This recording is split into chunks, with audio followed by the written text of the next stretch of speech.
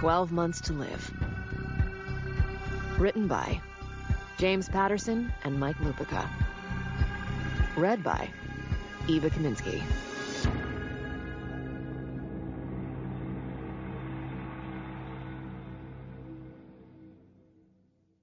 For my favorite New York lawyer, Tom Harvey, and Dr. Todd Gersten.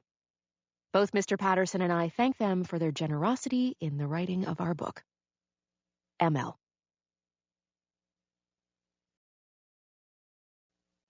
One. For the last time, my client says to me, I did not kill those people. He adds, you have to believe me. I didn't do it.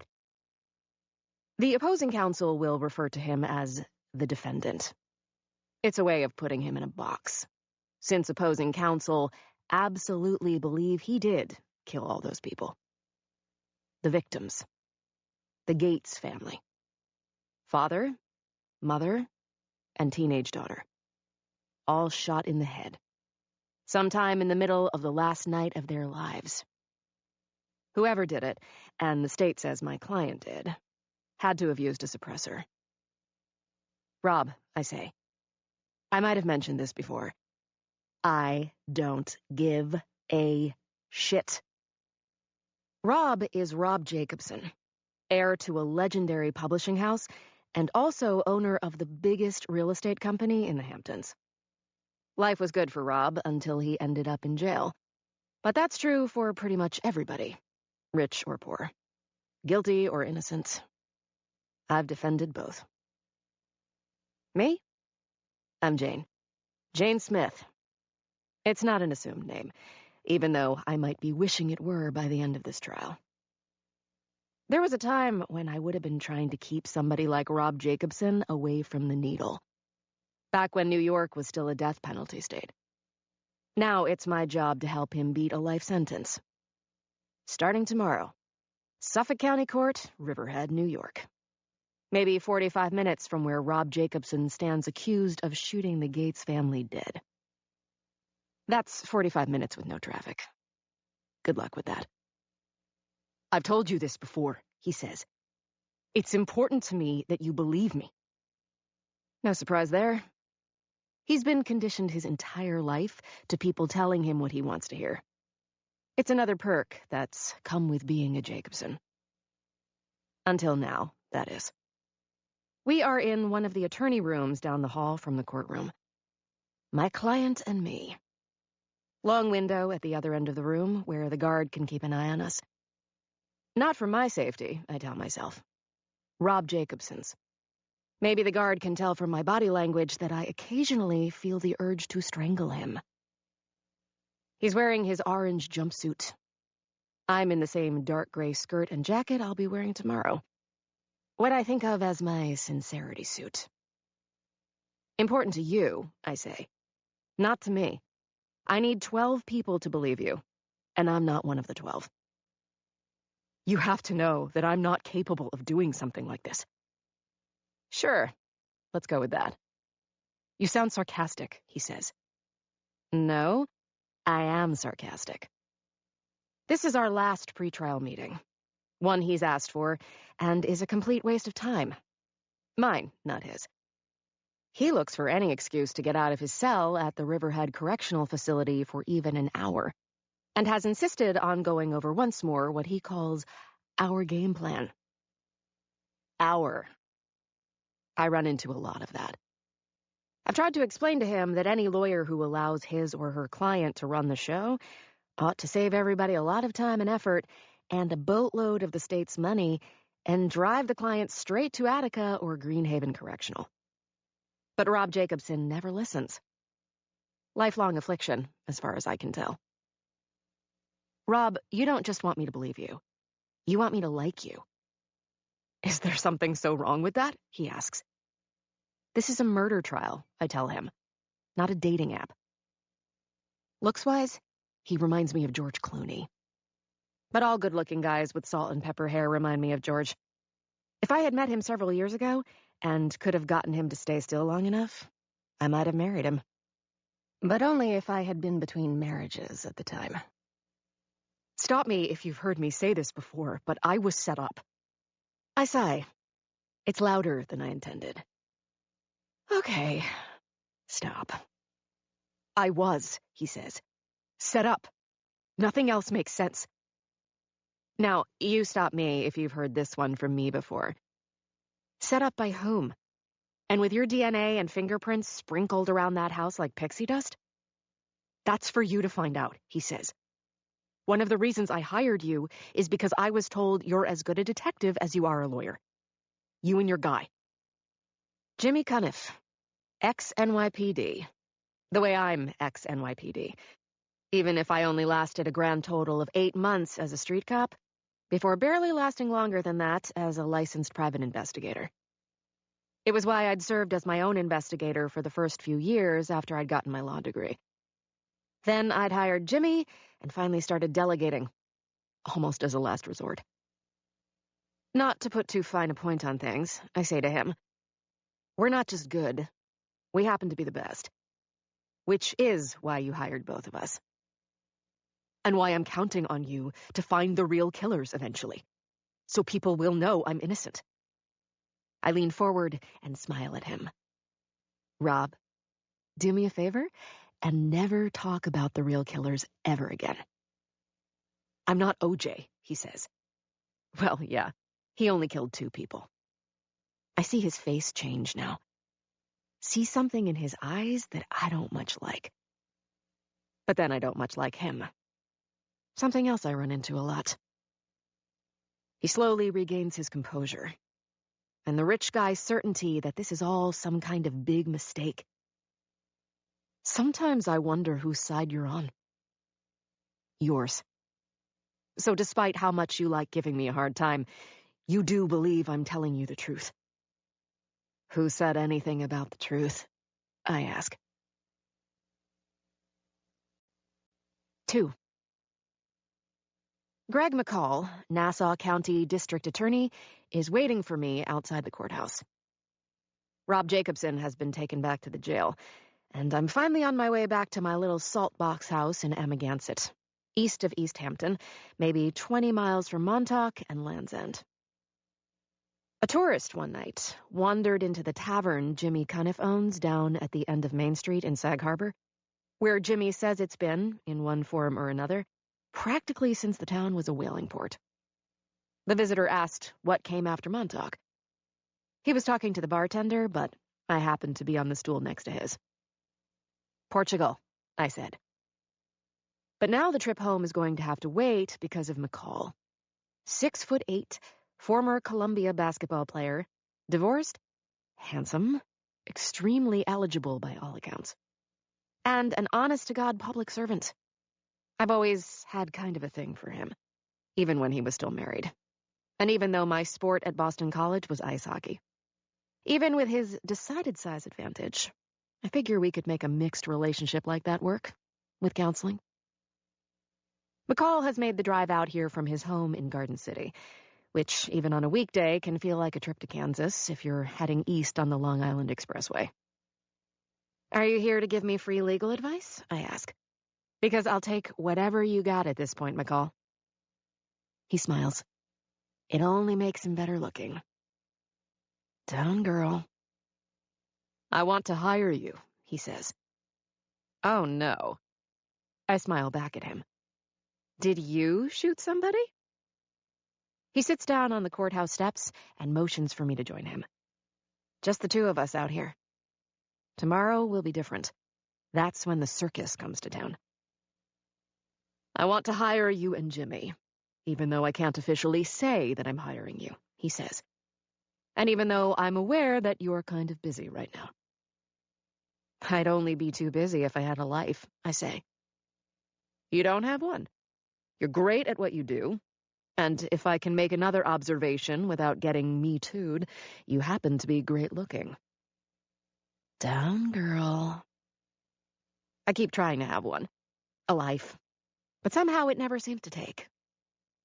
I don't even pause before asking, are you going to now tell me what you want to hire me for, even though you can't technically hire me, or should we order Uber Eats? You get right to it, don't you? McCall asks. Unless this is a billable hour, in which case, take as much time as you need. He crosses amazingly long legs out in front of him. I notice he's wearing scuffed old loafers. Somehow, they make me like him even more. I've never gotten the sense that he's trying too hard, even when I've watched him killing it a few times on court TV. Remember the 3 people who got shot in Garden City? He asks. 6 months before Jacobson is accused of wiping out the Gates family. I do. Brutal. 3 senseless deaths that time, too. Father, mother, daughter. A sophomore cheerleader at Garden City High. I don't know why I remember the cheerleader piece, but it stayed with me. A robbery gone wrong. Gone bad and gone tragically wrong. Well, you probably also know that the father's mother never let it go until she finally passed, he says, even though there was never an arrest or even a suspect worth a shit. I remember, Grandma, I say. There was a time when she was on TV so much, I kept waiting for her to start selling steak knives. McCall grins. Well, it turns out Grandma was right. She kept saying it wasn't random, that her son's family had been targeted, even though she wouldn't come out and say why. She finally told me why, but said that if I went public with it, she'd sue me all the way back to the Ivy League. But you're going to tell me. Her son gambled. Frequently and badly, as it turns out. And not with DraftKings, I take it. With Bobby Salvatore, who is still running the biggest book in this part of the world. Jimmy's mentioned him a few times in the past. Bad man, right? Very. And you guys miss this? Why do you think I'm here? But upstanding district attorneys like yourself aren't allowed to hire people like Jimmy and me to run side investigations. We're not. But I promised Grandma, he says. And there's an exception I believe would cover it. The case was never closed, I take it. But we'd gotten nothing new in all this time until a guy in another investigation dropped Salvatore's name on us. And here you are. Here I am. I don't mean to be coarse, McCall, but I gotta ask, who pays? Don't worry about it, he says. I'm a worrier. Grandma liked to plan ahead, he says. She was ready to go when we found out about the Salvatore connection. When I took it to her, she said, I told you so, and wrote a check. She told me that she was willing to pay whatever it took to find out who took her family. This sounds like your crusade, not mine. Come on. Think of the fun, Greg McCall says. While you're trying to get your guy off here, you can help me put somebody else away. I know all about McCall by now. He's more than just a kick-ass prosecutor. He's also tough and honest. Didn't even go to Columbia on an athletic scholarship. Earned himself one for academics. Could have gone to a big basketball school. His parents were set on him being Ivy League. Worked his way to pay for the rest of college. The opposite of the golden boy I'm currently representing, all in all. I know we're supposed to be on opposing sides, McCall says. But if I can make an exception... I finish his thought. So can I. I'm asking you to help me do something we should have done at the time. Find the truth. You ought to know that my client just now asked me if I thought he was telling the truth. I told him that I wasn't interested in the truth. I shrug. But I lied. If you agree to do this, we'll kind of be strange bedfellows. You wish, I say. Actually, I wish. I know asking you to take on something extra right now is crazy, he says. Kind of my thing. 3. On my way home, I called Jimmy Cuniff at the tavern. He used to get drunk there in summers when he'd get a couple of days off and needed to get out of the city. Day trip to the beach and party at night. Now he owns the business, but not the building. Though his landlord is not just an old friend, but also someone, in Jimmy's words, who's not rent-gouging scum. The Hamptons' rarity, if you must know. Jimmy's not just an ex-cop, having been booted out of the NYPD for what he will maintain until Jesus comes back was a righteous shooting and killing of a drug dealer named Angel Reyes. He's also a former Golden Gloves boxer and, back in the day, someone who had short stories published in long-gone literary magazines. The beer people should have put Jimmy out there as the most interesting man in the world. He's also my best friend. I tell him about Greg McCall's visit and his offer, and him telling me we can name our own price, within reason, because Grandma is paying. "You think we can handle two at once?" Jimmy asks. "We've done it before." "Not like with these two," he says. And I know he's right about that. "Two triple homicides," Jimmy kind of says. "But not twice the fun." Who knows? Maybe solving one will show us how to solve the other. Maybe we'll even slog our way to the truth. Look at it that way. "I don't know why you even had to ask if I was on board," Jimmy says. "You knew I'd be in as soon as you were. And you were in as soon as McCall asked you to be." Kind of. "Stop here and we'll celebrate," he says. I tell Jimmy I'll take a rain check. I have to go straight home. I need to train. "Wait, you're still fixed on doing that crazy biathlon, even now?" "I just informed Mr. McCall that crazy is kind of my thing," I say. "Mine too." There's that. "Are you doing this thing for McCall because you want to, or because the hunky DA is the one who asked you to?" What is this, a grand jury? Gonna take that as a yes on the hunk. Hard no, actually, I say. I couldn't do that to him. "Do what?" "Me," I say. There was a little slowdown at the light in Wainscott, but now Route 27 is wide open as I make my way east. For one thing, I tell Jimmy, Greg McCall seems so happy. "Wait," Jimmy says. "Both your ex-husbands are happy." Now they are. 4. My 2-bedroom salt box is at the end of a cul-de-sac past the train tracks for the Long Island Railroad. North side of the highway, as we like to say out here. The less glamorous side, especially as close to the trains as I am. My neighbors are mostly year-rounders. Fine with me. Summer people make me want to run back to my apartment in the West Village and hide out there until fall. There is still enough light when I've changed into my Mets sweatshirt. The late spring temperature down in the 50s tonight.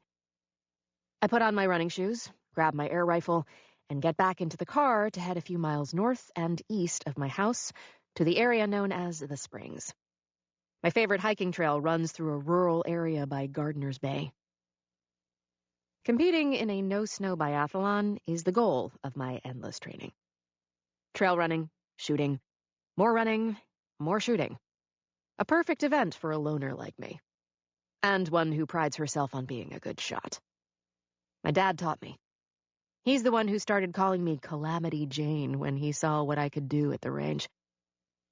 Little did he know that carrying a gun would one day become a necessary part of my job. Just not in court. Though sometimes I wish.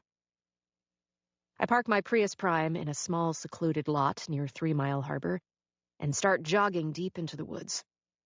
I've placed small targets on trees maybe half a mile apart. Fancy people don't go to this remote corner of the Hamptons. Maybe because they can't find a party or a photographer. The sound of the air rifle being fired won't scare the decent people out here, who don't hike or jog in the early evening. If somebody does make a call, by now just about all the local cops know it's me. Calamity Jane. I use the stopwatch on my phone to log my times. I'm determined to enter the late summer biathlon in Pennsylvania, an event Jimmy has sworn only I've ever heard about. Or care about. He asked why I didn't go for the real biathlon. If you ever see me on skis, find my real gun and shoot me with it. I know I'm only competing against myself. But I've been a jock my whole life. From age 10, when I beat all the boys and won Long Island's NFL punt, pass, and kick contest. telling my dad I was going to be the first girl ever to quarterback the Jets. I remember him grinning and saying, "Honey, we've had plenty of those on the Jets since Joe Namath was our QB." Later, I was Hockey East Rookie of the Year at BC. That was also where I really learned how to fight. And haven't stopped since. Fighting for rich clients, not so rich ones. Fighting when I'm doing pro bono work back in the city for victims who deserve a chance. And deserve being repped by somebody like me. Fighting with prosecutors, judges, even the cops sometimes. As much as I generally love cops. Maybe because of an ex-cop like Jimmy Cuniff. Occasionally fighting with two husbands. Makes no difference to me. You want to have a fight? Let's drop the gloves and do this. I'm feeling it even more than usual tonight. Pushing myself, hitting my targets like a champion. I stop at the end of the trail, kneel, empty the gun one final time. 1,200 BBs fired in all. But I'm not done. Not yet. Still feeling it. Let's do this. I reload, hit all the targets on the way back. Sorry, I've run out of light. And BBs. What's the old line? Rage against the dying of the light? I wasn't much of a poet, but my father Jack, the Marine and career bartender, liked Dylan Thomas. Maybe because of the way the guy could drink. My mother, Mary, who spent so much of her marriage waiting for my father to come from the bar, having long ago buried her dreams of being a writer, had died of ovarian cancer when I was 10. I'd always thought I had gotten my humanity from her, my sense of fairness, of making things right. It was different with my father, the Marine, who always taught me that if you weren't the one on the attack, the other guy was. His own definition of humanity, just with much harder edges. He lasted longer than our mom did, until he dropped dead of a heart attack one night on a barroom floor. It's dark by the time I get back to the car. I'm thinking about having one cold one with Jimmy. But then I think about making the half-hour drive over to the bar in Sag Harbor and back, and how I really do need a good night's sleep, knowing I'm going to be a little busy in the morning, even before I head to court. I drink my last bottle of water, get behind the wheel, toss the rifle onto the back seat, knowing my real gun, the Glock, is locked safely in the glove compartment. I have a second one at home. A girl can't have too many. I feel like I used to feel in college, the night before a big game. I think about what the room will look like tomorrow, what it will feel like, where Rob Jacobson will be, and where I'll be, and where the jury will be. I've got my opening statement committed to memory. Even so, I pull up the copy stored on my phone. I slide the seat back, lean back, begin to read it over again. Keep reading until I feel my eyes starting to close. When I wake up, it's morning. 5. Shit. I look at my watch. 6:30. I am putting the car in motion before I'm even fully awake. I have enough time, barely, to get back to the house, shower, get into my sincerity suit, and still make my 8 o'clock appointment in Southampton before heading to court. When I get to Southampton, I pull up to the small one-story building across from Town Hall, where I am meeting with one of my best friends in the world, Samantha Wiley. Sam has been my best friend since we attended the same junior high school up island in Patchogue before my father couldn't take it any longer and moved us back to the city. She is a truly great beauty, tall and blonde and happily married, the bitch, with 2 kids, both in college, one in pre-law, the other pre-med. Even more annoying, at least to me, and just to make her picture more perfect, she and her husband have 2 labradoodles. "You've never been much of a dog person," she once said. "But what do you possibly have against labradoodles?" "I don't know," I told her. "There's just something about them that's always pissed me off." We both laughed that day at how silly I sounded. I'm not afraid to do silly with her. And I'd done more laughing about more silly stuff with Sam Wiley than with anybody who'd managed to stay in my life for very long, including 2 ex-husbands. But there's something wrong today. I know it from the moment I am inside her office. And I find myself, in the moment, wishing I had rescheduled. She isn't my pal Sam today. She's not the girl with whom I used to sneak beers on sleepovers. She's Dr. Samantha Wiley. 6. Today's appointment is supposed to be strictly routine. The follow-up Sam, being Sam, has always mandated to review test results after my annual physical. I keep telling her that the only reason she makes me come back is because she misses me. How are Rusty and Dusty? I ask when I sit down. Rusty and Dusty aren't the Labradoodles' names, just what I've always called them. No reaction. I got your test results back. You don't have to tell me, I say. I'm in better shape than Wonder Woman, the new hot one. She opens the folder in front of her and spreads out x-rays and lab reports. Sam had finally taken some pictures and done her tests because of what I had originally described to her as a persistent pain in the neck, and a bump back there that I hadn't noticed until a couple of weeks ago. The one she biopsied. I feel the small, dark, cold place inside me begin to grow. Then she starts to talk, and I wish, for the life of me, I could process, even hear, everything she is saying. But I don't hear very much after brain and neck cancer. She pauses. It's further along than I'd prefer. Same. I thought you said I just pulled something working with my hand weights. You pulled a bad card, Jane, is what you did, she says. I can't lie to you. Go ahead and lie a little. I won't stop you. My next words sound monumentally dumb the moment they are out of my mouth. This can't happen today. There's never a good time or a good way to give someone news like this, especially to someone you love. She asks if I want to see the pictures. I tell her I'll save them for the scrapbook. I try to smile, put up a false front, be a tough guy, be Jane, be me.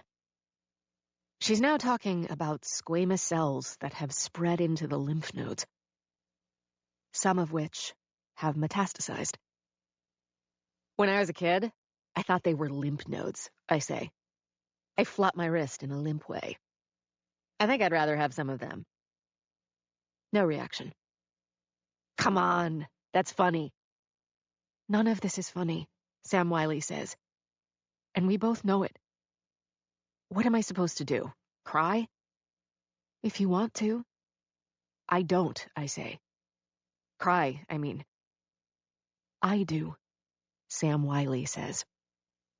She's talking slowly, patiently, but all I hear are the words running together about chemo and targeted radiation and immunotherapy and the advances they've made with that there are ways to slow the disease for as long as possible.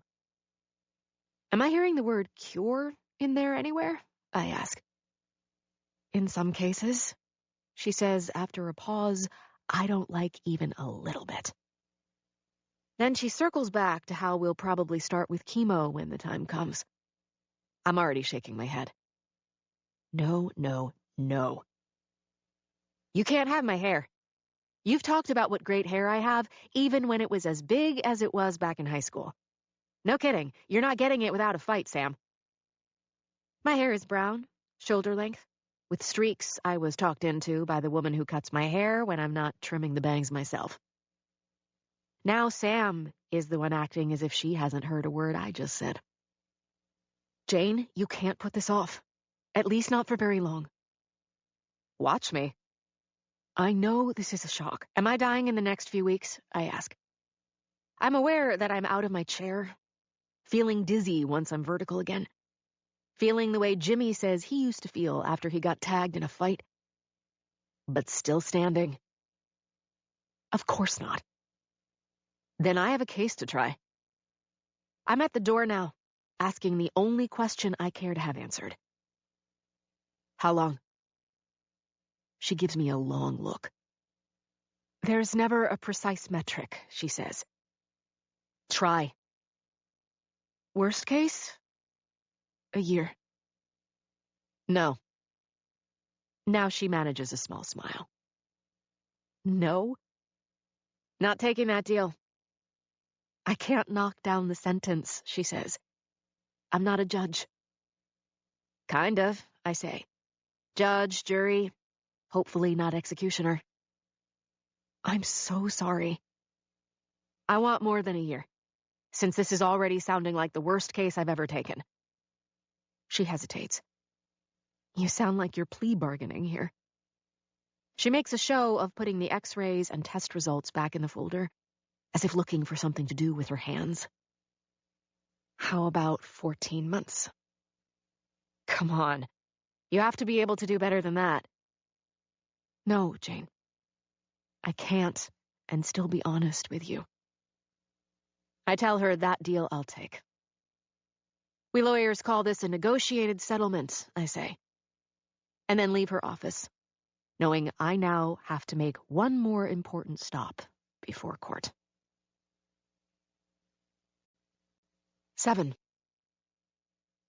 I know something that only the regulars at Jimmy Cuniff's Tavern know, that it's open to them in the morning, even with the blinds facing Main Street drawn. And the sign in the front door window turned to closed.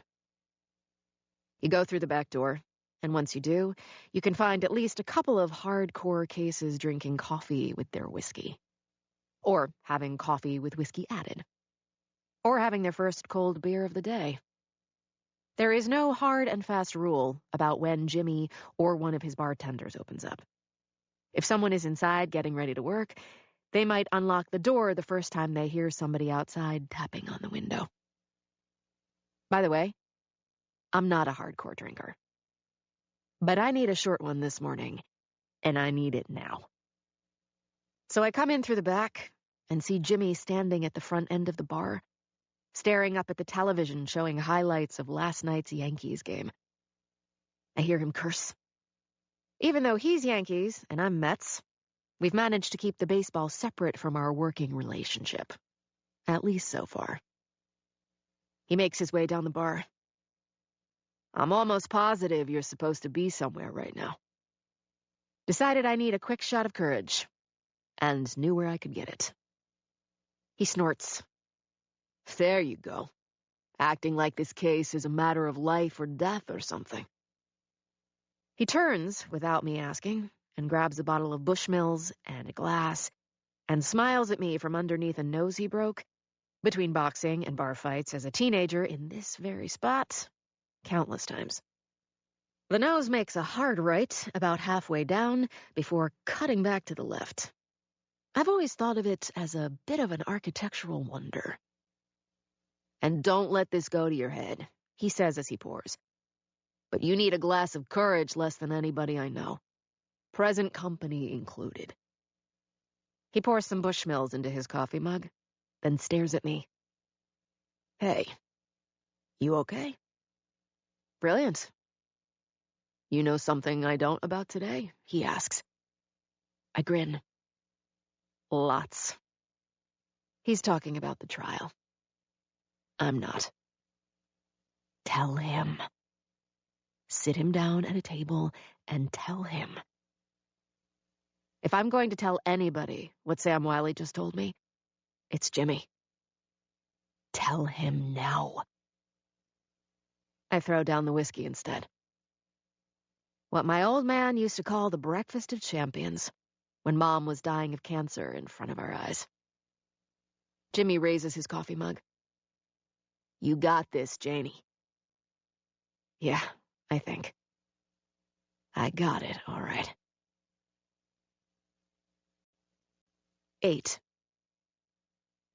I crank up Green Day all the way to Riverhead, driving fast when I can, trying to focus on where I'm going and not where I just came from. And what I just came from. Thinking this. Maybe in my case, not Rob Jacobson's, my life, New York State hasn't abolished the death penalty after all. Control what you can control, Jimmy always says, and let God take care of the rest of the shit.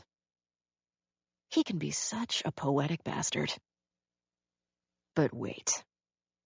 This is her idea of taking care of me?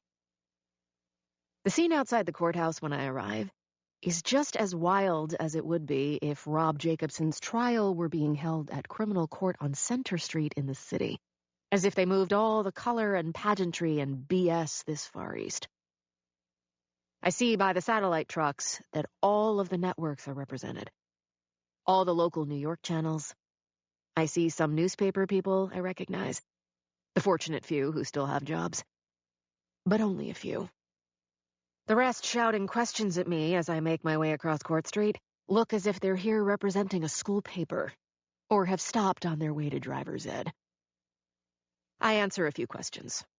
Might as well start working them now, out here in what always feels to me like an open-air courtroom. "Did he do it, Jane?" A voice shouts at me from down below. "Wouldn't be here if he did." "But isn't the evidence overwhelming, Jane?" I hear a woman's voice say. "Whoa. Are you here reporting or prosecuting?" Then I'm gone and through security. I suspect that Rob Jacobson is already waiting for me inside the courtroom. 10:45 now. A late start today. But as I make my way down the hallway, I feel myself getting the spins. Take a fast right into the ladies' room. Blessedly, it's empty. I get past the door and lean against the wall inside and feel myself start to slide down it before I stop myself. For the second time this morning, I feel as if I can't breathe. 14 months. I think about splashing some water on my face, but remember at the last second that I would be making a stupid mess out of a makeup job I'd been pretty proud of when I left the house. Can't have that, not when I'm ready for my close-up. So I reach down and turn on the cold water and cup my hand and drink some. Stare at myself in the mirror.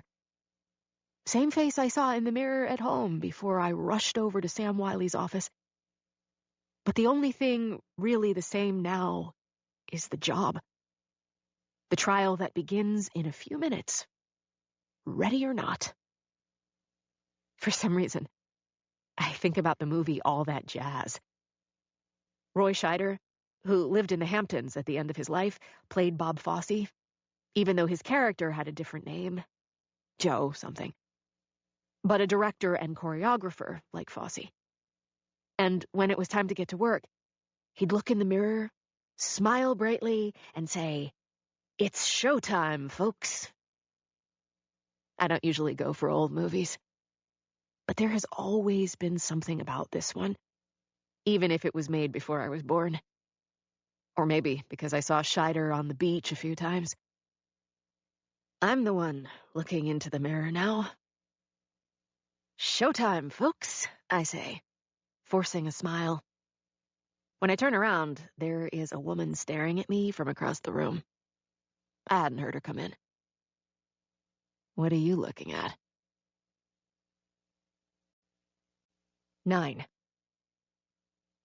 No jumpsuit for Rob Jacobson today. He's wearing a suit that I'm thinking might have cost more than my Prius Prime. As I take a closer look at him, I decide I'm not the only one at the table wearing makeup. "Well," he says, leaning toward me, "the ball's about to go up, isn't it?"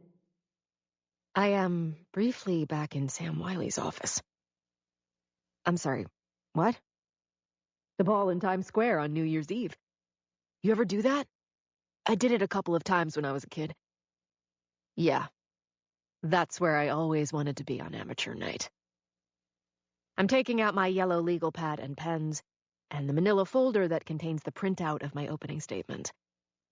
I went through it one last time the night before, start to finish, not rushing it, wanting to make sure I had it down cold, knowing I had a doctor's appointment early in the morning. My favorite leather bag was a gift from my first husband, unless it was my second. When I have everything I need out of the bag, I turn to face my client. And to be clear, Rob, I say, unable to stop myself, the ball drops on New Year's Eve. It's the balloon that goes up. It's a military expression my old man used. I can feel his eyes on me as I begin to underline the phrases and moments from my statement I want to step on when the time comes. You are some piece of work. You know that, right? Actually, I do. I look around the room. Jury over to our right, already in their seats. The clerk's small desk in front of the judge's bench.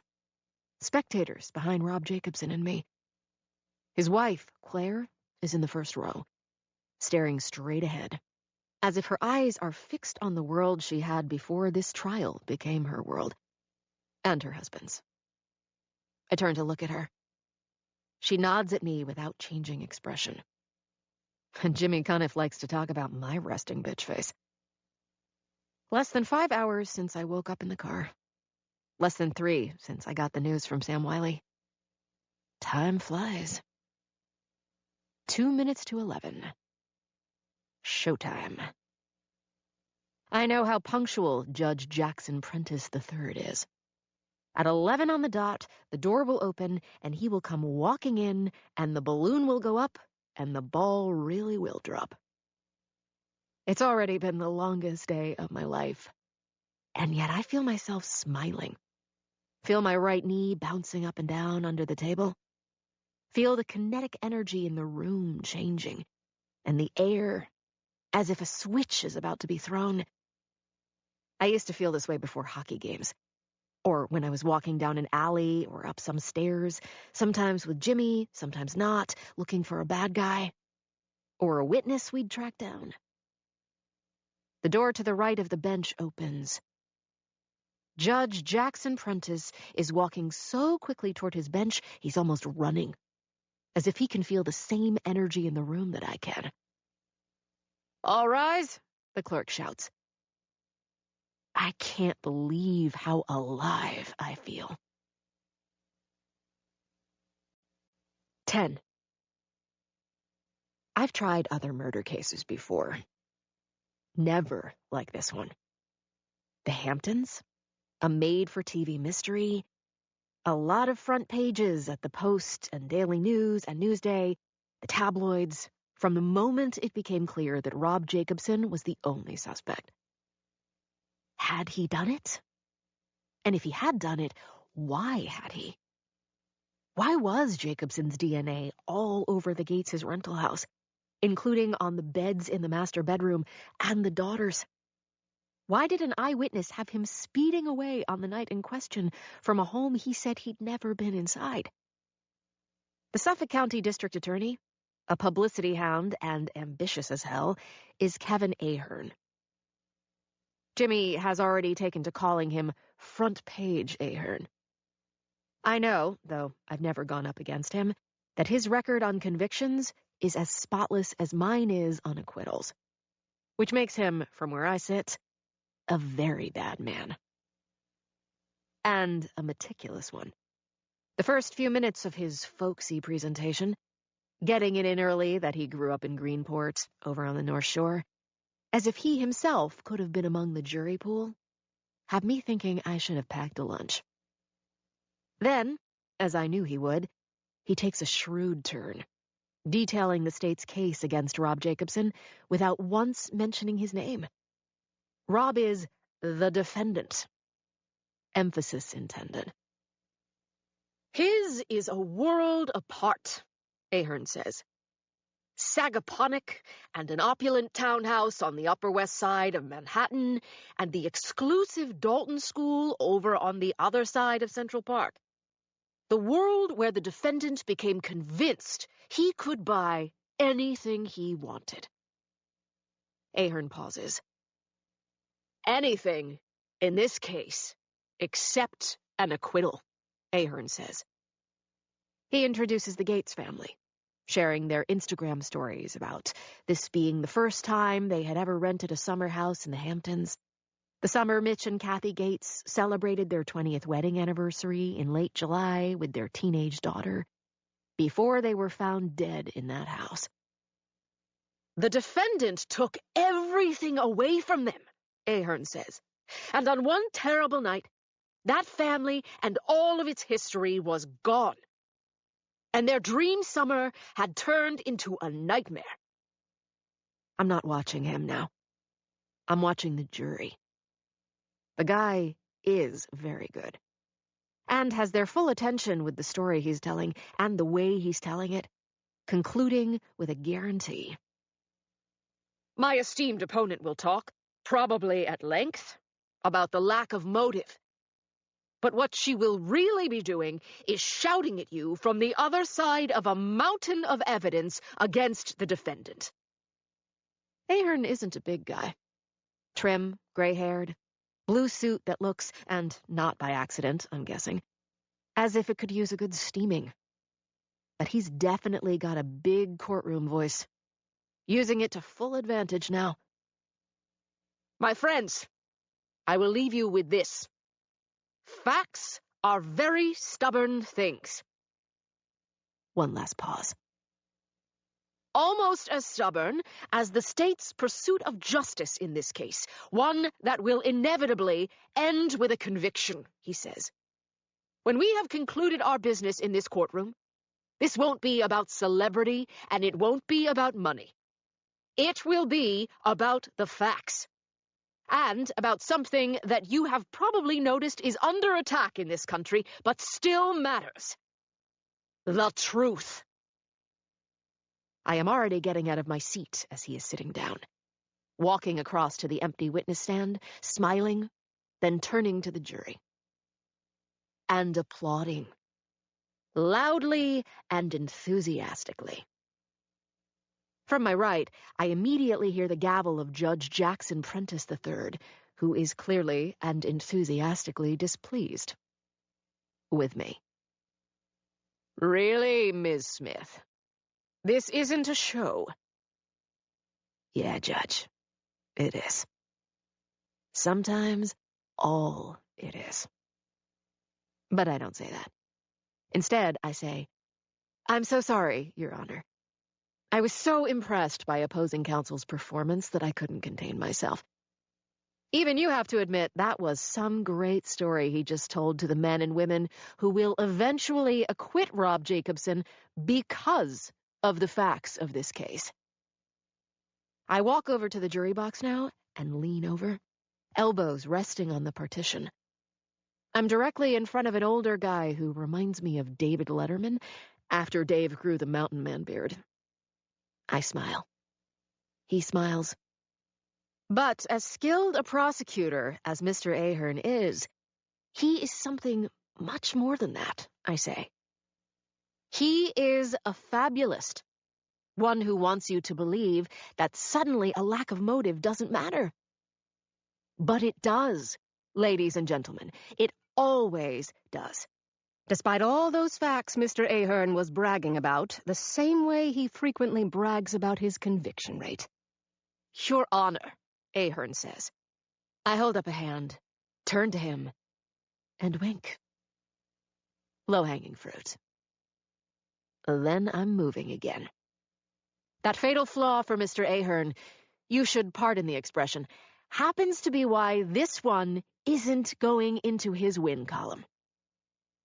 Now it's my voice that's rising, as I am feeling the jazzed adrenaline that always starts to rise when I'm the one taking control of the room.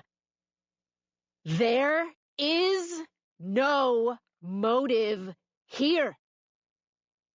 Back to the jury box, walking slowly in front of them, smiling again. Now, it's abundantly clear that somebody went to an awful lot of trouble to make the police and Mr. Ahern believe that Rob Jacobson, with no personal history of violence, murdered Mitch and Kathy and Laurel Gates. I don't mention that most violent crimes are actually committed by first offenders, because that doesn't help Mrs. Smith's daughter Jane at all. Somebody brutally murdered 3 innocent people, I say. But that doesn't mean that you have to send an innocent man to prison for the rest of his life. I spend some time explaining away the trace evidence and how easy it would have been to have planted it. Somebody could have done it, but it sure as hell wouldn't have been easy. And then I throw some shade on the idea that on a night heavy with marine layer, the black Mercedes that was spotted leaving the Gates' rental house even belonged to Rob Jacobson. The car driving in the area, I point out, where black Mercedes seemed to be spawning like rabbits. Time to wrap it up. Mr. Ahern and I actually agree on something, I say. And so, I am certain, do all of you. This truly is a monstrous crime. But so too, ladies and gentlemen, would be the crime of convicting an innocent man. I sit back down. No applause for me when I finish. But I'm thinking that maybe there should be. 11. Kevin Ahern has just finished questioning his first witness, the first cop on the scene the night of the murders, when Judge Jackson Prentice III announces that court is being adjourned for the day. Rob Jacobson is on his way back to his cell when Claire Jacobson asks if she can have a word. This won't take long. Not if I have anything to say about it. That's what I'm thinking, as I show her into the same attorney room where I'd met with her husband the day before. If you're looking for legal advice, I'm kind of booked up at the moment, I tell her. Is that supposed to be funny? Claire Jacobson has made it clear that even after he, or they, fired his first 2 attorneys, no legal dream team she could have imagined ever would have included me. But sadly, we're stuck with each other. She has requested the meeting so she can review the day's proceedings, as if she's hosting the post-game show. Your theatrics seem to fall flat with the judge, quite frankly. Maybe you need to think about a change of attitude. In some ways, she reminds me of Sam Wiley. Taller, just as blonde, elegant in ways I know I will never be. Lady of the Manor. She also appears to be in glowing health, so she's got me there too. If you think what you saw today were theatrics, then you better think about wearing one of my old hockey helmets the further we get into this thing. She sighs. Theatrically. Golly, there's good news. She shakes her head dismissively. Judge Prentice wasn't amused, and for the record, neither was I. I feel myself biting through my lower lip hard enough to draw blood. I'm tired. I want to get outside and do my few minutes of stand-up and then head back east. But I'm doing my best to behave. A constant challenge. Now I sigh. For the record, what I did today had nothing to do with your husband or the judge or the prosecutor, bless his heart, I say. And it wasn't for you. I was only addressing the jury. I'd like to have you on my side, Claire, I would. But I sure as hell want those 12 people on my side. No, check that. Need them on my side. There is no change in her expression. Maybe her eyes get a little wider. But with the work she's clearly had done, it's frankly hard to tell. We need them on Rob's side, she says. We. You must know by now, having gotten to know him, she continues, that he is, despite his many shortcomings, incapable of having committed this hideous crime. He points that out to me on a daily basis, sometimes hourly when he gets the chance. Is that an answer? She asks. She checks her phone now, as if I'm the one keeping her from being somewhere. When it's murder, Claire, it's always a crime. It's been a long day, and I'm too deep into it to be wasting my time on bullshit like this. You know, I don't like you very much, she says. You probably won't be surprised to learn that you're not the first. Then I tell her I really have to be going because the media is waiting for me to explain to them what they saw today. It's just another way for me to play to the jury at the same time, even though Judge Jackson Prentice III has told them to avoid all coverage of the trial, particularly on television. Fat chance. To be continued, Claire Jacobson says, leaving the room first. Looking forward to it, I say, but the door has already closed behind her. As I walk through the double doors at the top of the steps, it occurs to me, and not for the first time today, the percentage of time I might have left in my life that will be spent in the company of Rob and Claire Jacobson. The first question is shouted at me from a woman I recognize from CNN. How do you think Mr. Ahern did presenting the case against your client today? What case? I ask. At least they think I'm funny.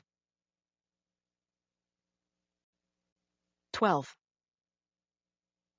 At Fiero's, I pick up a pizza, then drop the box on my kitchen counter. After I run to the ocean and back, I eat only a couple of reheated pieces with the one beer I'm allowing myself tonight. Then I turn on the Mets game and my laptop. I will get to the coverage of the first day of the trial later. I was there, so it will be light reading. For now, I read up on neck and head cancer and how it progresses and how quickly. Doing what just about everybody else does these days, which means self-diagnosing on the internet. But after too many websites educating me about too much bad shit, I finally give up.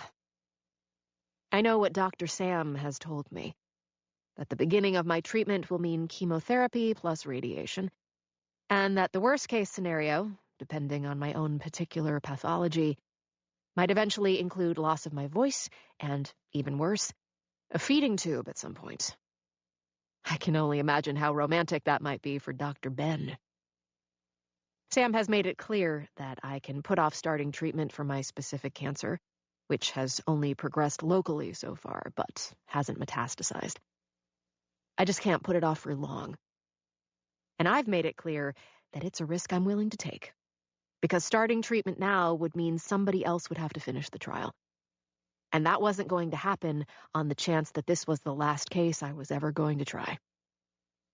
I just don't want you to do anything that reduces your best chance at being cured, Dr. Sam had said. Makes me even more motivated to get a fast acquittal, I'd said. Just know that if you don't, I'll be the one putting you in handcuffs and taking you to chemo, she had said, and then shook her head. Still crazy. After all these years. I don't fall asleep in my car tonight, just in front of the Mets. When my ringtone, the Boston College fight song, awakens me, the boys on the post-game show are breaking down the loss as if it's some kind of ballpark CSI episode. It's Jimmy. I've been thinking on it, he says. And the case up island where the people got deep fried is one we definitely take. I already locked it in on my way home from court. Without locking it in with me first. I knew you wanted me to, I say. I could hear it in your voice. Okay, then. So unless you got something you need me to do with Jacobson tomorrow, I'm gonna take a ride over there and meet with McCall and get after it. Please take me with you, I say. Come on. I've been reading about what happened today. Sounds like you killed it. That's me. A killer. You sure your plate's not too full for us to do the other? Girls gotta eat, I say, and end the call. I'm about to head up to bed when I hear a familiar scratching at the back door. I throw on the porch light, unlock the door, and open it. The dog is back. It's a black lab who started showing up about a week ago. No collar, male. Moving slowly, but not limping, or in any obvious distress. I don't know a lot about dogs, but this one's coat seems to have a lot of gray in it, whatever that means. His eyes, though, seem pretty alert. His tail is always wagging when he shows up in the yard. It is now. You looking for a nice home? I say. His ears prick up. This isn't one, I say, and go back inside. 13. Day 3 of the trial brings with it my first surprise from Kevin Ahern. You know what lawyers hate more than surprises in court? Nothing. The witness on my list is named Nick Morelli. He once dated Laurel Gates, even though he's a little older. He's local, no college, fishing guide. A lot of that going on out here, along with potato farming, if you're not in the business of being rich. Morelli makes his living now doing charters. One-boat guy, inherited from his father, who's beat it down to Florida by now, along with Morelli's mother. The boat's docked over at one of the commercial piers in Montauk. I interviewed him during pretrial. So did Jimmy. A little rough around the edges, but no red flags to speak of. He doesn't want to be a part of the trial, but I make it clear he doesn't have a choice. He pushes back a little, but finally lets it go. I see him for what Ahern wants him to be. Someone testifying to the character and all-around goodness of the dead girl. He's the first witness on Ahern's list like that. Won't be the last. Ahern is doing what I would have done. Painting a picture of Laurel Gates, all the life she had ahead of her, how popular she was, her dreams, all that. Right now, he is taking Nick Morelli through their friendship and their brief dating life. I'm taking notes to keep myself busy. Not sure if I even want to cross. Now Ahern is asking Nick Morelli when the last time was that he saw Laurel Gates. I want to raise my hand, like I'm the smartest girl in the class. I know the answer to this one, because Nick Morelli told me when I interviewed him. It was a few weeks before she died that they saw each other last, outside a place called the Stephen Talk House in Amagansett. Maybe a mile from my house. Bar with music. One of the few places like it for kids west of Montauk, where the real summer party scene is. The Talk House is so packed on summer weekends, it's as if fire codes have never been invented. I drive past there sometimes on a Saturday night and think the line outside might actually be stretching all the way to my house. Did you get the chance to speak to her that night? Ahern says to Morelli, but turning to look at me as he does. I was going to, Morelli says, but she was across the street, in the parking lot next to the barber shop, while I was waiting for my Uber to show up. And she was making out with some old dude. Wait for it. And you're sure it was Laurel Gates? Ahern says. I am, Morelli says. He shrugs. I used to make out with her over there myself before we broke up. I have to let it play out. It would be like trying to stop the waves at this point. Even people in outer space know where this is going. And do you happen to know who this old dude was? Ahern asks. Shit. Now I do. And do you see him in this courtroom, Nick? Ahern knows exactly what he's doing. It is a couple of minutes before 5 o'clock. He knows the same thing that I do, that Judge Jackson Prentice III adjourns at 5 each day, even if one of us is in mid-sentence. Morelli points directly at Rob Jacobson. He's sitting right there. Let the record show, Kevin Ahern says, that the witness is pointing at the defendant. Then Morelli adds one more thing. Laurel's dad thought I was too old for her. Funny, right? Ahern nods, then says, no further questions at this time. No kidding. Not only is it 5 o'clock now, it's a Friday afternoon. What the jury just heard from Nick Morelli isn't just the last thing they'll hear from him today. It's the last thing they'll hear from him until Monday morning, about my client making out with Laurel Gates across from the Stephen Talk House. A girl young enough to be his daughter. And there's not a thing I can do about it. Ahern winks on his way past Morelli, gets close enough to our table so that Rob Jacobson and I hear him say to us, spoiler alert, there's more. Judge Jackson Prentice III breaks in. We'll reconvene on Monday morning. For now, court is adjourned. The clerk tells us all to rise. Prentice leaves. I can hear the buzz from the spectators behind me, like something just happened in the big game. I put a hand on Rob Jacobson's shoulder and sit him back down. Then I sit back down myself and lean close to him so I can whisper in his ear. You lying son of a bitch. 14. I can explain, Rob Jacobson says as I nearly drag him into the attorney room. I grabbed him by the arm the last few feet in the hallway. In the moment, it's not where I'd like to grab him, and then squeeze. You told me you didn't know her, I say, getting up in his face the minute I've slammed the door behind us. I see the guard watching us closely from the other side of the glass, seeing us nose to nose, like I am about to drop the gloves. I wave him away, like, get out of my face. Please let me explain, Jacobson says. He backs away from me until he has sat down on the other side of the table. Can't wait. I sit down myself and carefully place my clenched fists in my lap. I was drunk that night, he says. That's your defense? To your very own defense attorney? You're not a college boy. You were drunk? Do you honestly think that's going to get you over on this? You're on trial for a triple homicide. One of them was that kid you were swapping spit with, you dumb bastard. He holds up his hands, as if to cover up. I'm embarrassed that I was even at the talk house and was enough of a dumb bastard to walk out with her, he says. And just for the record, she was even drunker than I was. I keep my hands in my lap and wait for the urge to actually strangle him this time to subside. Are we referring to the drunk, dead teenage girl here, Rob? That ought to play really well with the jury. I'll be sure to mention that to them first chance I get.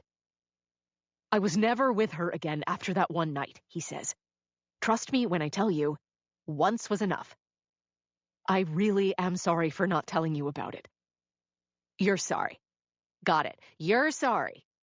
There's an old legal expression that covers this, Rob. Sorry doesn't fix the goddamn lamp. I stare at him across the narrow table. Ahern just said there's more.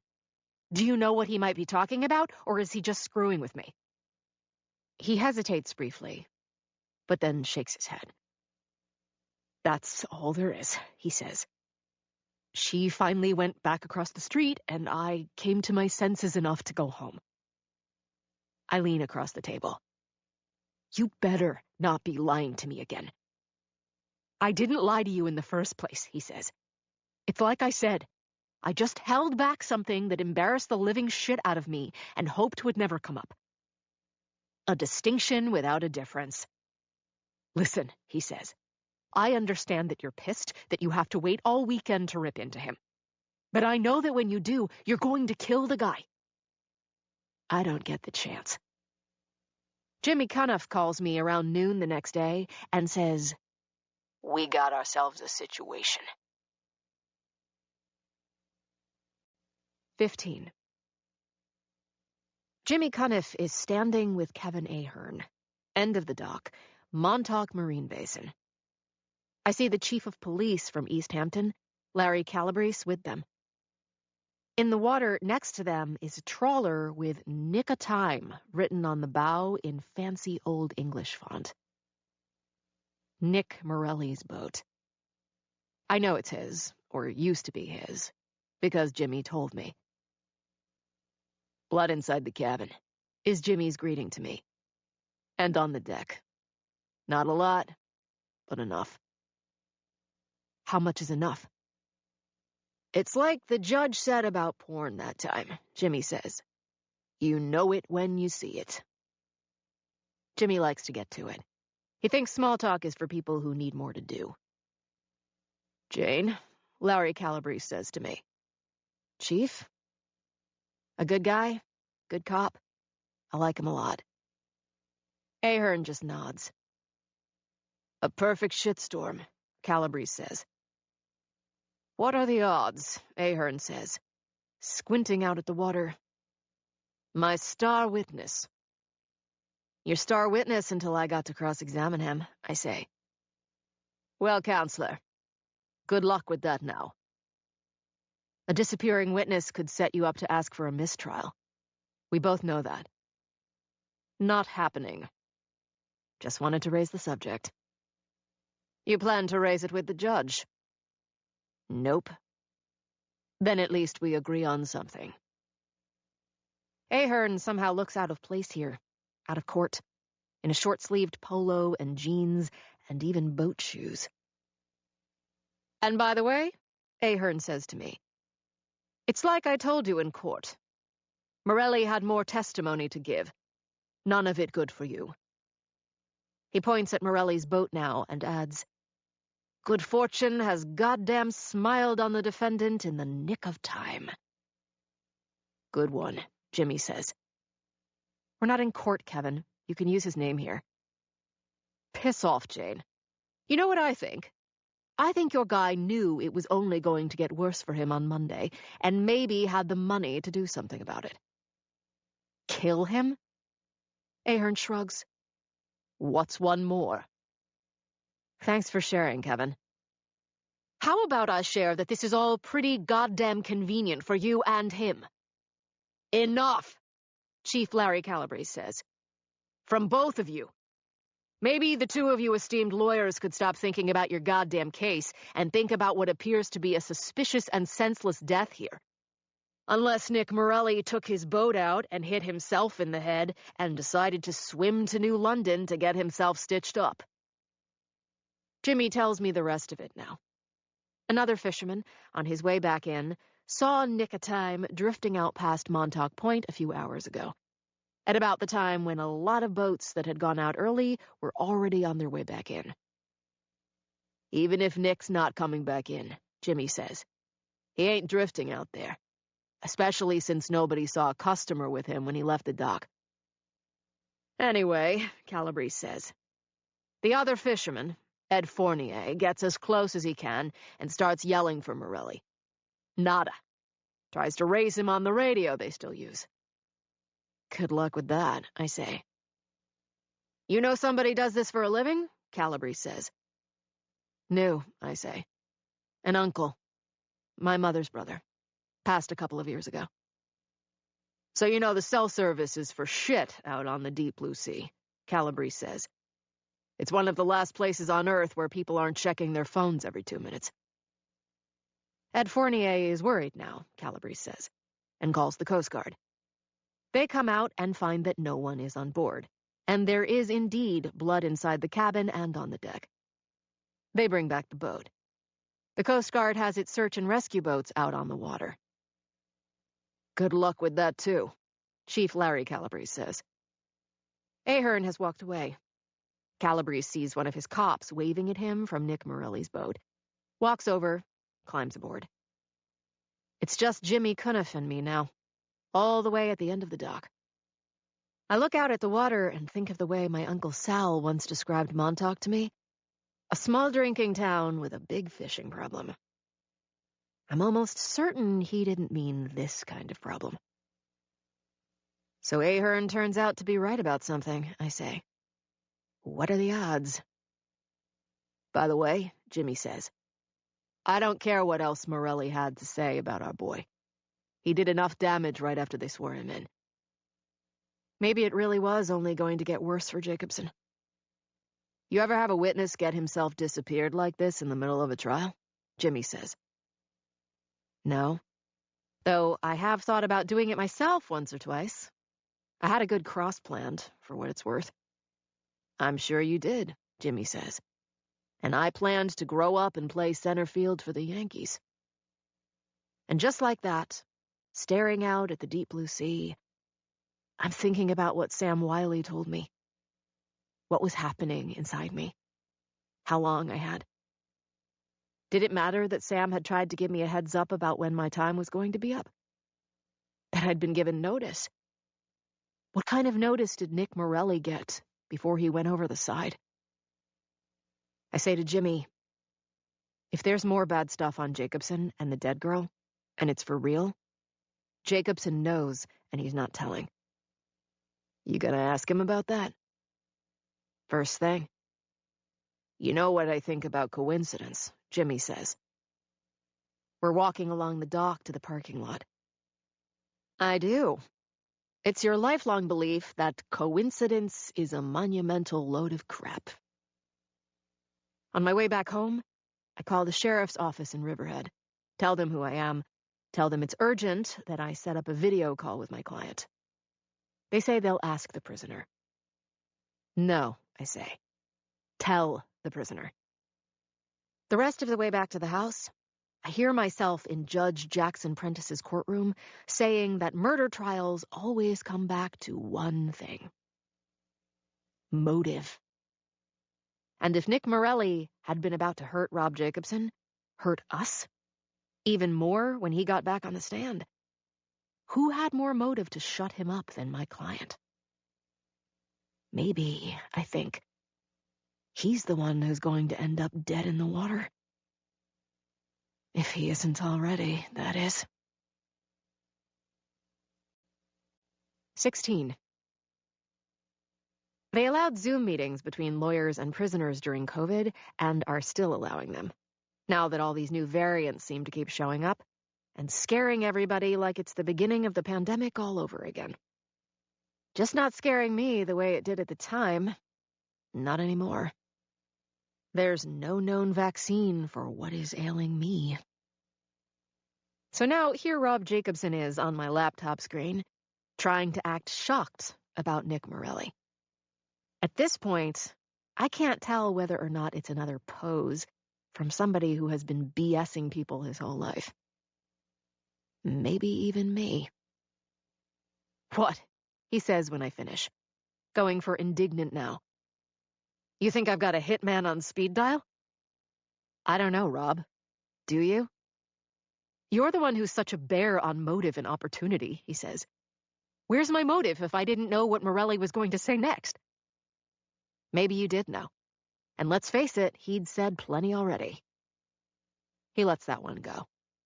Instead, he says, and where's my opportunity from a jail cell? I sigh, loudly enough to rattle the windows. Rob, you're rich as shit. And look at how easily you hired a hitman like me. Whether you did it or not, you had the means to do it. He shakes his head, as if somehow he's going too fast for me. You have this all wrong, he says. Do I? I couldn't wait for him to get back on the stand so you could rip him a new one. Why would I do anything to deprive you of the chance to do it, and myself of enjoying watching you do it? So I can set myself up to get charged for another murder after I've beaten the rap on this one? Give me some credit. I let that go.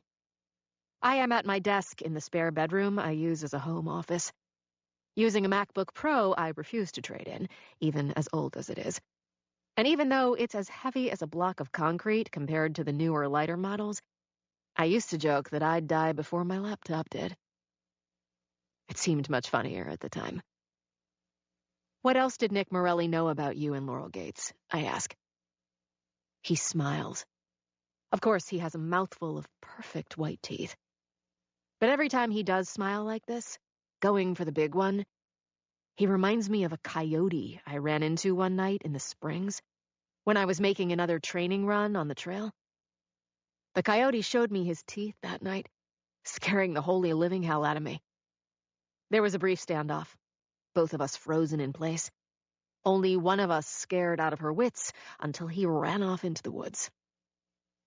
I remember that killer smile now.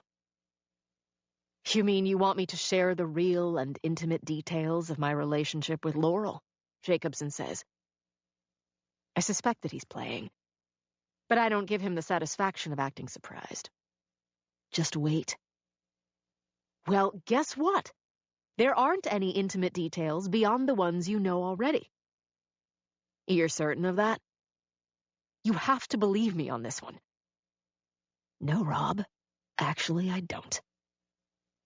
You need to understand something, I say to him. If you had sex with an underage teenage girl, now deceased, and if Nick Morelli told Kevin Ahern, you are the one who is screwed. And there is nothing I can do to unscrew you. But I didn't, he says. And you had nothing to do with Morelli's boat basically coming back without him? We went over this. Humor me. Hard no on that as well, he says. You better be telling me the truth. To quote my hotshot attorney, who said anything about the truth? He smiles again. Same coyote smile as before, until he gets up out of his chair and walks away. Zoom meeting has ended, I hear him say in the background. 17. Ahern gives a Sunday night interview to Jim Acosta on CNN and tries to be cagey about what Nick Morelli's continued testimony would have been like if he wasn't missing and presumed dead. Are you suggesting there was even more of a relationship between Mr. Jacobson and Ms. Gates than the scene outside the Stephen Talk House that Mr. Morelli described? Acosta says. You said that, Jim, not me. If there was, Acosta says, is there a way for you to get it into the record? Ahern, who is generally about as subtle as a jackhammer, tries to look coy. Jim, it's like I suggested in my opening statement, even if I didn't put it quite this way. Facts are as stubborn as Long Island ticks. Instead of Nick Morelli, Ahern's first witness on Monday morning is Officer Liam Murphy, a forensic specialist for the Southampton police. By then, Ahern and I have met with the judge. As I suspected, he raises the idea of a mistrial because of Nick Morelli's disappearance. Kevin Ahern tells him what he told me at Montauk, that he doesn't want one. Neither do I. I spent a fair amount of time, 2 separate pretrial interviews, questioning Murphy about the abundant amount of DNA evidence from Rob Jacobson found at the Gates' rental house. Like an abundance of riches for the cops and for the district attorney. A treasure chest, all in all. Too much evidence, I've thought all along. In too many rooms. Too pretty a picture. Ahern painstakingly has Liam Murphy take the jury through all of it now, as if it's a house tour. Finally, I think they're done, and I'm ready to cross. Step right up and ask Officer Liam Murphy if he's ever seen this much trace DNA at any crime scene. But Ahern isn't quite done. He walks back to his table, pulls a photograph and a sheet of paper out of the folder on top of a stack of papers there, walks it past the jury and up to Judge Prentice, who covers his microphone as he and Ahern have a brief conversation. I stand up. No keeping secrets, I say. Prentice glares at me. It's already become like a default move for him, like reaching for his gavel just about every time I object. Not how we address the court, Ms. Smith. At least not this one. Ahern turns to me. There's no secrets being kept. I'm just about to introduce some new evidence that came into Officer Murphy's possession over the weekend. But I'm back up. Your Honor, whatever this evidence is, I need to see it before we proceed. Ahern comes over and hands me the photograph and the piece of paper. The photo is of a BMW SUV, New York plates, parked out in front of what looks very much to me like one of the chop shops across the street from Citi Field, where my Mets play. The piece of paper is the car's registration, for a 2-year-old Beamer. Owned by Rob Jacobson. My one and only. I hand the photograph and the registration back to Ahern. Relevance, Your Honor? Mr. Ahern believes the witness will be able to explain, Prentice says. I'll allow this. Ahern walks back to the witness stand. Officer Murphy, could you please explain the circumstances of this car ending up in the possession of the police? Ahern says. I got a call on Saturday morning from R&D Metals, which is a car warehouse on 126th Street in Queens, across from where the Mets play. Murphy says. The car had been dropped off there last week by a anonymous third party and sold for cash. Apparently, transactions like this happen that way all the time. No names, just money. But before they stripped the car and attempted to sell it for parts, someone at R&D decided to check the VIN and discovered that the car was once owned by the defendant. Objection, I say. This is a fascinating tutorial on chop shops, but what does it possibly have to do with this case? If the court will allow me to continue, Ahern says, I believe I can establish the relevance Ms. Smith is seeking. Overruled, Prentice says to me. To Ahern, he says, continue. And now I am helpless and defenseless, knowing that I am about to learn what the jury is going to learn in real time. Any lawyer worth anything will tell you the value of discovery and what a useful tool it can be. Right up until it smacks you upside your head. Please explain to the court the findings from your forensic analysis after the car was towed out to Southampton, Ahern says. I'm watching Murphy. Some cops like having a spotlight on them. Some, but not all. Murphy isn't one of them. He looks like he wants this to be over. Well, we found a lot, Murphy says. Fingerprints and such. Even though there was no way for us to know how long the automobile hadn't been in the defendant's possession. It was stolen 2 years ago, Jacobson whispers. I write this down on my legal pad. Shut up. Now. Were you able to identify any of the fingerprints? Ahern asks Officer Murphy. Yes, sir, we were. Crew cut, square jaw, pale blue eyes. Central casting for today's role of honest, earnest cop. Serving and protecting. And can you please tell the court who they belonged to? The defendant, Murphy says, which was no surprise because it was his car. And who else? Laurel Gates, Officer Liam Murphy says. I'm out of my chair and objecting, not even sure what I'm about to object to. But before I do, Ahern quickly asks, and where did you find Miss Gates's fingerprints? In the back seat, Murphy says. In places that would indicate she was lying down back there. You had an objection, Ms. Smith, Judge Prentice says. I'd like to approach, Your Honor. He waves me forward. Ahern is in lockstep with me as I head up there. I don't even know where to begin. Prentice covers the microphone again. Try. This is bullshit, I say. Right before Prentice reaches for his gavel, overruling my objection, and Kevin Ahern says there is one more piece of evidence he'd like to enter into the record. 18. Officer Murphy is getting to the good parts now, because the evidence is a pair of panties, which he testifies are Laurel Gates's panties. Pink. Such a joy. Your expert and scientific opinion is that these panties did in fact belong to Miss Gates, Ahern says. As if he doesn't know. It's actually a low-rise thong in the plastic baggie that he's proudly just held aloft as if carrying the Olympic torch. The kind of lingerie that I occasionally look at but never buy. Just in case I might be the one caught dead in them someday. Miss Gates purchased a similar pair at Bon Nuit in East Hampton 2 years ago this 4th of July, says Officer Murphy, as eager to please as ever. But that wouldn't be enough for me to reach this conclusion, of course. Of course not.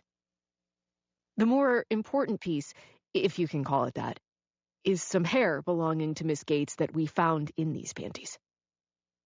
Convenient, I say. Objection, Ahern says.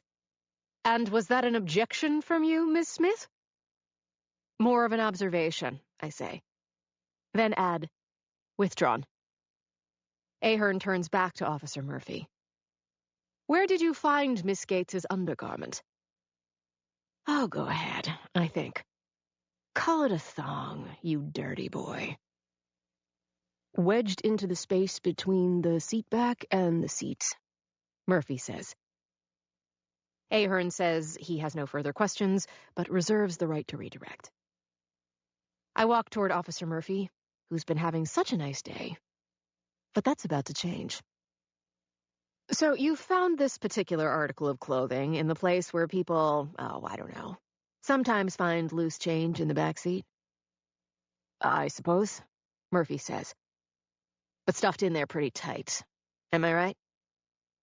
You could say, Murphy says, as if wondering where I'm going with this. Did you spot them because of their hot pink color? I say. Or did you go looking for them? I noticed a tiny bit of them, I guess you could say. And the color is quite noticeable. But wedged in there pretty good. I think I already testified to that. I go back to my table and sit on the end of it and cross my arms.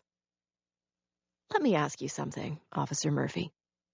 Clearly, the inference from both you and Mr. Ahern, because of where Miss Gates's panties were discovered, and because her fingerprints were where you said they were, that an act of, shall we say, sexual congress must have occurred between Mr. Jacobson, it being his car and all, and Miss Gates. I didn't say that. Neither did Mr. Ahern, as I recall. I ignore Murphy. I smile. You ever do it in the back seat of a car, officer?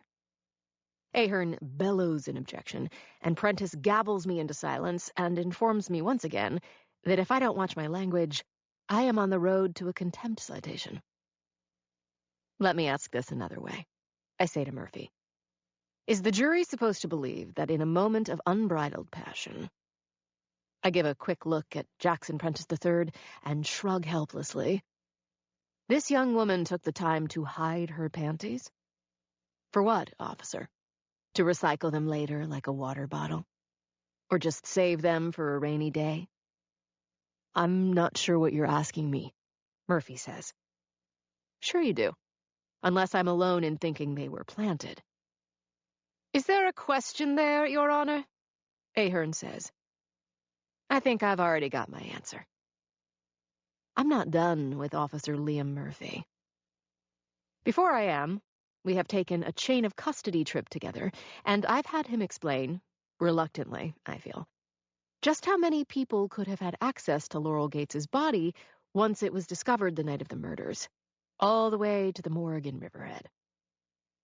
Along the way, I establish how easy it is, using a methodology known as dusting, for someone who knows what they're doing to transfer fingerprints, or plant them, using powder that sticks to the oil on the tips of our fingers.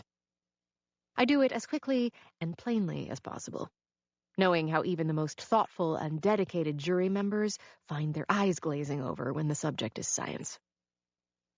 But I am generally making the planting of prints sound as easy as taking a cookie out of a jar. As a forensics expert, Murphy says, almost proudly, I can tell you it's not as easy as you're trying to make it sound. I smile again, as if it's suddenly Christmas morning. As someone with a bachelor's degree in forensic science, I say, I can tell you with great certainty that it is, in fact, that easy. My degree is actually in criminal justice, minor in forensics. But that's for me to know and them to find out. I'm not the one under oath here. One last thing. As the first one on the scene the night of the murders, were you ever alone with the body of Laurel Gates? What are you implying? He says. I am so happy in the moment I want to kiss him, just because of how defensive he sounds. Why, I'm not implying anything, officer. I'm just asking a question. Well, yes, I was, he says, but not long enough. He sounds defensive for a second time, like he's trying to clean something up. He realizes how he sounds, and the jury knows what it just heard. I step in closer to him as a way of cutting him off. Long enough for what? Objection, Ahern says, and Prentice sustains it. Withdrawn. Just one more question, Officer Murphy.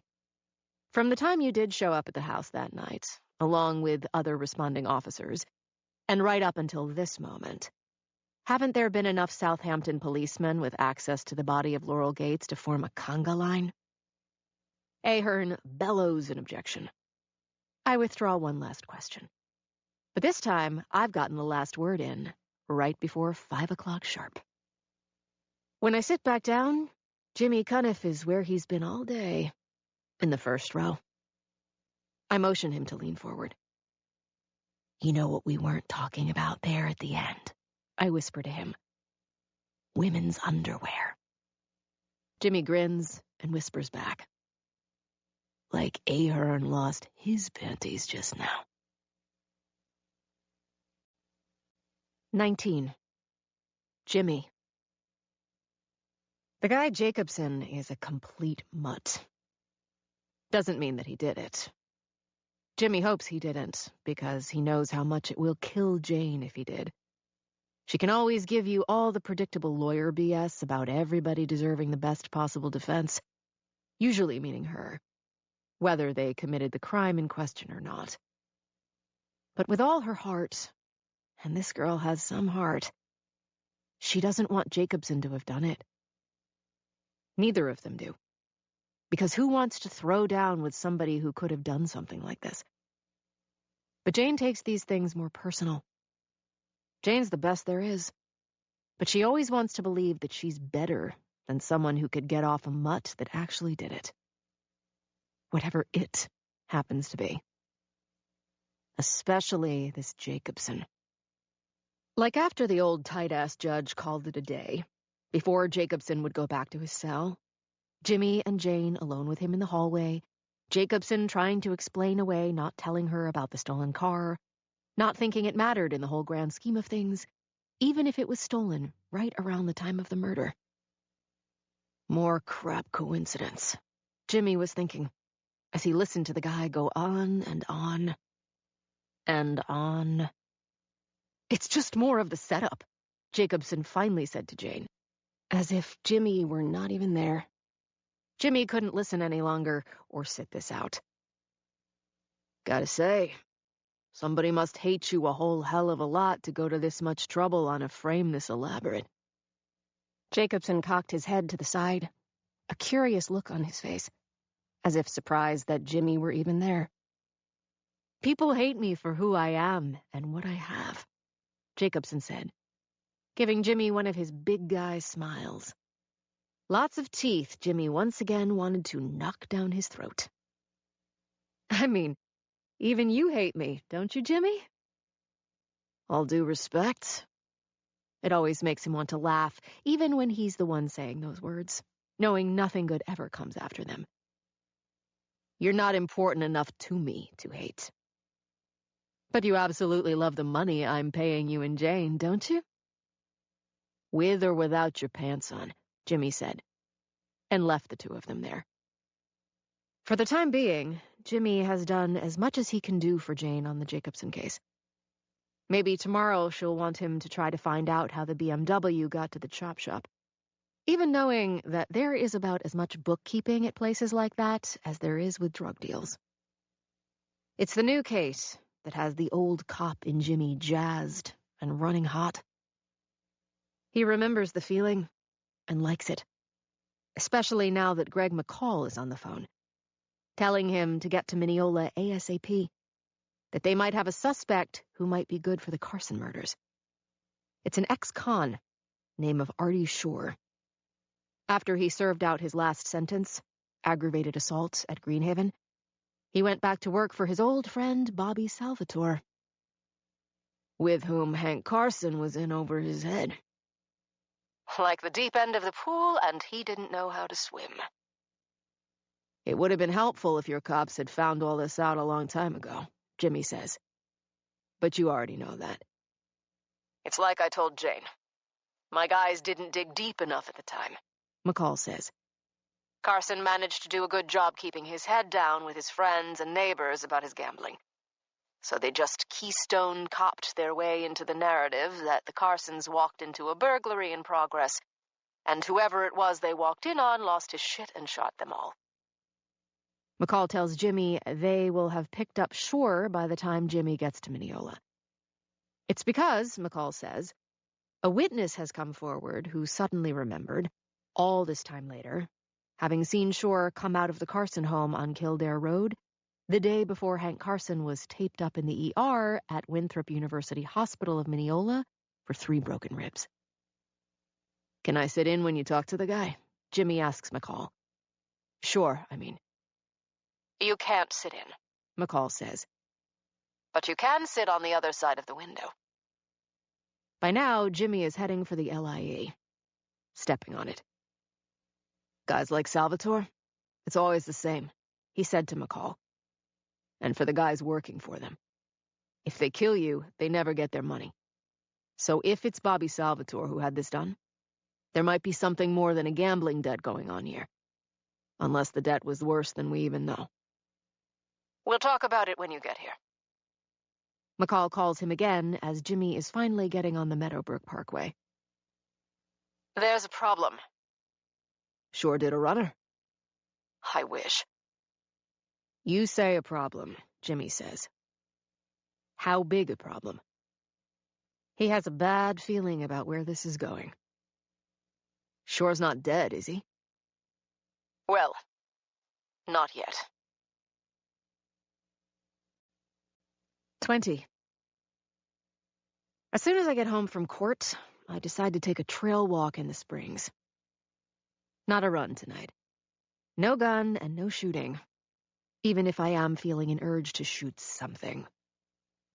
Just a long walk on my private trail. The temperature has dropped again, so I throw on my old maroon BC hoodie. My plan is to park the car, walk to the end of the long dirt road, and back. Alone with my thoughts about my life, Jimmy on his way to see McCall. What's left of my life, anyway. And I think, isn't that the almighty, everlasting bitch of it all? Right now, this moment, I'm as big as I've ever been, at least professionally. Looking at a huge payday from Rob Jacobson, win, lose, or appeal. The payday for the Carson case won't be as big, I know. If I solve it, though, if Jimmy and I find out who did it and nearly got away with it, my profile goes sky high, like I launched a rocket in the backyard. But there's a problem with that. One that existed for me, and deeply, even before my visit to the office of Dr. Samantha Wiley. The thought that my guy did it makes me feel as if there's more damage inside me. Not to my neck and head, to my goddamn heart. Like a spear has gone through it. Direct hit, right through me and out the back. It's not just the suspicion that the bastard did it. No, it's something even worse. It's the fear he might get away with it. Because of me. Because I get him off. You want the whole truth and nothing but? There it is. It's something else killing me. Literally. I've been thinking a lot about what I do for a living, who I am, defense lawyer, even before I took this case. Feeling as if there are too many times, way too many times, when I feel like I'm the one really playing defense. Precisely because of what I do and who I am. As complicated as the job can be, it all comes down to this simple fact. And no matter how noble we all tell ourselves we are, defense lawyers are scumbuckets. We are scumbuckets as a class, even though class is hardly a word the rest of the world generally uses in reference to us. We defend people the world has already decided are criminals and get looked at as criminals ourselves. Often with good reason. Barry Slotnick. Remember him? He went, 11 years without losing a case? He defended everybody from Joe Colombo all the way to the Supreme Court, to the subway shooter, Bernhard Goetz. F. Lee Bailey helped O.J. get off, and Dr. Sam Shepard, even if he didn't do nearly as well with a Jersey doctor, Carl Coppolino, accused of poisoning his wife to death. I met Bailey a few times, had drinks with him once. He told me there was a point in the Coppolino case when the good doctor said, "Lee, I didn't kill my wife." And Bailey said, "But let's face it, Carl, you didn't do very much to keep her alive." I didn't do it. And guess what? Sometimes they're telling the truth. Just not always. Anne Bremner. Maybe you've seen her on television. She defended Michael Jackson and Amanda Knox. Never lost a civil case in her life. I've never lost a case. Me, Jane Smith. Civil or otherwise. And yet, there's still something wrong with this picture. Not the whole picture. Just too much of it. Because there is always the chance that we're all using our not insubstantial skills to set a guilty person free. I walk my private trail in the Springs and think these thoughts in the gathering darkness. What if my client really did kill 3 innocent people?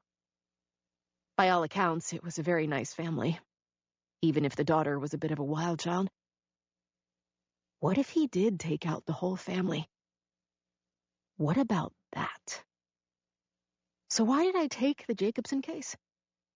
The obvious reason is because that is our justice system. That's the way it works. Everybody's entitled to a defense. And even though it can make me sick sometimes, along with just about everybody else, the system actually works most of the time. And I do stand to make a boatload of money. And sorry for the boat reference, Nick Morelli. The stage does happen to be enormous. On top of that, the attention this is bringing to me is even more enormous.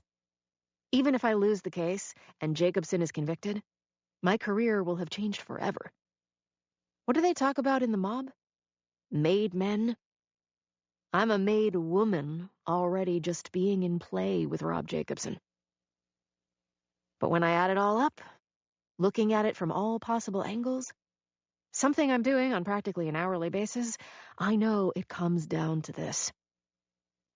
Because the case against him is just too perfect. The evidence against him, evidence that keeps coming in, is just too frickin' perfect. I've looked at it from every possible angle.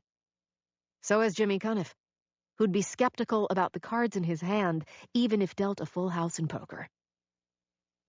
And it's even more than that. The question I can't get out of my head, the question that Jimmy can't get out of his head, even though he'd like to drop a safe on Rob Jacobson, is this. Why? Why would he kill those 3 people? Why would he kill a teenage girl, even if he was drunk enough and stupid enough to practically be making out with her in the middle of Main Street, and might have had sex with her in the back seat of one of his cars, even though he swears he didn't? Makes no sense. By now, I'm at the end of the trail. Time to start heading back. I walk up to the tree with my target on it, am looking proudly at all the small holes in the bullseye and around it, when the first bullet hits the tree above me. Definitely not a BB. 21. Jimmy. It's a scene Jimmy Cuniff knows well from his cop days. One that TV productions and the movies never get quite right. Police cars, flashing lights, roped-off looky-loos, one rooftop sniper. Here, outside the Eagle Rock Apartments, Jimmy spots McCall. Next to him is a tall, thin black cop standing ramrod straight and holding a phone. Jimmy knows the drill. One voice. The crisis negotiators. And everybody else get the hell out of the way or else. On the line is Artie Shore, who has barricaded himself in his 5th-floor apartment and is threatening to blow his brains out if anybody tries to get inside. Not the movies or TV now. Real life, Jimmy thinks. And hopefully not death. McCall introduces Captain Jonah Johnson. Nassau County Mobile Crisis Team. He's the point man. Johnson put Shore on speaker. I'm not going back to prison. Not happening. Nobody said anything about prison, Artie, Johnson says. Mr. McCall here just wants to ask you some questions is all. So why don't you toss your gun right out that window and come out here and we'll all have a talk. Before Johnson can respond, Shore adds, They didn't think they'd ever get caught. And now they just need somebody to take the fall.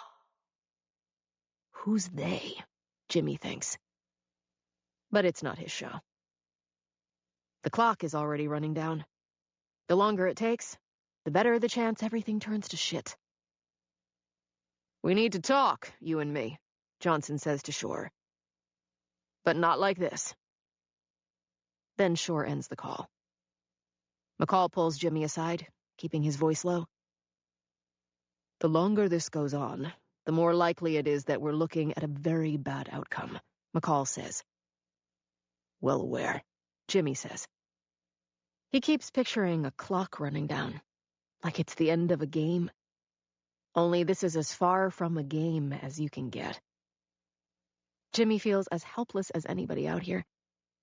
All he can do is watch it play out and hope they can get Shore back on the phone.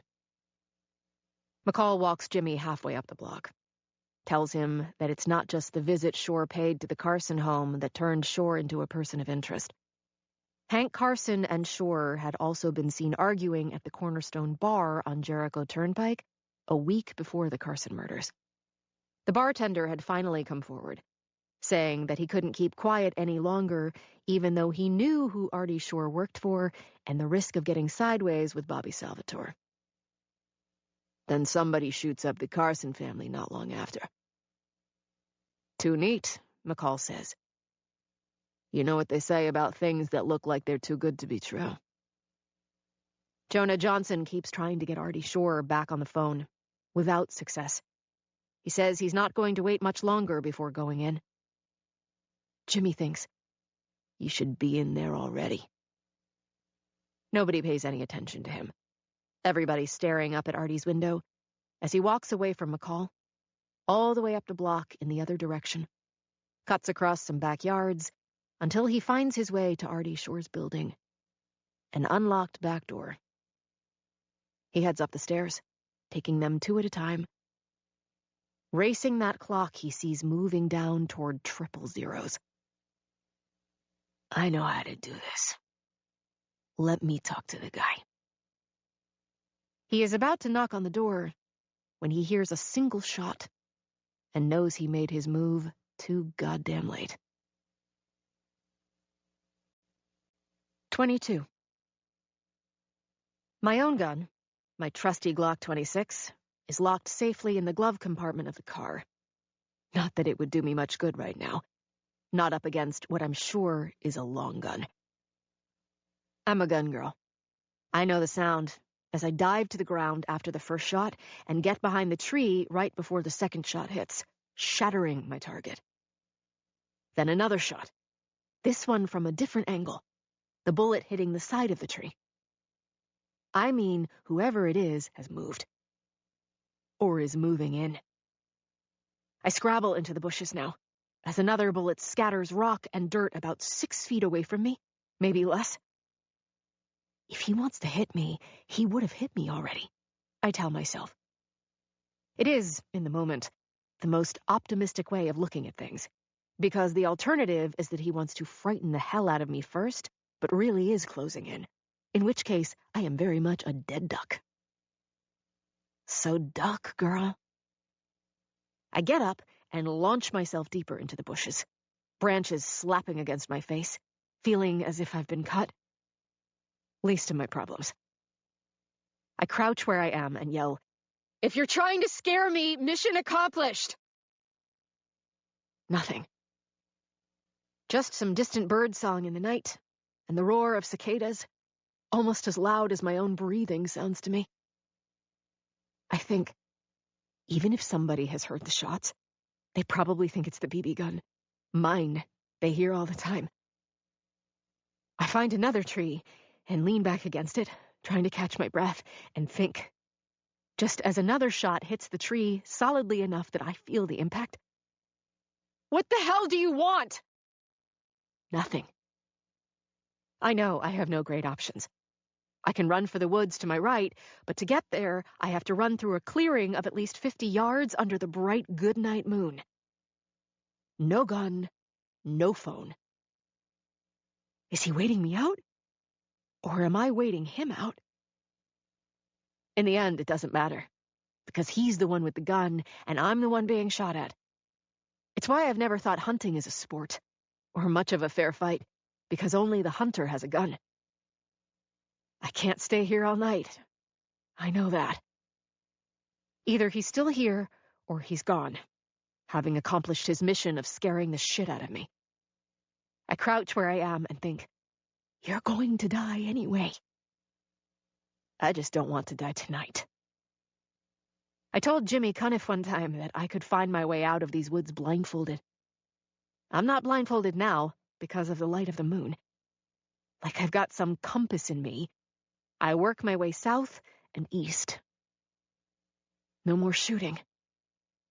Just all the night sounds, sounding even louder than before. Especially the cicadas, covering the sound of me making my way slowly through the woods. I don't know how long it takes me to get back to the small parking lot. It feels as if it might have taken an hour. Who is he? Or, on a more optimistic note, who was he? I know I've pissed off a lot of people in my career. This is the first time that somebody has started shooting at me, whether they wanted to miss me or not. The shooter, I know, could be almost anybody in town who wants to see Rob Jacobson go down for this. And that includes even the rich people breathing the same air as him. By the time I get to the car, my breathing has returned to normal. The first thing I do is reach into the glove compartment for the Glock. The feel of it in my hand, the heft of it, is suddenly quite comforting. As I come around the front of the car, I see the note pinned between one of the wipers and the windshield. Now you know. Putting cops on trial to save a killer's ass could get you killed. Underneath, he did it, bitch. I stand there looking at the note and think that maybe I am a gold-plated scumbucket after all. He did do it, didn't he? 23. Tuesday, second week of the trial.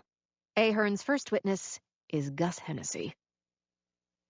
Hennessy owns a real estate company on the East End. This part of the world where they somehow keep finding new potato fields to sell off. As if the rows between those spuds are still paved with gold. The same high-end properties that Rob Jacobson once represented. Hennessy and Jacobson are longtime friends. As members of the ultra-exclusive Maidstone Country Club, golf partners, guests at the same parties, bold-faced name guys in the same gossip columns, and in Hampton's magazine, they, along with their wives, feel like kings and queens of the world. When I finished my pre-trial interview of Hennessy, I asked him why he thought he was being called as a witness for the prosecution. Counselor, I can't lie to you. You sell real estate, Gus. Force yourself. He grinned. Your guess as to why the guy is calling me is as good as mine. You've got nothing that can hurt him. Only a better golf game, and even better listings most of the time. Ahern begins by taking Hennessy through his friendship with Jacobson. Hennessy even uses the line about his golf game. I'm listening, but wondering where Ahern is actually going with this. Finally, almost offhandedly, Ahern asks Hennessy if he is aware, knowing Rob Jacobson as well as he clearly does, of any prior relationship between the defendant and Mitch Gates before the night of the murders.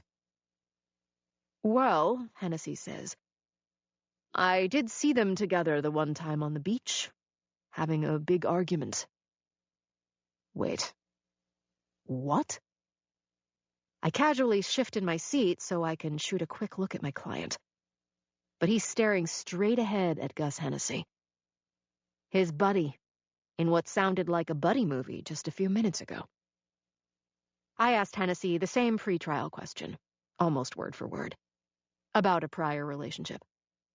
He said no, they'd never met as far as he could recall. Now he's changing a story that only he and I know was his story with me. But why? And why now? How does changing his story help him? Because it sure as hell doesn't help my client. I suddenly remember an old line I read once about the boxing promoter Bob Arum, after Arum had been caught in some lie. Yesterday, I was lying, Arum said. Today, I'm telling the truth. I knew I could work Hennessy over on Cross. But there is nothing much I can do for the moment, which is not making me a happy girl. It was about a week before the shootings, he says. It's like he's trying to look anywhere in the room except at our table. It was the beach behind our house in Amagansett. My wife and I are lucky to live on the water. Good for them. Go on, Ahern says. It was early evening, Hennessy says. I'm on my deck when I suddenly hear loud voices. And when I look down the beach, I see that it's Rob and Mitch Gates. Jacobson leans over and whispers to me, "This never happened." I ignore him, my focus on Gus Hennessy now, knowing nothing good can come of this. And does not. I hate to say this about a friend of mine, Hennessy says. Now he looks over at our table and shrugs, almost apologetically. But they were going at each other pretty hard, he continues. Right up until Rob said that if he, meaning Mitch, didn't back off, he was going to kill him. My client is up and out of his seat before I can stop him. That is a goddamn lie, and you know it, Gus! Judge Jackson Prentice III's voice is even louder in the moment. Sit down, Mr. Jacobson. Now! To me, Prentice says, please control your client, Miss Smith. I think about asking for a recess. But when Ahern resumes his questioning, Hennessy has to admit that even though he heard Jacobson threaten to kill Mitch Gates, he wasn't able to hear what came next. So I don't want to wait. Can't wait. I want my shot at Hennessy as soon as Ahern sits down. And I don't want the jury to get the idea that I somehow need to regroup. Not my style. Never been my style. As soon as Ahern says he has no further questions at this time, I turn to Jimmy Cuniff in the front row, tell him what I need. He nods and walks out of the room. I start walking toward Gus Hennessy. When I get to him, I lean at the corner of the witness stand, almost awkwardly close to him, elbow near his microphone. I'm up on him and in his space, and we both know it. That must have been some scene, I say. Your best friend and Mitch Gates going at each other that way? Well, Hennessy says, Rob's not my best friend. I smile at him, then at the jury. I can tell.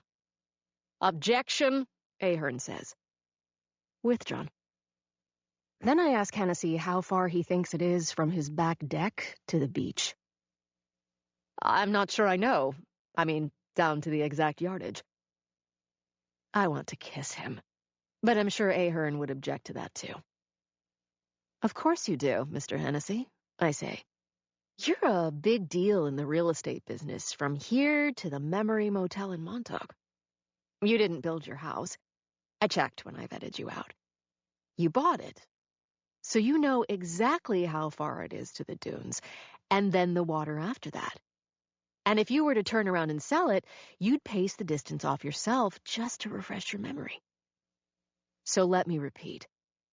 How far is it from your deck, and that view that you and your wife love the way you do, to the beach?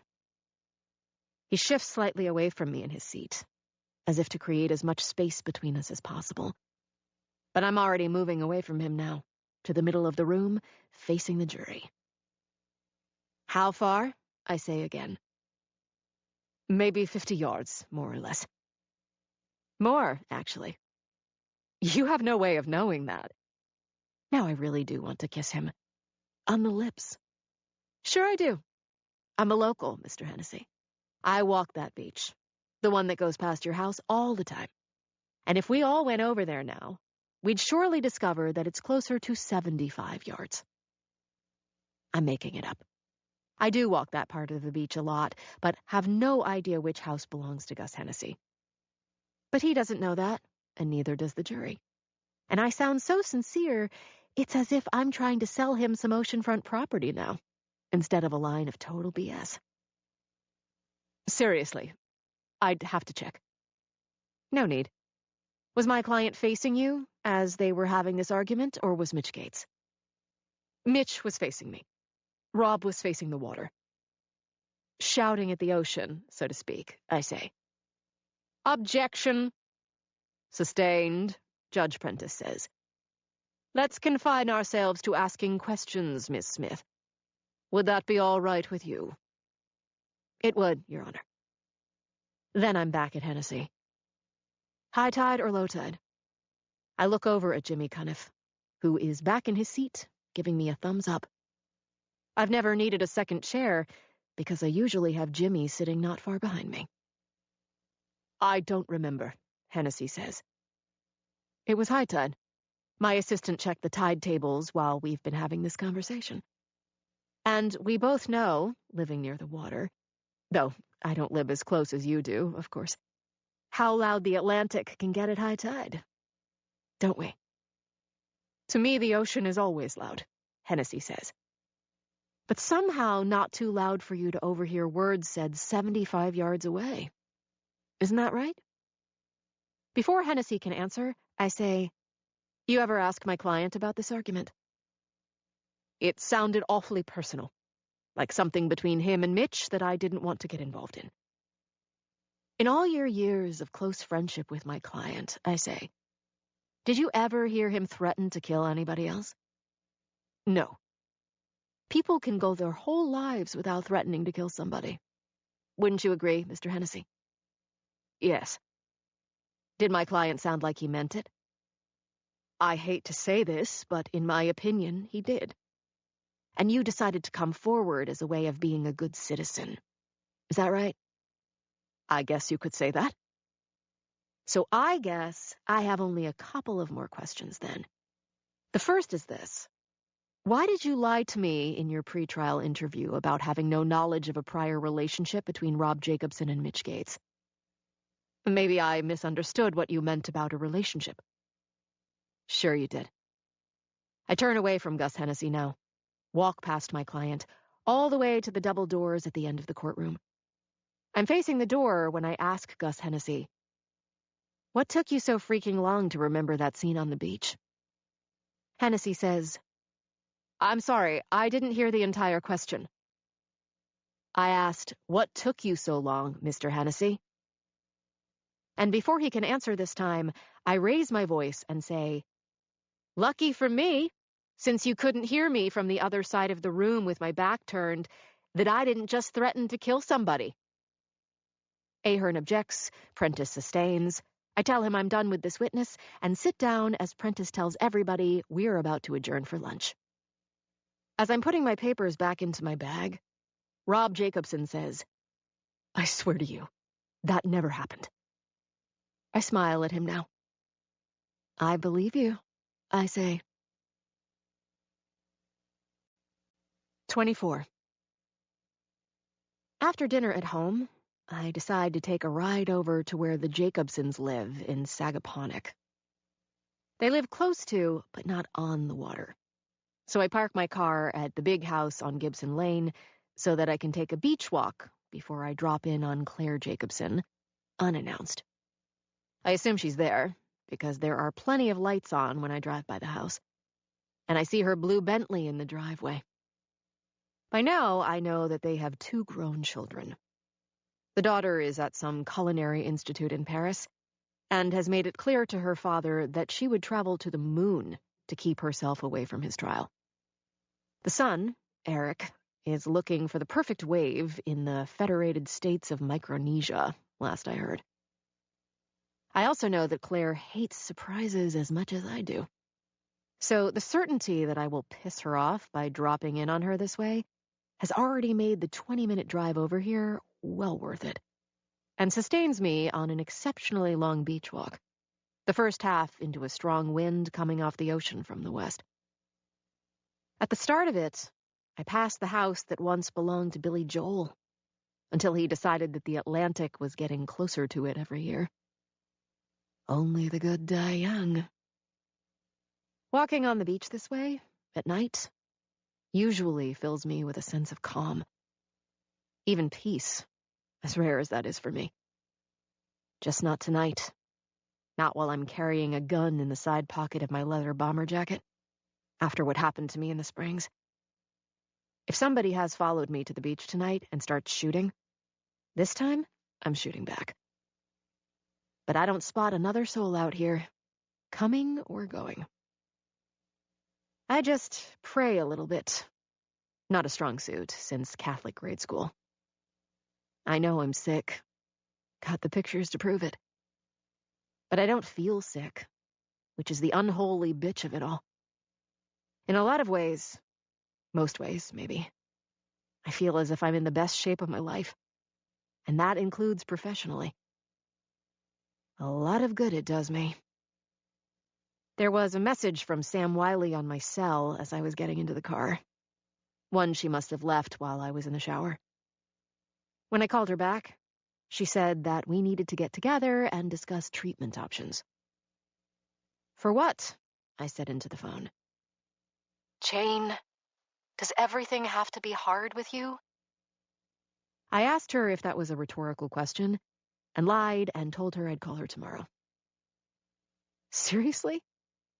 Treatment options for what? To buy myself a couple of extra months?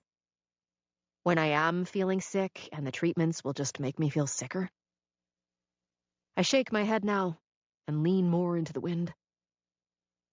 The things you think about when it's you alone on a beach in the night. I grin. Low tide now. Not even loud at all, underneath the wind. I nearly walk all the way to Ocean Road Beach before I turn around, ready to go talk to Claire Jacobson, knowing what I want to ask her to her face. Wanting to ask her why she thinks Gus Hennessy, who swears under oath that Rob Jacobson is his friend, would go this far out of his lane to run him over with a story on which he could have given me a heads up months ago. Yeah, I think.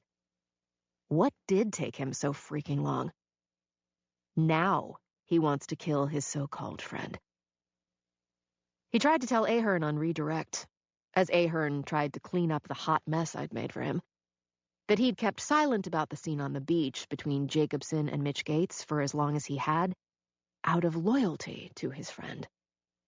But that he just couldn't have lived with himself if he'd kept silent any longer. He owed it to the victims, he said. And he did sound to me about as sincere as any salesman ever did.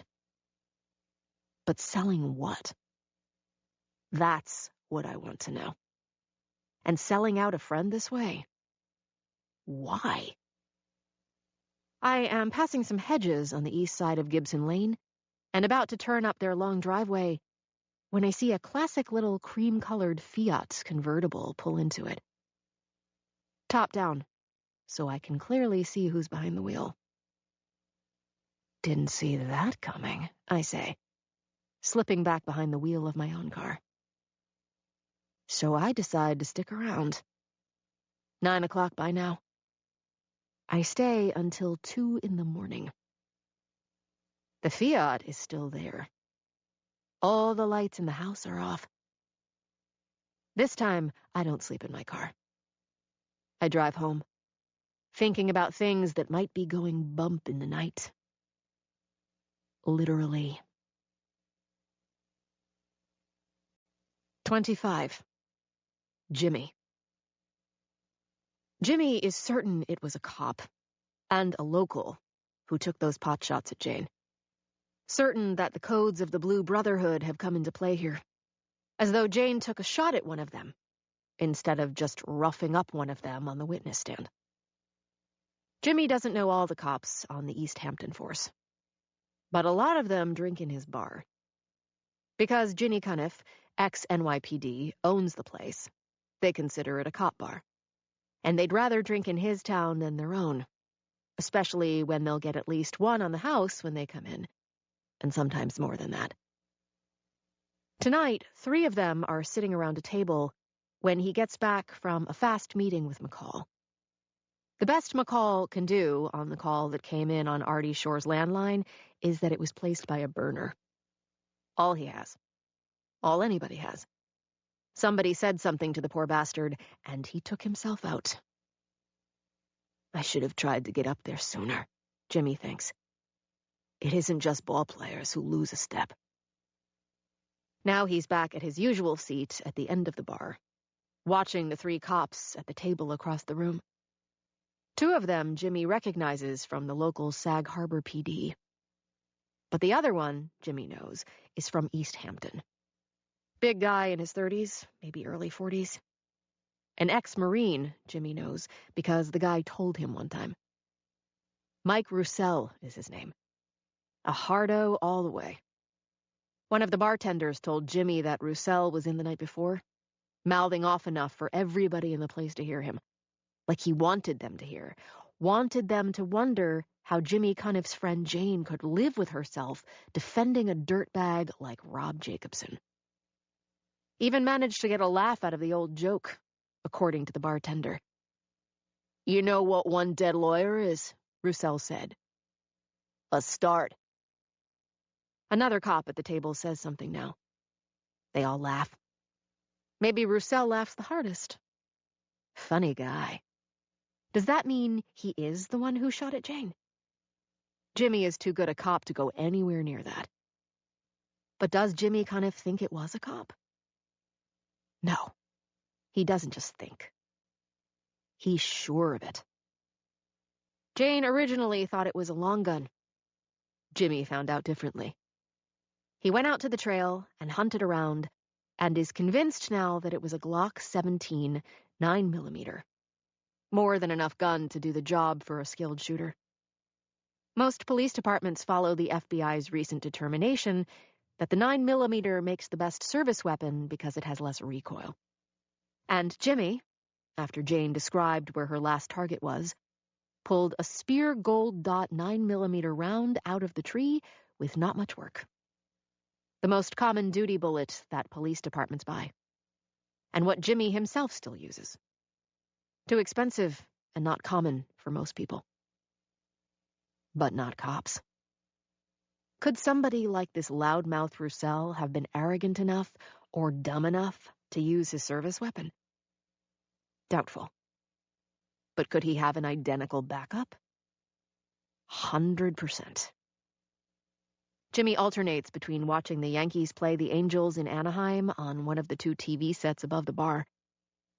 But he makes a point of staring at Roussel every chance he gets. It's him. Jimmy knows. Sometimes you do. He did gang work when he started with the cops. The Westies.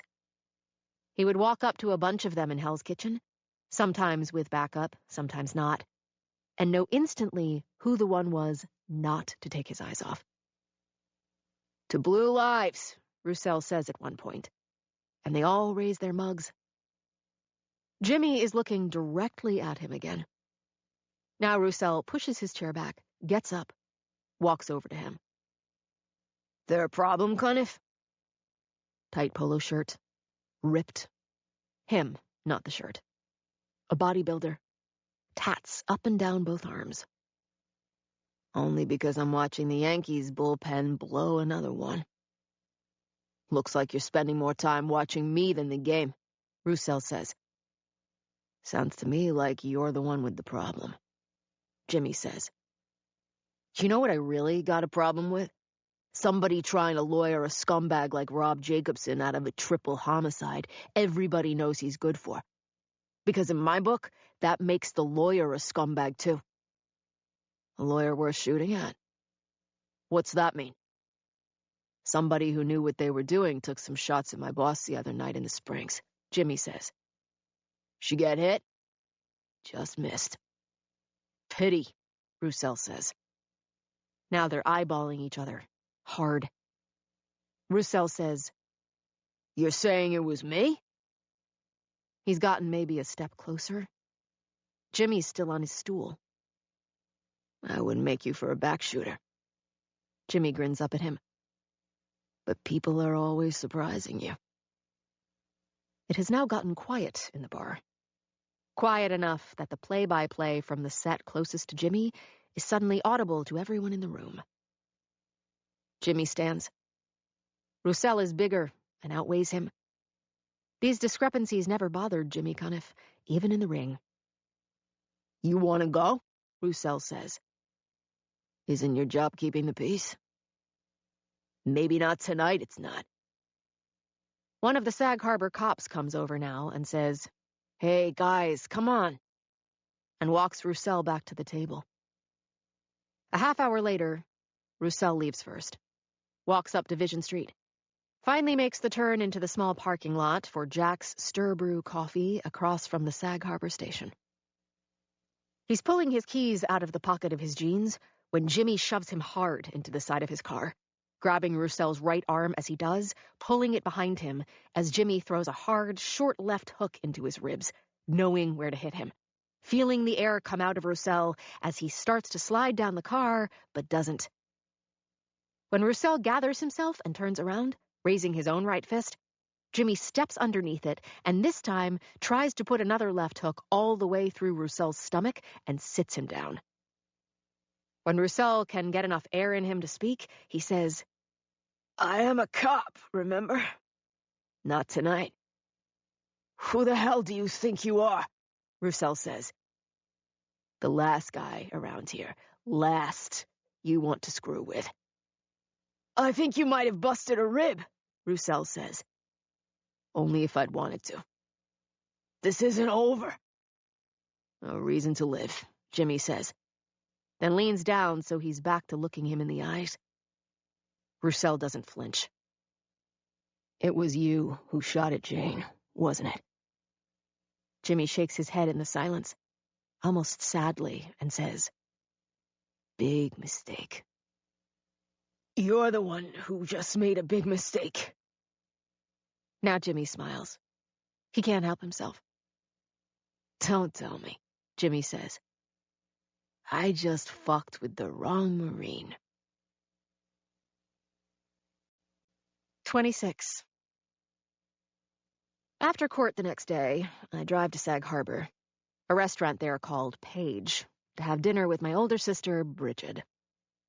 Bridget still likes telling me that she always felt like I was more of a brother to her than a sister. Full disclosure, Bridget was always the pretty one, and the most popular one. Growing up, I knew more about all the New York sports teams than any boy my age. Bridget had zero interest in sports, until she got to high school and became interested in whatever sport the cutest boys happened to be playing. According to my father, Bridget was the smart one, because she ended up at Duke. With Rob Jacobson. On top of everything else, Bridget has also turned out to be a better wife than I ever was. And the mother I never turned out to be. Bridget's own perfect daughter has just graduated from Duke. Pre-med. Her husband is the principal at Pearson High School in Sag Harbor. They are all nauseatingly happy. On the drive from Riverhead, I make up my mind. Decide to tell her about my diagnosis. Because even though we're not as close as she wants us to be, which means about as close as we've ever been, she's my sister. And I feel as if I should tell somebody. Jimmy Cuniff could be the next to find out, the lucky duck. Page is a block up Main Street from Jimmy's Tavern. I told him I might stop in to see him after dinner. He told me his heart just skipped a beat. How do you think the trial is going? I mean, so far, Bridget says. She's ordered white wine. I've joined her. I'm not really a white wine girl, but I'm going out of my way to be sisterly tonight. I'd feel better about our chances, I say, if my client didn't keep lying like he's trying to stay in practice. Bridget smiles. Rob has always been a bit dramatic. I smile back at her. Is that how you Dookies describe people who are so frequently full of it? He's a good person. I'm not sure if even his own wife thinks that. She's never understood him. I know. Only you really do. Is that sarcasm I hear? You know what they say, sis. If you have to ask. I take a sip of wine and look out at the foot traffic on Main Street. By the middle of summer, there will be nights when Main Street in Sag Harbor looks more crowded than Fifth Avenue at Christmas time. Turning back to her, I say, are you sure you never slept with him? How many times are you going to ask me that exact same question? Maybe until you come clean about doing the dirty deed? I smile. She sighs. We are friends, and have been since we both got to Duke. He certainly needed a friend back then.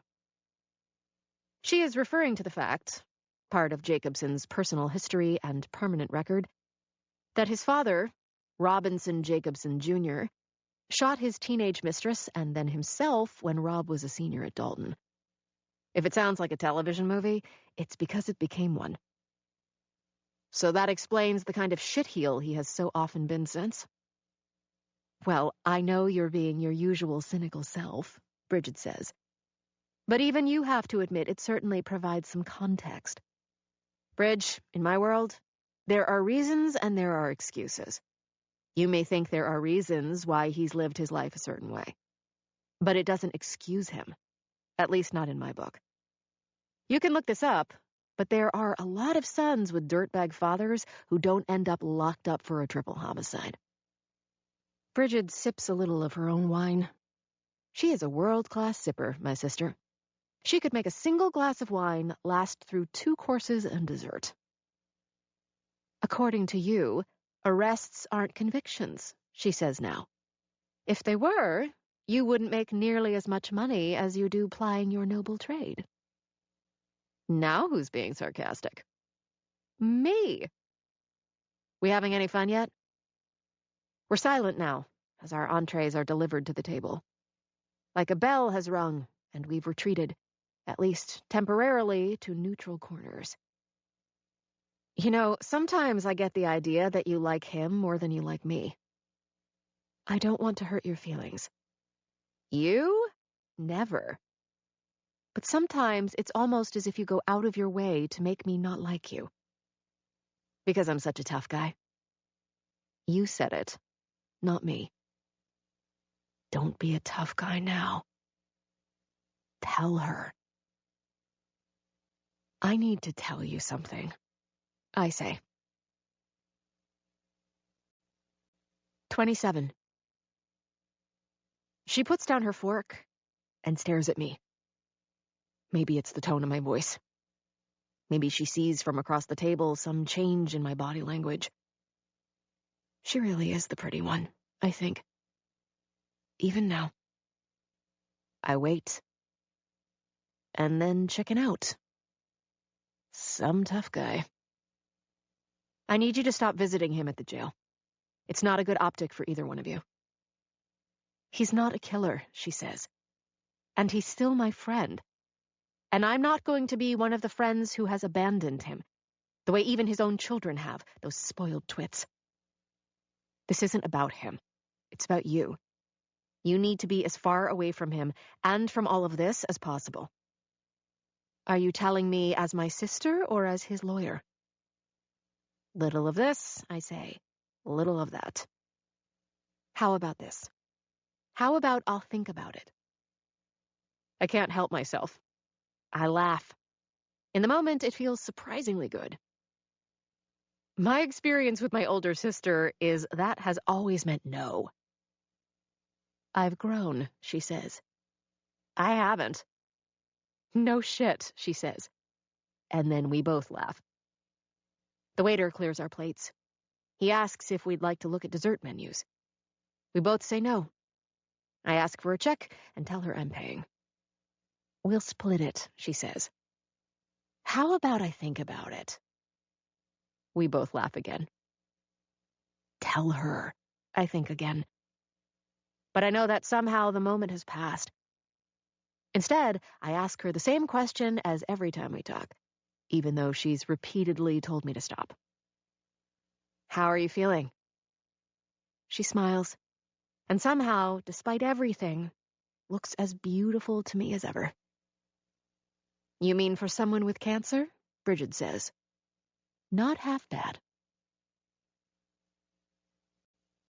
28. I don't stop at Jimmy's after saying goodnight to my sister and giving her a hug. I drive home, and the whole way back, think about my sister. She was diagnosed with an aggressive form of non-Hodgkin's lymphoma 6 years ago. The original prognosis was for her to live out 5 years with it, tops. So, in addition to everything else, Bridget might turn out to be even better at cancer than I am. I still don't know why I didn't tell her about my own diagnosis and prognosis, despite my best intentions before dinner. Or maybe I do. Maybe I'm not going to allow myself to turn into some kind of cliché, the one about not letting cancer define you. Because guess what? It's not going to be a cliché with me. I'm not going to let my goddamn disease define me, at least not until this trial is over. I'm going to keep playing my game, as scared as I am. Scared to death. But I can only imagine if it gets out somehow in the middle of a trial like this one. Defense attorney Jane Smith battling cancer, Nope, not happening. Not with me, it's not, I tell myself as I pull into my driveway. When I get out of the car, I see that the dog is back. Front porch this time, not back. Big, sad eyes staring at me. Tail wagging. I thought we had an understanding, I say. Really big eyes. But still giving me the happy wave of the tail. At least somebody is happy to see me. I know what you're thinking. You can win me over with a charm offensive. But you and me? This is not happening. I step over him, put my key in the lock, go inside. Close the door behind me. Put my bag on the front hall table, take out my gun, put it in the top drawer. I am about to check my phone for messages, having had it on silent all the way home so I could listen to Keith Urban, when I walk back to the door and open it. And then say to the dog what I've always hated saying to anybody. You win. I get him a bowl of water. Then I open the refrigerator, chop up some leftover chicken into a bowl of rice, and heat it all up in the microwave. The dog is right behind me the whole time. You're an idiot. Not talking to the dog. Talking to myself. After he finishes eating, I tell him that I might as well give him a name. Rip. Rest in peace. 29. Late the next morning, Ahern calls Otis Miller to the stand. Nick Morelli, the fisherman still missing and presumed dead, really wasn't Ahern's star witness. Otis Miller, though, is. Ahern knows it. I already know it. The jury is about to find out, in the place my old man used to refer to as Macy's window. Miller lives 3 doors down from the house Mitch Gates rented for his family. He's Bridgehampton, born and raised, the son of a potato farmer. Just the beginning of a pretty fascinating backstory. Prominent architect, Iraq vet, Army intelligence. Finally checked out with a Purple Heart and PTSD as parting gifts. He's written in the East Hampton Star about that, and openly about being a recovering alcoholic, and one who'd come home from the war addicted to opioids before rehab.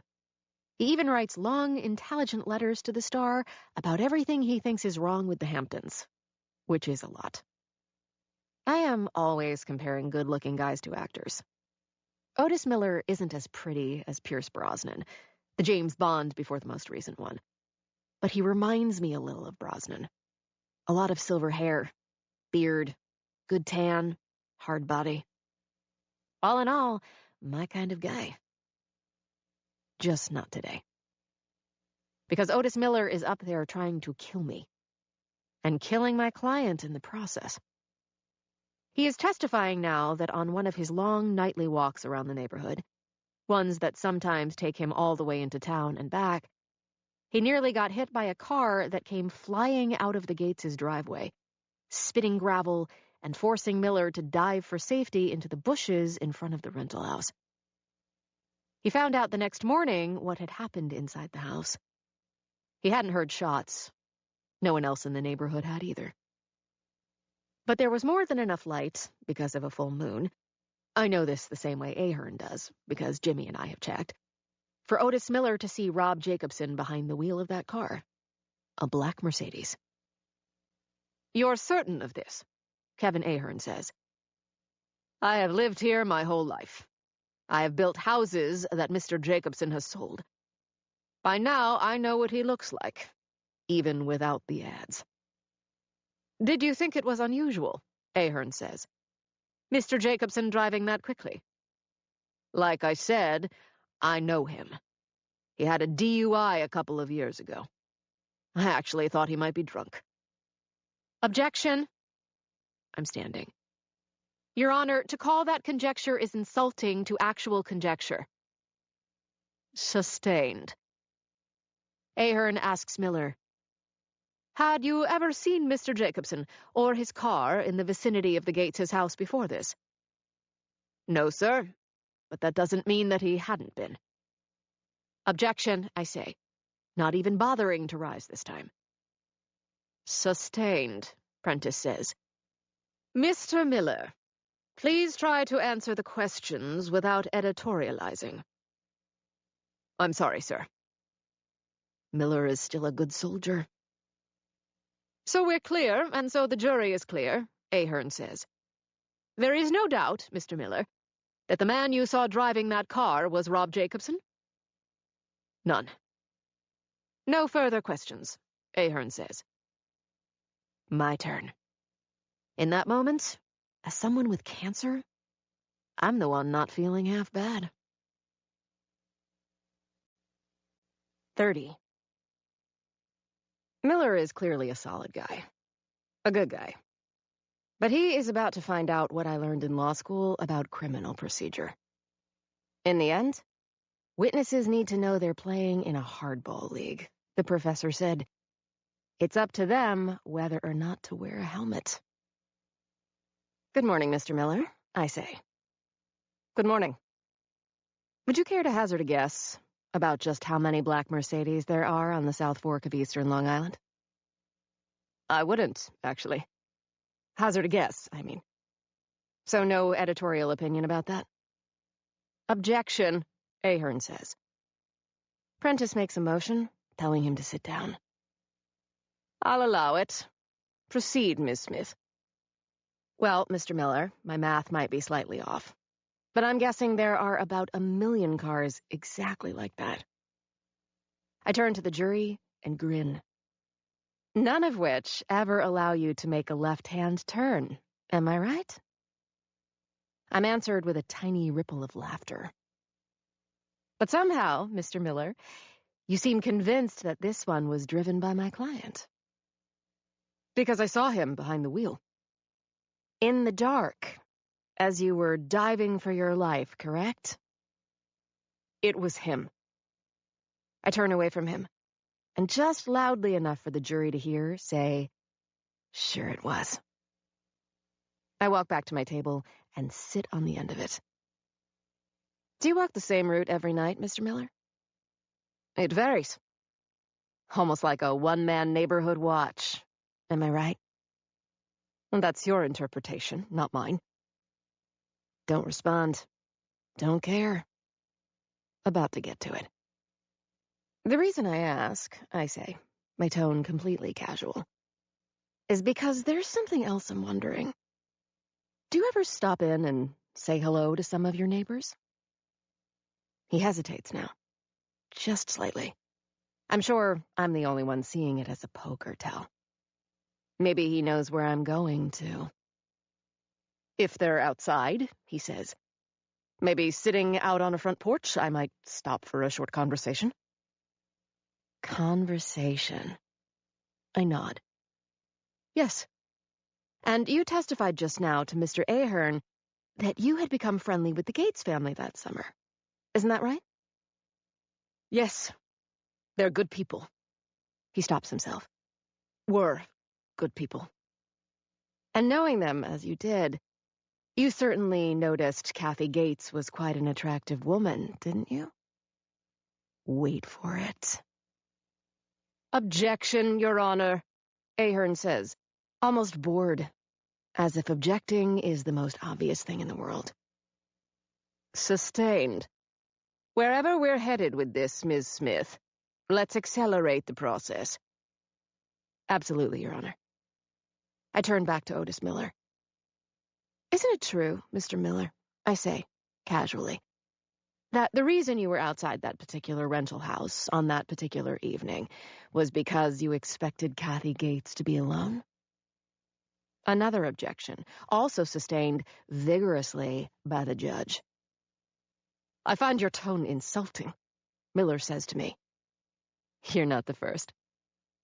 Ms. Smith. I apologize, Your Honor. Back to Otis Miller. I'd appreciate it if you would please answer my question. One I will now amplify somewhat.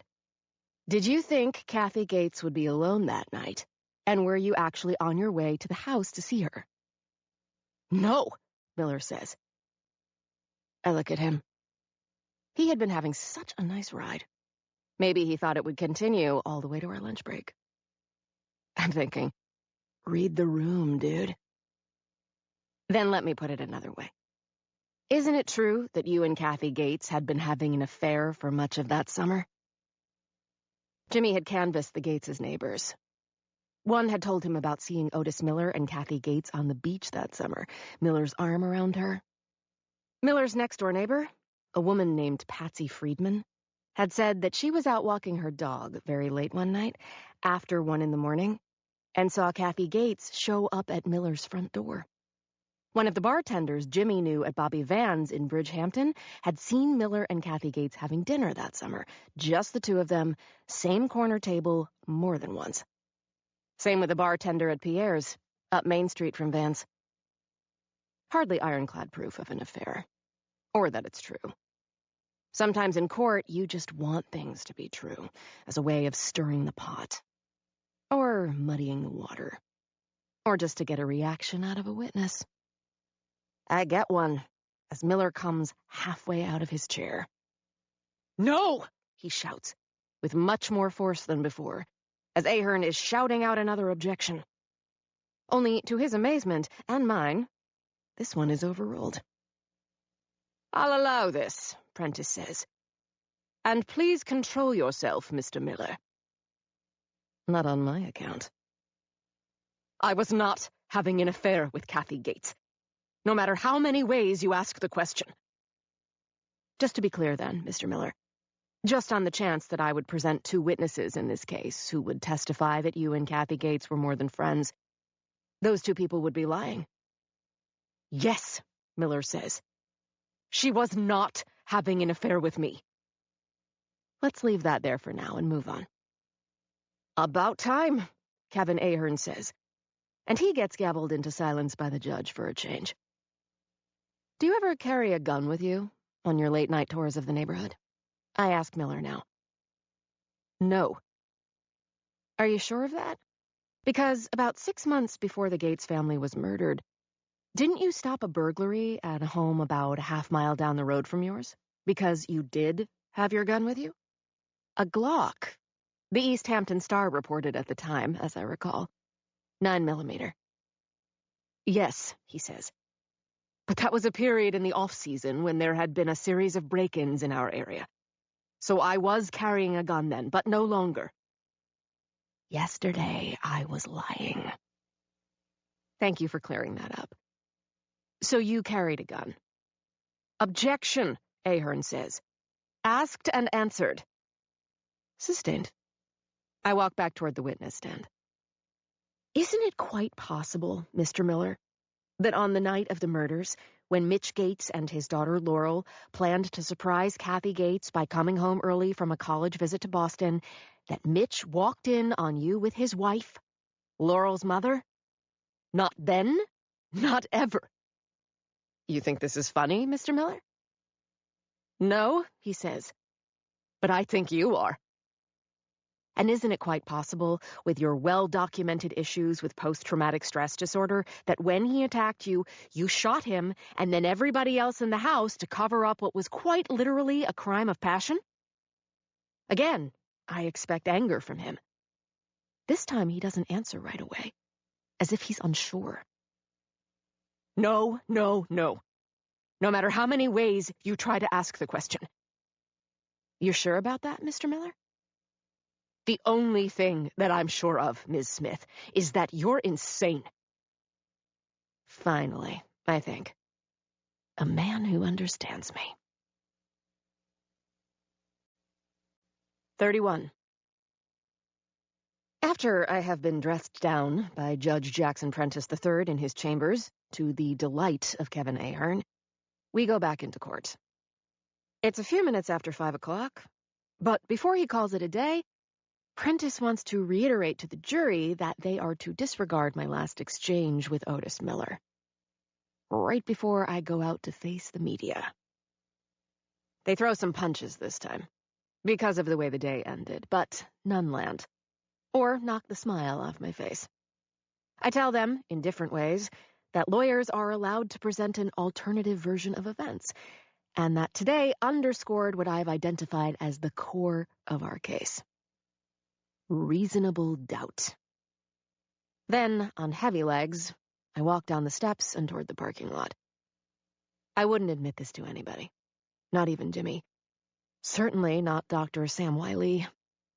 But I am starting to feel fatigued at the end of the long days. What I suspect is a lot more than normal courtroom fatigue. Sam told me it might start to happen, sooner rather than later. I feel it happening now.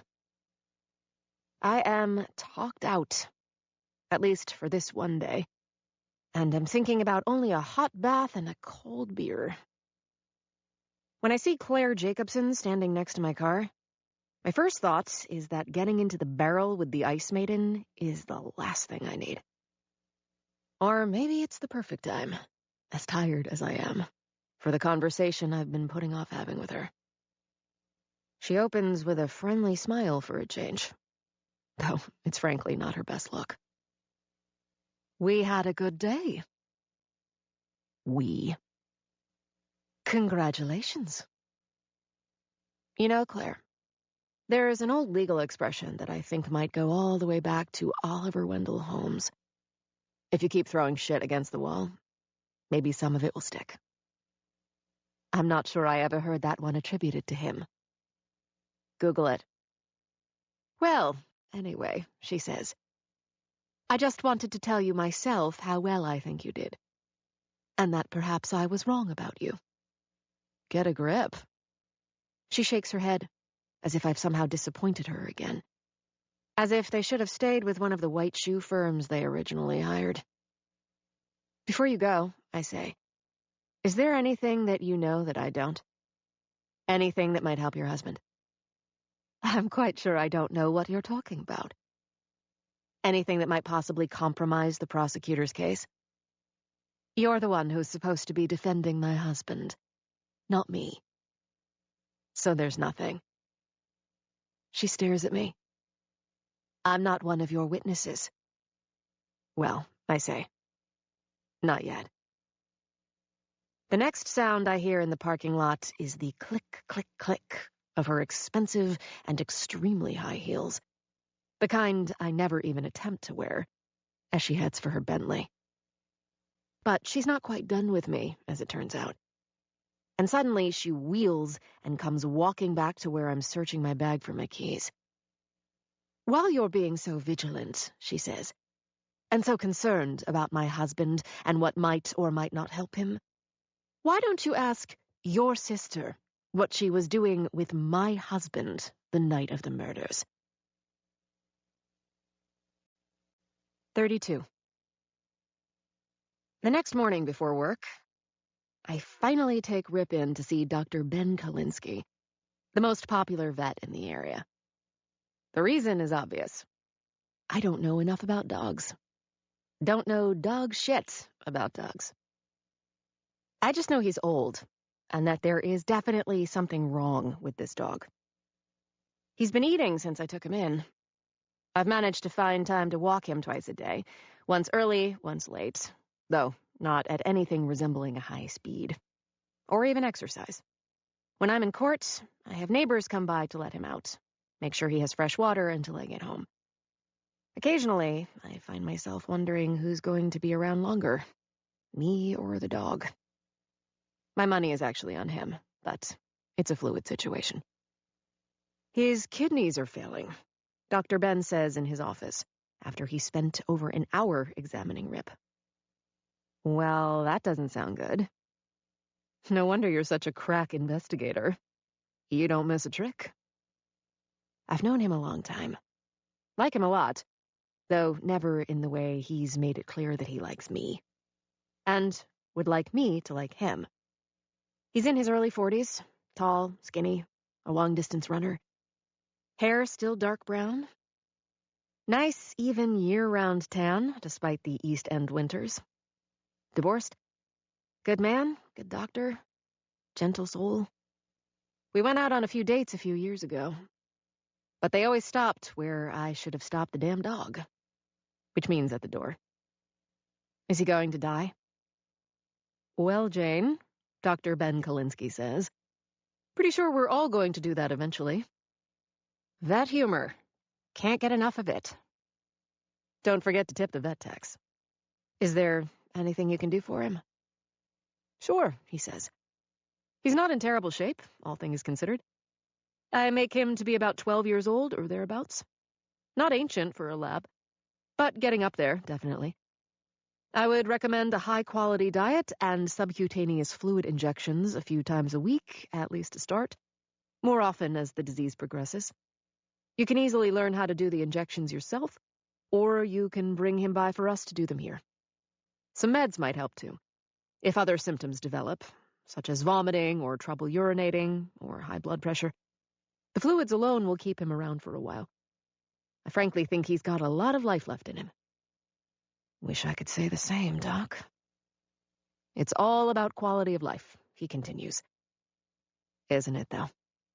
I'm going to take a leap of faith that you've decided to keep him, Dr. Ben Kalinsky says. He smiles now. It's always been the same with him, whether we run into each other at Jack's Coffee, or occasionally at Jimmy Cuniff's bar, or when I've braved a long run with him over the years. He makes you feel as if you're the most important person he'll talk to all day. Maybe all week. It's more like the dog's decided to keep me. I'm glad, he says. If he ended up at a shelter, I can't imagine anybody adopting him at the age he is, and in the shape he's in. I smile back at him. Seriously? I really can't decide whether I rescued him or he rescued me. Either way, he says. If you'd dropped him off at the shelter, they wouldn't have waited very long before putting him down. Well, they'll probably do the same with me one of these days. He frowns. There's an odd reference point, counselor. Blame it on the trial, I say.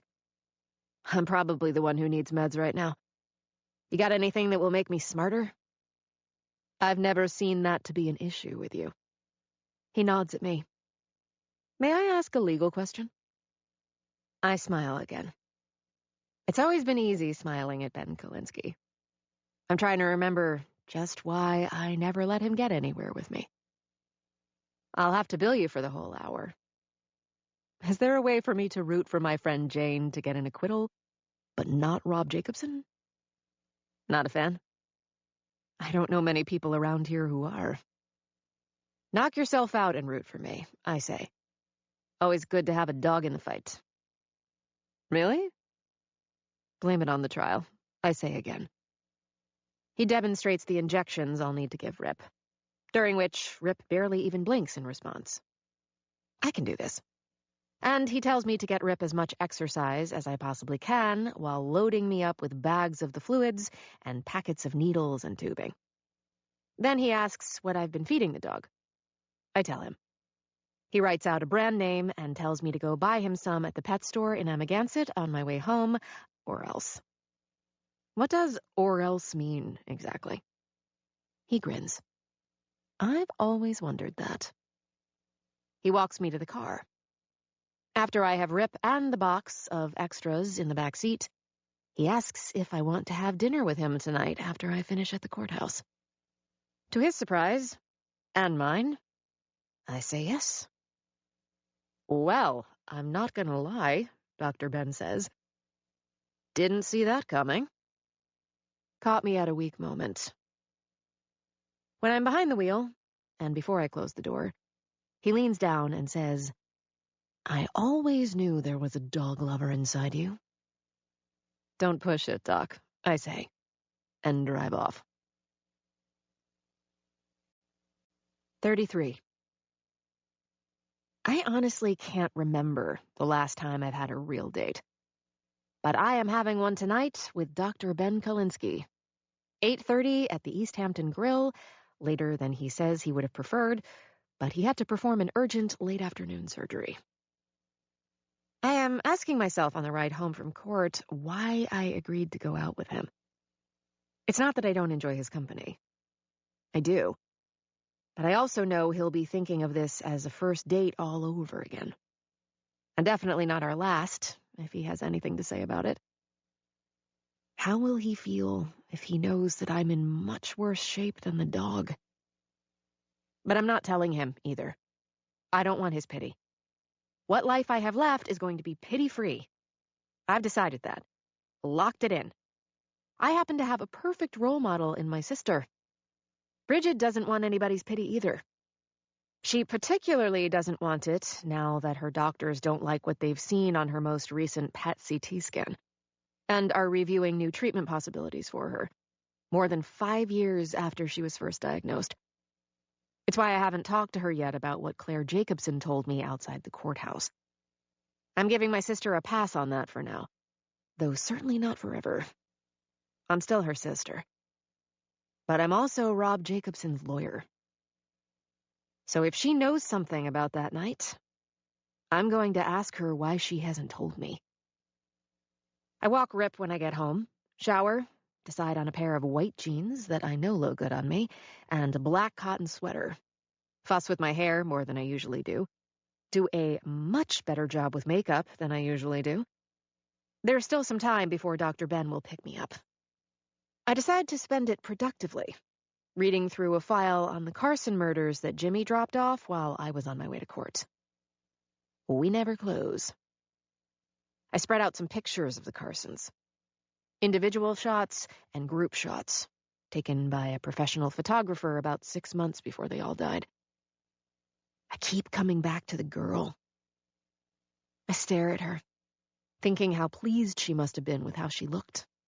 Hair and lighting, and even the outfits she chose. The pearls around her slender neck. Definitely Insta-worthy, as the kids like to say. I've had more than twice as much life as this kid had. I think of Kathy Gates, and what might have been going on between her and Otis Miller, the sheriff of their neighborhood. And of the affair Claire Jacobson is almost certainly having with Gus Hennessy. Money and sex. Still the most powerful motives in the world.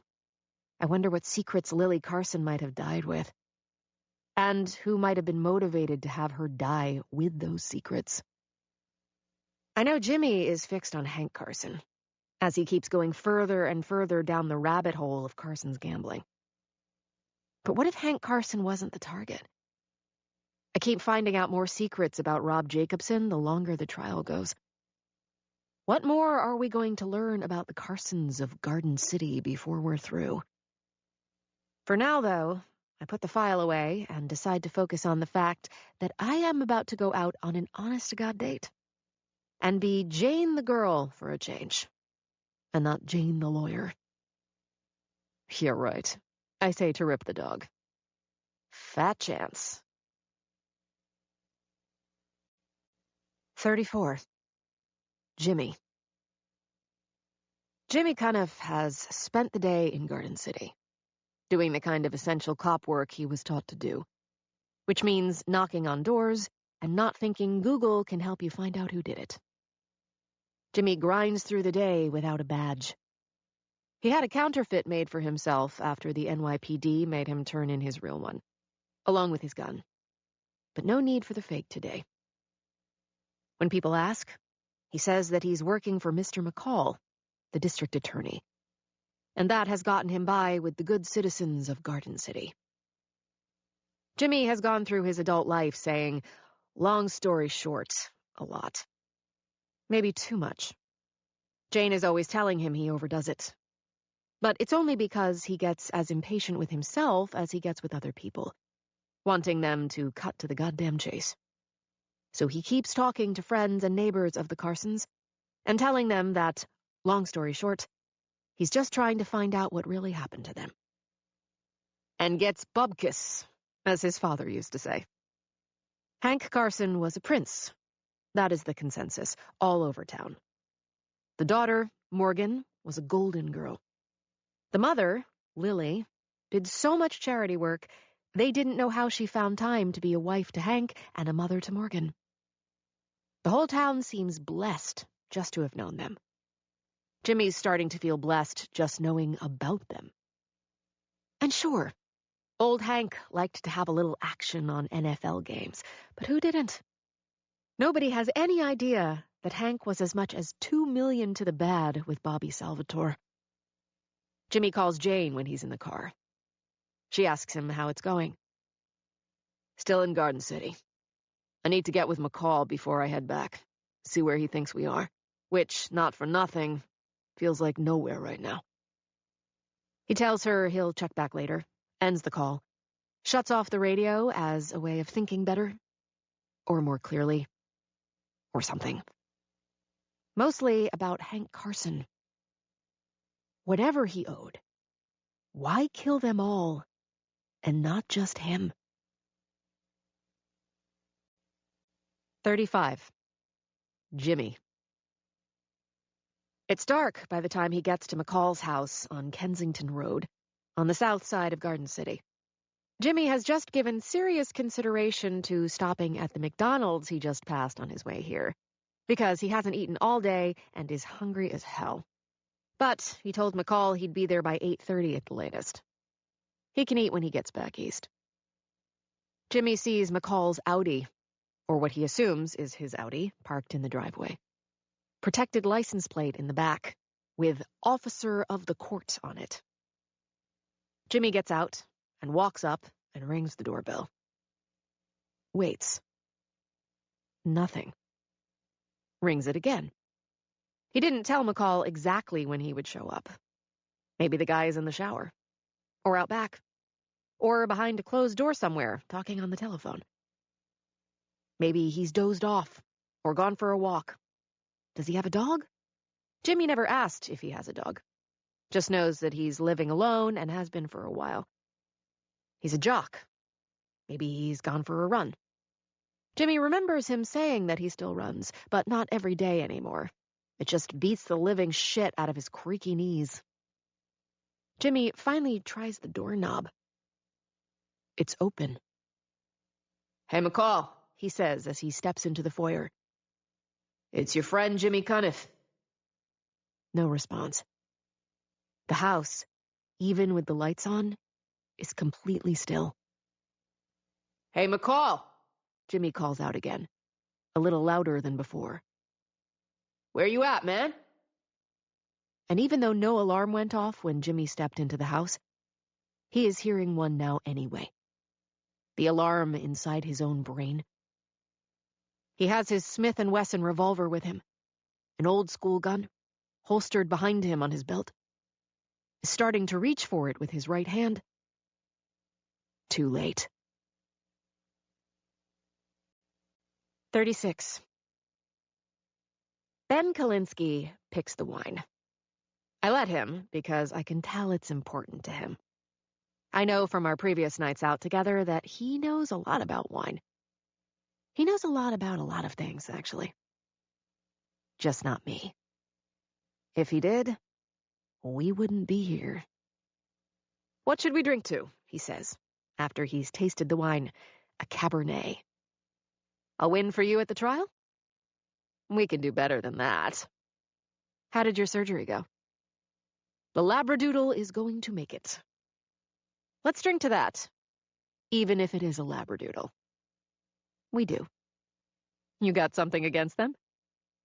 I am about to tell him about my perfect doctor and her perfect dogs. But it's like they say in court. Don't open the door. Long story. Why do I get the feeling that they're all long stories with you? Because they are. Longer than Russian novels sometimes. Somehow he looks all dressed up, even just wearing a white long-sleeved shirt and jeans. We've made a deal to turn off our phones during dinner. The East Hampton Grill is one of the best restaurants in the area, if not in the most glam location. Next to the East Hampton Firehouse, across from my dry cleaner on North Main, and a block from Moo Moo's ice cream shop, which is so good, I'm convinced it's run by the devil. It's got the look of a New York steakhouse, with a brick fireplace and dark paneling and a huge mural of the U.S. flag on one of the walls. Huge mirror over the bar. The dim lighting is pretty much perfect, which means you don't need a flashlight to read the menu. We're at a corner table. Against all odds, I am happy to be here. Not just here. Here with him. Damn.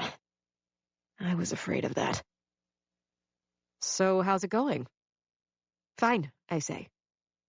Way too quickly. He smiles. It is a sweet smile. He is a sweet man. Can a vet have a good bedside manner? I meant the trial. If one of us is going to talk shop, I'd rather it be you, Doc. Your shop is way more interesting. I've been following the coverage. Sounds like it's been a show. More like a shit show, I say. He laughs. Seriously? Sometimes I think that's all it is. A show. That sounds pretty cynical, he says. And me, usually such a cockeyed optimist. We both decide to indulge ourselves and order ribeye steaks. As we eat, I tell him how conflicted I am about Rob Jacobson. Without going too deep into the weeds, I explain how overwhelming the evidence against him is. A palm print of Jacobson's on the coffee table in the living room. More prints on the stair railing leading down from the second floor. There was hair in one of the upstairs sinks that belongs to Jacobson. And some of Mitch Gates's blood ended up on a pair of Jacobson's fancy black on-cloud sneakers the cops confiscated from Jacobson's bedroom. What we call a totality of evidence. He says it was all planted. It would have taken some doing. But, I explain, it could have been done. Just by somebody who went to all the trouble in the world to make all the trouble in the world for my client. Ben Kalinsky is a good listener. So I keep going, even after having told myself that the last thing I want to do tonight is talk shop. I tell him how I'm troubled, still, by the disappearance of Nick Morelli, just because of when it happened, and how Gus Hennessy suddenly decided to come forward about the threat he'd heard from Jacobson on the beach, the way Morelli had suddenly remembered seeing Jacobson in a lip lock with Laurel Gates. Lip lock? Ben Kalinsky says. What can I tell you? I'm old. You don't look old to me tonight. You look beautiful. My sister is the beautiful one, remember? He says, tell anyone else who thinks that to hold my drink. He is smiling at me again and leaning forward. I am suddenly worried that I might be blushing. Blushing, Jane. Is that still even a thing? I smile back at him and say, down, boy. How about Thanks, Ben. Thanks, Ben. Now we're talking. He pours us more wine. Do you think Jacobson did it? No, I say. For real? I have to think that, even though it rarely matters to people who do what I do for a living. Because the alternative is that I'm working my ass off trying to get an acquittal for someone who murdered an entire family in cold blood. Do you think you'll ever know for sure? Unfortunately, there's a very good chance that I won't. And if you do get him off, you'll have to live with that for the rest of your life, he says. For as long as that is. But I'd also have to live with it if he gets convicted and he didn't do it. Some job you've got, Ben Kolinsky says. I'd rather do labradoodle surgery any day of the week, I tell him. Another smile. The guy's killing me with smiles. Sounds as if I like my patients a lot better than you like your client. 100%, I say. The dinner crowd has thinned out by the time we're having coffee. He seems in no rush to leave the restaurant. Neither am I. When he does drive me home, he is out his door at the same time I'm out mine and walking me to the front door. I don't hear anything from your guy Rip. Doesn't sound like he's much of a guard dog. He thinks he can snore intruders away. Is that what I am? An intruder. And then he's kissing me before I can come up with a snappy comeback.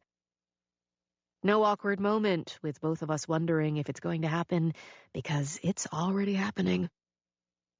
It turns out he's a very good kisser. The bastard. I can't remember the last time I've been kissed like this. Or the last time I kissed back like this. But I'm giving as good as I'm getting until we both pull back, out of breath, like a couple of horny teenagers. He starts to come in again. I gently put 2 hands on his chest. To be continued. We could continue inside. Not in front of the dog. 37. Jimmy.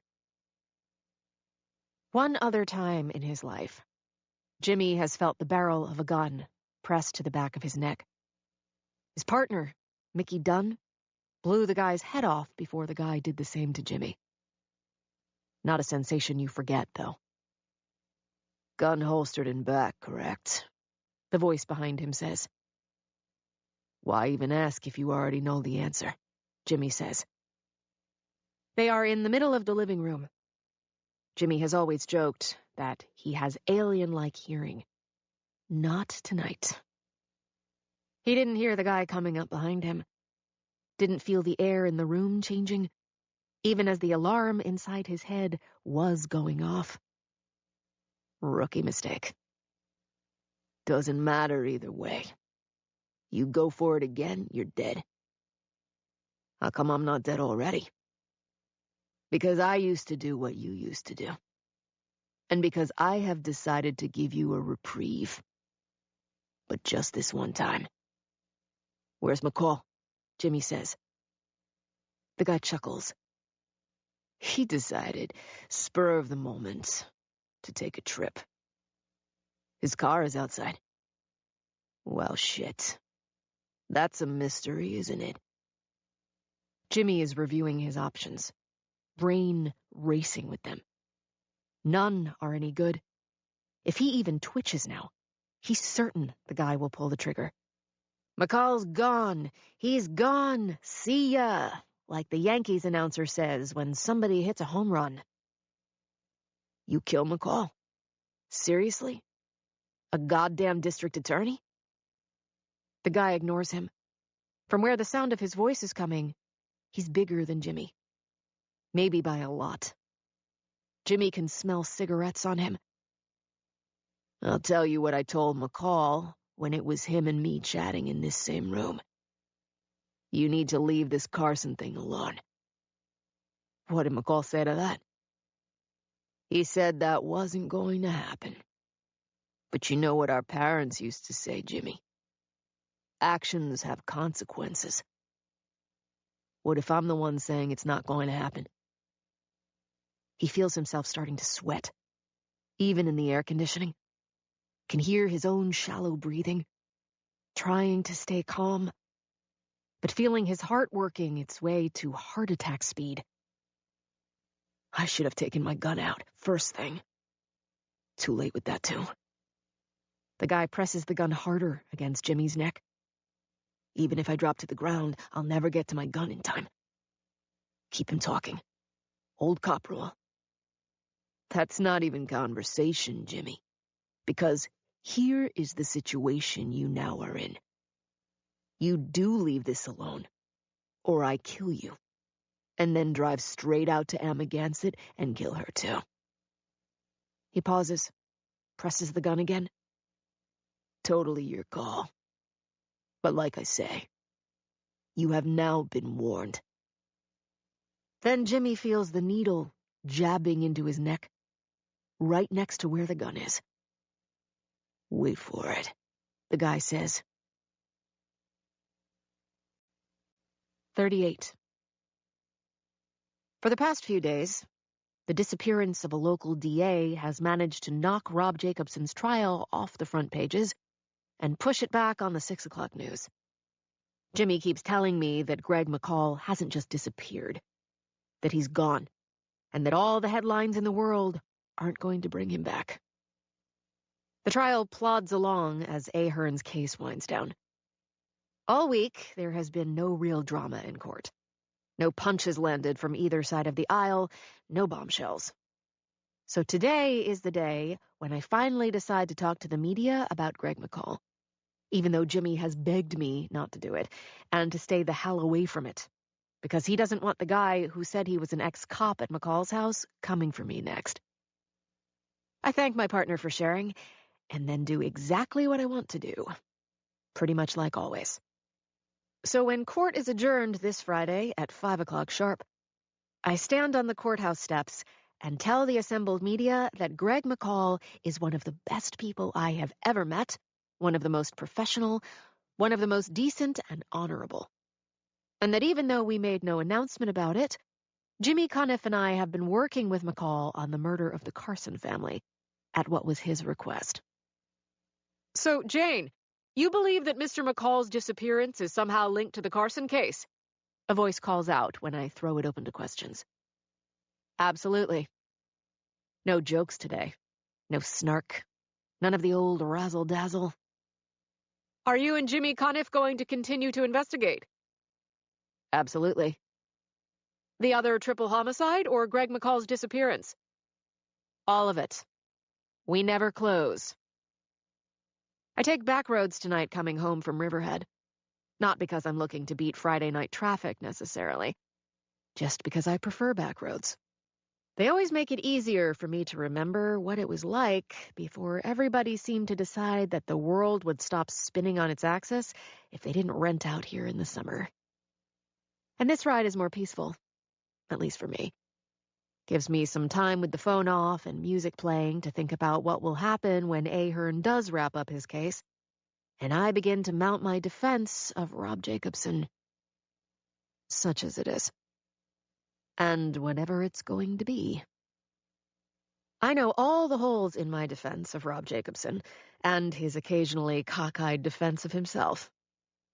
As much time as I have spent with him, spent listening to him, sometimes to the point where I imagine my head exploding, it occurs to me how little I really know of him. I just get the version of Rob Jacobson that he wants to be, and the one he wants me to see, in his continuing charm offensive, almost as if he can't help himself. I am even considering having Dr. Ben look after Rip on either Saturday or Sunday, and taking a ride into the city to get myself more FaceTime with the cops who worked the murder-suicide of Jacobson's father. I know a lot about that case by now, but I feel as if I need to know even more, as a way of knowing my client better, or at least understanding him more than I do. Because the thought has never been far away that if his old man was capable of a monstrous and completely mad crime like that, then maybe he is too. The teenage Rob Jacobson was the one to find the bodies. His mother was in Southampton at the time, at what was once the family estate. Rob was an only child, in his room when he heard the first shot, according to what he told police at the time. The kid was on his way up the stairs when he heard the second shot. He was still there with the bodies when the cops showed up, at which point young Rob Jacobson gave them what became the money quote in the Daily News and the Post, one both of the tabs ran with for a week. "I always wondered if there was somebody out there mean enough to kill my father," he said. Turns out there was. The father was a killer. Did it take some sort of great leap to think the son could be one too, despite his proclamations of innocence and being set up? I had another weekend to ponder that, along with other mysteries of the universe. But for now, heading east on Scuttle Hole Road, I look in the rearview mirror and see myself smiling. And know why. The dog will be waiting for me when I come through the front door, waiting to watch a tough guy like Jane Smith do a complete melt when I see him. We haven't been together that long, but I've discovered I like having a dog, and love this particular dog. Till death do us part. I'm cutting across Sag Road when Jimmy calls and informs me he's inviting himself for dinner. He asks where I am. I tell him. He tells me to get my ass home and start boiling up some water. Then what? I got tired of waiting for you to offer to cook me dinner. It would be a shame for you to cheat death this week and then die of my cooking. Nobody has ever listed pasta as a cause of death, he says. And I tell him he doesn't watch nearly enough Scorsese movies. I finally pull into my driveway, grab my bag off the passenger seat, and remember to take my gun out of the glove compartment. After what happened at McCall's when Jimmy walked into an empty house, I have been on high alert. I unlock the front door, take out the gun, and say, "Honey, I'm home." I already have a treat in my free hand. No Rip. I head for the kitchen, whistling and calling out his name. One of the big dog beds I've bought for him is in there. The dog isn't. There is a brief moment, a very bad one, when I think that perhaps the dog has curled up into a ball and died. Maybe his heart gave up before his kidneys did, even with the fluids I've been dutifully injecting under his skin as Dr. Ben prescribed. Maybe he just got too sick when he was wandering around without a place to live. "Rip!" I yell now, putting some snap in my voice. "Don't you even think about dying on me!" He's not in the kitchen either. It's after I've gone upstairs that I hear the whimpering from behind the closed door of my walk-in closet. Rip is in there, a muzzle over his mouth, trembling, tail pointed straight down. I've taken off the muzzle and fed him the treat I still have in my hand when I hear my phone, still in the bag that's over my shoulder. "This is Jane," I say. A voice I don't recognize, a guy, says, "Now you've officially been warned too." Who is this? We both know the answer to that one. Warned about what, exactly, I say. And then I add, "Bitch." About staying in your lane. What does that even mean?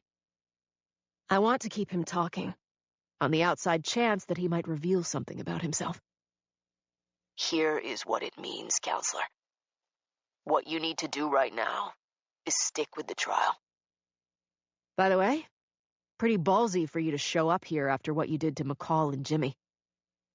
Ballsy and a bitch, the guy says. Pick a lane on that too, counselor. I tell him what he can do to himself. And you a lady, he says. Not even on a good day. Stick with the trial, he says again. Who knows? If you do, you might live until the end of it. And if I don't? I'll kill your dog, too. 39. I call Gus Hennessy as my first defense witness, even though he's already been called as a witness for the prosecution. I informed Judge Prentice and Kevin Ahern of my plans on Friday afternoon, so Hennessy would be in the room first thing this morning. Now it's a couple of minutes before the judge will come walking through the door, and it will feel like opening day, at least to me, all over again. In the words of the great Jimmy Cuniff, former boxer, the preliminaries are officially over. It really is time for the main event.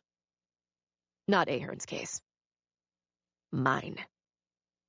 I've considered circling back to attacking the physical evidence, throwing more shade on the prints and hair and all the rest of it than I have already. But I am saving that for later. The way I am saving round 2 with Otis Miller. Today, I'm opening with Rob Jacobson's so-called friend Gus. When Jacobson asks me why I'm leading off with Gus Hennessy, I simply tell him, "You'll have to wait and see along with everybody else." What if I order you to tell me? Being the one writing the big checks to you and all. Then I will once again have to remind you that I'm the one driving this bus. And Rob, you need to hope it's not the prison bus. I go over the notes I made this morning in bed, awake at 5 a.m., ready to go as soon as my eyes were open, even before Rip was awake. I'm not one of those lawyers who likes to script all the questions beforehand, or know all the questions I'll end up asking. I ultimately approach every cross-examination as a conversation with the witness, one that can never be scripted out entirely, even though I so often know what to expect from the person on the stand. Basically, I'm driving that bus too. I might not always know exactly where we're going to end up, the witness and me. No defense lawyer does. Sometimes a witness will surprise the hell out of me and make me feel as if I've suddenly been hit on my blind side. But one of the reasons I've never lost a case is because I've managed to keep those hard hits to a minimum. I smile to myself as I see the clock hit 9 exactly, thinking that the defense is about to play offense now, in a big way. That's the plan, anyway. "All rise," the clerk says. I practically knock my chair over as I jump out of it. I don't have cancer today. 40. Gus Hennessy is all business casual. Blue blazer, open-necked tattersall shirt. But then his whole attitude seems to be casual today, as if he wants everyone in the room to think there's nowhere he'd rather be in the whole world than on this witness stand, talking to me. He knows better, because Gus knows he isn't sitting at the club now, chopping it up with his boys. He is on the stand in a murder trial. "Good morning, Mr. Hennessy." "Good morning." I take a couple of minutes to remind him of his previous testimony as Ahern's witness, about the argument between Rob Jacobson and Mitch Gates he says he heard on the beach. "You recall all that, correct?" "I do." "Given this do-over," I say, "would you care to amend any of that testimony?" "I don't see this as a do-over, Ms. Smith." "Of course you don't. I'm just wondering if, given time to reflect, you're standing strong on your version of that event." He smiles, as if about to close a deal, as if about to tell me that while the property he's trying to sell me is only 1 acre, it really looks like 2. It's not my version of things. It's what happened. Of course it is. I smile back at him. I was wondering, Mr. Hennessy, just how your real estate business is doing these days. Objection, I hear from behind me. Sustained, Judge Jackson Prentice says. Your Honor, I don't mean to sound as if I'm objecting to Mr. Ahern's objection, but there is a point to this line of questioning, if you'll allow it. I'll allow it, Ms. Smith, but please get to it. Would you like me to repeat the question? I say to Hennessy. No, he says. and I'll be happy to answer it. We've been lucky enough, as everybody's come out of the pandemic, to be doing quite well. There's bigger shops than mine out here, but not many. And you'd have to admit, I say, that you've been helped, at least partially, by the fact that Mr. Jacobson's real estate business has suffered over this same amount of time.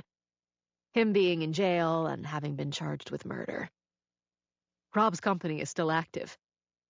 But the name attached to it is a name now attached to a monstrous triple homicide.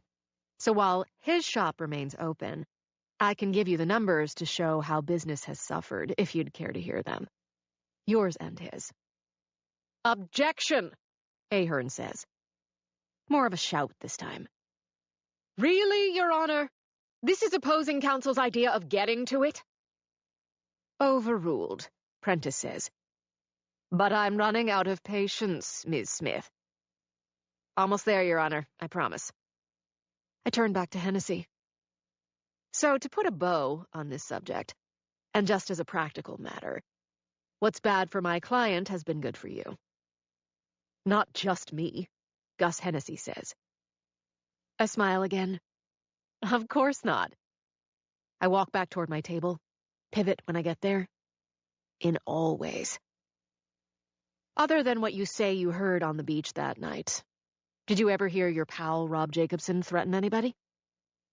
I am covering old ground. You have to sometimes. The jury doesn't remember everything.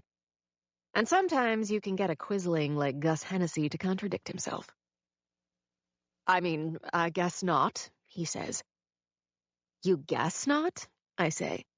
With a memory like yours, especially for dialogue, I have to believe you'd remember something like that. Objection, Ahern says. Even being sarcastic, she's clearly badgering the witness. Sustained. Let me rephrase, Mr. Hennessy. In all the years that you have known my client, socialized with him, golfed with him, been the kind of friend to him you maintain you are, have you ever seen him come close to another threat, or any manner of physical altercation? I frankly don't see how that has anything to do with what I saw and heard on the beach that night. At this point, I am no longer smiling at him. Here's how this works, Mr. Hennessy. I ask the questions and you answer them. Ahern doesn't object. Prentice lets me go. No, he says. His face has reddened just slightly. Suddenly, he's acting much less like a real estate biggie on the go. No to what? No, I've never seen him get into a fight. So no hint of violence. No. So it was just the one time you said you couldn't keep silent about being a good citizen? Correct? Correct. Taking a step back, I say, you have to know how damaging to your friend your previous testimony is. You saying he threatened to kill one of the people for whose murder he is now on trial. Objection. Ahern almost sounds weary. Leading the witness. Prentice surprises me here. Overruled. You can get your own chance to lead on cross, Mr. Ahern. I'll allow it. I like to keep moving during cross-examination. Keep the moment active, less static. Now I walk over to my right and stand in front of the jury box, looking at the jury members as I shrug. Back to my witness, who's about to really become mine. I have this columnist friend, I say, speaking more to the jury than to Hennessy. I stop. Crazy, right? Columnists have friends? I get smiles, hear a few chuckles. And this friend tells me all stories come from somewhere, I say. And once they do, he's always telling me, my columnist friend, you then have to ask yourself a question. Who does that story help? From behind me, Hennessy says, Are you asking me that? I turn back to him. No, that's not my question. But this is. Won't a conviction for my client ultimately help you more than somewhat? Before Hennessy can answer, Ahern shouts out another objection. Calls for a conclusion. Sustained. I blow right through the stop sign. I'll rephrase, I say. Mr. Hennessy, isn't it true that if my client is convicted, not only would your business improve, but it would also give you a lot more time to screw around with his wife? 41. I finally have to yell at Rob and Claire Jacobson as a way of getting them to stop yelling at each other. We're in the attorney room we've used before. One I now point out to them isn't soundproofed, even if the happy couple is acting as if it is. Don't tell me what to do, Claire Jacobson says, wheeling on me. She adds, you bitch. Thanks for noticing, I say. Well, Rob Jacobson says, it takes one to know one, right? Claire continues to deny, at the top of her voice, that she is having an affair with Gus Hennessy, despite what I've told her about my client and Gus Hennessy pulling into their driveway in his convertible one night and not leaving until morning. I don't know the last piece for sure. I didn't stay until dawn's early light. More something I intuited. It should be a new show, Jacobson says. The Horny Housewives of the East End of Long Island. Claire Jacobson turns back to him now. There's nothing going on between us. Really? Jane here says there is, and she's an officer of the court. Fuck Jane, Claire Jacobson says. Well put. And even if there was something going on between us, which there isn't, Claire continues, it's a little late for you to try to take the high ground on marital infidelity, isn't it, sweetheart? Somewhat like getting religion a little late in the church service? Before he can come back at her, she says, interesting, isn't it, that you're so quick to believe your lawyer and not your wife? She's not as expensive as you are, for one thing. He turns back to me. You couldn't give me a heads up on this? I didn't know I'd get the reaction out of you in court that I did, I say. But it was worth taking a shot. Rob Jacobson hadn't waited to call his wife a bitch here in the attorney room. He'd done it in open court. Shocked, angry, even acting embarrassed. He really had checked all the boxes I could have ever hoped he would before Judge Jackson Prentice III cleared the room and called for a recess. For the last time, Claire says, there is absolutely nothing going on between Gus and me. It is a fever dream of your lawyer's. Maybe she gets off on it. Well, to be clear, it doesn't even take that much these days, Claire, I say. But what I'm trying to do here is get your husband off. By dragging me through the mud. Mud wrestling, sounds like to me, Jacobson says. Down and dirty. Claire Jacobson, exasperated, says, Gus had had too much to drink, as usual. It was late. He slept in Eric's room. Their absent son, the surfer boy. Rob Jacobson has calmed down considerably, I see. You're lying, he says evenly. You know I can always tell when you're lying, Claire. I wish I could say the same about you, dear. I am seated. They have both remained standing, on opposite sides of the long conference table. I know court will shortly be back in session. Prentice called for only a 15-minute recess. So you know, I will never allow you to call me as a witness, Claire Jacobson says to me now. I know there are rules about spousal privilege. So there are. Most of the time, it's a beautiful thing. You didn't need to do this, she says. To Gus or to me. Actually, I did. Because your friend Gus is the one who didn't have to share his own fever dream about an argument on the beach that your husband disputes and Mitch Gates can't. So what do you think you've accomplished today with your hateful innuendo, she says. Bottom line. The jury now sees one of Ahern's star witnesses as somebody who doesn't just get richer in business, but maybe gets the girl too. If your husband ends up locked up for the rest of his life. There is a rap on the door. The clerk pokes his head in and says we're about to resume. So you're saying it's not just me who's lying, but Gus too? To tell you the truth, Claire, I think the bitch here is him.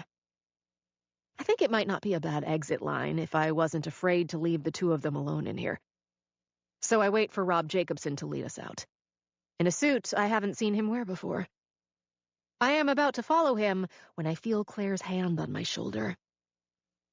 She whispers something in my ear then, and smiles at me.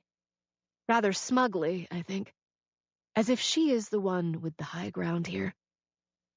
Then in the hallway, she takes a right instead of a left, and heads for the doors leading to the street. Before she leaves the building, she turns, as if certain I'm still watching her. You only think you know everything, Jane. 42. Jimmy. Jimmy Cuniff sits in his car, which he's parked down the street from Jane's house. 3 a.m. He's pulled the late shift tonight. Sometimes he and Kenny Stanton, his best bartender and an ex-cop himself, alternate. He's not worried about missing sleep tonight. Or any night. Long story short, Jimmy Cuniff has never needed much sleep. Jane gave him a lot of blowback, telling him she's a big girl and can take care of herself, blah, blah, blah. Jimmy finally convinced her she can't. Not from this guy, whoever he is. That's his gut. He finally wore her down, mostly because on this one, she knows he's right.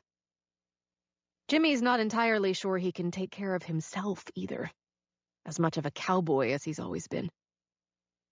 Somewhere out there is an ex-cop good enough to have gotten behind Jimmy, completely cool once he did, not rushing anything or giving away anything until he put the needle in Jimmy's neck, and down went Cuniff. Jimmy didn't get himself checked out afterward, even though he felt like shit for 2 days straight, like he used to feel at the end of a serious bender. He figured it was etorphine or something like it. Whatever it was, it made him feel as if he didn't want to get out of bed. He told no one, certainly not Jane, how he was feeling, just because Jane is always in better shape than a Navy SEAL. Even now, Jimmy still feels a little fuzzy. When he finally does catch up with this guy, which he has promised himself he will or will die trying, he'll owe him one for jabbing him that way. On top of everything else. I used to do what you used to do, the guy said. He didn't mean boxing or writing or owning a bar. So he'd been a cop. Or so he said. Did that mean NYPD? Or does he just know enough about Jimmy to know he's ex-NYPD? During the past week, Jimmy has been calling guys in the department he's still good with, seeing if they can remember ever being on the job with someone who fits this asshat's profile. Someone who might have the balls to kill a district attorney, and maybe a lot more people than him. Maybe this guy was the last person Artie Shore talked to on the phone before he blew his brains out. Maybe if he didn't kill the Carson family, he knew who did.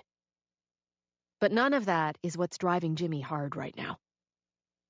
It's that this mutt got inside Jane's house. He was here, the son of a bitch. Even talked about killing her dog. Jimmy thinks he spared the dog the way he spared me. But for how long? The bar is closed by now. A couple of hours, even for the stayers. When Jimmy leaves here in a few minutes, he'll be replaced by Kenny Stanton. Retired now from the NYPD with full disability. Shot in the back by a gangbanger. Recovered enough to walk again, but came out of it hooked on oxy. Clean now for 6 months, he said. And Jimmy believed him. Kenny doesn't sleep much either. Said he'd honestly rather be working a stakeout than pushing drinks, all due respect. Said it reminded him of working the late show when he was still on the job.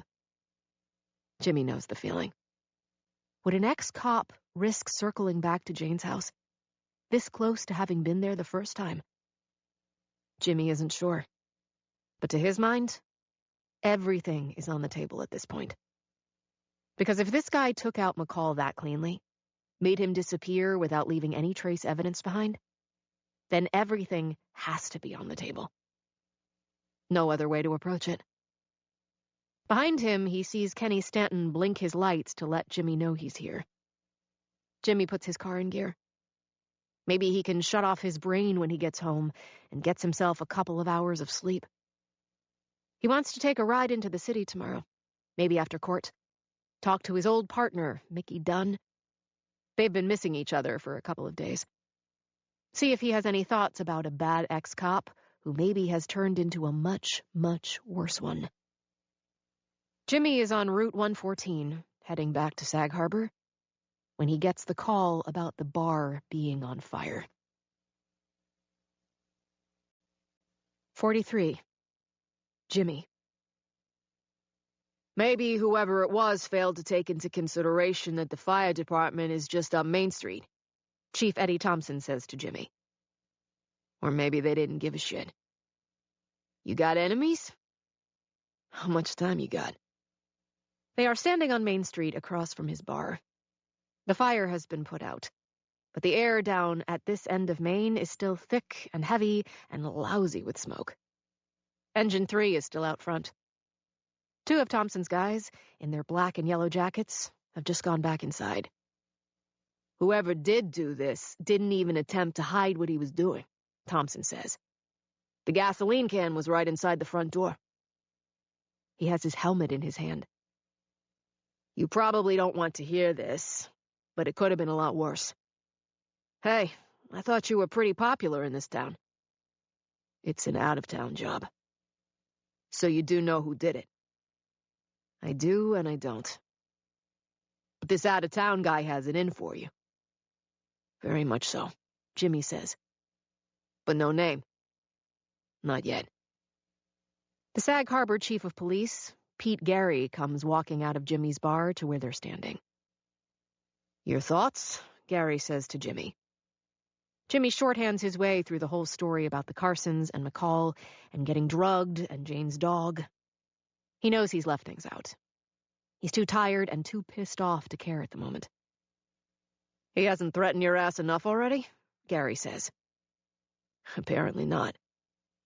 Gary says he'll post somebody in front and back until morning. Not that he thinks it will do much good. Jimmy thanks him and looks around at the street scene as the onlookers, the ones out here in the middle of the night, begin to disperse. Thinking about how many arsonists like to come back and hide in plain sight in the crowd, wanting to watch the show. Mostly men out here. Jimmy does see two young couples, probably having walked down from the high-end condos in what used to be the Belova watch case factory up Division Street. All come to watch somebody try to burn Jimmy to the ground tonight. Jimmy turns back to the bar, having paid no attention to the big guy in the New York Rangers cap, over on the west side of Main, leaning against a wall next to the laundromat over there, where a bookstore used to be. Doesn't notice the guy walking back toward the municipal parking lot, pulling his phone out of his pocket. Jimmy's phone chirps now. Unknown caller. Jimmy knows who it is before the guy starts talking. You're still being a bad boy, Jimmy boy. What is now a familiar voice says. A bad, bad boy. Making calls on me after I told you to stop. I'm going to do more than make calls on you, Jimmy says. I'm going to piss on you after I find you and set you on fire. The guy lets that one go. Hey, Jimmy. That guy you posted outside Jane's house. I hope nothing happened to him while you were rushing over here. And disconnects the call. 44.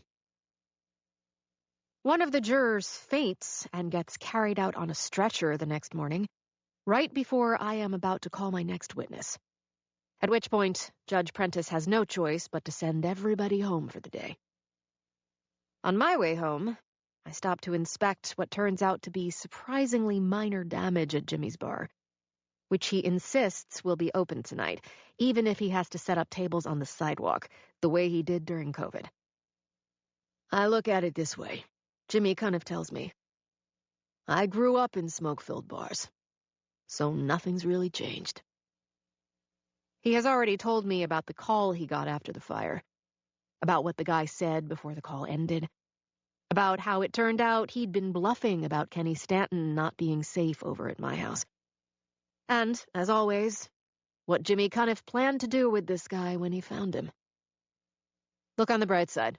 If you do take him out, at least you'll have a good lawyer. By 1 in the afternoon, I am having lunch with my sister, Bridget, at an outdoor table on a beautiful spring day. Bostwick's Chowder House on Highway 27 between Amagansett and Central East Hampton. She's having a salad. I ordered the fried clams platter. Fried food is going to kill you, she says. Wanna bet? I fork a clam and put it on her plate. Bridget laughs and recoils, like I've put a bug on it. Okay, so tell me stuff about the trial I can't read online. She has always been thin, even before cancer. But she looks thinner than the last time we were together, and even paler than usual. She blames her coloring on our late Irish mother every time she has to make another trip to the dermatologist and have something taken off her face. How are you doing, really? I ask my sister. She smiles. Rhetorical question? Maybe just a predictably dumb one. You're not creating an equivalency to the trial, are you, sis?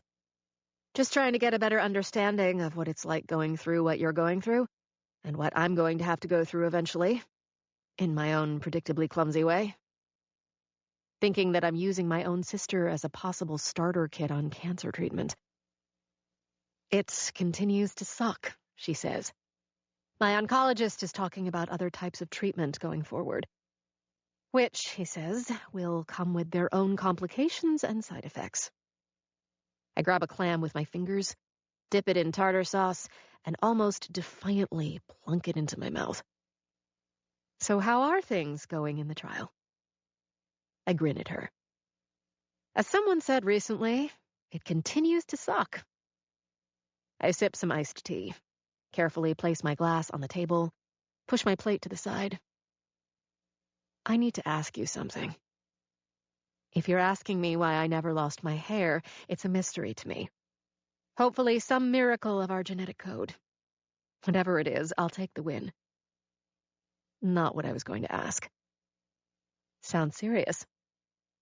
Kind of.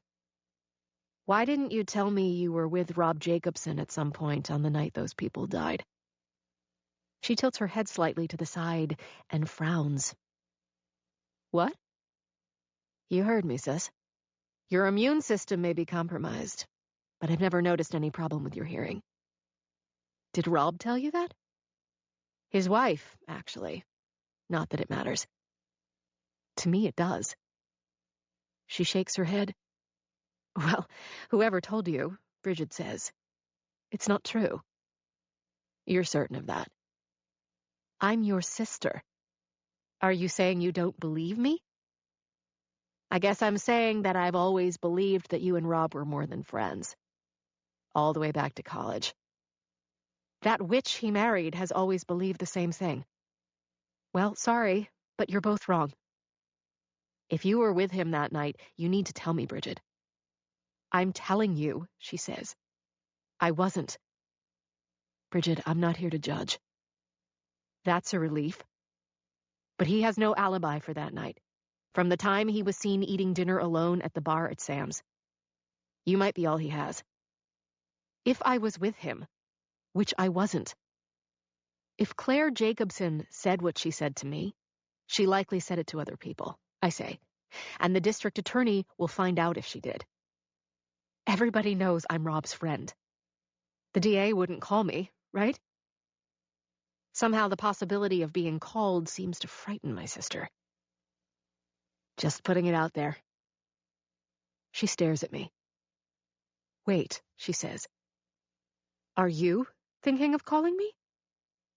Only if you were with him. How many times do I have to tell you I wasn't? Were you with Chris? Her husband, the principal. He was in Maine visiting his parents that week, she says. I was home alone the whole night, doing a binge watch of Succession, as I recall. People often make lies more elaborate than they need to. So you're flat out calling me a liar now, she says. I'm trying to keep the friend you begged me to represent out of a life sentence. By trying to get your sister with cancer to admit something she didn't do. Ah, I say. The cancer card. Frankly, didn't think I'd need it for lunch with my sister, Bridget says. I lean forward, lowering my voice. So I'm not on social media in the next few minutes if somebody here has recognized me. For the last time, I say. Were you with him that night? Am I under oath here? Should I find myself a good lawyer? I try to swallow a sigh, but fail. Doesn't matter. Bridget has always seized on any change of expression with me, on the tone of my voice, even the slightest eye roll. Sorry I'm such a burden to you, she says. I am trying to help you. Really. I wait. You know I understand him better than his wife ever could, right? Well, then you also need to understand he and I can use all the help we can get right now. She stares at me through what becomes an awkwardly long silence. Maybe buying herself more time. So now it's exactly the way it was between us when we were teenagers. And I'd press her for intel on one of her dates and could see her trying to decide how much to tell me. I don't want to be a part of this, she says, staring off. And with that, she starts to cry. She cries silently, tears running down her cheeks, making no effort to wipe them away. The waiter has started for our table, ready to clear our plates. He stops, turns, heads back inside. You have no idea what I'm going through. She's right. I don't. At least not yet. She suddenly pushes back her chair and makes her way between the other tables, on her way to where she's parked her car in the back lot. Good talk. 45. Jimmy rides to court with me the next morning. Judge Prentice having officially been informed that juror number 10 has not, in fact, been staring into the abyss. He is a diabetic. Low blood sugar had gotten him. He spent a couple of hours at the hospital, got released, and informed the court that he would be back in his seat today. Jimmy and I talk a little more about the fire, and the work being done at the bar, and how the Sag Harbor cops don't have a single lead. The only goddamn lead, Jimmy tells me, is sitting next to you. By now, Jimmy has hired a local company that does bug sweeps, trying to find out if our guy got into Jimmy's house as easily as he did mine and planted something that would help him hear Jimmy's phone conversations. They came up with nothing. Came up with nothing at my house, too. They checked Jimmy's car and mine. Nothing. Let's talk about something else before I get the ass all over again, Jimmy says. So we talk about the trial. I ask him if he thinks I should bring back our forensics expert, Marge Florio from John Jay College, as a way of recasting doubt on the physical evidence. My opinion, Jimmy says. Why I'm asking? You'll just bore the jury with that shit and stop all the momentum you got going after the way you bounced that Hennessy around. And I think you already did knock down the evidence pretty good with the East Hampton cop, poor guy. It was like he wasn't ready to be called up to the big leagues. I feel myself grinning at how tense he is. It's because he's in the passenger seat. He doesn't like not being behind the wheel, and likes my driving even less. We both know what our job is right now, he says. Job one, like they say. And not for nothing, Janie. The divider line is not a lane. Front seat driver. I wish, he says.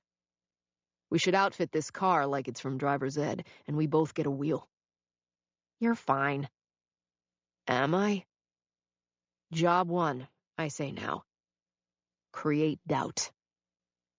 He lets me sit in on his regular poker game sometimes, even though the other guys at the table are much better card players than I am. But some of the principles of poker apply to court. Always have. You want the rest of the table to believe, just by the way you're betting, that you have the cards. Whether you do or not. It's all about plausible doubt. Standing it up as best you can. Make the jury doubt the perfect evidence. The totality of evidence. Make it plausible that Rob Jacobson is right. That he was set up. That someone other than him did it. Someone. Anyone. Even when your client is a perfect ass, and I know I've got one of those. That doesn't mean he did it. Make them look somewhere else. Don't look over here. Look over there. From the shiny object school of law. I tell Jimmy that he's right. Screw the forensics expert. I'm recalling Otis Miller first today, instead of second, and I contact the clerk to inform him of that fact. Jimmy says, "You think Miller could have done it for real?" Could have, sure. Actually did the deed? Nah. You feel bad about making him your straw man? Yeah, I say. But every time I do, I lie down until the feeling passes. There's just something about him. Like he's too eager to be the hero of our drama. So he gets a good smack again today, Jimmy says. I smile. No plausible doubt on that at all. This may not be the time to ask you, Jimmy says. But do you ever think you're going to lose the case? We're about to get off Sunrise Highway. Just to jam him up a little more, I wait until the last second in the left lane, check the mirror, then accelerate across the right lane, and just manage to make exit 65. Hail Mary, he says, full of grace. Do I think about losing? All the time. I grin. Just not today. 46. I am about to get to it with Otis Miller. Get to what Jimmy Cuniff likes to call the juicy. I'm not winning my case today, just trying to put some points on the board. Those scales that Lady Justice holds, they're supposed to be about fairly weighing evidence presented in court. But I've long since come to grips with the fact that I'm no lady, and sometimes only play fair when I've run out of other good options. As we've discussed before, I say to Miller, your issues with post-traumatic stress disorder are a matter of public record, are they not? I thought sharing my story might help people with similar issues, he says. Destigmatize PTSD even more than it is already, and encourage people who need help to get it. Very admirable of you. Do I detect sarcasm? Miller asks. No, sir. Not with an issue like that, and not with someone who served his country as honorably as you did. If that's what you heard, Mr. Miller, I apologize. No need. I keep my distance from him now, standing near the court reporter station. Now, it goes without saying that we're here because my client has been accused of committing a violent crime, I say. Even though it would have to be viewed as a completely random act, as there has been no previous evidence of violence in my client's adult life. But Mr. Hennessy testified that Rob threatened to kill Mitch Gates, didn't he? I want to walk over and kiss him. So he did, I say. Which leads me to a question, Mr. Miller. I'm wondering if your own struggles with PTSD ever caused you to threaten anybody, or to engage in a random act of violence. Objection, Your Honor, Ahern says. Mr. Miller isn't the one on trial for murder here. Ms. Smith's client is. Sustained, Judge Prentice says. If you'll allow me just one more question along this line, I say. Mr. Miller, didn't Mitch Gates tell you one night at the Turnpike Tavern to stay away from his wife? And didn't things escalate enough that the two of you ended up in a fistfight? Objection, Ahern says. Hearsay. Sustained. It's here that Miller surprises me. Wait, Your Honor. I'm happy to answer the question, if that's all right with you. You may answer the question, Judge Prentice says. Otis Miller says, It actually happened pretty much the way Ms. Smith described it, right around last call that night. We were the only two people in there, along with the bartender, who's an old army friend of mine, which is why I stopped by there from time to time. Mitch showed up, pretty well lit, and told me to stay away from his wife. I told him he had it all wrong. He took a swing and missed. I got my arms around him to discourage him from taking another. Cal, the bartender, got him out of there. That was the end of that.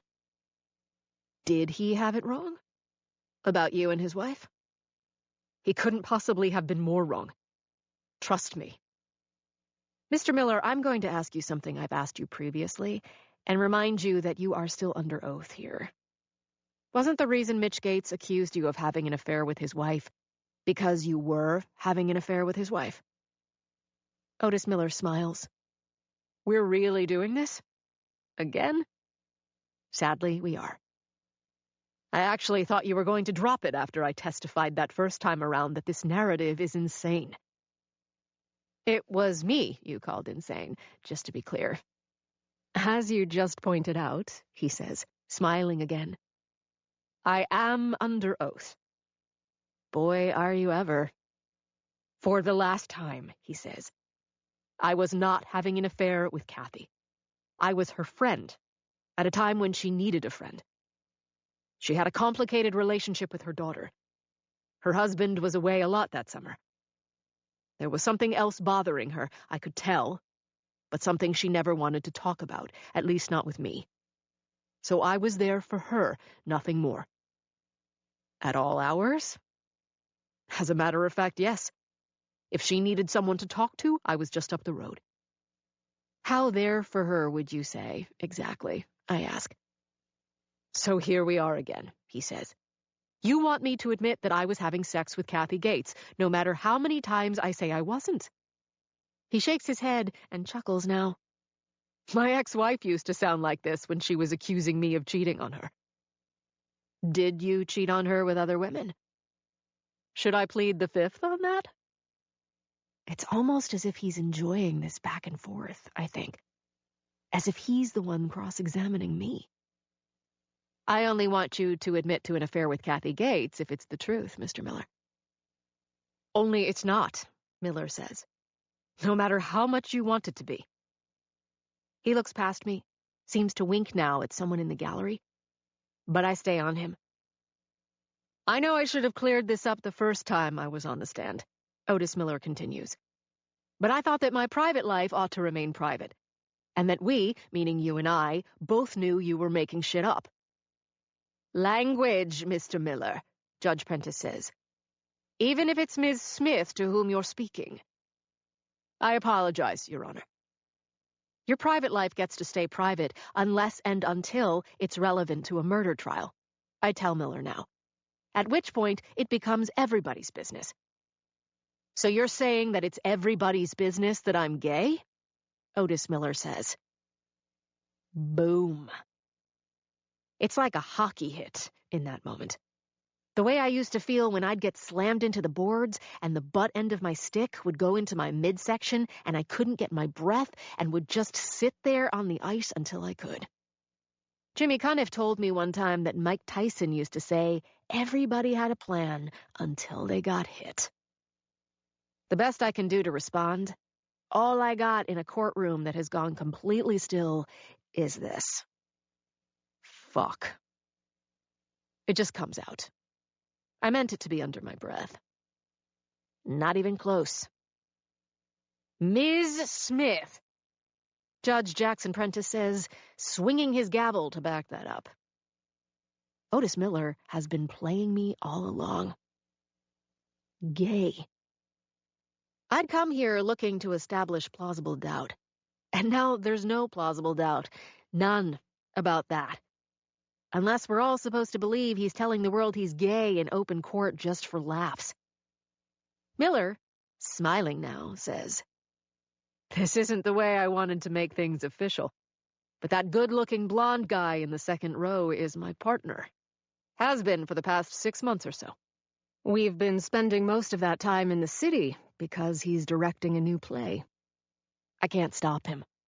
I'd been alone for the past few years when Mitch and Kathy Gates rented their house after a bad breakup. The truth is, Kathy Gates had been helping me get through it. At this point, the good-looking blonde guy offers a small, self-conscious wave as everybody in the room turns to him. And then, I am no longer speaking under my breath in Judge Jackson Prentice III's courtroom. Fuck, fuck, fuck, I say, before the judge is fining me for contempt of court. I deserve it, but not because I've got a dirty mouth. Because I'm the one feeling as if I just got screwed. 47. Jimmy. The judge calls a recess after he hits Jane with contempt for her language. When they're outside, Jimmy apologizes for not knowing about Otis Miller being gay. She says that it sounds like only his partner knows. And maybe Miller's ex-wife, and that neither one of them thought to ask her if her ex likes guys better. Jimmy tries to lighten things up by telling her that Miller and Kevin make a cute couple. She tells him she's in no mood. Jimmy says he can see that. Oh, she says. Now you're a great detective. They both know Jimmy never planned to spend the whole day in court. He's on his way to the city to meet up with his old partner, Mickey Dunn. As curious as Jimmy is to see how he can change the subject and make something out of what turned into a shit day for her, he calls for an Uber, then takes the 3:20 train to Penn Station out of Riverhead. It's for the best, he knows. As much as Jane Smith hates being surprised in court, she hates looking bad. She knows Otis Miller made her look bad. Worse, the guy played her. Had really been playing her all along. Call me with some good news, was the last thing she said to him. Or else. Jimmy has nothing more than his gut to go on that the guy stalking him is ex-NYPD. His gut and his ear. Jimmy is sure he heard Bronx in the guy's voice. People from out of town, Jimmy knows, think all New York accents are the same. But Jimmy knows there is more than one. Brooklyn doesn't sound like Queens. Neither one of those boroughs has ever sounded like the Bronx to him. Or Staten Island. Manhattan? Manhattan is all of them at once. He's settled in a window seat by now. The seat next to him is empty. Always a joy on the LIRR. He smiles.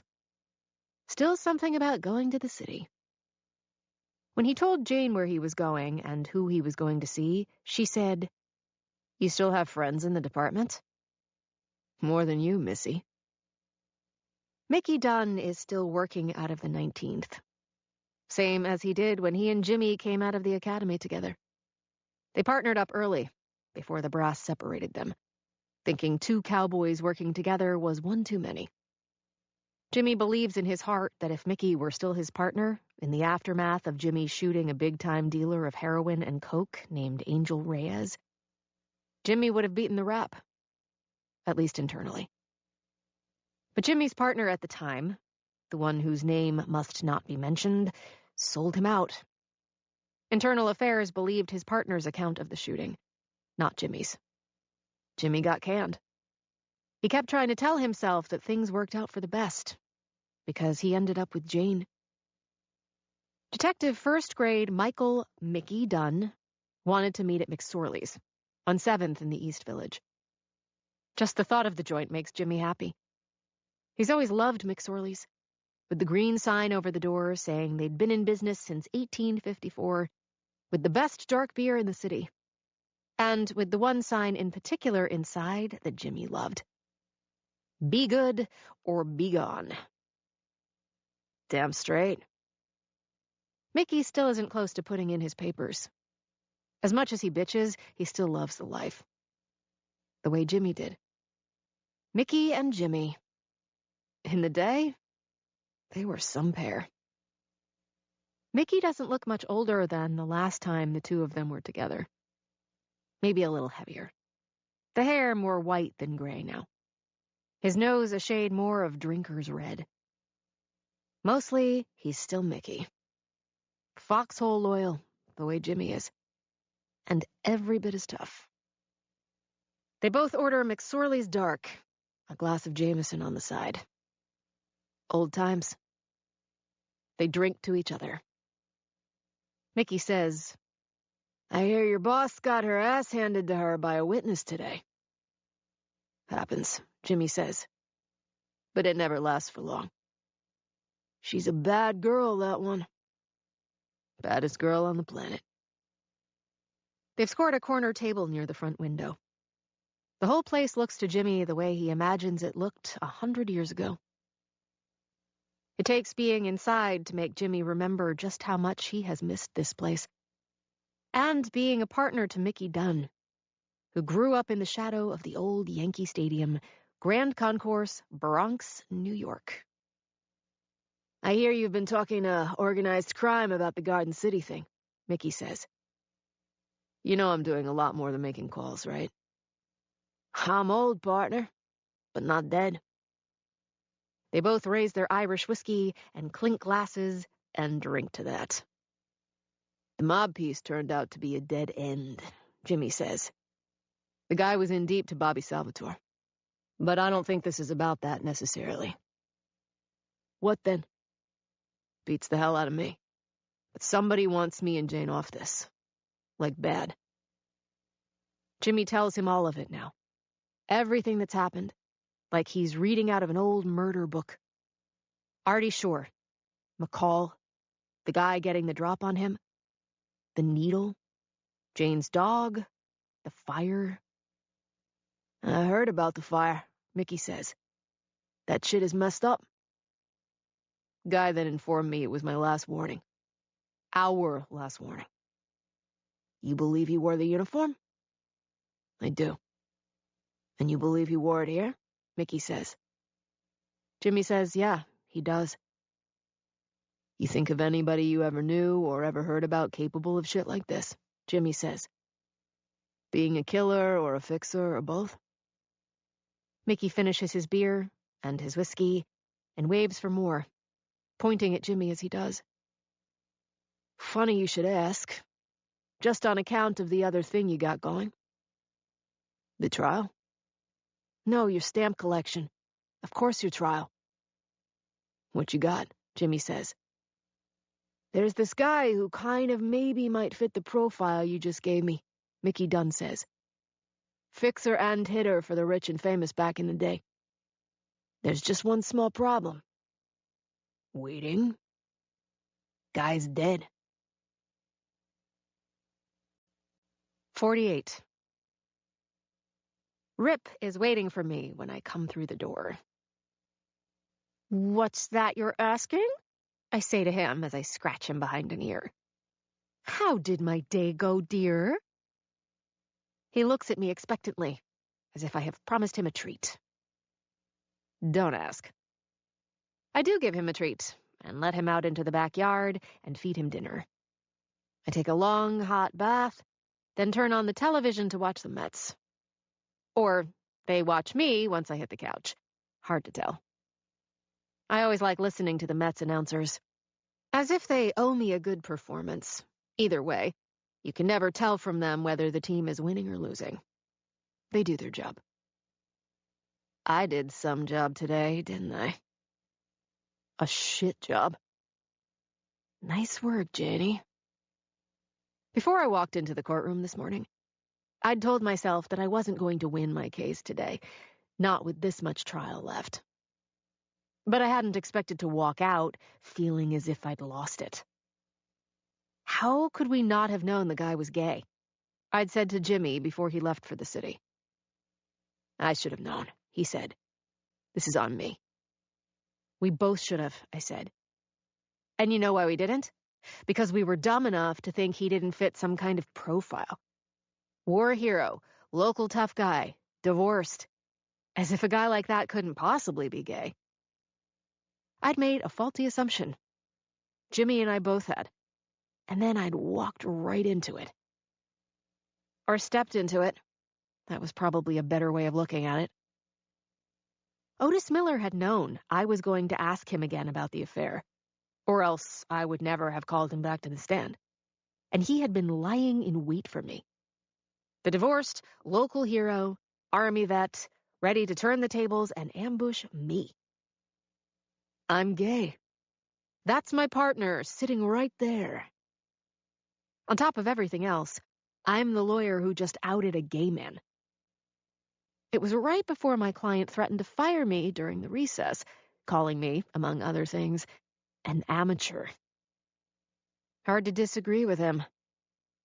Just like that, I'm restless. Need to be in motion. I get up, grab my bag, the car keys still in it. Lock the house, tell Rip I'll be back, go outside, and get into the car. Back it out of the driveway, pull up alongside Kenny Stanton's. I'm going out for a bit. I'd rather you watch the house than stay with me. Jimmy's my boss, Kenny says. I'm supposed to take my orders from him. And I'm his. I thought you cops were bears for chain of command. You sure this'll be okay? I'm sure. Get some rest. Don't think I'm not aware you pulled a double shift tonight. As I drive up the street, I see him move his car closer to the house. Then I make my way back to Abraham's Path and head for the Springs. I haven't called ahead. I really haven't decided for sure that I am even going over there until I have the car in motion. It has been a while, but I remember how to get there without using Waze. The 2-bedroom cottage, purchased 20 years ago before prices got jacked up in the Springs the way they did everywhere else in the Hamptons, is still sitting on a half-acre that backs up to the bay. I'm willing to bet anything that the canoe is still at the same little dock, where the land ends and the water begins. Lights on inside the house. Car in the driveway. First break I've caught all day. I knock on the door, and Dr. Ben Kalinsky opens it. He smiles when he sees me standing there, almost as if telling me that everything is going to be all right before I even say a word. You lost? He asks. There's something I need to tell you. 49. Jimmy. Jimmy shows up at Jane's house at 7 the next morning, with coffee and her favorite donuts from the M&R Deli over by the East Hampton train station. Kenny says you went out and didn't come back till right before dawn, Jimmy says when they're in her kitchen. I went to see a friend. Male or female? None of your business. That means male. You go see the vet? What part of none of your business is eluding you here? She is already dressed for court. And looks good, Jimmy thinks. Tired, but good. Maybe tired from being out so late with Dr. Ben. Jimmy is fine with that, if that's where she was. Ben Kalinsky is good people. And she needs somebody in her life. Anybody, Jimmy thinks sometimes. Jane keeps telling him, when the subject comes up, that she doesn't need a man. Been there, done that, she says. Jimmy thinks she's wrong. Not to complete her, or any of that antiquated bullshit. Just to have something in her life other than her work and a dying dog.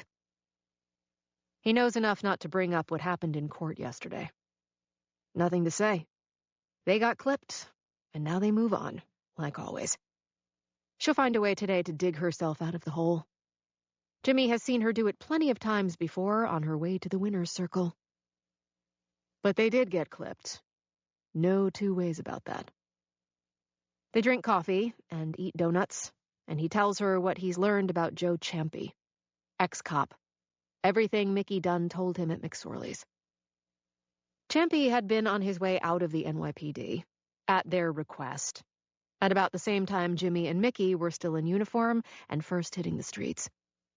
Mickey says now he remembers hearing about him at the time. Jimmy does not. Joe Champy. Great cop. First in Vice, finally undercover. Until he went bad. Always with a reputation, all the way along, of operating well outside the margins. Once he was out of the department, he graduated to doing body work. as a fixer and cleaner and hitter, or so legend had it, for some powerful people in the city. The real estate guy who reimagined Fifth Avenue. One of the guys who used to own the Islanders. The guy, dead now, who used to run one of the biggest limo companies in town. Big stuff and small. Whatever you needed. Sounds like a player, Jane says. Except he didn't play nice. Even before he got with our friend Bobby Salvatore, and ended up being one of your persons of interest in about half a dozen disappearances. Like Greg McCall's. Bingo. What finally happened to him? What happened is that he shocked the shit out of everybody by taking himself out. He goes to McSorley's one night, before they find his car later near the Verrazano Bridge on the Staten Island side. Buys drinks all around, tells everybody they're not going to see him again. He's through being a dirtbag. Only one way to make things right. Leaves a note on the dashboard. Goodbye. His phone is on the front seat. Becomes a missing person, presumed dead. Eyewitnesses talk about what they heard at McSorley's. Note in his own hand. Jane looks at her watch. I need to get to court.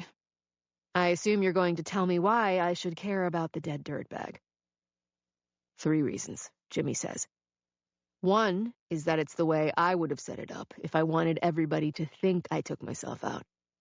2 is that he happens to fit the profile of the dirtbag I'm looking for to a T.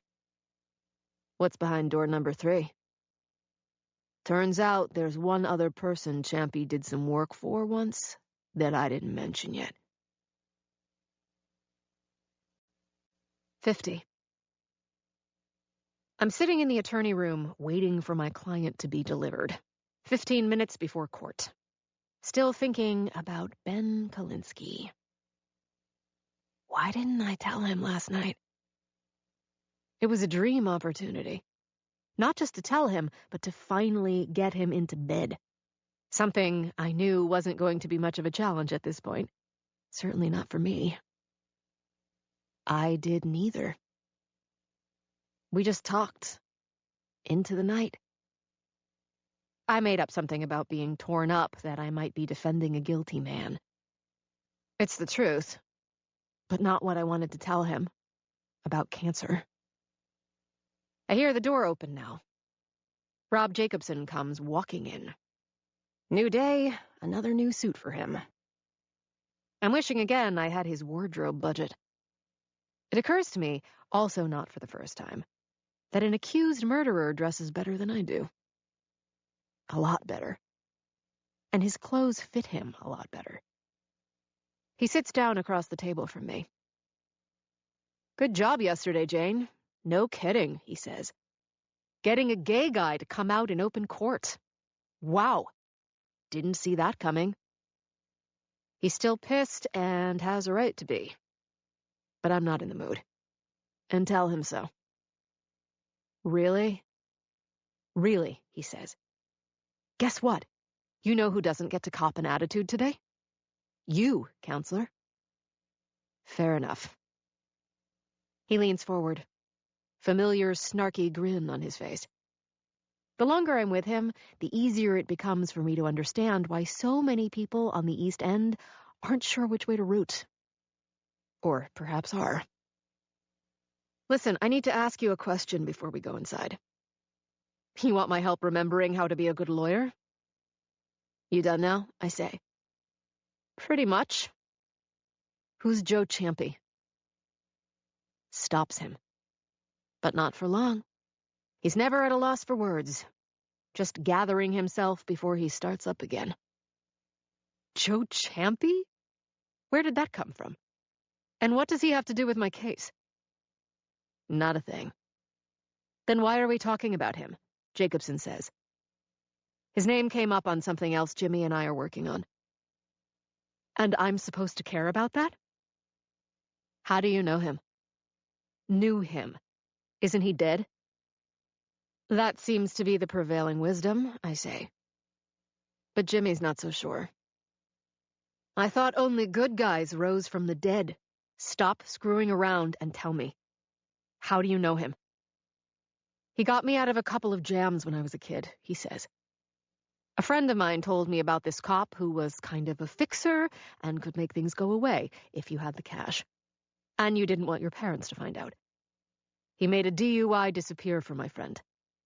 Did the same for me, even though it cost a shitload of money. And that was it? Pretty much, other than a few odd jobs here and there, Jacobson says. Until you brought him up just now, I haven't thought about him in years. Why do I think you're lying? Your problem, counselor, not mine. Aren't you interested in how his name came up? There's a knock on the door. The clerk pokes his head in, points at his watch. Does it help me get acquitted? Unlikely. Then stop wasting my time with things that have nothing to do with me, or this case, he says. And be the kind of goddamn fixer I'm paying you a lot of money to be. He stands. At least Joe Champy got shit done. 51. Jimmy. Jimmy keeps telling himself that he's spending too much time and energy chasing a ghost. That he should get off Champy. That all he's going on with Champy is his gut. But his gut, which has rarely failed him, won't allow it. Keeps telling him, shouting at him sometimes, that Champy is still alive, and that he's the one who made Greg McCall go away. And if he didn't have something to do with the murders of the Carsons of Garden City, he might know who did. He's thinking about McCall and the Carsons again tonight, sitting in the front seat of his car, telling himself again that being overly cautious is never a waste of time, especially when the job is keeping Jane safe. He knows what Jacobson told Jane about Champy before court today, how their paths crossed a few times in the past. And maybe, Jimmy thinks, that's all there is. Maybe coincidence isn't always the load of crap that he believes it is. Who knows what Jacobson, even as a kid, might have paid Champy to make problems go away. Or what his old man might have paid when he was still around. Mickey Dunn said Champy didn't come cheap, even when he was still on the job. That his prices just went up when he started freelancing. The guy sounds to Jimmy like that fixer on television, Ray Donovan. Except Jimmy watched the show a few times, and the character, he can't remember the name of the actor who plays him, does have some redeeming qualities. By all accounts, Champy had absolutely none. Put it this way, Mickey said. If Champy is still alive, I'm shocked he didn't kill her dog. Jimmy is back in front of Jane's house, waiting for Kenny to come relieve him for the really late shift tonight. He has his laptop with him, using his phone as a hotspot rather than hijack some neighbor's Wi-Fi. Trying to get back to work on the Jacobson case, refocus himself on that. Reading back on the guy again, looking for something or anything that might help Jane out. Still searching for something or anything that will convince her and Jimmy both that the guy didn't do it. The trial is starting to grind her down. Jimmy can see it. She even admitted to him today that she's tired. The first time she's ever admitted that. Jane keeps saying that the evidence against Jacobson is too perfect. Jimmy doesn't want to debate the point with her, because he knows how much she wants him to be innocent. As much of a royal pain in the ass as he is. Maybe needs him to be innocent so she can live with herself. But maybe the evidence is perfect because it's real. Because the guy did it. Killed those people. Father, mother, daughter. In cold blood. So he Googles Rob Jacobson again, taking another trip down memory lane, and is about to switch search engines when the first bullet shatters the passenger window. 52. I'm wide awake at 3 a.m, unable to sleep again. Still reading over today's testimony from my forensics expert, having just let rip out and then back in again, when I hear the first shot. I'm in sweatpants and a t-shirt, my sneakers still on from being in the yard, as I grab the gun from the table in the hall and head for the front door. I hear the second shot then, from up the block, from where either Jimmy's car is or Kenny's. I don't know if Jimmy has been relieved yet. I'm out the door, staying low as I move along the front of my house, cutting across Marty Getchell's front lawn, then sprinting for the street. It's Jimmy's car. I manage to exhale when I see him sitting next to the driver's side door, the window on the passenger side gone. He's holding his hand to his right shoulder. I see the blood on his white t-shirt starting to spread. Shit. At the same time, I look to my right and see a figure running toward Abraham's path. You're hit, I say. I'm all right, through and through. Call 911. Already did. I'm going after him, I say. He reaches up, grabs my arm with his left hand. No, you're not. I can't cover you. I take his hand and press it against his shoulder. Yes, this might be our one shot at him. And the asshole just shot you. Lights are coming on in the neighborhood as I start running hard after him. Glock pressed to my chest the way Jimmy taught me. Thinking this is a different kind of biathlon now. Just with real bullets this time. Bigger stakes. I can hear my father's voice. My father, the Marine, telling me to attack now. You back up in any kind of fight, you've already lost it. The guy, I assume it's a guy, makes a right onto Abraham's path, heading for the railroad tracks. Still too far away for me to get off a good shot at him. I'm worried that if I do start shooting, somebody else who can't sleep might be out for a late-night stroll and walk right into the crossfire. I'm running easily, though, and feeling as if I'm making up ground, the guy still visible up ahead. No cancer tonight. He makes a right when he gets to the other side of the tracks. I get a better look at him now, silhouetted against the night sky, running past the horse farm I know is to his left. Big guy. Did Jimmy say Champy was big? I'm ready if he stops and turns and takes a shot at me. He does not. Not yet, anyway. He's starting to slow. I'm not. Both of us running on gravel now. Me on one side of the tracks, him on the other. I hear the blast of the train whistle. Eastbound train in the night. I love the sound of that train, even when it wakes me up sometimes. Just not tonight. I see the headlights. The lights distract me enough, briefly blind me enough, that I stumble on the gravel, putting my free hand down to keep myself from falling. The train is getting closer. I feel as if there is a spotlight on me now, on both of us. I look up the tracks. He has what looks to be a blue ball cap pulled down tight over his eyes. I start to raise my gun. Too late. His is already up. 2 hands on it, classic shooting pose. Clear shot. I think, good Christ, is this the way I go out?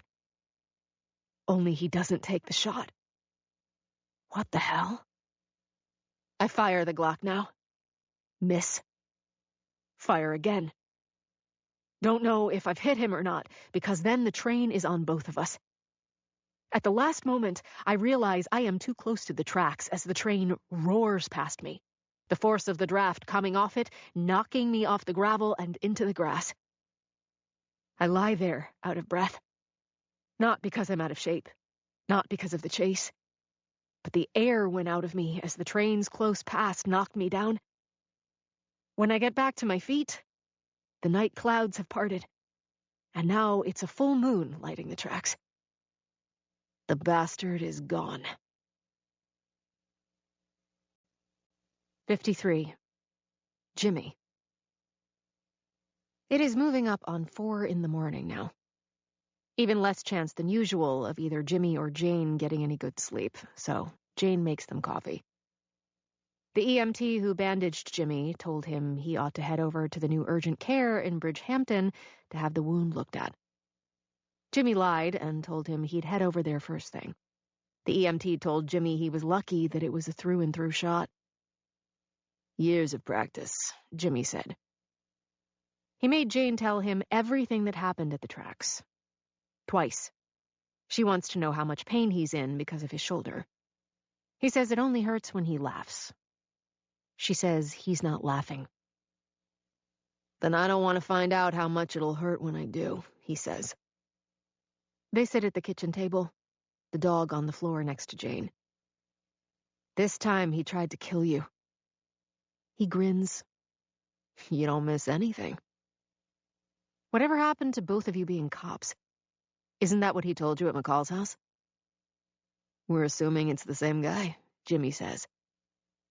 Jane tilts her head, an amused look on her face. Come on, man. So the state of play has changed. Maybe because he knows I know who he is. And knows I'm coming for his ass. Has to be Champy. Yes, ma'am. I've told you before to never ma'am me. Withdrawn. He drinks some of Jane's coffee. He had a clear kill shot at me, Jane says. Didn't take it. She looks at his shoulder. He refused the EMT's offer of a sling. Why are you suddenly expendable and I'm not? Jane asks. Beats the shit out of me. Damn. I was afraid of that. 54. Somehow, even as jazzed as I am on caffeine and adrenaline, I managed to get a couple of hours of sleep after Jimmy leaves. Good thing, because I have a big morning coming up in court. My surprise witness. One I need, don't just want. One I need at this point in the proceedings. When I'm fully awake again, a few minutes before 6, I take Rip in the car with me and drive to Indian Wells Beach, and we go for a walk. Not a long one. He's not up to that yet. Or running, even though he's getting stronger by the day. When we come back, I feed him, drink more coffee, then fix myself a huge plate of scrambled eggs and bacon. Joke of it all? My cholesterol levels are perfect. Dream numbers across the board. What a lucky girl am I.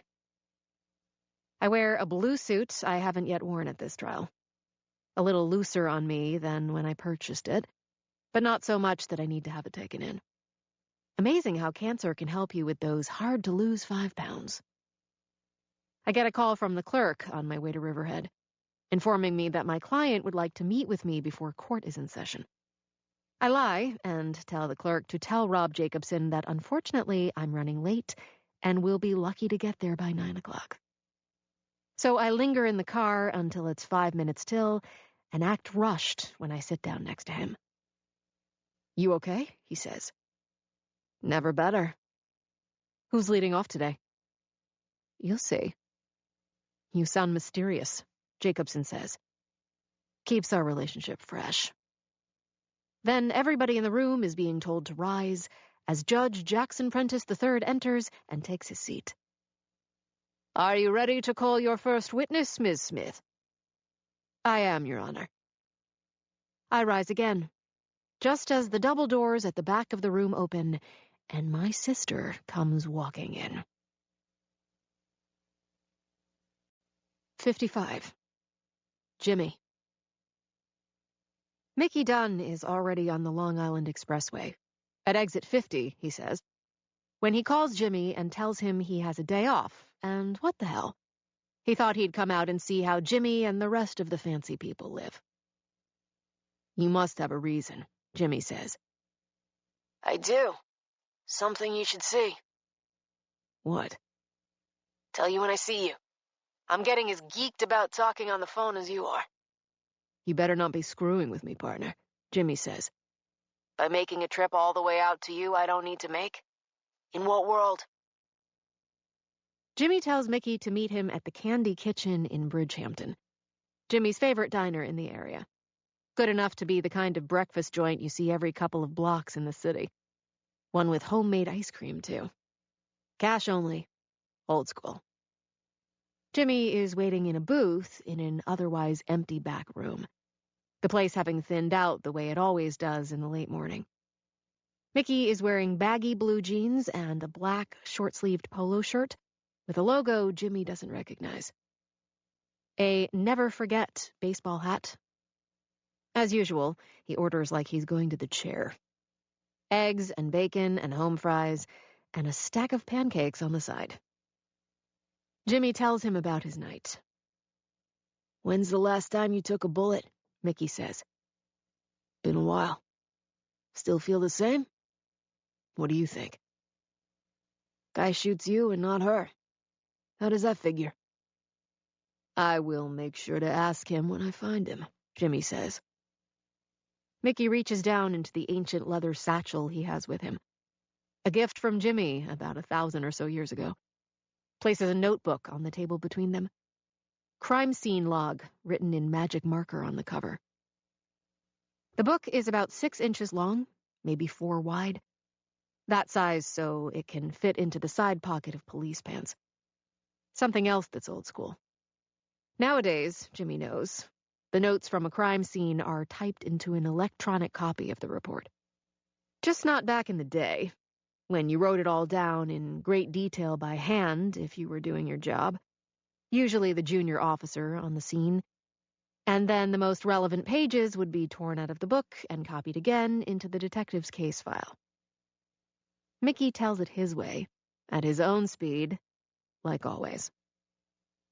"Charlie Culligan was the junior officer on the day in question," he says. "The senior guy was Ernie Gottlieb, now deceased. They're the ones who caught the case." Jimmy opens the notebook. Mickey taps the page with a stubby finger, the name he wants Jimmy to see clearly written at the bottom. "As luck would have it, I ran into Charlie the other day. He's about 6 months from putting in his papers. I told him I was with you, what you got going. Not just the thing with the trial, but the other thing. And he tells me about this." The name at the bottom of the page is Joe Champy's. "What was he doing there?" "That's the part that jogged Charlie's memory," Mickey says. "The weird part of the piece. Champy was assigned to Queens that day.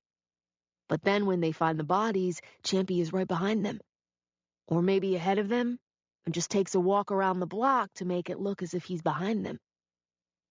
Mickey taps the crime scene log again. "You don't have to read the rest of it. All the shit about the medical examiner and the need to know from other people in the building and what the kid said." He slathers the pancakes with syrup and cuts into them as he keeps talking. "There's just the one mention of the guy. Charlie Culligan says Champy told him he was on his way over to the Queensboro when he heard the call and turned his car around because he said it sounded like fun." "Fun," Jimmy says. "Just telling you what Charlie remembers him saying." Jimmy quickly leafs through the rest of the book now, closes it finally, looks over at Mickey Dunn. "So it must have slipped his mind that Champy showed up at his apartment the day his old man shot that girl and then shot himself," Jimmy says. "Imagine that," Mickey Dunn says. 56. Kevin Ahern has finally stopped objecting, both from his table and then in front of Judge Prentice, about having had no prior notice that I was calling Bridget. I tell him she didn't decide until this morning, which isn't entirely true. It was last night. Close enough.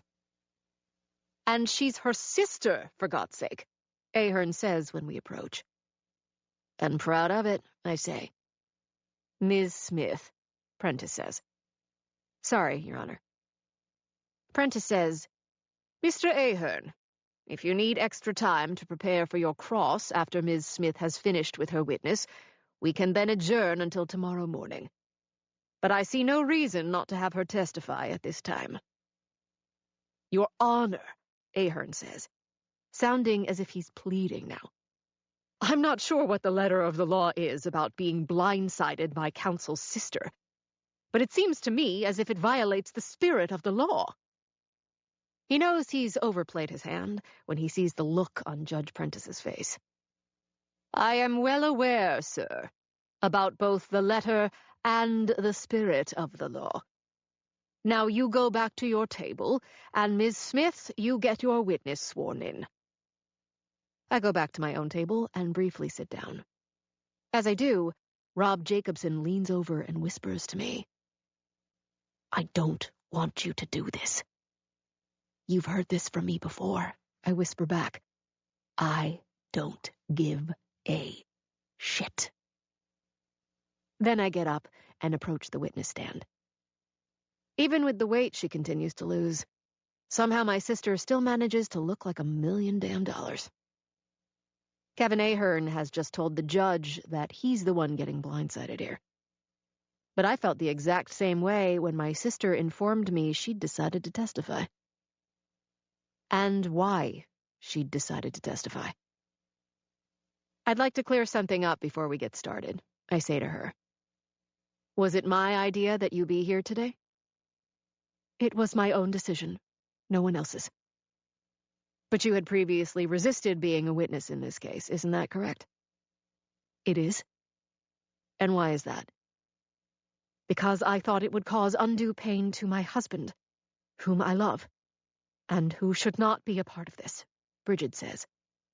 "But you changed your mind because you felt it was your obligation to give the testimony you're about to give." "Objection," Ahern says. "Miss Smith isn't questioning her sister.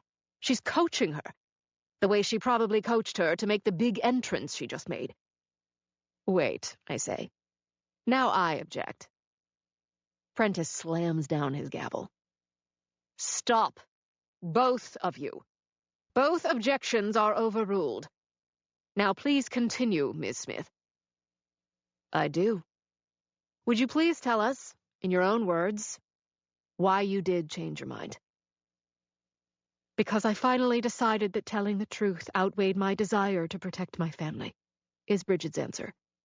"And that my husband and I have a marriage strong enough to survive any embarrassment my appearance here today might cause us." "And what is the truth, Bridget?" It seems silly to call her by her married name. "Rob and I were together that night." I think about the story she told that day at Bostwick's, the opposite of the one she's just now told under oath. "She's lying," I hear from behind me. Just not from the district attorney. From my client. 57. The room is gripped by a brief, stunned silence. Starting with me.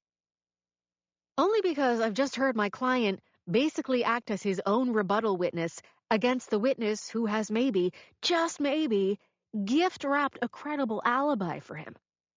Or at least given him one that the jury has to consider. When I look over at Kevin Ahern, even he appears speechless.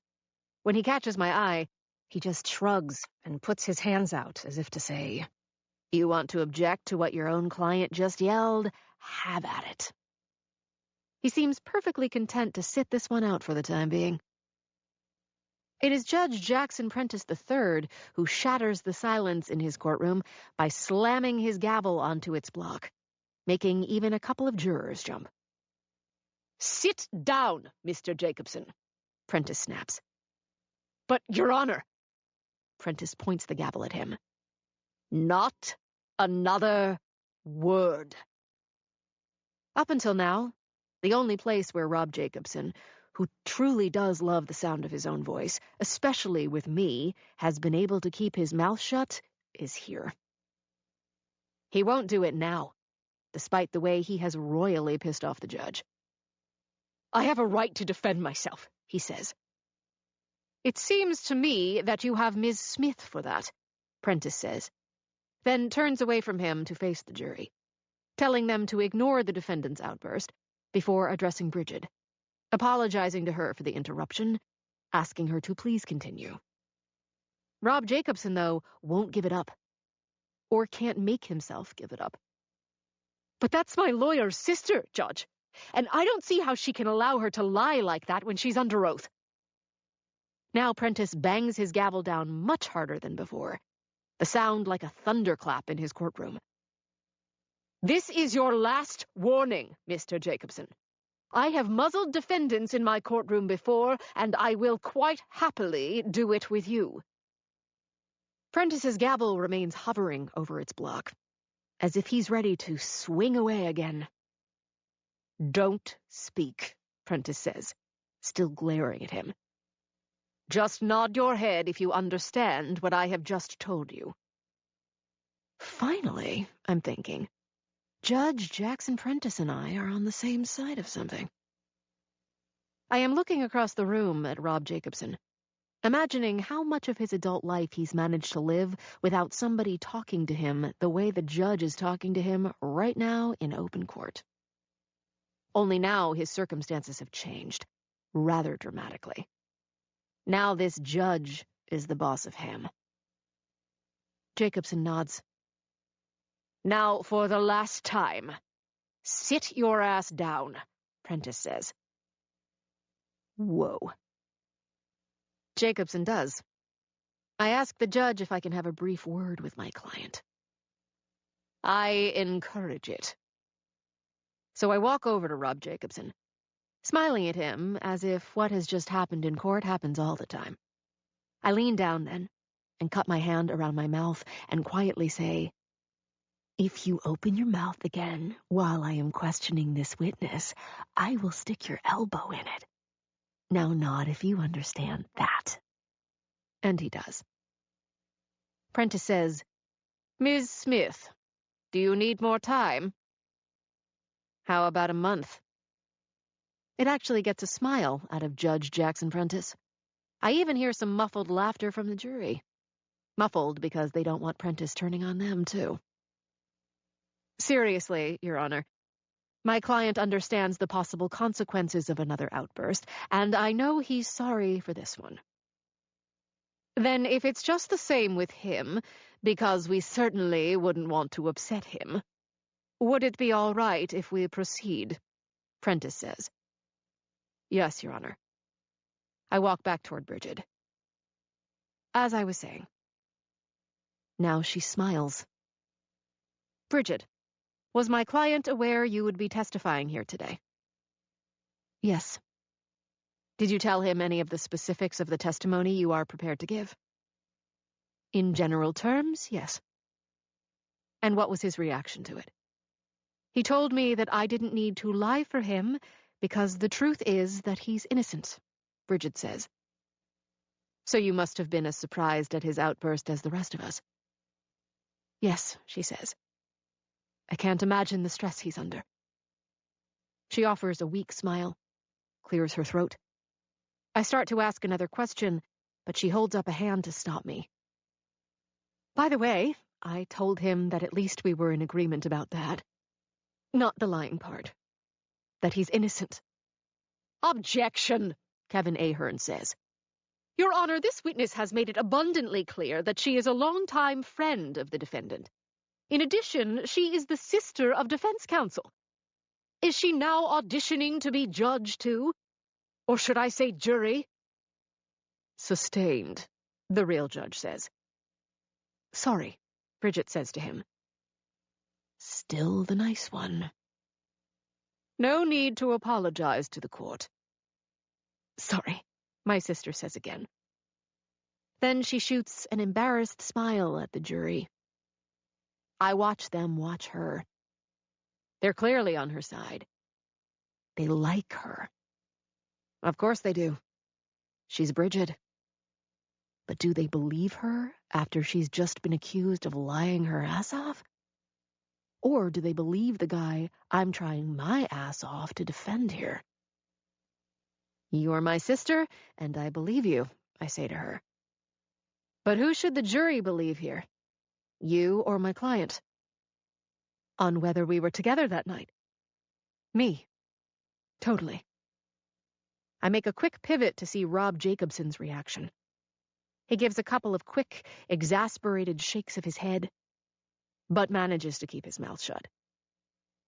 I hesitate, giving myself one last chance not to break the promise to my sister I'm about to break. About to go where I swore up and down that I wouldn't. Everybody lies. Bridget, Are you in love with Rob Jacobson? She hesitates now, just long enough to shoot me a look I've been getting from her my whole life, all the way back to the dinner table, when I'd tell my parents something she thought had been a secret between us girls, about boys or school or anything. She looks down at her hands and then back at me and says, I love him as a friend. Isn't it more than that, Bridget? Isn't that why you're really here today? This jury does like her. And she might be as much of a character witness for my no-character client as he's going to get. I have to take this all away. No, she says in a small voice. Isn't it true that the real reason you have been reluctant to testify up until today isn't just because the two of you were together that night, but the way you were together? In the next moment, I hear the angry scrape of a chair behind me, right before the chair is crashing to the floor behind Rob Jacobson, who is jumping to his feet again. It turns out Judge Jackson Prentice doesn't need to gavel him back down this time. Because Prentice watches now, as everybody else does, as my client, red-faced, mouth opening and closing, but no words coming out of it, grabs his chest with his right hand before he pitches forward onto the table in front of him, spins off it, and ends up face down on the courtroom floor. I look past him and see Claire Jacobson standing expressionless in front of the courtroom doors, making no move to come to her husband's aid. As I do move toward him, Bridget is already out of her chair and brushing past me, slowing down just enough to get close to my ear and say, I hate you. 58. Jimmy. They rushed Jacobson to Peconic Bay Medical Center by ambulance, alone with the EMTs, his wife nowhere to be found, for observation, and to make sure he hadn't had a heart attack. Apparently, the bastard suffered one 5 years earlier. So he ended up there, Jane telling Jimmy on the phone that he was going to spend the night. There would, she said, be a cop posted at his door, though for the life of him, Jimmy kind of couldn't understand why. Where is the guy going? He doesn't want to run. Shit, it's like he's running toward the spotlight. Jacobson wants this trial. Seems to be almost reveling in the goddamn thing. He's done everything except hire a skywriter to tell the whole world he didn't do it, that he's going to be vindicated in the end. Now today, he called Jane's sister a liar before he did a faceplant in front of God and Judge Jackson Prentice, as if he doesn't even need her to give him an alibi for the night of the murders. When Jane gets back home from the hospital, there will be a car from the East Hampton police out in front of her house, the way there has been since the night Jimmy got shot there. Ahern actually arranged it.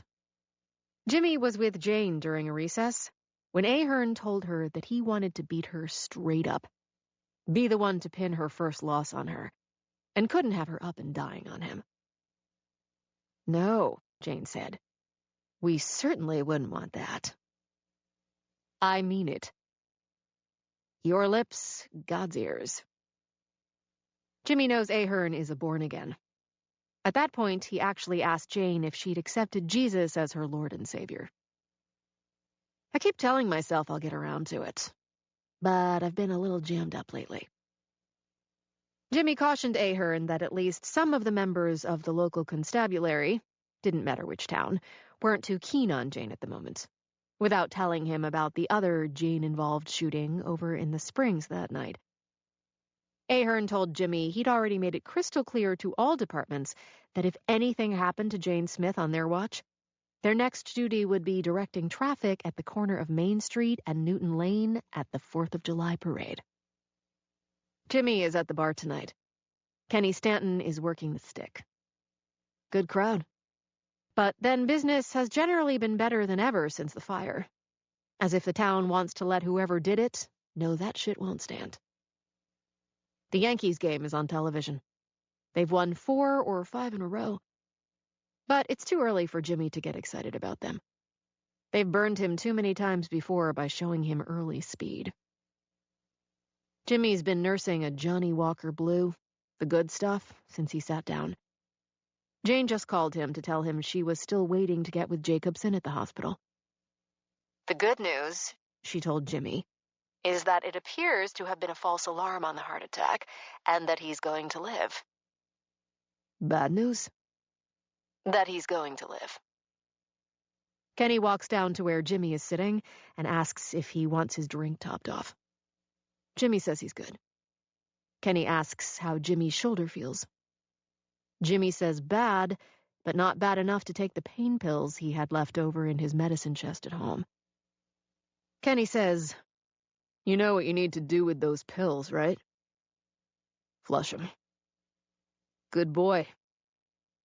Kenny stands there, arms crossed, grinning at Jimmy. What? I know that look by now is all. What look?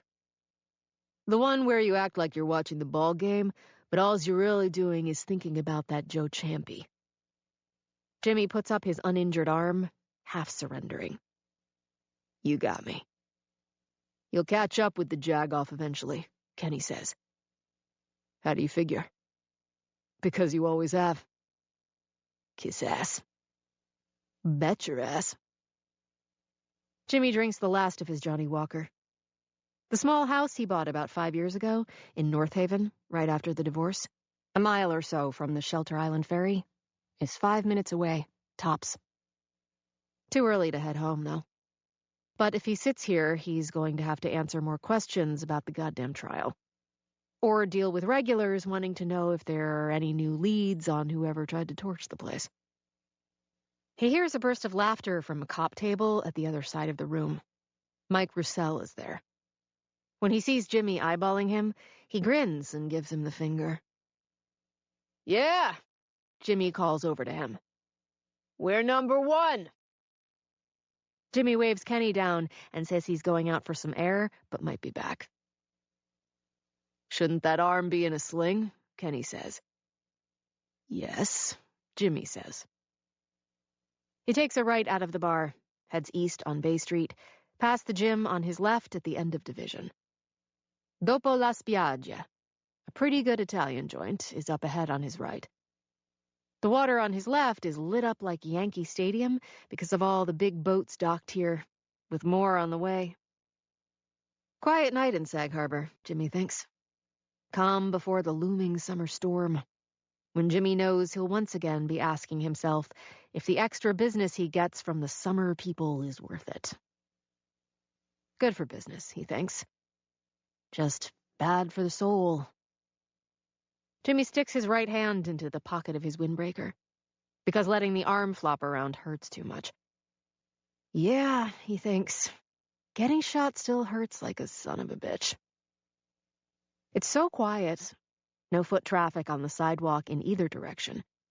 It reminds him of winter, the time of year he likes the best out here.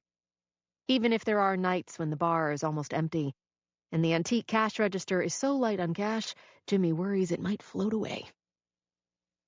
Jimmy Cuniff is so lost in thought that he never hears the guy coming, never sees the punch that catches him flush on the right side of his face, spins him around, and puts him down on the bad shoulder.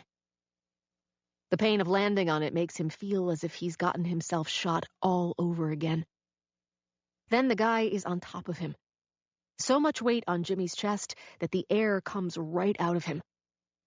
Jimmy's thinking the guy must know about the shoulder somehow, because he grinds it into the sidewalk with one hand while he keeps punching Jimmy in the head with the other. Nothing for Jimmy to do but take it, until he feels himself about to go out. Another feeling you don't forget. Somebody trying to punch your lights out. 59. Rob Jacobson has been given a spectacular private room. It turns out he's an annual donor to just about every hospital from Manorville to Montauk. Who says crime, even alleged crime, doesn't pay? Jacobson isn't cuffed to the bed, as I thought he might be. Just attached to a heart monitor instead. He told the EMTs that he knew from experience what a heart attack feels like, and was sure he was having another one. It turned out, after a battery of tests, that he was not. They have him spending the night in the hospital as a precaution anyway. The judge has already called off further testimony until Monday. "This'll be the best night's sleep I've had in months," he says. "Prison bed is the worst I've had since Duke. And Jesus, the stuff you hear in jail all night long, it sounds like a zoo." "That's fascinating, Rob. No kidding. Why am I here?" "I was halfway home when I got the call from his hospital bed that he needed to see me tonight, that it couldn't wait. I turned the car around and sat a couple of hours in the waiting room until the doctors were completely finished with him. Now, here I am. Jimmy is constantly reminding me how much the man is paying us, and that means we have to eat some shit along the way. Just to be clear," he says, "everything I say to you is protected by lawyer-client privilege, right? Even in the hospital?" "It is. You can't repeat any of it, not even to your sister, correct?" "Not if you don't want me to. You don't have a lot of rights at the present time, but that happens to be one of them." "Okay then," he says. "Everything I tell you in this room stays between the two of us.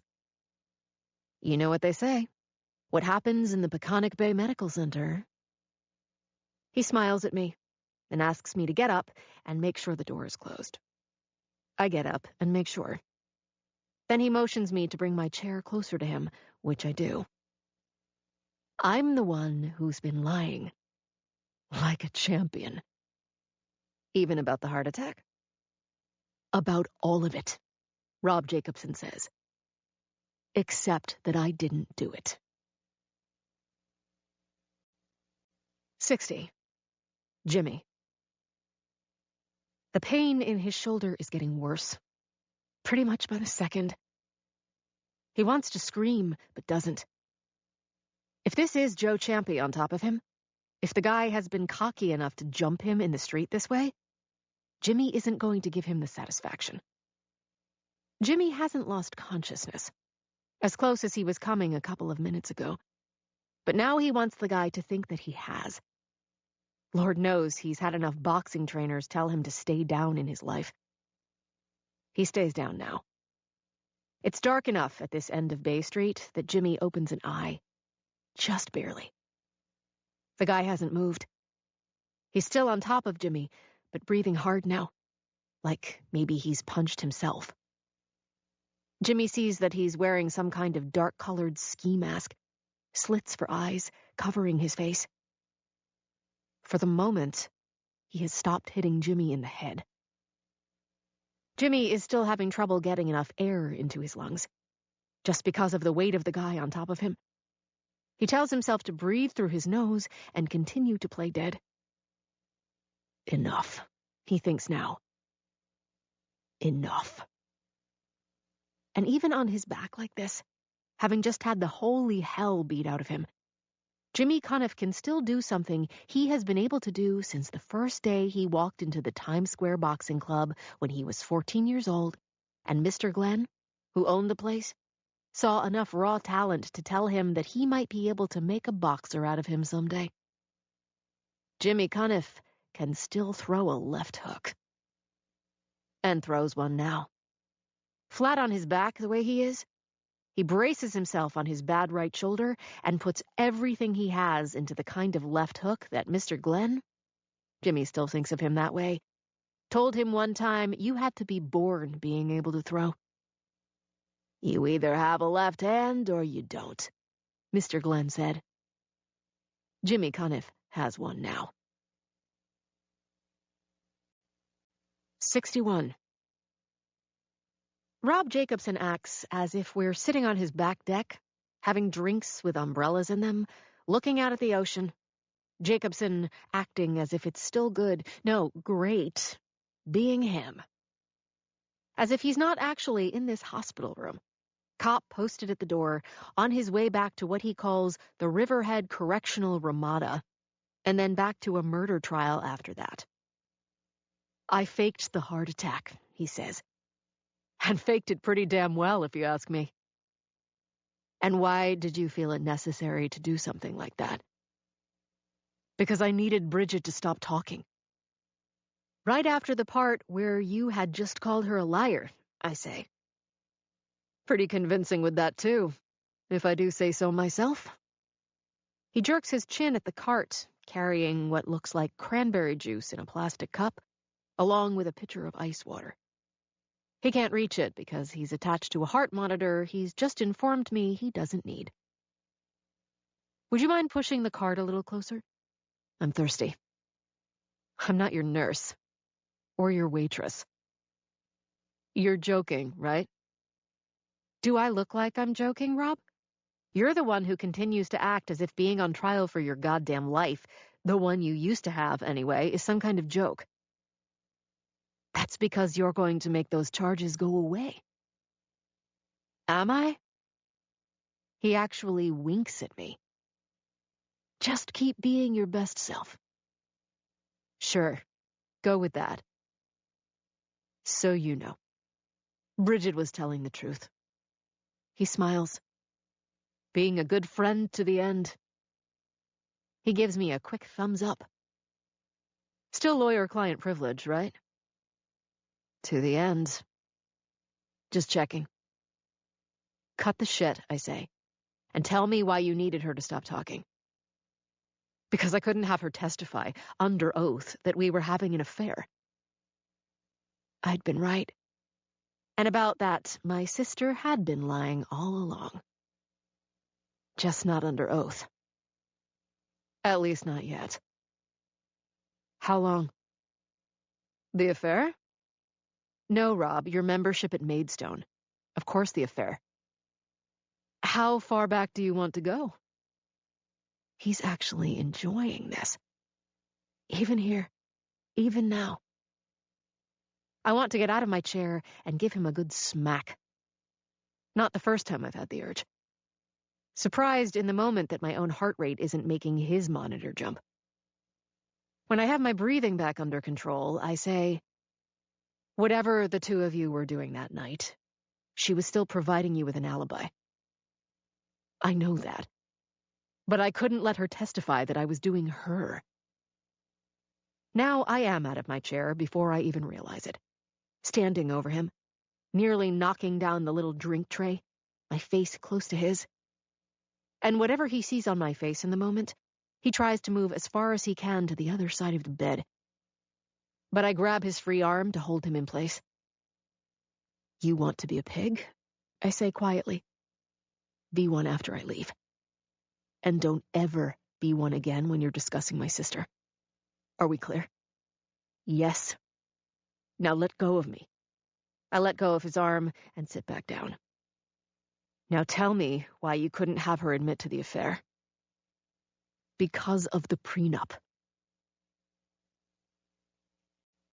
62. Jimmy. The punch, even thrown with his left hand, sends another hot current of pain all the way to his wounded shoulder.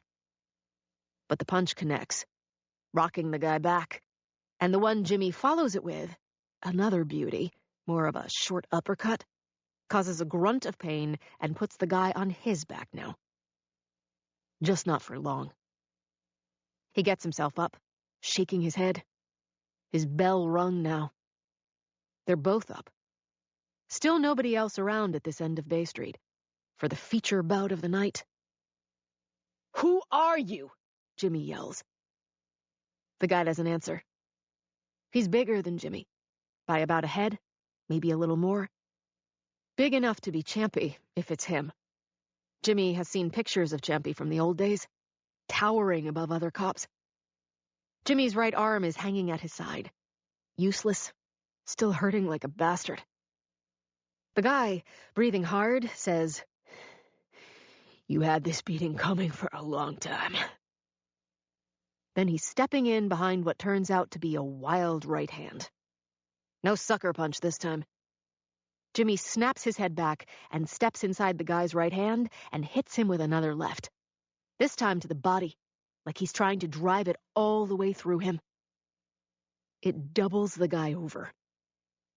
If it is Champy, Jimmy thinks, why the hell doesn't he just shoot me if there's nobody around? As he tries to come back at Jimmy again, Jimmy gives himself enough room, the slide step he learned in the Times Square Club, moving away enough to throw another uppercut, this one connecting with the guy's chin.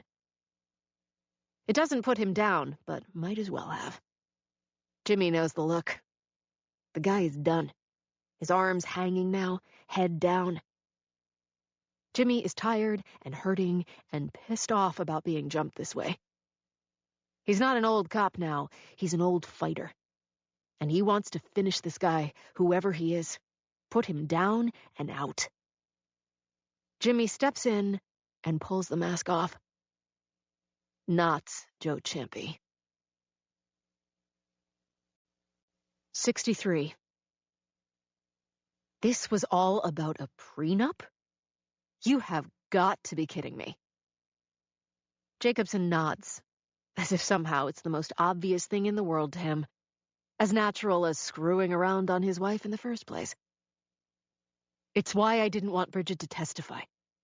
She thinks she's helping me. She thinks she's doing the right thing. For her, maybe. Not for me. I just let him go. As always, he loves the sound of his own voice. If Claire can prove infidelity, it voids the prenup. And then the laws of the good old state of New York kick in. And you know what that means? Those laws kick me right in the balls. She gets half. As she folds that prenup into a paper airplane. Rob, help me out here. How the fuck do you plan on using the half that you'll get to keep when you're spending the rest of your life as a guest of the goddamn state? He smiles. Because I've got you, Jane, he says. Because maybe now you'll start believing me when I tell you that Claire is the one with the motive here, if she can pin this on me. She wants me in prison. It's not enough for her to get the money. She wants it all. I look at the heart monitor for some reason and wonder idly how he'd do with a lie detector. You want to know the truth? It would be a nice change of pace, you have to admit. I really always have believed she's behind this. I say, you've made that clear on more than one occasion. Think about it. You've said it yourself, even before you knew about the prenup. She gets rid of me. She replaces me with my pal Gus. Gus basically gets my business. Like a merger and goddamn acquisition. They win, I lose. Then he says, she called a little while ago, by the way. Claire. To check in on you? To tell me she's leaving. And going where? The way she described it, it's someplace where this trial can't find her. He waggles a finger at me and smiles. But I don't need her. Because you have me. Bingo. I lean back in my chair now, put my head back, close my eyes, wondering just how quickly I can get to Jimmy Cuniff's bar. Everything today was about a prenup, I say, really talking to myself.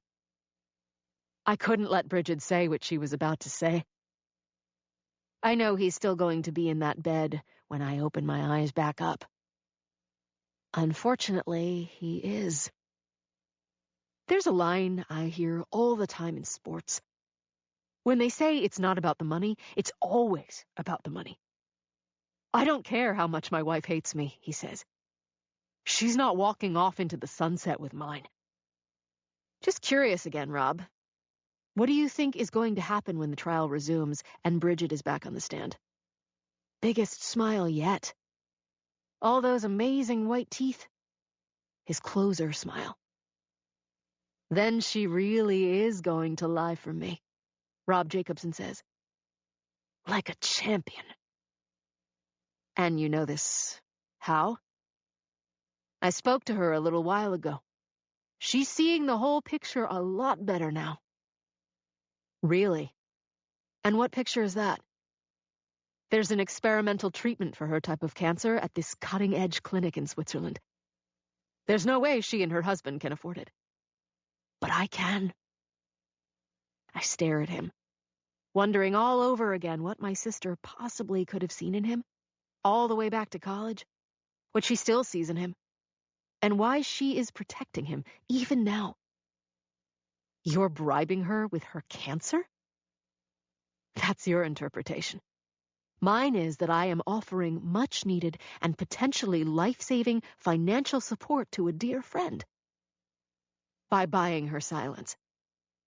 I should have thought of this before she ever sat down in that chair and swore to tell the whole truth and nothing but, he says. She gets something, I get something. You learn that in business. Always leave something on the table so you don't look like a complete pig after the deal is done. But that's exactly what you are, and who you are. He shrugs. I am who I am. One last question, at least for now. What haven't you lied about to me? Killing those people. That's always been the truth. And the truth is supposed to set you free, right? The truth might not be able to set you free, Rob. But I can. I stand up. My hand is on the doorknob when I hear him laugh from the bed. You know what you and I have, Jane? A marriage even worse than my real one. How do you figure? Can't live with you, can't kill you. I turn to look at him. He's not smiling now. Yet, he says. 64. Jimmy. It's a kid. The area around his right eye starting to color, blood coming out of his nose. He can't be much more than a teenager. But then everybody is starting to look younger and younger to Jimmy Cuniff. He is sitting on the street now, beaten. Jimmy sits down across from him. When the kid's head starts to drop, chin to chest, Jimmy grabs his long blonde hair and jerks it back up. I need a name. I'm not telling you shit. The next punch breaks your nose, Jimmy says. Do it, the kid says. Do it. Then he says, Pat Palmer. A car rolls past them without stopping, heading back toward Main Street. Jimmy can feel his phone buzzing in his pocket. Jane, probably. I loved her, the kid says. Loved who? Laurel Gates, Palmer says. She was your girlfriend. She was my girlfriend. He looks as if he might cry. Jimmy looks down at his left hand, sees it already starting to swell. The one he used to break all the time when he was still fighting. The one that threw the best punches he ever threw, but ended up being the reason he quit. So you decided to come after one of the people trying to save the guy you think killed her and her whole family. Don't think, Palmer says. No. The way everybody around here except you and the lawyer bitch knows. He did it, and now you and the lawyer have whored yourselves out trying to prove that he didn't. Nothing to say to that. Nothing that is going to change his mind, now or ever. Palmer leans forward a little. Jimmy is ready if he tries to throw another punch. But he doesn't. He didn't just kill her. Way before that, he'd already raped her. You didn't know that, did you, smart guy? Jimmy reaches over and backhands him across the face. What the hell was that for? Palmer says. For not being the guy I was hoping you'd be, Jimmy says, before standing up and then helping the kid to his feet. Why didn't Laurel tell anybody what he did to her? Because Laurel told me he made them all sign that piece of paper, Palmer says. And then he paid them off. 65. Jimmy. Jimmy has called ahead and gotten a heads up on when they're going to process Rob Jacobson out of the hospital. It's earlier than Jimmy thought it would be. Maybe the asshat forgot to pay for late checkout like he would at a Ritz. Yeah, Jimmy thinks. The rich are different from you and me. It always makes him want to laugh. just because that's the only part of the line everybody remembers from the F. Scott Fitzgerald story. Jimmy, though, can quote the rest of it about the rich. How they possess and enjoy early. How they are soft where we are hard. And cynical where the rest of us are trustful. Jacobson is still in his bed and surprised when Jimmy walks into the room. "What do you want?" he says. Jimmy doesn't answer him, just grabs the chair next to the bed, turns it around, tips it back, and leans it underneath the doorknob. He's only doing this for show. He knows the chair bracing the door won't keep the cop outside from getting inside if he wants to. Not for 10 seconds. But Jimmy knows that Jacobson, the rich guy, is soft. And he wants to remind him Ginny Cuniff isn't. Now Jimmy sits down on the bed. Jacobson is already fumbling for the call button. Jimmy gets his hand on it first and puts it out of reach. "Hey," Jacobson says. "Hey!" Then he says, "I could yell, you know." Jimmy leans closer to him, smiling. "Yeah, but you won't." Now Jacobson gives a little roll to his shoulders, straightens a little in the bed, like he thinks he can still take control of the meeting, like he's still in charge. Something in this moment they both know is bullshit. "What the hell do you want? First your boss shows up here to jam me up. Now you? I'm starting to think it's safer in prison." "Shut up and listen," Jimmy says. And Jacobson does, while Jimmy tells him about Pat Palmer jumping him and what he told Jimmy after he did. About Laurel Gates and the rest of it. "Did you rape that girl like he said?" Jimmy says when he finishes. "He's lying." Jimmy smiles at him again. What he thinks of as his best cop smile. Mickey Dunn always said it reminded him more of one of those fright masks people wear on Halloween. "Amazing, when you think of it. Everybody lying except you," Jimmy says to him now. "And you, the only one locked up for a triple homicide." "I keep trying to tell you, I didn't do the Gates family, even though somebody went to a lot of trouble to make it look like I did." "Tell it to Jane. She's more trusting than me, even with a dirtbag like you." This time, when he smiles at Jacobson, he reaches over and grabs a fistful of his hospital gown, hard enough to snap Jacobson's head back. "Did you rape that girl?" Jimmy leans forward so that their faces are very close now. "Did you?" "For the last time. No," Jacobson says. "Now let me go." Jimmy does. Reluctantly. He feels the urge to get in a couple of punches on him the way he did with the kid. Why would the kid lie? Jacobson says, "Ask him." Jimmy knows that Jane probably won't be happy when she finds out he came here without telling her, or before telling her about the Palmer kid.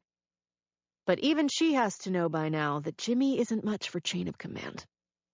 Even with her. "I think the one lying is you, not the kid. There's a stink that comes off liars." Jimmy acts as if he's sniffing the air. "You just can't smell it because it's coming off you." "Think whatever the hell you want about me," Jacobson says. "And then you explain it to Jane when I fire both of your asses." "You're not going to do that. Especially not this deep into the game." "You think Jane is my only shot to beat this thing?" "Maybe your only shot." Jimmy leans close again and enjoys watching the rich boy flinch. "But she can't save your sorry ass if you continue to keep shit from her," Jimmy says. "And from me." "I'm not." "Well, at least not yet today." Jimmy stands now, walks over to the door, grabs the chair, brings it back to the bed. "One last question, for now. Did you pay them to keep them quiet?" "Pay who?" "The Gateses." "Yes," Jacobson says. 66. My sister isn't returning my calls the morning after I've met with my son-of-a-bitch client in the hospital. It's the way I think of him now. The words all running together, nothing I can do to stop them. My son-of-a-bitch client.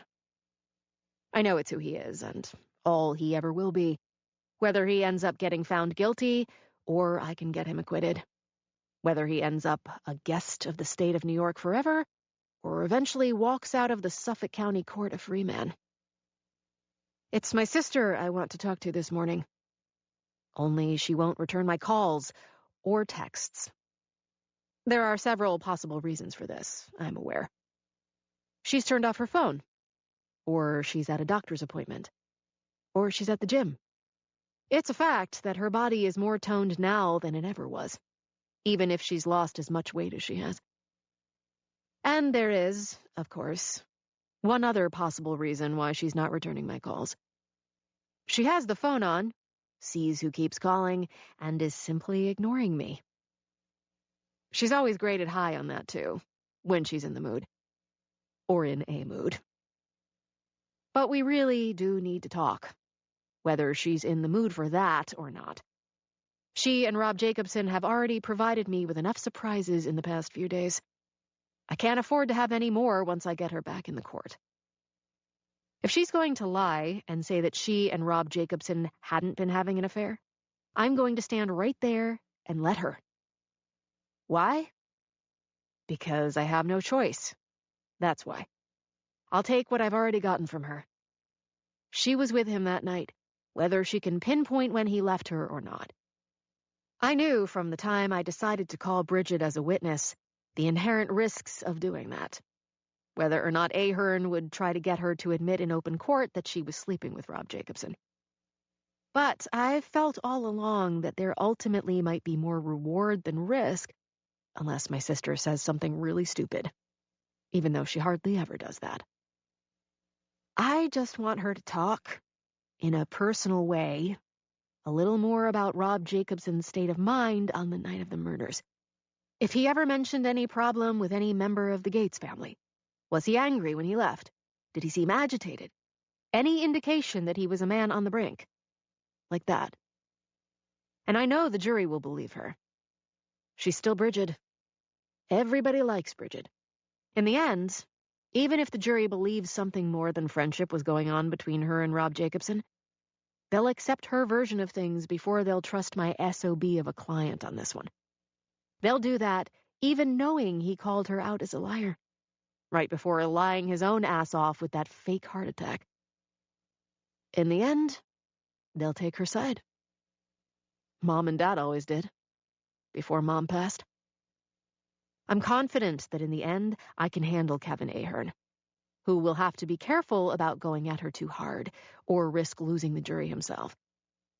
If Bridget can handle me, I tell myself, she can handle him. And then once he's finished his cross, she can get up out of that chair and walk away from this trial for good. While we were waiting in front of the courthouse for the ambulance, she said, "I never should have done this." I didn't want to get into it with her, but said, "Bridget, you chose to do this." "You should have stopped me," she said.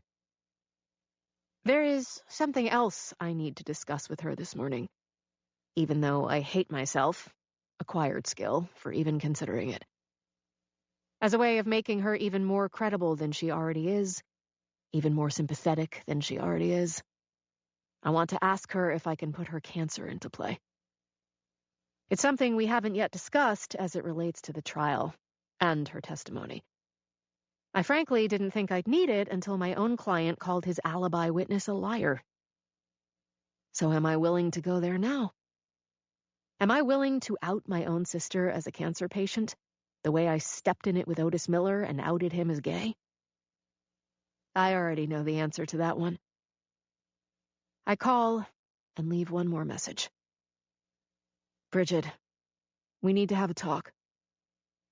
But then she's always told me that when I put it to her like that, it means I talk and she listens.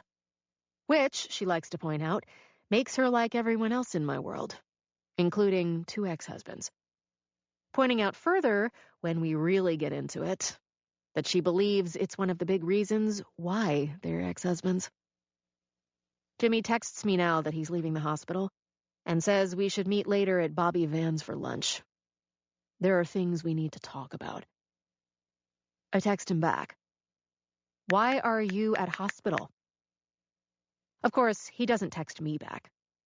Jimmy Cuniff, for as long as I've known him, has never been one to believe that if you don't return texts immediately, someone will come take your iPhone away. And maybe your driver's license along with it. I decide to drive over to Bridget's house and make her talk to me if she's there. Or wait for her to come back if she's not there. She needs to know, from me, that the stakes of her testimony have been raised exponentially because of what happened before they carted Rob Jacobson off to the hospital. She and her husband live at the east end of Amagansett, in a wooded area north of the highway. Have been living a quiet life there, really, until I called my sister as a witness. And what had been a happy life there until she got sick. Bridget's black Range Rover is in the driveway. As I pull up behind the Range Rover, I see the front door open. But it's not Bridget who comes out. It's her next-door neighbor, Maureen, keys in hand, locking the door behind her before she even notices me. I get out of my car and ask her where Bridget is. The town car from Eastwind picked her up a few hours ago, Maureen says. She called me before it did, asking me to look after the house. Said she was going to be away for a while. Where's Chris? Bridget's husband. She said he'd gone to Maine, also for a while. Took a leave of absence from the school, Maureen says. I got the feeling it's because of what happened at the trial. She tell you where she was going? Maureen grins. She told me you'd show up and ask that. Where's my sister? She just said for me to tell you it's a place all smart lawyers like you know about. Out of your jurisdiction. 67. Jimmy.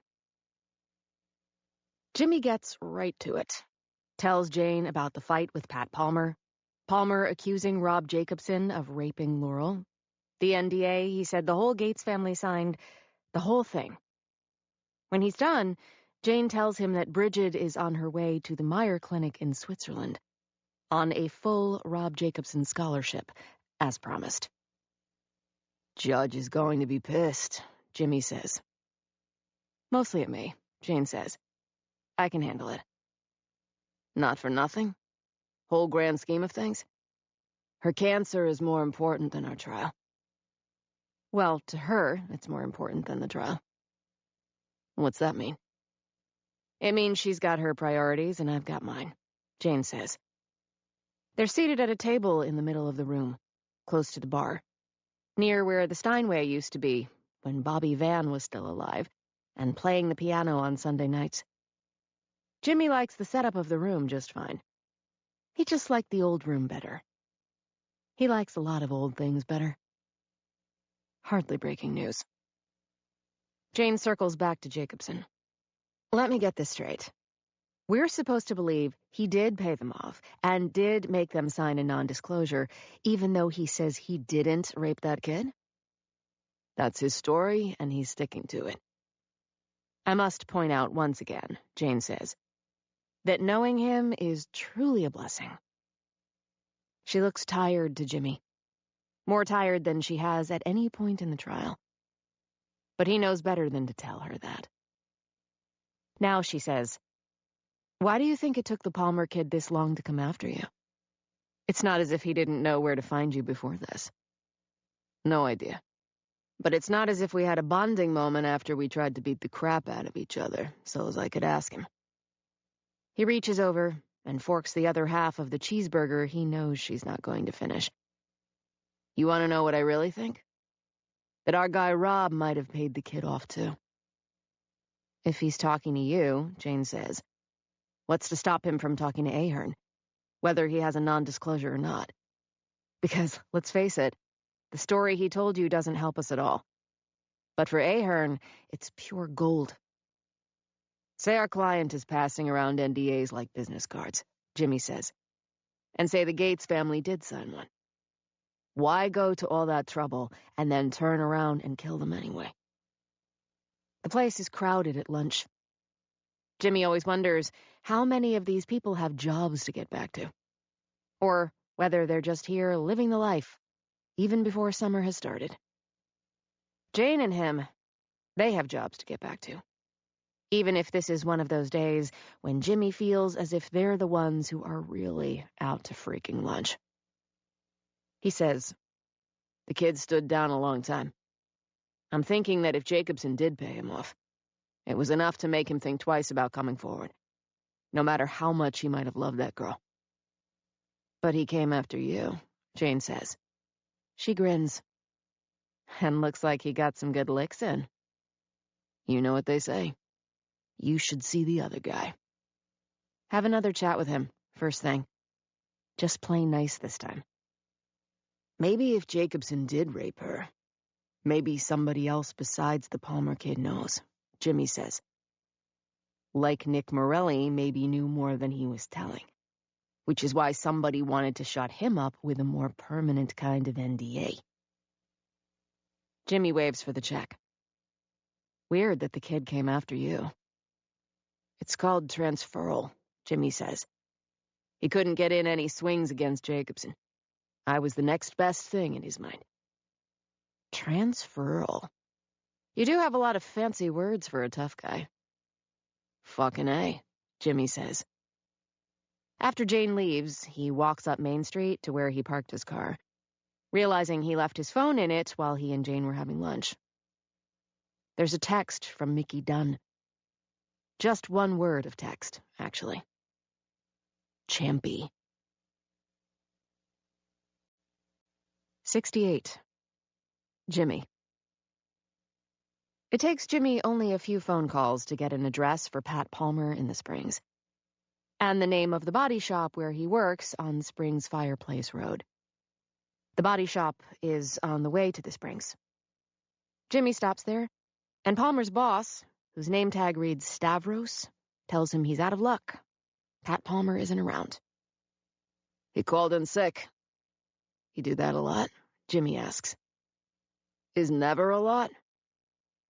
Jimmy thanks him, gives him a card, tells Stavros to tell Pat he's looking for him if he checks in. Then he continues on his way to the Springs, what turns out to be a small ranch house set back from the street on Sandlot Road. No car out front. Shit. He is thinking again about Nick Morelli disappearing after he put Rob Jacobson with Laurel Gates that night across the street from the Stephen Talk house. His mind has gone back there because where else would it go until he locates Palmer and finds out he's gone without a trace too? It doesn't take much effort for Jimmy to pick the lock on the front door with the kit he still carries around in his glove compartment, just in case the opportunity for B&E presents itself. The place is practically military neat inside. 2 bedrooms, across from each other down a short hallway. 2 bathrooms, decent-sized kitchen. Pictures of the kid on the walls leading down to the bedrooms, of him and Laurel Gates, most of them beach shots, one on top of the lighthouse in Montauk. The bed in the master bedroom is made. Huge flat-screen television above the fireplace in the living room. Practically a necessity for all young guys everywhere. But nobody home. Jimmy finally lets himself out, goes back to the car, calls the number Stavros gave him for Pat Palmer. Gets his message. "This is Pat Palmer. You know what to do when you hear the beep." Jimmy thinks about calling the East Hampton police, but for what? The guy taking a sick day and not answering his phone? Because Nick Morelli went over the side of his boat since he knew something about Rob Jacobson and Laurel Gates? Pat Palmer doesn't call him back. Mickey Dunn doesn't call him. Jimmy drives home, knowing what he's really doing is driving himself crazy waiting for the damn phone to ring, or chirp, or whatever it's doing these days. A couple of hours later, he's at his bar, watching the Yankees, thinking he might make another run over to Palmer's house. Maybe the kid didn't want to show up for work looking like he did lose a fight, and it's as simple as that. and Jimmy needs to stop making himself crazy. Tells himself he'll just take one more ride over to the Springs to ease his mind, then call it a night. He's just walked out of the bar, fumbling for his keys, wondering once again why he doesn't just leave them in the same pocket every time, when he gets the call. 69. I am having dinner with Dr. Ben Kalinsky and Rip the dog. The dining room table is set for two, with candles. The candles are for Dr. Ben and me. Rip doesn't care, one way or the other. He is parked in his usual spot, to the immediate left of my chair. I have prepared pasta primavera with fresh vegetables purchased that afternoon from the Balsam Farm stand a couple of miles from my house. The salad includes avocados and cucumbers and tomatoes and radishes. We have made the decision to go with red wine, a Cabernet I love called Trainwreck. I have managed to get another annoying coughing fit. My mouth is dry all the time, something Sam Wiley told me to expect, under control by the time Dr. Ben arrives, so as not to sound like the patient I'm going to be before much longer. A good thing. Ben Kalinsky may work on animals and not humans, but it has been my experience that he misses very little, medical or otherwise. You know, he says, that if you continue to feed the dog from the table, he will continue to beg. Veggies are good for him. Balance his diet right out. Not the point, counselor. And just so we're clear, I say, I've discussed this with Rip. He doesn't consider what he's doing begging. He thinks of it as us sharing. Ben smiles. I think the only person in the entire world who smiles at me like this, who smiles at me at all these days, is him. In addition to being a world-class smile, it even makes me feel pretty at a time in my life when hardly anything does. He does. Before we put the sharing thing to rest, he says, let me ask you a question. Does the dog ever share his food with you? Oh, dear God. You're starting to sound like a lawyer. Don't be mean, he says. Before getting sidetracked on me feeding my own damn dog from the table and not considering it a capital crime, we are talking about the trial. His choice, not mine. He is genuinely interested in it. And me. Perhaps not in that order. Hopefully not in that order. I once again ask him if he really wants to see how the sausage is made. It makes him laugh. You're asking that of a surgeon? I sip some wine. My second glass. Look at me, living it up. I'm curious. Do you ever operate on an animal knowing you have no chance to save it? Now, there's an odd question. Not from an odd duck like me. Well, the answer to your question happens to be yes. Sometimes saving a life simply means prolonging one, or improving its quality until you can't. Now he grins. You hear about crooked grins. He actually has one. Lower on the left side than the right. Works for me. But then, not much about him doesn't. I think of myself as an optimistic fatalist, Dr. Ben says. Is that really a thing? With me it is. Or maybe I'm just a realist. He grins again. I always think about a line I heard one time when I was watching SportsCenter on ESPN. I know what SportsCenter is, Doc. Sorry. I forget occasionally that I'm sitting with a former enforcer for Boston College hockey. I considered myself more of a finesse player. Sure, go with that. He sips some of his wine. I watch him do it. Our eyes meet. Now we're both smiling at each other. Sometimes, when I'm with him, I feel normal. Happy, almost. Not healthy. I know better than that. Just not sick for a little while. Anyway, one of the anchors was talking about some injured player being day-to-day. At which point he paused, looked into the camera, and said, But aren't we all? I stare at him over my glass, maybe for a beat too long, and finally say, some of us more than others. You mean like Bridget? Sure, I say, winking at him. Go with that. When do you think you'll hear from her? She's kind of day to day, I say. And we both laugh. It's when we're clearing the table of the dessert plates and about to move to the living room with coffee that I hear the knock on the front door. When I open it, Jimmy Cuniff is standing there. Somebody killed him, he says. The Palmer kid? Mickey Dunn. 70. Jimmy. Dr. Ben Kalinsky excuses himself after Jimmy shows up. Jimmy practically walks him to his car, apologizing for screwing up his dinner date.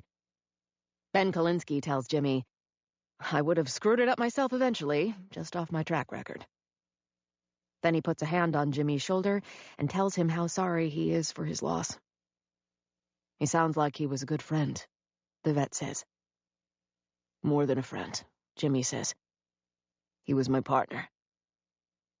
Jane pours Jimmy coffee that she was supposed to have been drinking with Dr. Ben, she says. Jimmy tells her he's leaving for the city from here. He tells Jane how they found Mickey. 2 shots to the forehead, close range, in an alley a few blocks from Yankee Stadium, between 2 buildings, 158th and Girard. So mob style, Jane says. You think this might have something to do with the mob? Not a chance in hell. He has already told Jane about Mickey Dunn's text. Now he shows it to her on his phone. Champy. The last thing Mickey Dunn ever said to him. You know what I think? Jimmy says. Mickey must have thought he had a lead on Champy. Only Champy found him first. Was his phone still with him when they found him? Jane says. She points at his coffee. Jimmy shakes his head, tells her he doesn't want to hit every other rest stop on the LIE on his way to the city. No phone. His was NYPD issue, right? This actually gets a smile out of Jimmy Cuniff. Mickey always insisted on using his own, Jimmy tells her. He never wanted the bosses to know who he was talking to, or where he was at any particular time, just because it was generally somewhere they didn't want him to be. He tells Jane then that he may be in the city for a couple of days, that he is making it his goddamn mission to find out where Mickey Dunn was on the last day and night of his life, to find anything Mickey might have left behind for Jimmy to find, before everything went sideways for him. Because something had to have gone sideways and got him killed. If Mickey Dunn thought he was in real trouble with Joe Champy, he would have called Jimmy after the text, on account of them always having each other's backs, long after they officially stopped working together. You don't think there's any possibility that this might be OCC related? Organized crime control. No, Jane, I do not. Okay? He put some snap into it. Jimmy gets up from the table. How's the judge going to take Bridget taking a flyer? He asks her. How do you think? What about you? You didn't seem to be taking it too good at lunch. I was angry more at myself than at her, Jane says, for being more worried about our goddamn case than I was about my own sister. As Jane is walking Jimmy to his car, she waves to the East Hampton cop sitting behind the wheel of his own car, halfway up the block, as always. The guy blinks his lights. We still don't know where the Palmer kid is, Jane says to Jimmy. He'll turn up. He does, the next morning. 71. We are in the chambers of Judge Jackson Prentice III. Him, Kevin Ahern, me. We're all here because Kevin Ahern has announced that he wants to call Pat Palmer as a witness. In the middle of my case. I'm sorry, I tell Ahern in front of the judge. Did the defense rest without somebody telling me? Then I slap my forehead. Oh, wait, that couldn't possibly have happened because I am the defense. Miss Smith happens to be right about this, Mr. Ahern, Judge Prentice says. If you want to call this young man, you're going to have to wait until the defense does rest. Ahern has to have known better, but it's as if he had to try. If I had been aware of the information Mr. Palmer has, information that is essential to the state's case, I would already have called him. But he just came forward. I am going to restate the obvious, Prentice says. You're still not allowed to bring forward a rebuttal witness until the defense does rest. It turns out that the reason Jimmy wasn't able to locate Pat Palmer was because he was with the district attorney for most of the day, telling the story Ahern says the jury needs to hear. Palmer is currently down the hall in an empty jury room, while we're all thrashing this out. Rob Jacobson is in a separate room of his own. You can't let that guy violate an NDA, my client said to me before being escorted out of the room.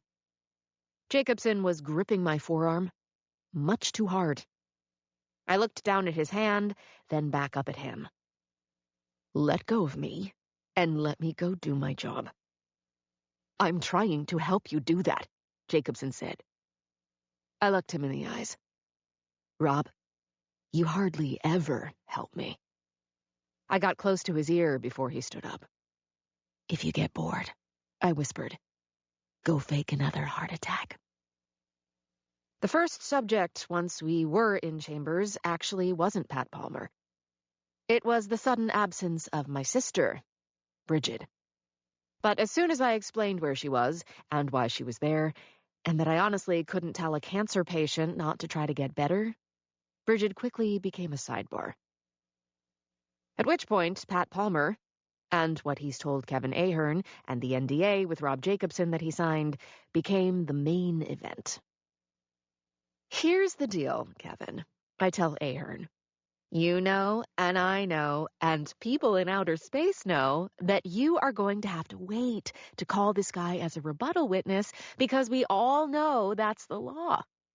And you have to know that when you do call him, he can't violate the sanctity of a non-disclosure agreement. Judge Prentice is nodding in agreement. Today he likes me. It probably won't last. But in the moment, I want to give him a big kiss. Mr. Palmer has had a change of heart about the NDA, Kevin Ahern says. Now I can't contain myself. And we are in chambers. No need to keep my voice down. So I'm shouting, just like that. It doesn't work that way, and you know it. I take a great big deep breath. You don't get to keep the money and tell your story in open court. Unless we're talking about a non-disclosure agreement. Ahern isn't going down without a fight. I have to give him that. The NDA shouldn't apply here, he says stubbornly. Ahern turns away from me now and toward the judge. Your Honor, I understand how unusual these circumstances are, and how unusual my request is, Ahern says. But not only does the jury have the right to hear what Mr. Palmer has to say, they need to hear it. The way they need to know that Ms. Smith's client tried to buy the young man's silence. I tried to remain calm this time. Ladylike, almost. Whether we like the circumstances or motivation or not, my client did buy Mr. Palmer's silence. Except that Mr. Palmer is prepared to say that your client raped the teenage victim in this case, Ahern says. The underage teenage victim. And he deserves to be heard on this in open court. Come on, Kevin, I say, purposely using his first name like I want us to be buddies. Even you know that the laws of this state aren't a buffet table where you can pick and choose the ones you want to enforce. You can't break the law trying to uphold it. Ahern ignores me again, goes back to working the judge. Your Honor, whether Ms. Smith will acknowledge it or not, everyone still in this room knows that it would go against the public interest in an almost profound way for Mr. Palmer not to get to tell his story, whether he signed that piece of paper or not. In your opinion, I say calmly, if you had any decency, especially as a woman, it would be your opinion too. Enough, Judge Prentice says. From both of you. If we were in his courtroom, he would have gabbled us into silence. Instead, he places his hands on the desk in front of him, as if trying to calm himself now. Here is my determination, the judge says. One that might not satisfy either one of you, but is the only practical and fair solution. When the time comes, Mr. Palmer will be compelled to testify, even if he's had a change of heart. And he will say on the witness stand what he has already said to Mr. Ahern, and his non-disclosure agreement be damned. I open my mouth, but know enough to close it, telling myself I'll deal with Palmer when the time comes. Mr. Ahern, Judge Prentice says, you can go down the hall and inform Mr. Palmer that I'm sorry he wasted a trip here today, but we'll see him soon. I'm sitting with Rob Jacobson 10 minutes later when there's a knock on the door and Kevin Ahern comes walking in. No need to worry about what Pat Palmer does or doesn't have to say, Ahern says. He's gone. 72.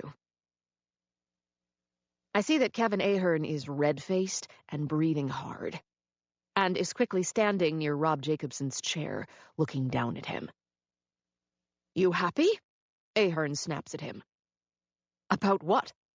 Sitting here minding my own business? Yeah, I'm thrilled. Kevin, I say. You know you shouldn't be in here.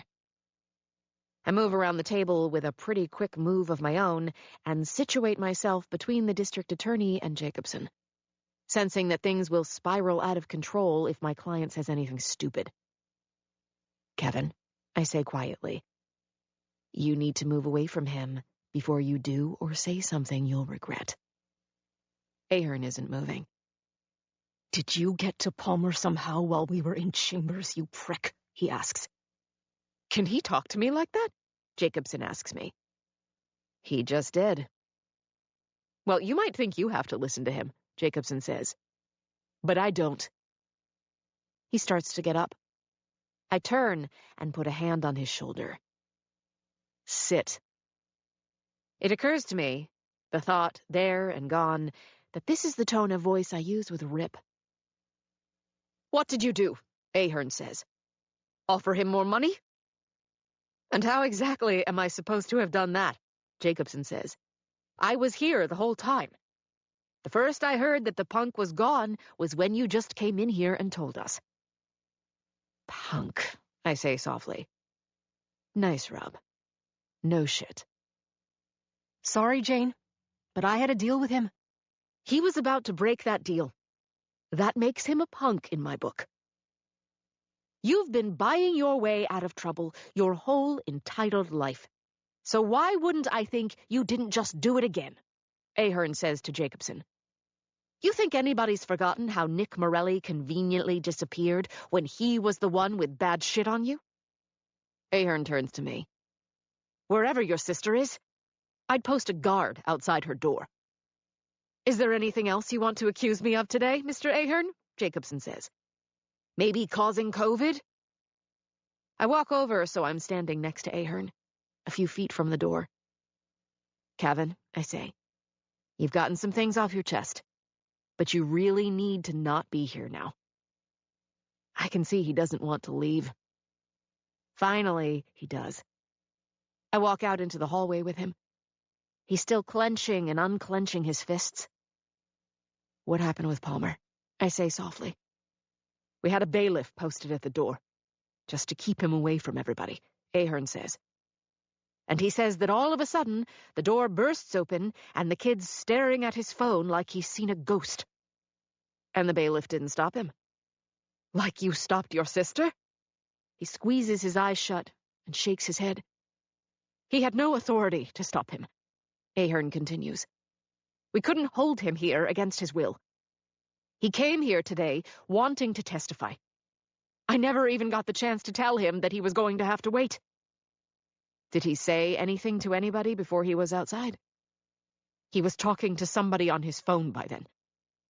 As he's on his way out the door, the cop hears the kid say that no, he didn't think this trial was worth dying over. 73. Jimmy. Jimmy never came right out and asked Mickey Dunn, in all the years they knew each other, how Mickey always managed to live as well as he did, even the way he'd gotten tagged in his divorces. One time, when he was about to get tagged again, Jimmy can't remember whether it was by the second or third ex-wife, Mickey said, "I ought to write a book about being married." Like a how-to manual, Jimmy said. How not to. Jimmy laughs now, thinking about that one, having gone through the morning not knowing whether to laugh or cry thinking about him. Somehow, despite the divorces, Mickey had always managed to live well. Did that mean he'd had some side action going on? Even on the job? Some side income? Probably. Did that mean he'd taken payoffs from some of the bad guys he was working along the way?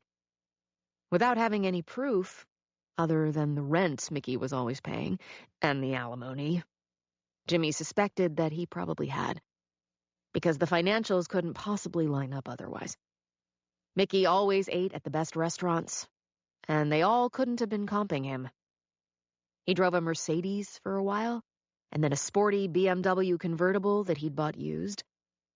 He was enough of a cop character that he always had a regular table at Elaine's, when Elaine's was still around, and the place to be seen. He was Mickey, a force of nature. Until now. Champy, the text had said. Mickey had been trying to track down Joe Champy for his old partner. Do his old partner one last solid, and it had gotten him dead. Can Jimmy prove that it was Champy who took out Mickey Dunn? He cannot. Yet. Jimmy gets off the FDR and makes his way down to the village. The narrow streets down there are even more narrow now that so many of the restaurants are keeping the outdoor tables they started using during COVID as a way to stay in business. Jimmy has spent most of the ride calling in favors all over the place. In the city and back in the Hamptons, trying to locate Claire Jacobson. No luck yet, but he's always been an optimistic bastard. Mickey's latest and last apartment is in the West Village, on Perry Street. Another ancient building that's been gutted inside and turned into a high-end downtown address. A short walk from one of Jimmy's favorite restaurants down here, Extra Virgin. And not just because of the name. It was their go-to when he'd come in from Sag Harbor to have dinner with Mickey. Just not lately. They kept saying they needed to get together more often. Next week or next month, and now never. Jimmy tells the super that Mickey is dead, flashing his counterfeit NYPD badge. Jimmy talking quickly, telling the guy that he and Mickey had been partners, and he's here on official business, working the murder, and needs to get inside the apartment. Jimmy shoots him a 50 then, smiling again as he hands the guy the money and watches it disappear, knowing it's exactly what Mickey Dunn would have done. Mickey having always tipped people all over town like he was a Rockefeller. But Mickey hadn't called it tipping. He'd always called it whip out, and told Jimmy that it was the real coin of the realm in New York City, what made the world of the city go round. As Eduardo unlocks the door, he says to Jimmy, "I was waiting to tell you that I already know about Mr. Mickey. Some cops beat me here. Just one." Jimmy knows without knowing. Big guy. Yes, Eduardo says. How do you know? I know all kinds of interesting things, Jimmy says. 74. Noon at Dr. Sam Wiley's office. She wants to talk about the new oncologist she says I need to see right now, and one she assures me I'll like. I ask her what's wrong with the old oncologist she suggested, and she says she found a better one, so sue her. What is this? Tinder for cancer specialists? Please don't make this any harder on yourself, she says. Sighs. Or on me. I hate oncologists. You already know some? No. Just on general principle, then. More as a practical matter. You need to see this woman ASAP, Sam Wiley says. You saying no is not an option. Lawyers always have options. Jane. The longer you put off treatment, the greater the chance you're shortening your life. And that would be so unfair, my life being shortened this way, don't you think? Why can't you just treat me? Because you need a cancer specialist, for fuck's sake, she shouts at me, just like that. I can't treat this. They can. With treatments that would do everything except cure me, I say. It is still only midday, and I suddenly feel exhausted, which would likely slow the progress of the disease, hopefully for a long, long time. Or not. Come on, she says. I'm speaking to you as your doctor and as your friend. The sooner you attack this thing, the better chance you might give yourself of living past the prognosis I gave you at the start. Not to get stuck on this one point, I say, but the cancer could still kill me anyway, whatever I do. But perhaps later rather than sooner. So I might live longer than a year? No, wait. I forgot I plea bargained with you for 14 months. You're being an idiot, she says. And I say that with love. Not sure I'm feeling the love right now. Jane, the sooner you get treatment, the sooner we can see how you're responding to the treatment. And if I respond well, then your life gets extended. And if I don't, she takes another deep breath. Then it's a question of how fast the horse is going and how close it is to the cliff. Horse imagery? She smiles. I save it for horses' asses. It occurs to me in the moment how much she loves me, and how much I love her, and how we have been friends so much longer than our relationship as doctor and pissy patient. Your bedside manner sucks. You know that, right? Only with you, she says. Most of my patients find me quite welcoming. I wonder if I look as tired to Sam right now as I feel. I started to lose weight, if only incrementally. And the soreness in my throat is slowly getting worse, as Sam Wiley told me it would. Like low-grade strep that just won't go away. I can't lose my voice. Not yet. The pictures you're going to take today. What do you want them to show? No growth of the biggest tumor on your neck, she says. And this will please you. To no end. Hey, I say. Maybe I can be the one to kick cancer's ass. This isn't a game, Sam says. You sure about that? An hour later, I am out of my hospital gown and in my suit and on my way back to Riverhead when the clerk of the court, Johnny Angelini, the man I call Johnny Angel, calls. It's about your witness, he says. The one we found for you and served like you asked. It had taken some doing, by the court and by Jimmy Cuniff.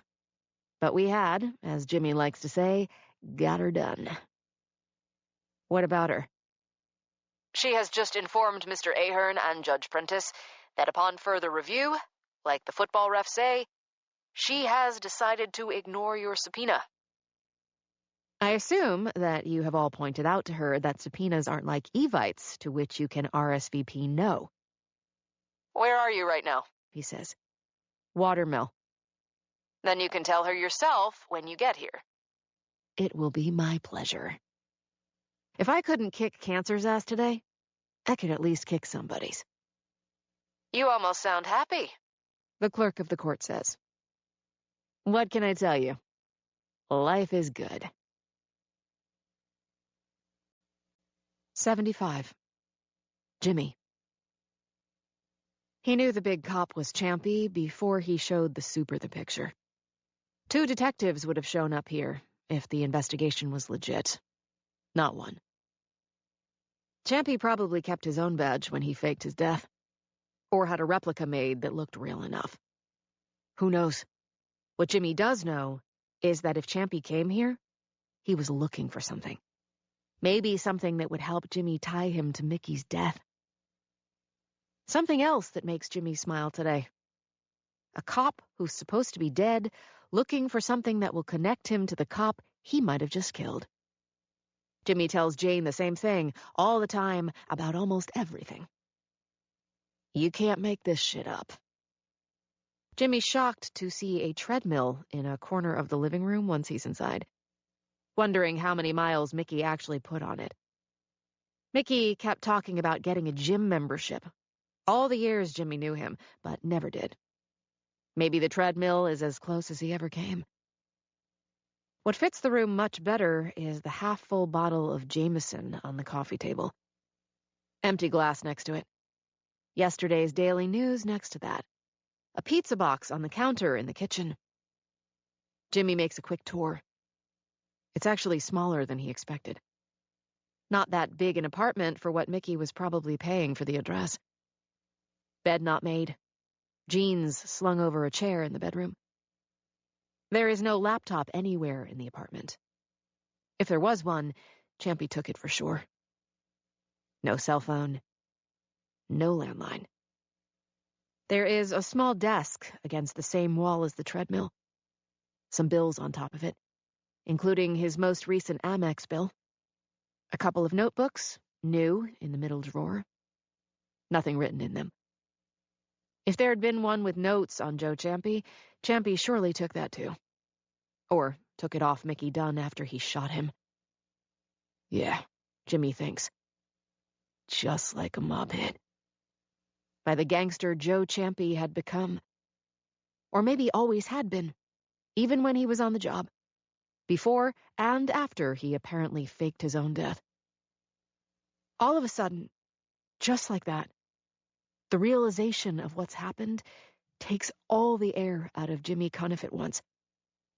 He walks over and sits down in Mickey's recliner, facing the big flat screen on the wall. He's gone. The guy who was so much more than a brother, and not just in blue. The guy he stood up for at his weddings, chased women with when Mickey was between marriages, and sometimes during. Went to Yankees games with. Got shit-faced with, constantly.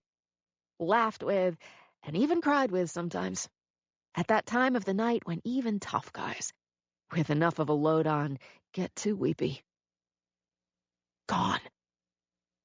He'd been here yesterday, and then got some kind of lead on Champy and texted Jimmy.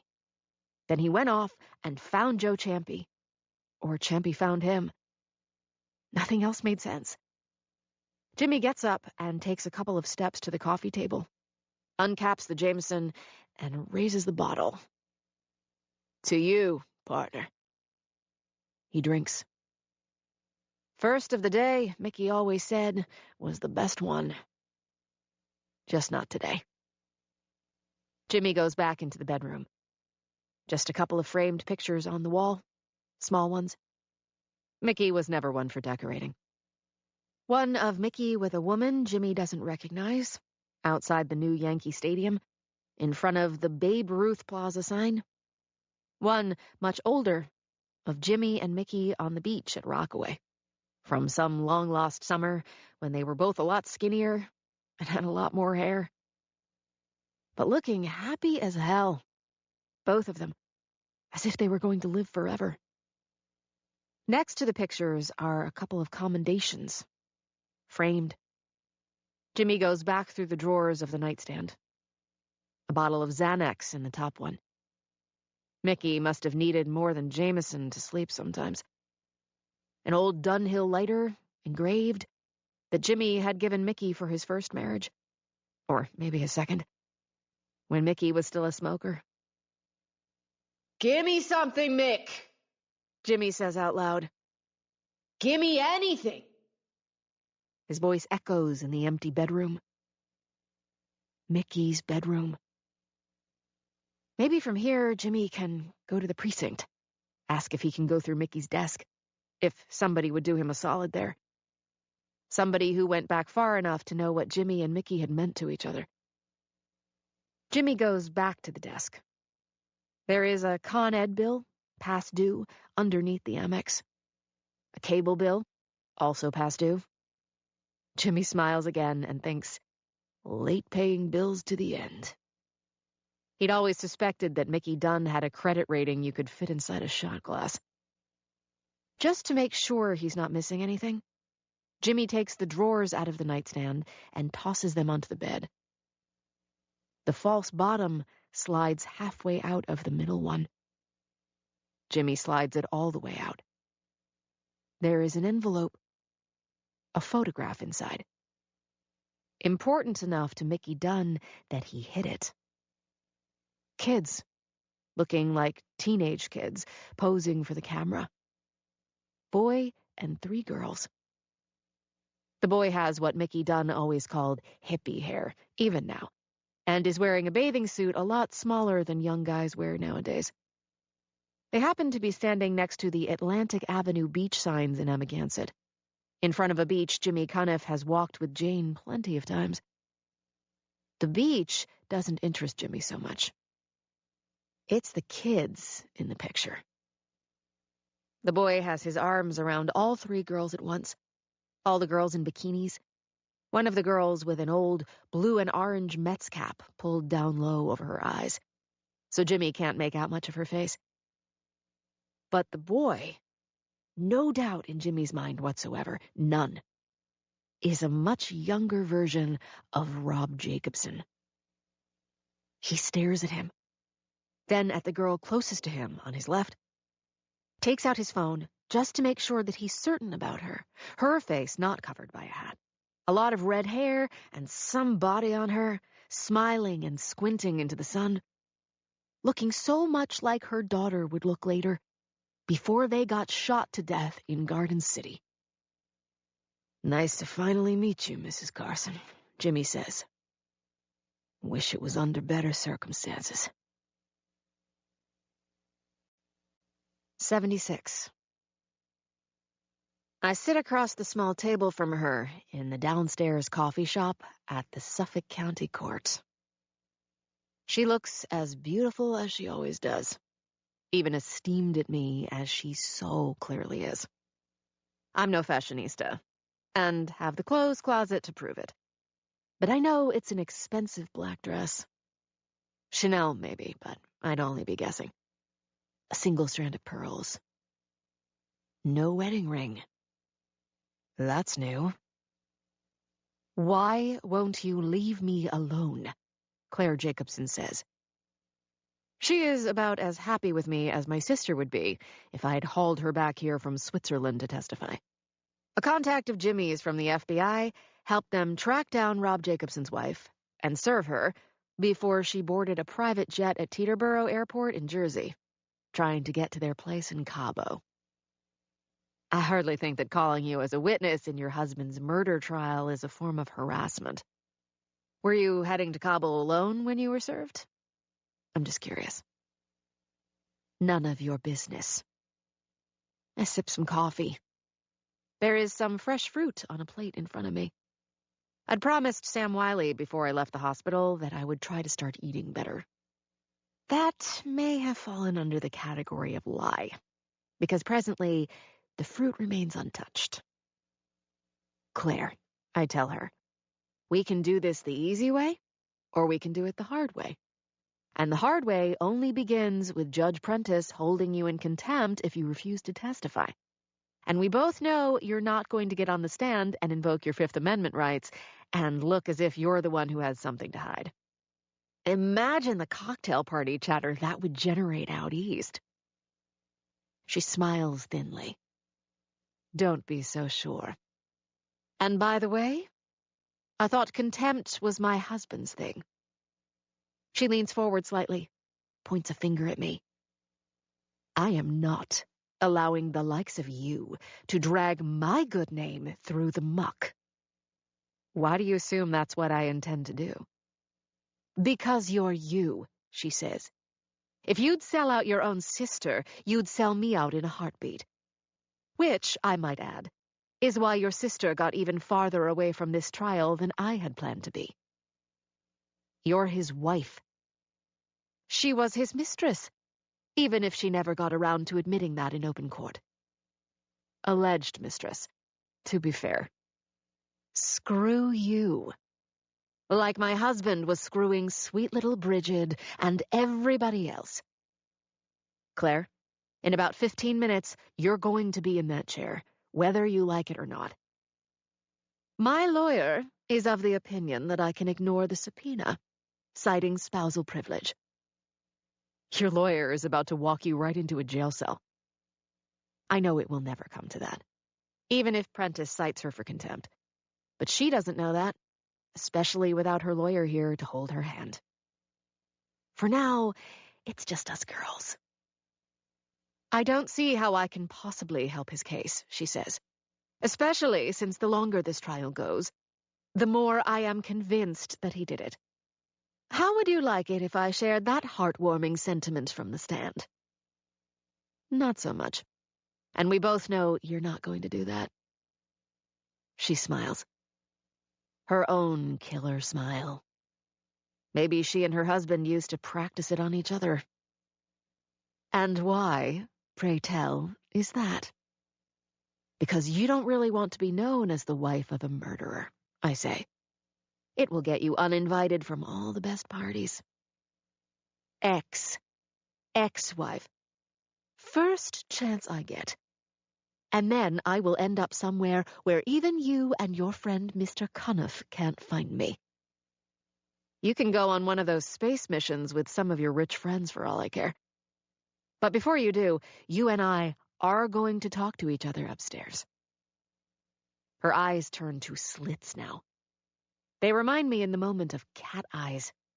I remember a friend, a cat person, telling me once that the only reason that cats scratch your wrist is because they're not big enough to rip your throat out. What do you want from me? She says, the words coming out hot. I tell her. Not a chance in hell, she says. 77. Jimmy. Jimmy kind of sits at Mickey Dunn's desk and stares at the girl he is sure Lily Carson used to be. Then back at the images he has on his phone of the woman she became. And now it's like every other time he came up with a clue in a case he and Mickey were working, all the way back, even when they were rookies together. He wants to talk it through with Mickey. So he does. Where'd you find this, partner? Knowing that's not even the question he really wants to ask him. So now he asks that one. Why did you hide it? No matter how many times he looks at the photograph, nothing changes. It's her, the younger version of her, the spitting image of her daughter. He goes back to his phone now and finds the picture of the Carsons that Newsday ran on its front page the day after the murders. A picture to break your goddamn heart. The Carsons posing in front of their Christmas tree. The mother looking like an older sister to the daughter she would have later. Same red hair, though Jimmy figures the mother was needing help to keep it colored that way by the time that particular photo was taken. I got so fixed on the husband's gambling and all the bad guys he got hooked up with, Jimmy thinks. I never looked at the wife. Schmuck, he hears Mickey saying to him. Champy has done everything possible, at least so far, to run Jimmy and Jane off the Carson case, starting with making Greg McCall disappear, coming for Jane at the house, and torching Jimmy's bar. Jimmy knew it was him behind that, because it was way too late in Jimmy's life to start believing in coincidence. Now Mickey Dunn was dead in the Bronx. Was it because Mickey had found out there was a prior relationship between Rob Jacobson and Lily Carson? Had he come here today wanting to see what kind of proof Mickey had? Rob Jacobson tied to another triple homicide? What the hell? Jimmy thinks. There's no reason to rush back to Long Island. Jane is in court, and will be in court for the rest of the day. So he sits himself back down in Mickey's recliner and imagines himself being a flatfoot again. Just not knocking on doors, but making his way across social media. Jacobson and Lily Carson. The former Lily Biondi. Jacobson, suddenly a nexus that Jimmy wasn't looking for. Not for 1 minute, between the murder of the Carson family and the murder of the Gates family in the Hamptons. But how much of a nexus? An hour later, Jimmy still hasn't left the apartment. He is back to sitting at Mickey's desk, hoping it will make him smarter, wandering around the internet, banging around from Google to Bing to DuckDuckGo, looking anywhere and everywhere for some further connection between Jacobson and Lily Biondi, or Jacobson and Hank Carson.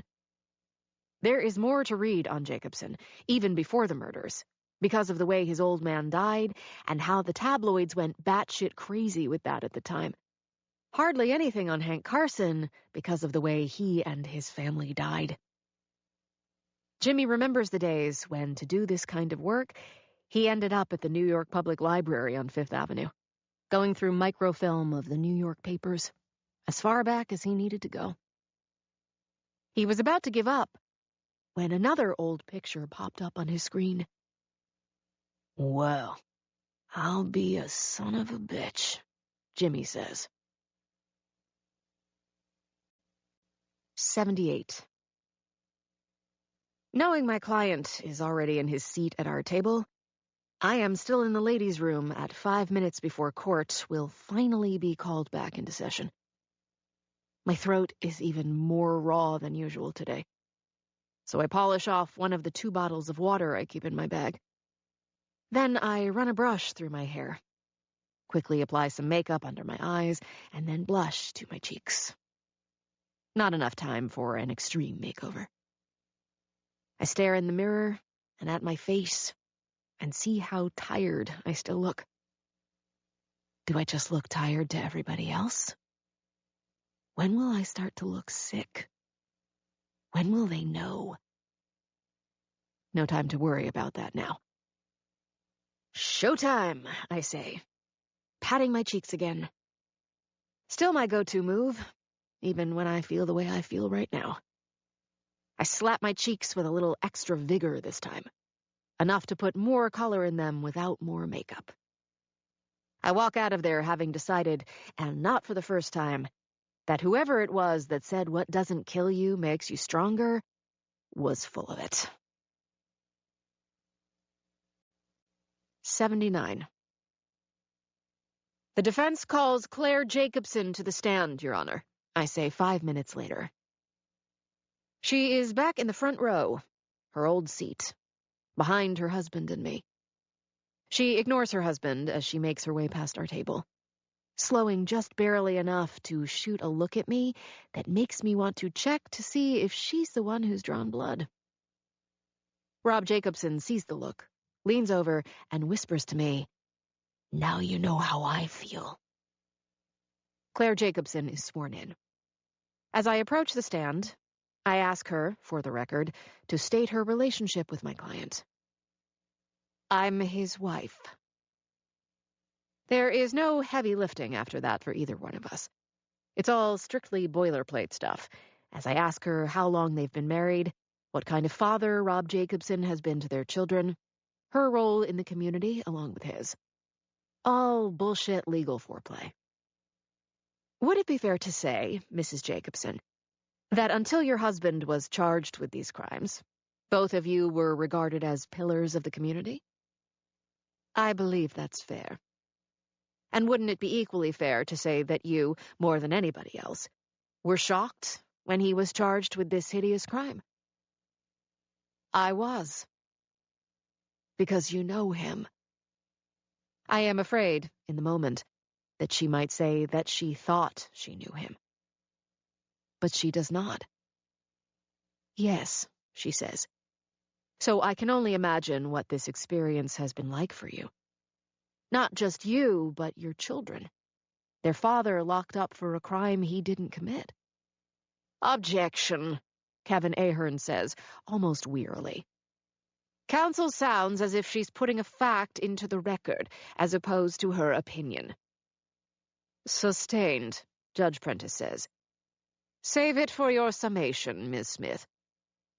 I apologize, Your Honor. It's just that I believe so passionately in my client's innocence. Objection, Ahern says again. Still editorializing, Your Honor. Sustained. Ms. Smith, how about we focus on your witness, and not any and all of your deeply held beliefs? Noted. I turned back to Claire Jacobson. Mrs. Jacobson, we were talking about how difficult these charges against your husband, this entire process has been for you and your children. Not as hard as it's been on Rob, of course. His first name. Nice touch. As if she's actually on his side. And mine. Of course. At least the children and I are able to live our normal lives, she says. I think any husband or wife in this room can empathize with that. I ask her if she ever heard her husband express any animosity toward Mitch Gates. Never. I know what Gus Hennessy has testified to. That argument he says he heard on the beach. But Rob still disputes that the argument ever occurred. The truth is, I never heard him mention Mr. Gates or his family. They were in their world, we were in ours. And what rarefied air it is. Yours, Claire, not theirs. But then, I continue, those two worlds collided, at least in the view of the state, on the night of the murders, correct? Obviously, yes, she says. I look at her admiringly, the role she's playing of supportive and caring wife. She really does look sensational. The whole package. Clothes, hair, makeup, jewelry, her entire regal bearing. Now, you told police that you weren't aware what time your husband came home the night of the murders. Isn't that right? That's right. When originally interviewed, you told the police that you'd been at a meeting of the East Hampton Historical Society. I'm a board member, she says. And you further informed the police that when you returned home, your husband was still out. Yes. I am leaning against my table, my tone relaxed and conversational.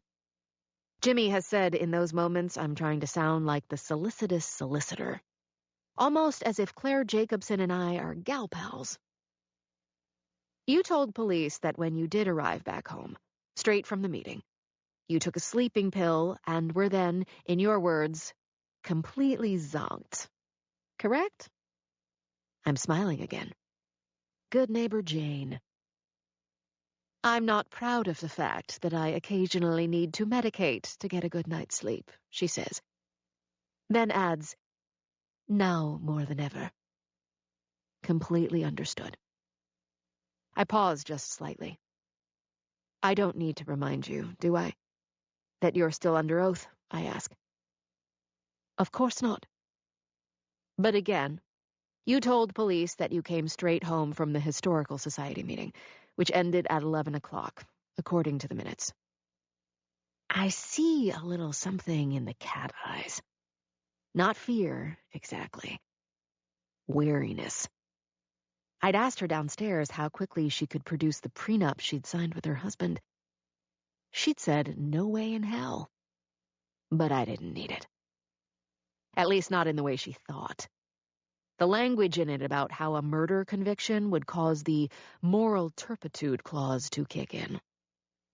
And enable her to walk away with everything. Yes, she says. I came straight home. But you didn't come straight home, did you, Mrs. Jacobson? I ask. Now she pauses. I'm not sure I'm following you. She clears her throat, as if she's the one who needs a good drink of water. Shifts just slightly in her seat. Isn't it true, Mrs. Jacobson, that your husband might very well have been asleep in the guest room in which he's been sleeping for some time when you arrived home that night, and before you completely zonked out? She stares at me now, knowing I have walked her into a trap, and what might be a perjury trap, depending on what she says next. But before she can answer, I say, Isn't it true, Mrs. Jacobson, that you neglected to mention to police that while you did return home after the Historical Society meeting that night, you made a side trip to Montauk and Gurney's Inn, one of the deluxe oceanfront suites, to meet Gus Hennessy? Best hotel in the Hamptons. By a lot. Jimmy checked. Those suites have spectacular views of the Atlantic. How dare you, she says. She turns to Judge Prentice, but he's not going to save her. Do I even have to dignify an insulting question like that? I'm afraid you do, he says. She turns to stare at me again, then at her husband, then back at me. At this time, Claire Jacobson says, I'd like to invoke my Fifth Amendment right and decline to answer. Well, I think. I didn't see that coming. But Mrs. Jacobson, why would you need to protect yourself from self-incrimination on something that is hardly a crime? Yes, sweetie, Rob Jacobson says from behind me. Why don't you tell everybody what you're afraid of? Order in the court, Judge Jackson Prentice shouts. But that ship has sailed. 80. Jimmy. It varies from day to day what time the judge has them break for lunch in Riverhead. So Jimmy doesn't know if Jane has already seen the text he sent her before he started to head back east. But he sent it anyway. Call when you can. She'll know it's important. He never wastes her time the way she never wastes his. Part of their deal from the beginning. What Jimmy Cuniff also doesn't know yet is just how important it is that their client in Riverhead, on trial for killing 3 people, has a connection to 3 other people who were previously murdered up island. It's not a recent connection between Rob Jacobson and Lily Biondi Carson. It's one from at least 25 years ago. But they're still connected. And not just because they had their picture taken at the beach one day a long time ago, but because Jacobson took her to the prom at Dalton when he was a senior and Lily Biondi was a sophomore. What are the odds? Jimmy keeps wondering what the odds are on that and on Jacobson walking right out of one case and into another this way. What he doesn't know, and what he wants to talk out with Jane because he can't do that with Mickey Dunn, is what it all might mean. If it means anything. For some reason, Mickey hid the picture of Rob Jacobson from around the time in his life when his father shot his girlfriend and himself, on the day when Joe Champy magically appeared at the Jacobsons' townhouse, and established that connection. Jimmy is thinking about all of this, head spinning, as he makes his way up the FDR and over the RFK Bridge, on his way to the Long Island Expressway, when he gets the call about the East Hampton cops finding the Palmer kid's Subaru in Montauk at the bottom of the Shadmore Cliffs. 81. Jimmy. The cliffs in Shadmore State Park, Jimmy knows full well, are among the most spectacular landmarks in Montauk, and maybe Jimmy's favorite, even if he's never considered himself much of a nature lover. You live out here long enough, and the water is the water, from no matter how many different angles you look at it. But this walk along the cliffs is different, stretching from the town beach all the way to an area called Ditch Plains, the cliffs part of a long line of coastal bluffs that runs all the way out to Montauk Point. the only bluffs like them from here to the Caribbean. It doesn't take long for Jimmy to determine the view is much better from up here, and up high than where they found Pat Palmer's car on the rocky sand at the water's edge. There are police boats in the water, Jimmy can see, bobbing in the waves, being thrown around more than a little by the wind.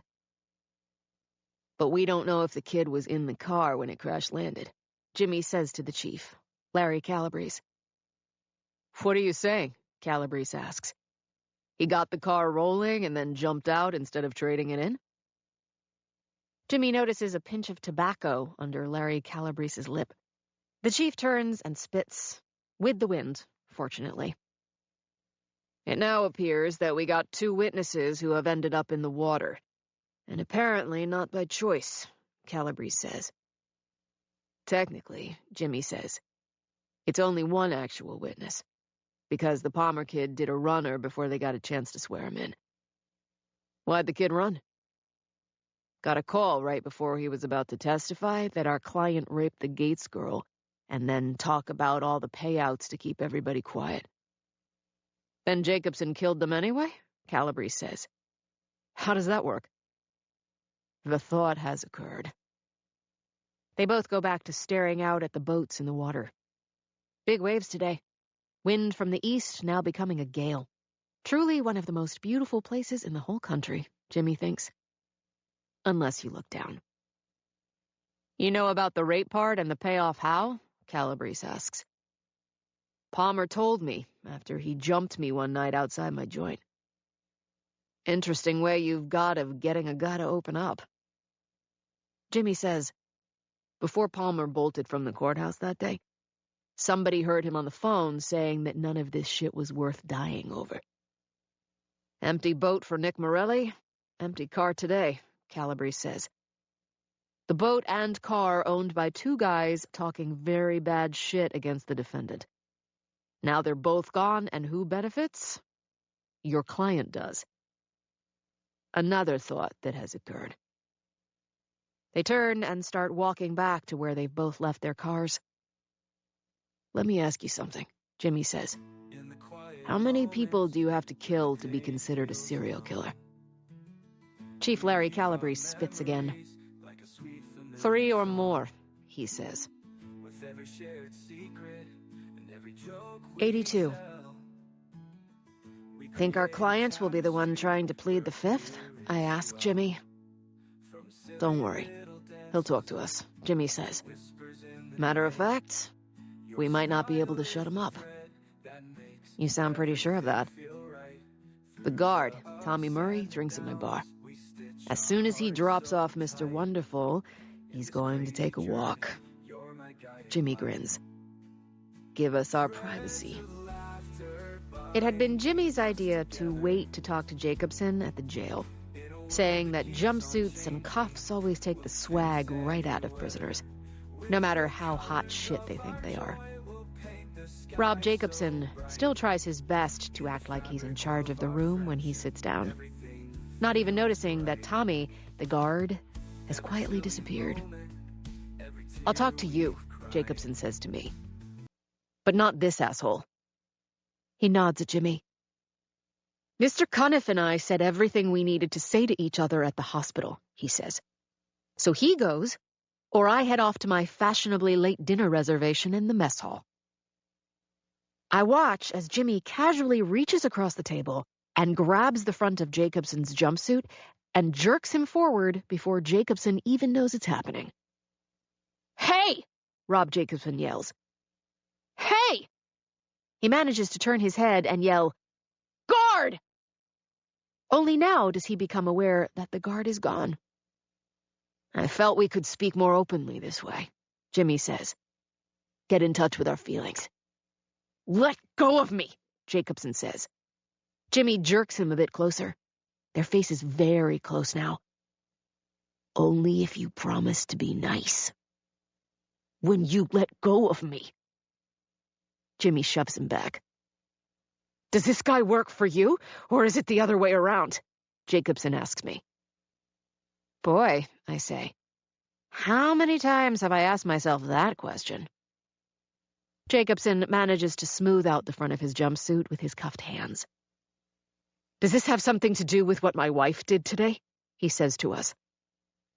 Jimmy doesn't answer him, just takes the photograph out of the inside pocket of his blazer and places it on the table in front of Jacobson. "Explain," Jimmy says. "My Speedo?" Jacobson says. "It was the style back then." I look at him, fascinated. Even here, even now with Jimmy Cuniff up in his face this way, Jacobson can't help himself from being himself. Jimmy pokes Lily Carson's face with an index finger. "You know, Jane and me are looking into Lily Carson's death," Jimmy asks. "How is it that you never mentioned you knew Lily Carson when you were both kids?" "Because the fact that I took a picture with her 25 years ago, or whatever, does absolutely nothing for me now. That's why." "You didn't just take a picture with her at the beach one time," Jimmy says. "You took her to the prom." Jacobson smiles, still trying to be the cocky bastard he's always been. "Cuniff, do you have any idea how many girls I had when I was in high school? Including more than one the night of the prom to which you're referring?" Jimmy gets up and walks around the table, and now he sits next to Jacobson. "Rob," he says, still in the soft voice, "my old partner has just been shot to death. Point-blank range in the Bronx. It is my strongly held belief that Joe Champy, an old acquaintance of yours, is the one who did the shooting. Not if you're following." Jacobson does. They are very close to each other. "And when I went to my old partner's apartment this morning," Jimmy continues, "I discovered he had hidden this picture of you and Lily Carson and 2 other girls. So now I am here asking you why in the world my ex-partner thought a picture of this was worth hiding. Most likely from your old friend Joe Champy." "Joe is dead," Jacobson says. "He was at Mickey Dunn's apartment this morning. Somebody might have been there, but I'm telling you it wasn't Champy." "How can you possibly know that?" "Because I had it done," Jacobson says. "You expect us to believe you had Joe Champy killed," I say. "Said the client to the lawyer," Jacobson says. "Let's say you did, despite the history you have with the guy," Jimmy says. "Why did you?" "Because he had something on me. Something I thought I'd settled with him a long time ago," Jacobson says. "But he came back wanting more. Even after he faked his own goddamn death and told me that if I didn't pay, he was going to take it to the DA. Jacobson shrugs. "And you can understand how in my present circumstances I couldn't have done that." Still just the 3 of us in the room. I say, "What did he have on you?" "Things got out of hand one night with one of those girls I told you I had," Jacobson says. "And then she died." 83. I'm drinking Montauk Summer Ale at Jimmy's bar. He's sipping on Pappy Van Winkle bourbon from the one bottle he keeps. $75 a glass for the customers who know he has it behind the bar and are willing to pay for it. He wouldn't even admit whether it was him who killed the girl he told us about or Champy, Jimmy says, after bragging about how his Uncle Joe had been making problems go away since he was in college. Makes you wonder exactly how many problems there were. Or how many dead girls. Until even Champy couldn't make a triple homicide go away. It's a slow night here. Ball games on both sets, at each end of the bar, maybe 3 tables full. Before they left the jail, Jimmy asked Jacobson, who he thought had killed Mickey Dunn, if Joe Champy hadn't. "Not my problem," Jacobson said.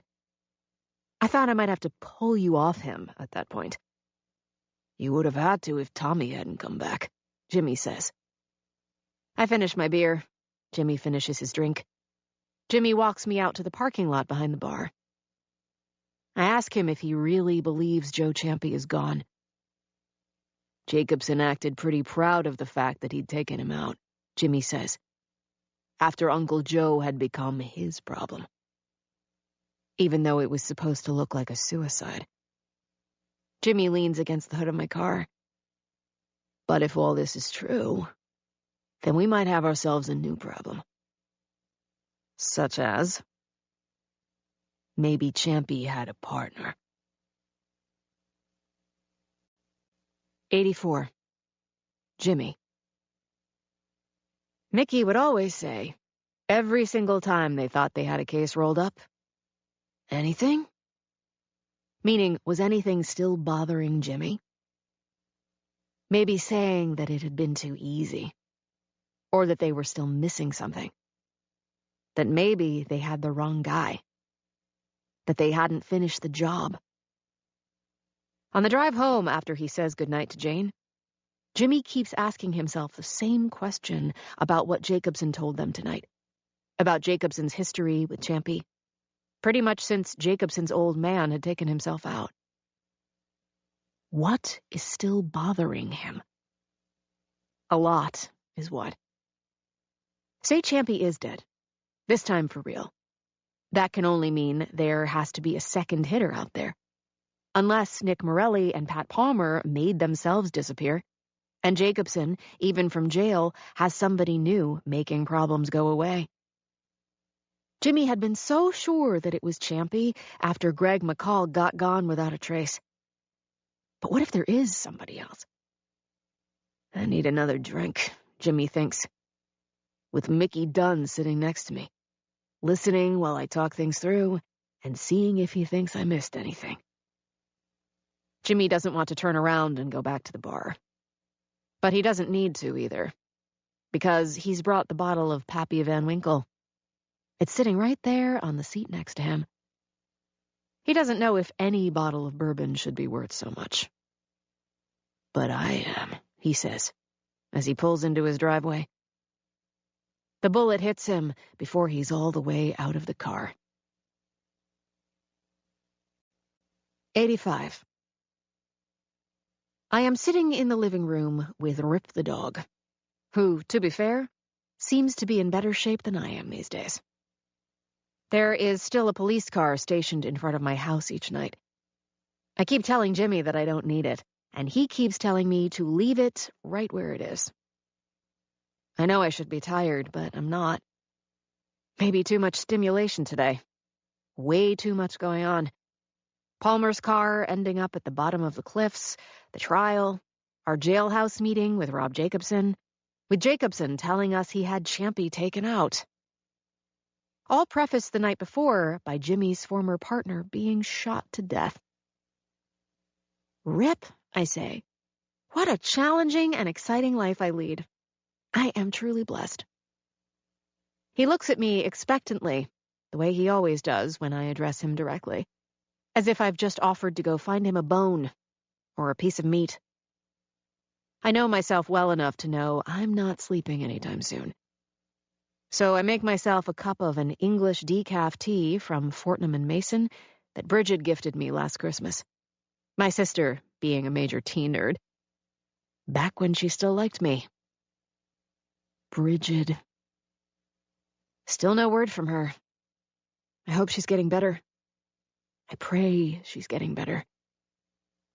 While I'm in the kitchen, I do get some treats for Rip, who really does look to be feeling better than he did when I took him in. But the last time Dr. Ben Kolinsky was over, he was the one giving Rip some treats, and pointed out that the dog's eyes showed the early stages of cataracts. What can I do about that? I asked. Don't let him drive at night, he said, cracking himself up. I never get tired of that one. Kills me every time. So far, Dr. Ben hasn't gotten tired of me either. I keep asking myself where we're going with this, whatever this is. But being such a hotshot lawyer, I already know the answer to that one. We're heading right into a dead end. Literally. I know I should end it before we go much further. But I also know why I'm not doing that. At least not yet. He makes me happy. Or as happy as I can be. Neither one of us has talked about love. If he turns out to be the first one of us to do it, I'll probably feel the urge to pull a gun on him. But I think he might already be about halfway in love with me.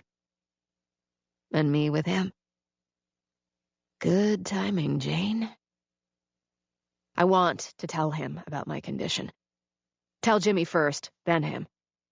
But for now, my condition, it sounds far more benign when I call it that, remains a secret between Dr. Sam Wiley and me, until I start to get sicker or start treatment and can no longer keep it a secret. I have spread out a lot of my case notes on the kitchen table and go back to them now with my mug of hot tea. The BC fight song blares from my phone. The screen says, Bridgehampton Trauma Center. It's the new small hospital they've built behind the mall in Bridgehampton, the one with the only operating room east of Southampton Hospital, the place having opened about 6 months ago. The voice, male, on the other end of the call, identifies himself as Dr. Williams and tells me that Jimmy has been shot. I should say he's been shot again, because I couldn't help but notice what looks like a very recent wound not terribly far from tonight's. Jimmy. Shot. Again. Twice in the same week. He'd done so little complaining, really no complaining at all, about getting hit in the shoulder the first time that I'd almost forgotten about it. I remember it now, and feel as if I've stopped breathing. Or being. Is he alive? Yes, Dr. Williams says. we were told that you are his closest contact.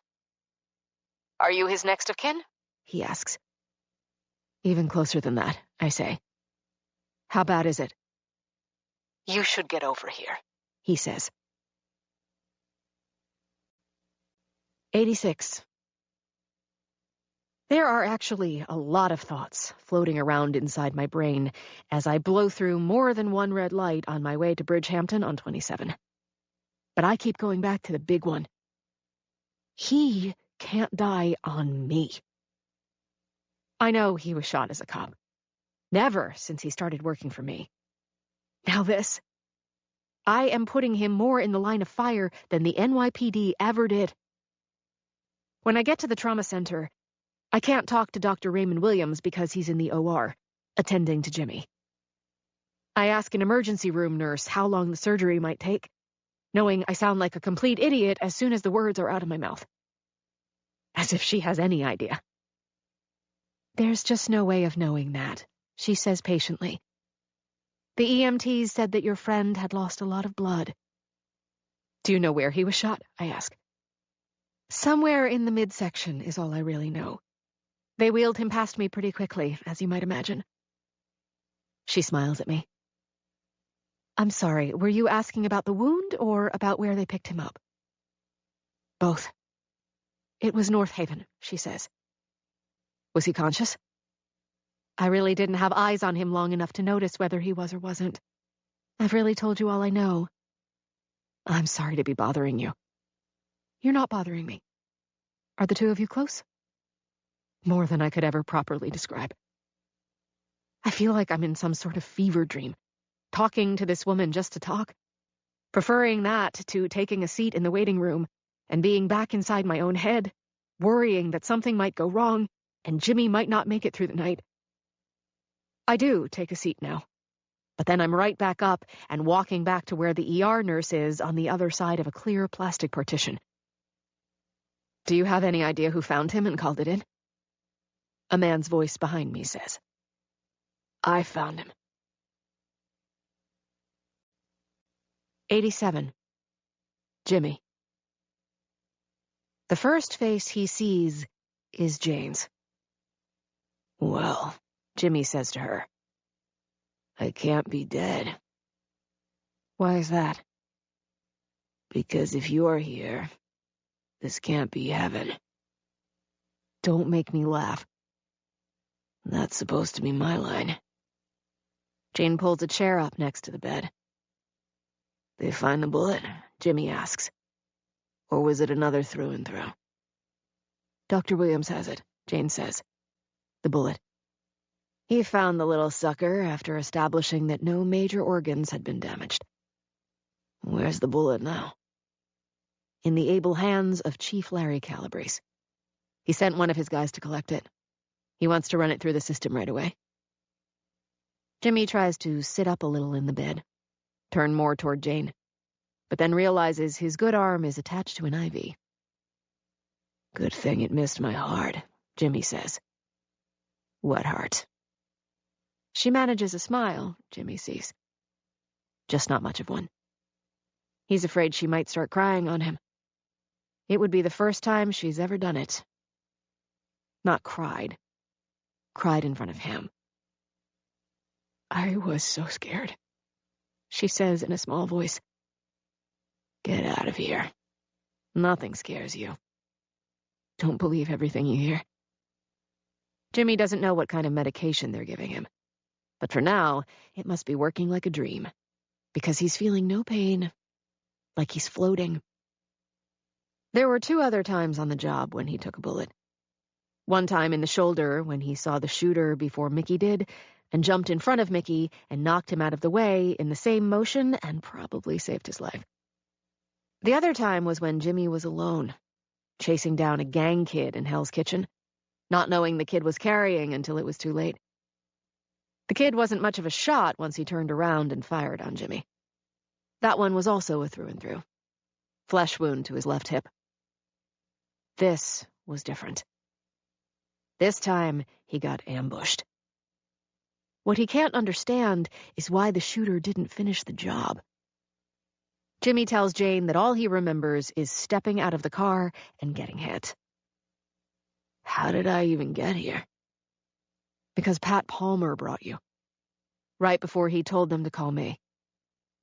Wait, the kid isn't dead. Jane shakes her head. It's why you're not. 88. Dr. Ben Kalinsky and I are having dinner at Sam's, our favorite Italian restaurant in East Hampton. I've been telling him about Pat Palmer's life being threatened, about him faking his own death, about him hiding out on the North Fork until he thought somebody traced him there. The kid finally decided that the only person he could trust was Jimmy. So he followed him home from the bar, and he was close enough behind him when Jimmy got to his house that he heard the shot. He was driving a car he borrowed from a friend, but he had his own gun with him, I say. He didn't have much of a plan once he saw Jimmy go down. So he leaned on the horn and started firing his gun into the sky and spooked the shooter. Then he called 911. Then he came to the hospital, Ben says. To make sure Jimmy hadn't died on him, I say. Where is he now? Gone again. I see him smiling at me. But you know where he is, right? I smile back at him. No comment. In the aftermath of Jimmy's shooting, Judge Prentice granted me a continuance until the next afternoon. I did not tell Kevin Ahern about Pat Palmer because I promised Palmer I wouldn't. All Ahern knows is that an anonymous neighbor of Jimmy's was the one to call 911. Pat Palmer still doesn't want to testify, and I don't want him to, because Laurel Gates and the rape and the NDA and the money will do my client no good whatsoever. You keep telling me you're going to win this case, he says. Now I smile at him over my wine glass. If I'm lying, I'm dying.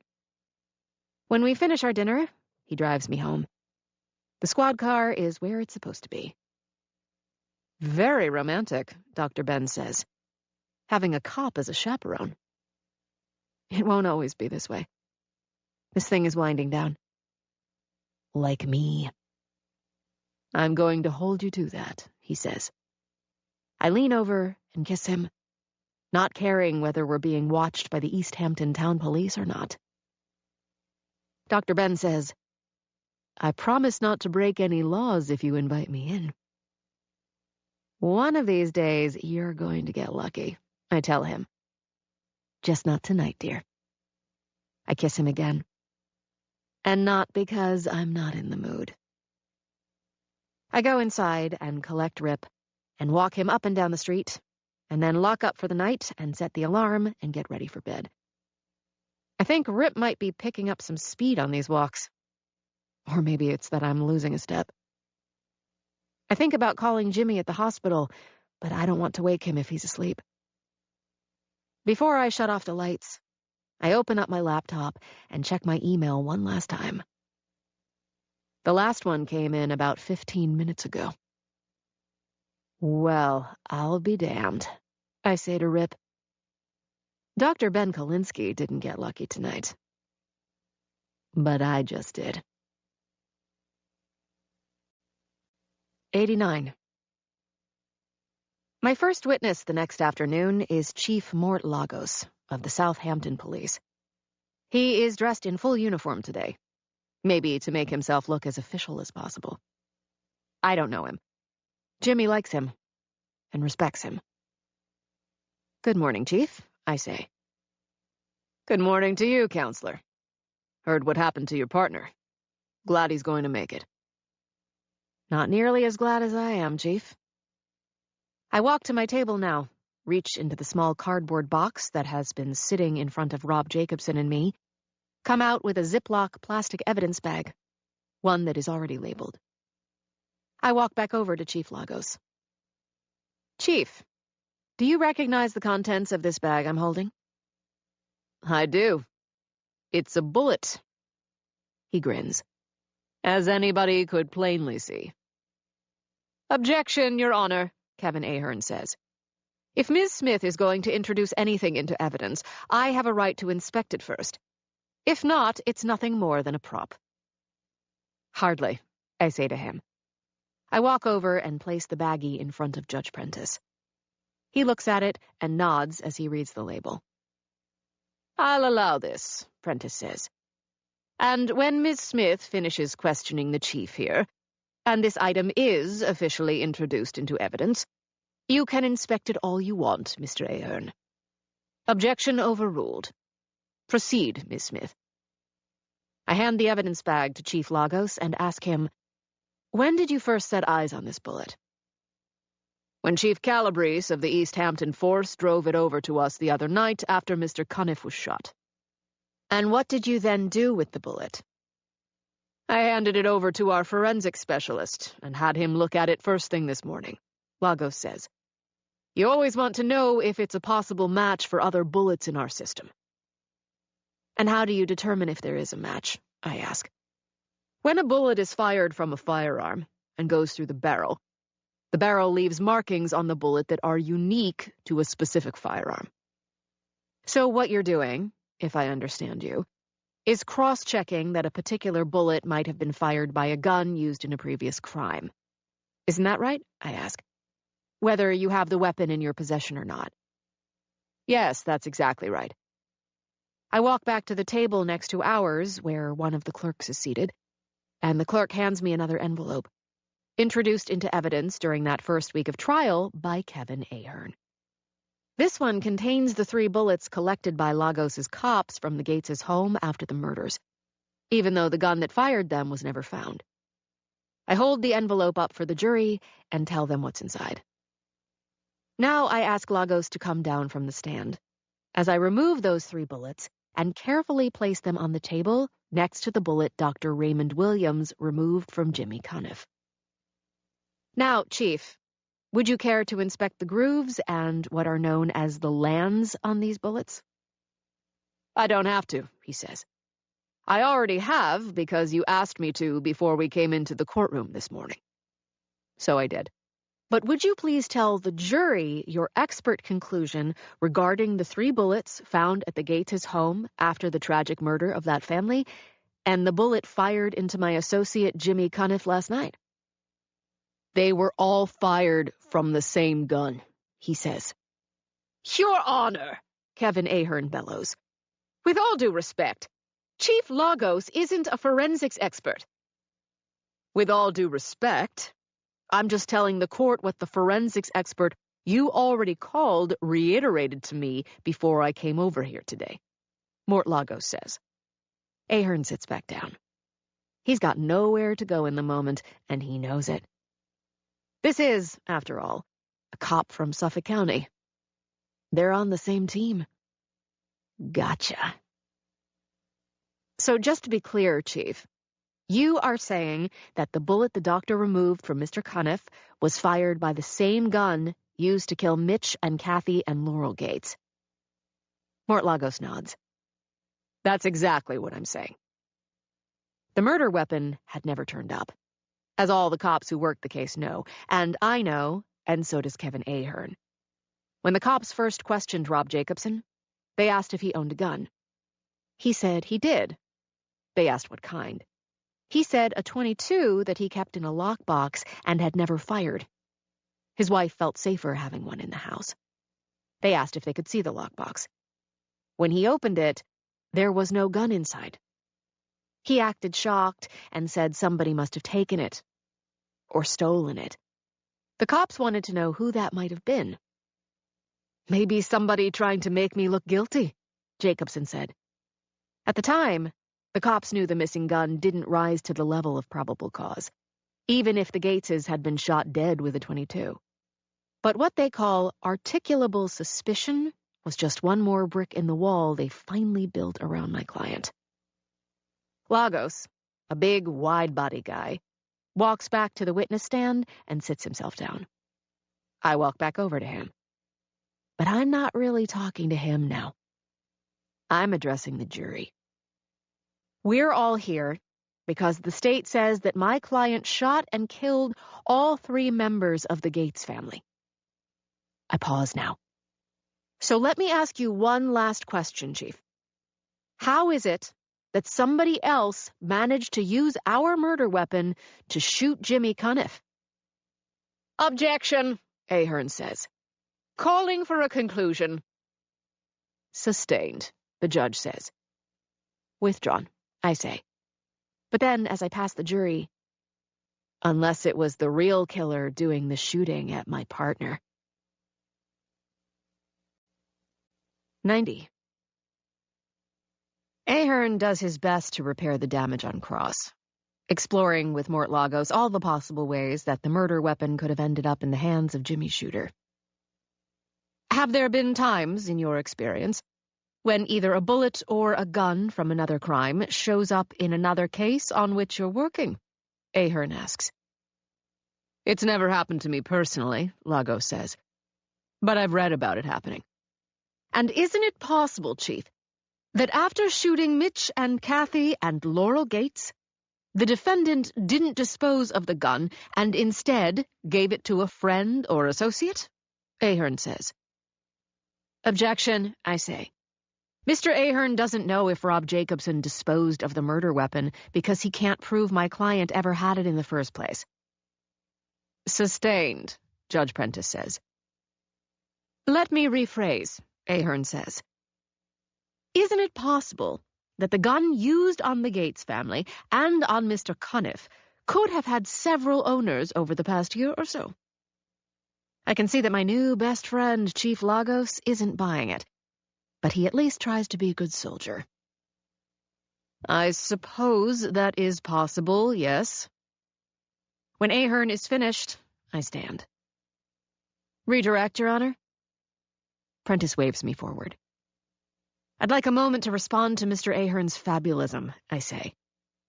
Objection, Ahern says in a blink. And look who's talking about fabulism. Sustained. Let me rephrase, I say. I would, Prentice says. Just for the sake of conversation, Chief, let's say that it was Mr. Jacobson's gun, and he did give it to someone after that tragic night at the Gates' house. As a veteran policeman, does it make any sense that this imaginary friend would think attempting to kill an essential member of the defense team trying to acquit him would somehow be helpful to Mr. Jacobson's cause?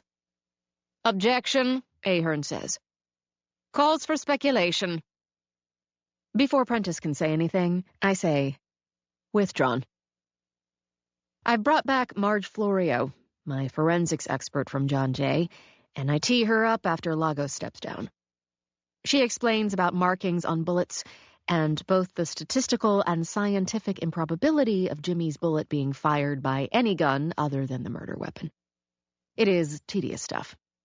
But I just want to lock in my alternate theory about another killer for the jury.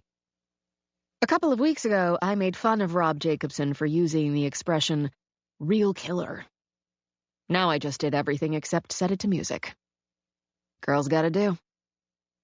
When court adjourns, and before the guards come to collect my client, Rob Jacobson asks who I plan to call to the stand tomorrow.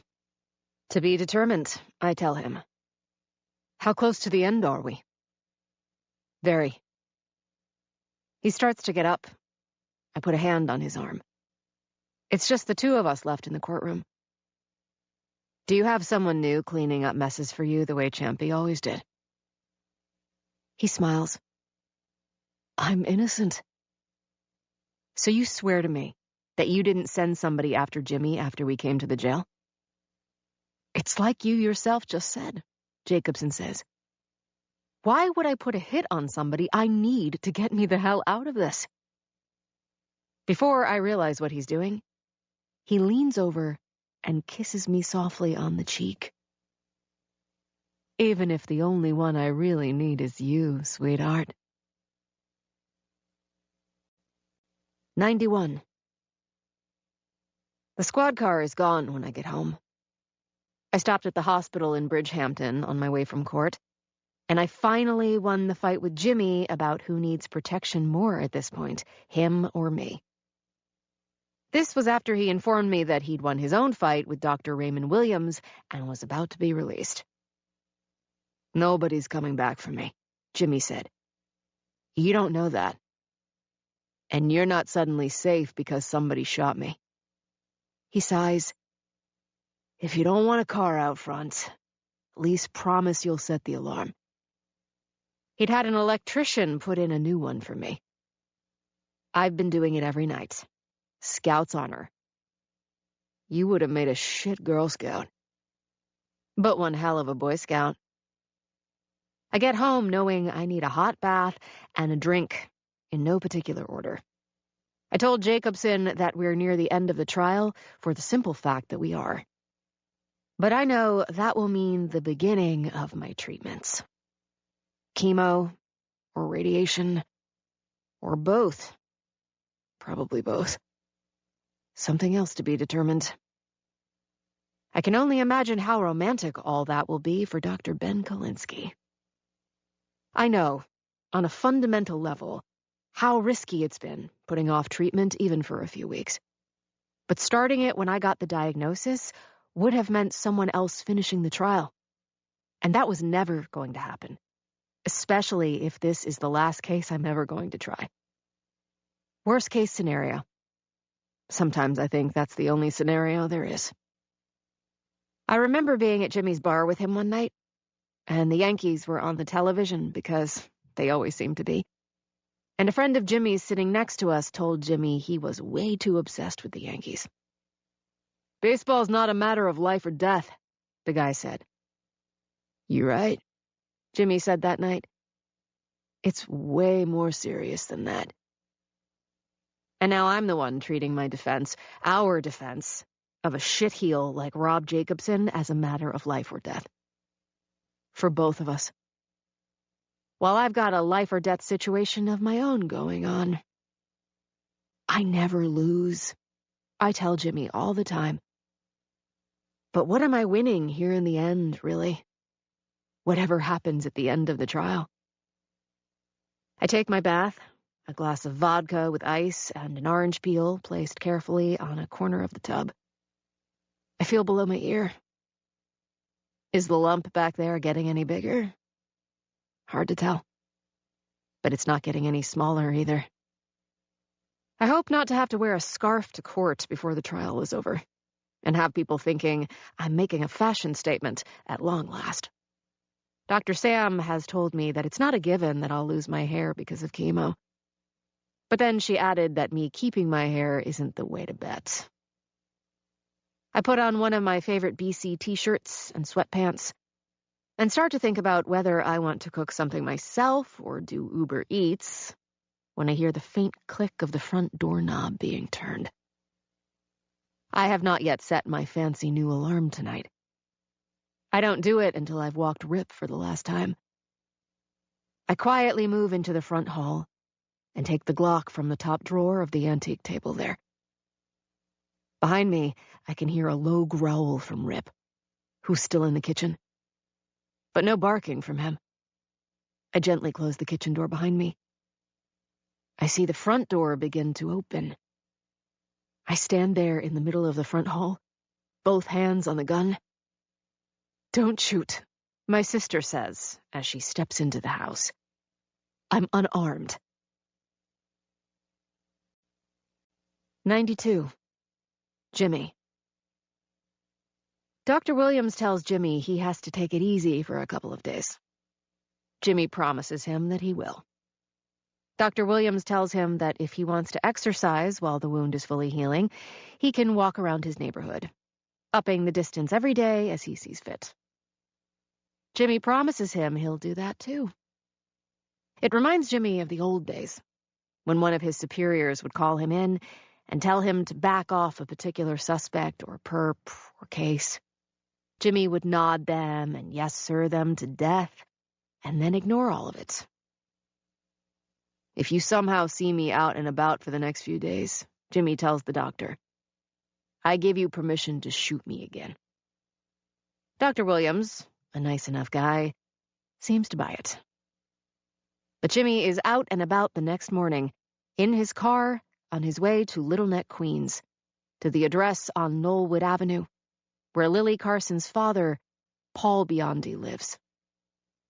The night before, he searched the internet like a demon and made some calls and found out that Biondi had owned a service station and repair shop in Little Neck before retiring a few years earlier, and that he had raised Lily by himself after the girl's mother ran off to Santa Fe to find herself and never came back. "Thank you for seeing me," Jimmy says when Biondi opens the door. "My experience always was that you decline to talk to a cop. You look guilty," Biondi says. "I'm an ex-cop." "Wouldn't make me look any less guilty if I'd told you to buzz off." He is short and wide, but solid-looking. Big hands and muscled forearms, the left one featuring a Marine Corps insignia. White hair buzzed into a crew cut. Eyes the color of coal. He looks nothing like his daughter. There is, Jimmy notices, some faint scar tissue around the eyes. "You box?" "How'd you know?" Jimmy taps a finger next to his right eye. "Dead giveaway." Biondi says, "Golden gloves until I quit." He shrugs. "You either got a good left hand or you don't. I didn't. They can teach you a lot. Not that." He asks Jimmy if he wants coffee or water or something. Jimmy says he's fine. He doesn't want to take up too much of his time. "Tell me about Rob Jacobson," Jimmy says. "Tell you what?" "It's like I told you on the phone, Mr. Biondi. I'm just looking for anything that might help me find out what really happened to your daughter and her family," Jimmy says. "What's Jacobson got to do with any of that?" Biondi asks. "He's on trial for the other thing out east." "I discovered a connection between him and Lily," Jimmy says. "And once I did, I found out he took her to a prom." Biondi's big hands are on his knees. He clenches them now and blows some air out through his nose. "You want to know what I really know about that son of a bitch?" Biondi says. "I should have killed him when I had the chance." 93. My sister is back on the stand the next morning. The night before, she asked to finish her testimony, saying she misremembered some things the first time around. "Like what?" I asked. "Like things that are important, and that I believe can help you," she said. "And help Rob in the process." "Great. Will they, by any chance, be true?" "Of course. You know I don't lie." "Do I?" Now I've had no choice but to tell the jury about her condition, the real reason for her absence, knowing, as I did, that it would elicit for her even more sympathy, and make her more believable in the process. Which right now is the whole ballgame, at least as far as her kid sister is concerned. "How are you feeling now?" I ask. "Much better, thank you, and strong enough to be back." "We all thank you for that," I say. "You're all very welcome." She smiles at the jury. I see some of the jury members smile back at her. "Now, the last time you were here, you told the court that you weren't sure of the exact time Rob Jacobson left your home the night of the murders. Isn't that correct?" "That's what I said." "And I had just asked you to describe in just what way you were together that night. That was right before Mr. Jacobson fell ill. Do you recall that sequence of events?" "Hard to forget." I shoot a quick look at Jacobson. For some reason, he's smiling. "So let's start over. Having some time to reflect, do you now remember when Rob Jacobson left you that night?" "As a matter of fact, I do." "When did he leave?" My sister has a sheepish look on her face, as if somehow she's been caught being a very bad girl. "He didn't leave." I look back over at my client. He doesn't call Bridget a liar this time. He doesn't fall over the table, faking a heart attack to protect his precious prenup. But he's still smiling, even more brilliantly than before. 94. Jimmy. It was the night of that stinking prom. Paul Biondi is telling Jimmy. Some fancy spot in Manhattan. We were still living over by Little Neck Parkway at the time. The Midtown Loft and Terrace, Jimmy says, where the prom was. I checked. Whatever you say. How'd they meet? Lily being from Little Neck Parkway and him from Central Park West. Some party they ended up at together, Biondi says. She's still only 16, but she decides he's her Prince Charming. Jimmy and Paul Biondi haven't moved from the living room. Somehow Biondi taking up as much of the couch as he does makes the room look even smaller than it really is. He is clenching his fists again. Old boxer's hands, looking as if they got run over by a car. So she tells me before she leaves for the prom, in the limo he shows up in, that she's going to spend the night with one of her friends whose parents booked her a hotel room, Biondi says. But in the morning, she's in her bed. He stares down at the big hands now, then up at Jimmy. There's bruises on her face and neck. One eye starting to color. When I ask her about it, she tells me she had too much to drink and fell in the ladies' room. But you didn't believe her. You're a cop. Who bruises their necks slipping and falling in the ladies' room? Jimmy just nods. I felt like I'd done a pretty damn good job raising this girl on my own, Biondi says. But at that point, I knew as much about teenage girls as I did about brain surgery. It is very quiet in the house. His eyes are suddenly very red. I promised myself I'd be a better grandfather to her daughter than I had been a father to her. But now they're both gone. How'd she get home? Jimmy says. That's the best part. The asshole sent her home in the limo. Just alone this time. He's telling it at his own speed, and Jimmy knows enough to let him. She breaks down finally and tells me what happened, pleading with me not to do anything about it, he says. He took her back to his place. His old man was dead by then. The mother, as far as I could tell, was long gone. Just the two of them. She says she begged him to stop. But the more she told him that, the rougher it got. And no one there to hear them until it was done. He shakes his head. I never should have let her go, Biondi says. It didn't feel right. But she was so goddamn desperate to be breathing that air. to be something more than the daughter of a guy who owned a goddamn gas station. Did you go looking for him? Yeah. When I get to the apartment or townhouse or whatever the hell you call it, it's like he's waiting for me. Him and this big guy he introduces as his Uncle Joe.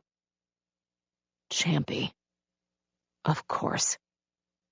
The kid starts crying, not even denying it, begging me to forgive him, Biondi says. Says he doesn't even remember all of it. He was blackout drunk.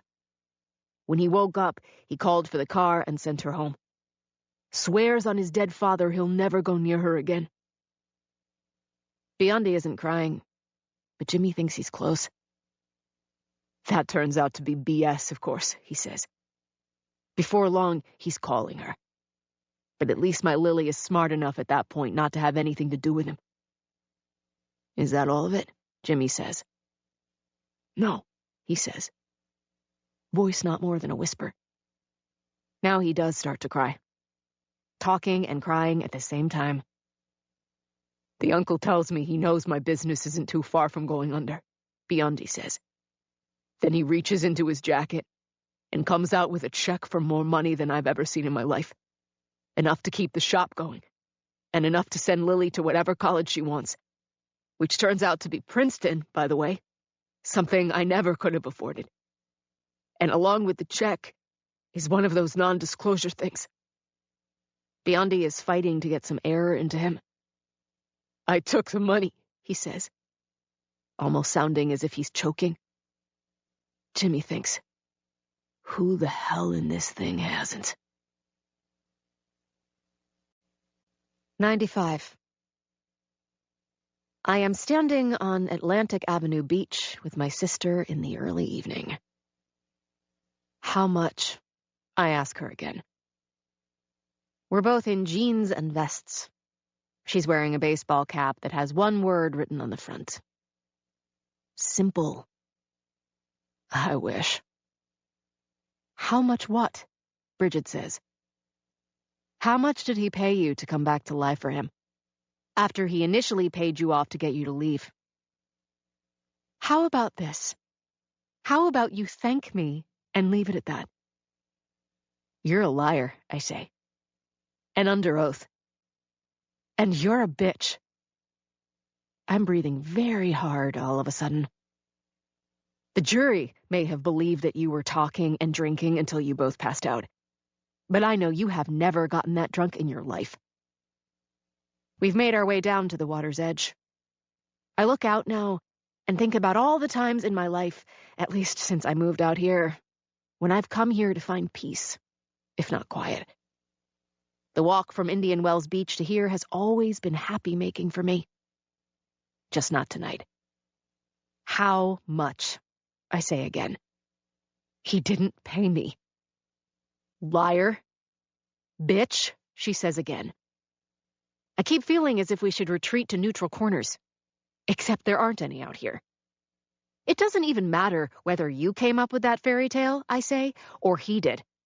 Neither one of you has to cop to being unfaithful. You give him an all-night alibi, and on top of that, he doesn't watch his prenup get shot out of a cannon. Now I know why he was smiling his ass off while you were up there. I'm surprised he didn't give you a standing O when you were done. You don't know him the way I do, she says. At this point, I actually might know him better. A gust of wind comes off the water and nearly blows the hat off her head.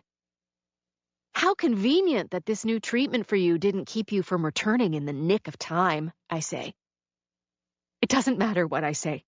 You're going to believe what you want to believe anyway. Finally, my sister speaks the truth. He didn't kill those people, says him, and says you. I'm not his lawyer. When did he really leave that night? It's not something I can use, just something I need to know. Somehow the cold out here is making my neck stiffen up. Or maybe it's simply the tension of the moment. I move my head from side to side to loosen it, then do it again. What's wrong? She says. My sister is a pain in the neck. When did he leave? When I said he did. You know Kevin Ahern isn't nearly done with you, right? I say. He's going to come back at you again tomorrow and keep coming and keep making you tell him why it took this long for you to come up with your latest alibi.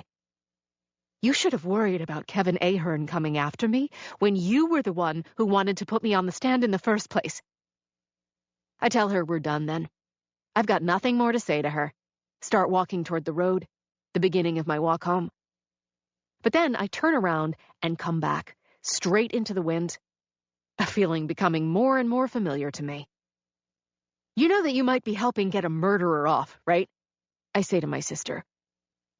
Well then, Miss High and Mighty, Bridget says. That would make two of us, wouldn't it? Jimmy's waiting for me on my front porch when I finally make it back to the house. What? I ask. I had a crazy thought about our client. I grin at him. You've come to the right place then. I'm the mayor of Crazy Town. Jimmy says, what if he did them all? 96. You're bleeding, I say to Jimmy when we're inside. He's wearing his old leather jacket, his favorite article of clothing, a white t-shirt underneath.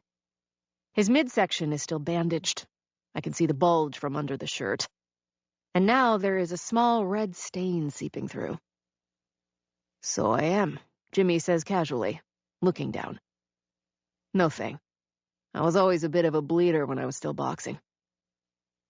Maybe you overdid it today. Have you considered that, tough guy? I ask. Your shoulder wound has barely healed from the first time you got shot. I'm starting to lose track. I get shot so often. You want me to change your bandage? I ask. You're a lawyer, not a doctor. If I popped a stitch, I'd feel it. I'm fine. Don't lie to me. I can see you're in pain. And you're being one, Jimmy says. I grin. I just told my sister the same thing a little while ago. You want to play doctor or you want to talk about our client? He leans back a little in his chair, as if to make himself slightly more comfortable. You honestly think he might have had something to do with what happened to the Carsons? Jimmy asks me for a small whiskey and fills me in on where he's been and what he's heard from Paul Biondi as I go into the kitchen and pour him one, and pour one for myself, and come back with the 2 glasses. I ask if it's all right to mix whiskey with pain pills, and he says that he's saving the pain pills for a rainy day. He takes a small sip of whiskey and sighs contentedly. Lily Biondi Carson signed the same non-disclosure that her old man did, he says. I asked him. NDAs, I say. Kind of Rob's thing. And apparently from an early age, Jimmy says. But what if, and I'm just spitballing here, Lily went to Rob wanting more money to help with her husband's gambling debts, all that time after prom night, and threatened to tell everybody that he raped her when she was a minor, I say, whether or not she signed that piece of paper and already got paid off. Jimmy takes another sip of whiskey. I take a sip of my own. I watch him absently rub the area where he's been bleeding. He was lucky this time, too, without question, with where the bullet had entered and where it had ended up and all the good things it had missed along the way. Very, very lucky. But as much of a tough guy as he is and has always been, he was shot, gunned down in front of his own house. And if he hadn't also gotten lucky with Pat Palmer being there and calling it in, he could have died. And the body count in the 2 cases the 2 of us are working could have gone up again. I've told him that my defense of Jacobson will likely rest soon, and that closing arguments from Kevin Ahern and me could begin early next week. Then the only arguments that will matter will be the ones in the jury room, as they decide whether or not Rob Jacobson is one more sociopath with a big bank account and a famous name. Jimmy Cuniff and I are having that same conversation right now, times 2. Knowing it sounds bananas to even suggest he might have had something to do with killing 6 people instead of the 3 for whom he's on trial. I do feel like the mayor of Crazy Town even thinking that, as you have so eloquently put it, He might have done them all, I say. And yet here we are, Jimmy says. Hey, you started it. Damn straight. He looks tired to me, but I probably look just as tired to him. I tell him he needs to go home and get himself about 12 hours of uninterrupted sleep, then rinse and repeat all the way through the weekend. He'll leave in a minute, he says. He hasn't even finished his drink. Say I'm right about the guy, Jimmy says. Say he did it, or had it done with the Carsons, even though we're the only people in the world who can connect him to them. Other than Lily's old man, of course. You know what that could mean? I'll bite. It would mean that maybe Champy, along with somebody else Jacobson has maybe called in from the bullpen to replace Champy, has been running around removing loose ends from both our cases. The way he's maybe been removing loose ends for our client for a long time. You certainly are full of interesting theories tonight, I say, and finish my whiskey. Jimmy starts to say something else, but then he looks at me, almost curious, or maybe confused, as his eyes suddenly close, and he slides out of his chair, unconscious by the time he hits the floor. 97. I ride with Jimmy in the ambulance that transports him back to the Bridgehampton Trauma Center, sirens and lights blazing on Route 27 in the night. The primary emergency room for the area is still at Southampton Hospital, but Dr. Williams identified Jimmy as a legit emergency not long after I called the center to tell him that one of his patients was on his way, perhaps because of the aftershocks of his most recent gunshot wound. In the ambulance, I say to Jimmy, your idea of taking it easy worked like a charm, by the way. Jimmy, who's regained consciousness, turns to one of the EMTs and says, who is this woman, and what is she doing in this ambulance with me? Who doesn't love 911 humor? I say to one of the young guys monitoring Jimmy's vitals. I watch him as the EMT watches his vitals. I know there is nothing I could have done to stop Ginny Cunniff from doing whatever the hell he wanted to do, because there never has been. He's always been just as pig-headed as I am. Which one of us is the more stubborn is too close to call at this point in our relationship. At the hospital, he is taken inside to Dr. Williams, and I wait for more than an hour. I find a vending machine and get a cup of coffee, not knowing just how long a night it is going to be. I'm not going anywhere until I know that Jimmy is all right. Ms. Jane Smith. Always much better at looking out for somebody else than for herself. I was second-guessing myself all the way over here for not calling somebody as soon as I saw the blood. But it's Jimmy. Of course he checked himself out of the hospital early after taking another bullet like it was just one more punch, then hit the ground running, driving all the way into Queens to chase down a lead and driving all the way back. I'd convinced myself he was already as good as new, even knowing he couldn't be, because I wanted him to be as good as new. Like I could wish away his physical issues. If only. Finally, Dr. Williams comes out to the waiting area. He is a compact black man, solidly built. Good-looking. I managed to restrain myself from telling him he reminds me a little bit of Kevin Hart, just taller. You were with him when he collapsed? Dr. Williams asks, skipping any small talk. At my house. I called it in right away. Good that you did, Williams says. It turns out he's developed a post-op infection that escalated pretty quickly. They told me in the ambulance his blood pressure wasn't good, I say. You could say that. It plunged, is what it did. I would bet before he passed out he was displaying some warning signs. Confusion, disorientation. He's lucky the infection hasn't yet developed into sepsis. What happens then? Then it can kill the patient if we don't get there in time. Stop sugarcoating it, Doc, I say. I don't know you all that well, Miss Smith, he says. But you don't strike me as someone who wants things sugar-coated. You have no idea. He tilts his head. Have you had any serious health challenges as an adult? For some idiotic reason, his question makes me smile. Here and there, I say. Along the dusty old trail. And did you follow your doctor's advice? I still feel myself smiling, even though none of this, not one part, is funny for either Jimmy or me. Here and there? Your friend might be clear out of good fortune after this, Dr. Williams says. I'm hoping that this latest episode has gotten his attention. He couldn't do anything about being shot. That wasn't his fault. But he can do something to take care of himself. So you want me to drop the hammer on him?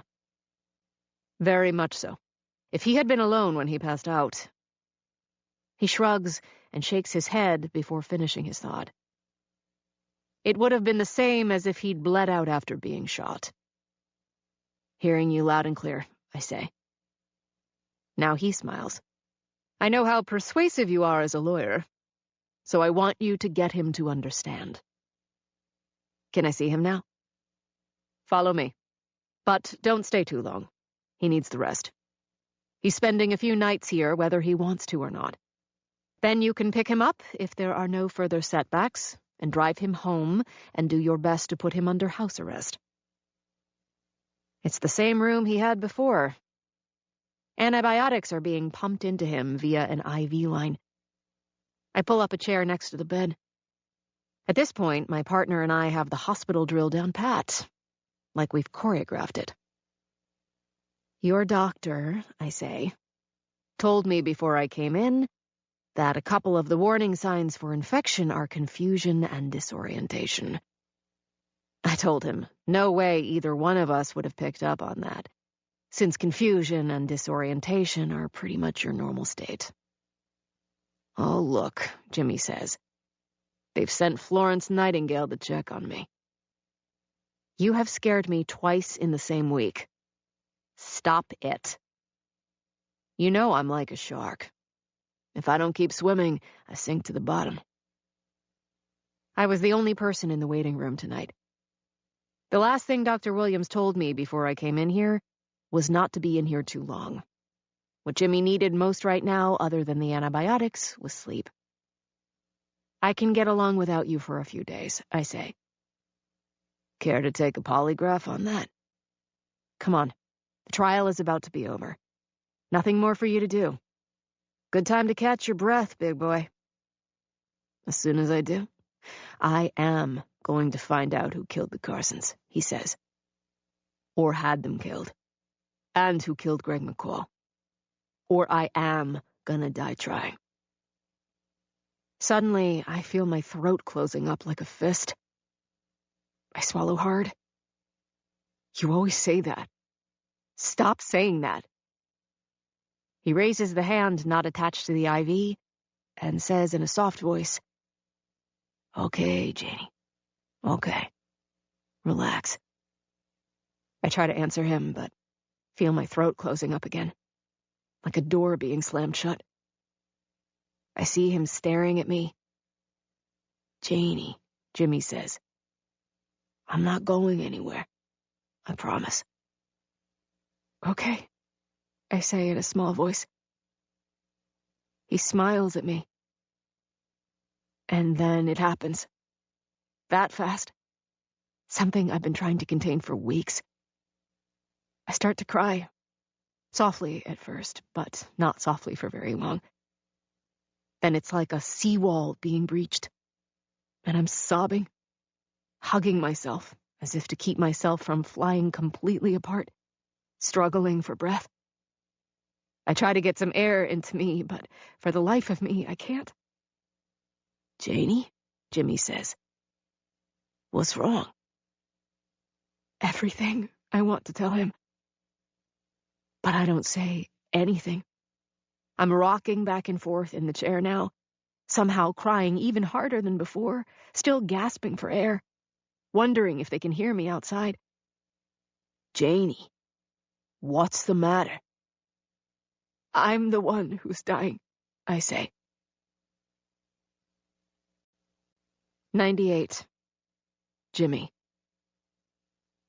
He lies there in the dark and the quiet, or at least as much darkness and quiet as you can ever have in a hospital room at night, after Jane has finally left, thinking she might have needed to be sedated more than I do. He asked how she planned to get back to Amagansett. He could call somebody at the bar to come get her. She said she was going to Uber. Jimmy told her that maybe it was not the best idea for her to be alone right now. Kind of my thing, Jane said to him. Being alone.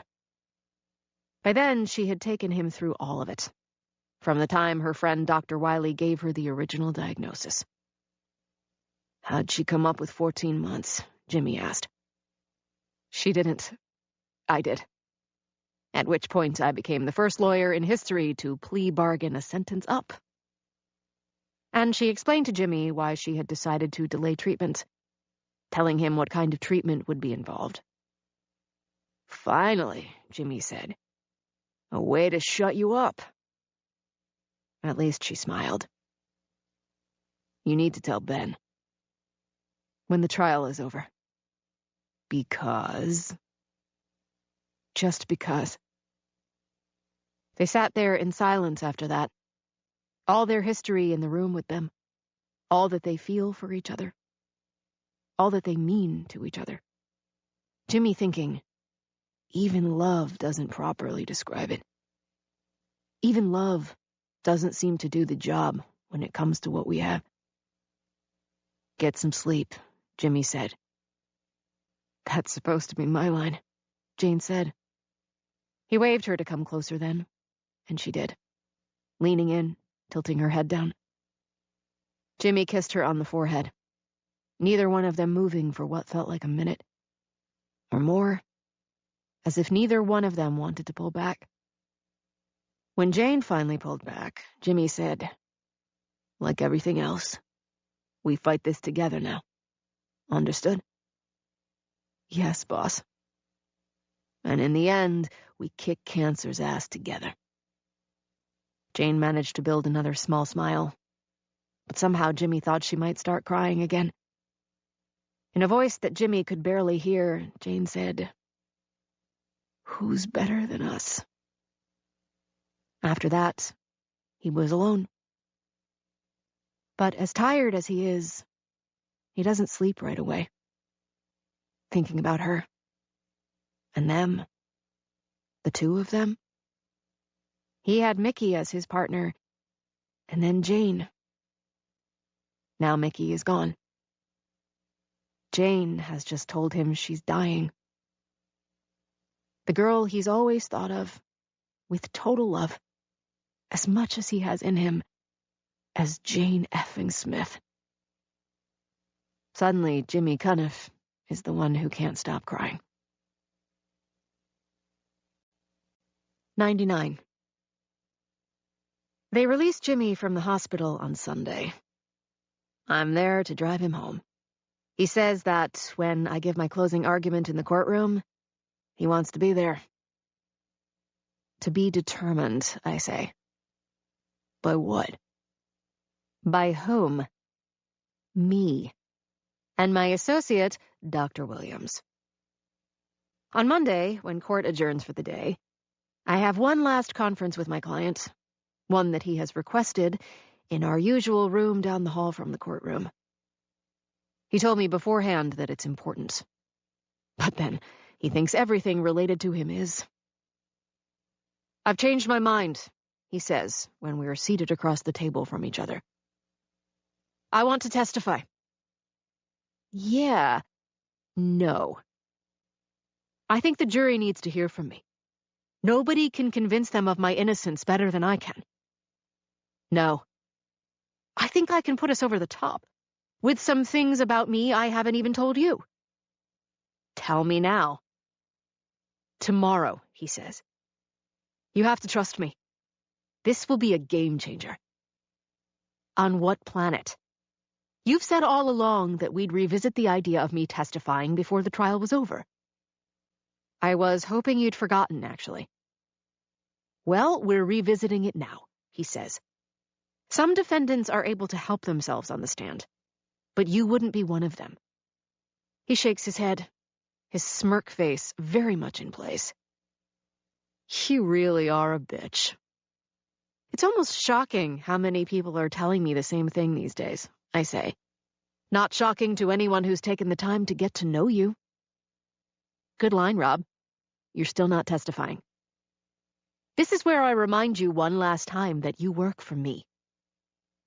I'm tired, and my neck is starting to ache again, as it usually does now late in the day. I just want to get home and prepare my closing argument and get some rest so I'm as close as I can be to the top of my game tomorrow, when I will take my last, best shot at getting an acquittal for the smug bastard sitting across from me. One who may very well have killed those people. And is this where you expect me to tell you, one last time, to fire me? Aren't you going to? I stand now and turn my back to him, before turning back around as if addressing a jury of one. You've got it wrong, Rob, the way you have from the start. You work for me. You want the whole truth and nothing but? There it is. When we're in that room down the hall, you work for me. Which means that one last time tomorrow, when we're back in there together, I talk and you listen. He grins at me. Then before we do make it down the hall, I'm going to talk and you're going to listen. He talks for quite a long time and has my complete attention. When he finishes, I get up and leave without even saying goodbye. I take the back roads to Amagansett, and when I get home, I feed Rip and take him to the beach, Indian Wells tonight, and search around until I find a good piece of driftwood to throw. Then this is one of the nights when he actually fetches it a few times, before I'm the one doing the fetching, and he's staring at me from the sand as if to say, "What are you looking at?" I go back home with my dog and pan-fry a burger and drink a beer as I eat it, and then begin a first draft of my closing argument, writing it in pencil, one of my trusty number 2s. In the morning, I will call Rob Jacobson to the stand. 100. At 8:45, I'm in Judge Prentice's chambers along with Kevin Ahern, informing them that there has been a last-minute change of plans and that my client is going to be my last witness. "You're sure about this, Ms. Smith?" Judge Prentice says. "My client and I are both sure, Your Honor." Prentice turns to Ahern. "I assume you have no objection," he says, not even making it sound like a question. "Objection?" Kevin Ahern says. "I feel like it's my birthday." "So you're saying you won't request additional time to prepare for your cross?" the judge says. "With all due respect, Your Honor," Ahern says, "I've been prepared to do this since we arrested the son of a bitch." As we walk out of the room, Ahern says to me, "I'm not trying to talk you out of anything, but are you sure you want to do this?" 100%, I lie. We're in the courtroom, on our way to our respective tables, when Ahern leans over and whispers one last thing to me. "I actually misspoke inside. This doesn't feel like my birthday, Jane. It feels like I just won the goddamn lottery." 101. Rob Jacobson has assured me that he will behave himself and not make things easier for the district attorney from Suffolk County, who is fully expecting to fillet him as soon as he gets the chance. Jacobson doesn't even make it until I've gotten the chance to ask my first question. "Before we begin," he says after being sworn in, "I'd just like to state for the record that I am innocent of these charges." "Objection," Ahern says, sounding almost amused. If it would please the court, could Your Honor please remind the defendant that this isn't an infomercial for his real estate company? Mr. Jacobson, here's how we like to roll in my court. First, you get asked a question. Then you answer it. I apologize, Your Honor, Jacobson says. Proceed, Ms. Smith, Prentice says. I get up from behind the table and walk toward my client. Even having just been admonished by the judge, he looks as happy and excited as if it's his birthday, as if this is where he wanted to be all along, maybe even expected to be. Ready for his close-up. Good morning, Mr. Jacobson. Good morning, Jane, and also to you, Mr. Ahern. I begin by taking him back to when he was a teenager and discovered the bodies of his father and his father's mistress. Is there any way, even after all this time, for you to properly describe a moment like that? Horrifying, traumatizing, and obviously life-changing. Because I saw with my own eyes, in my own family and in my own house, what gun violence looks like.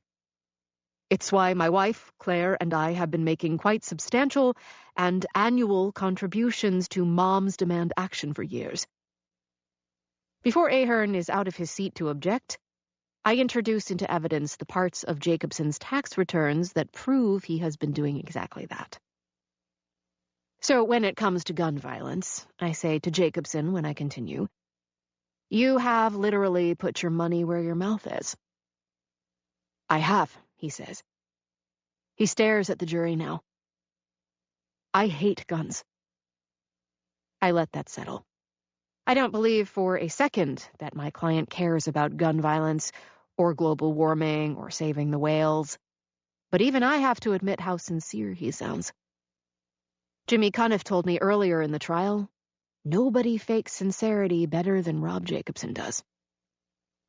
Let's fast forward now to the night of the gun violence against the Gates family, I say. Mr. Jacobson, you're aware that my sister, Bridget, has previously testified that the two of you spent the night of the murders together. Now Jacobson offers the jury a sheepish grin. Most of it with me passed out, I'm embarrassed to say, he says. We were talking and drinking, and talking and drinking, until finally we were just drinking. Me, mostly. He shrugs, almost helplessly. Bridget was being the awesome friend she always has been. I was being a drunk. I watch as a few of the jurors nod in recognition. But you are also aware that a neighbor of the Gates family, Otis Miller, has testified that he saw you speeding away from the Gates' house earlier that evening, I say. Isn't that correct? It's correct that he says he saw me, Jacobson says. But I wasn't speeding. I was simply driving away. But you were there that night. Yes, that's never been in dispute. Not in dispute. But until now, only Otis Miller has put Jacobson at the house that night. And why were you there? I was invited, he says. We didn't know each other very well, but our daughters had become tennis friends. Who invited you? Mitch Gates did. Could you please tell the jury why he invited you? Jacobson again turns to face the jurors. He needed money. A murmur runs through the courtroom now. A lot of money, Jacobson adds. And he was asking for it from the father of one of his daughter's tennis friends? It wasn't like that. Could you please tell us what it was like, Mr. Jacobson? I owed his wife a favor. She was my old friend. The old friend who was the other girl in the picture Mickey Dunn left behind, as my client had informed me the night before. She saved my life once, Rob Jacobson says.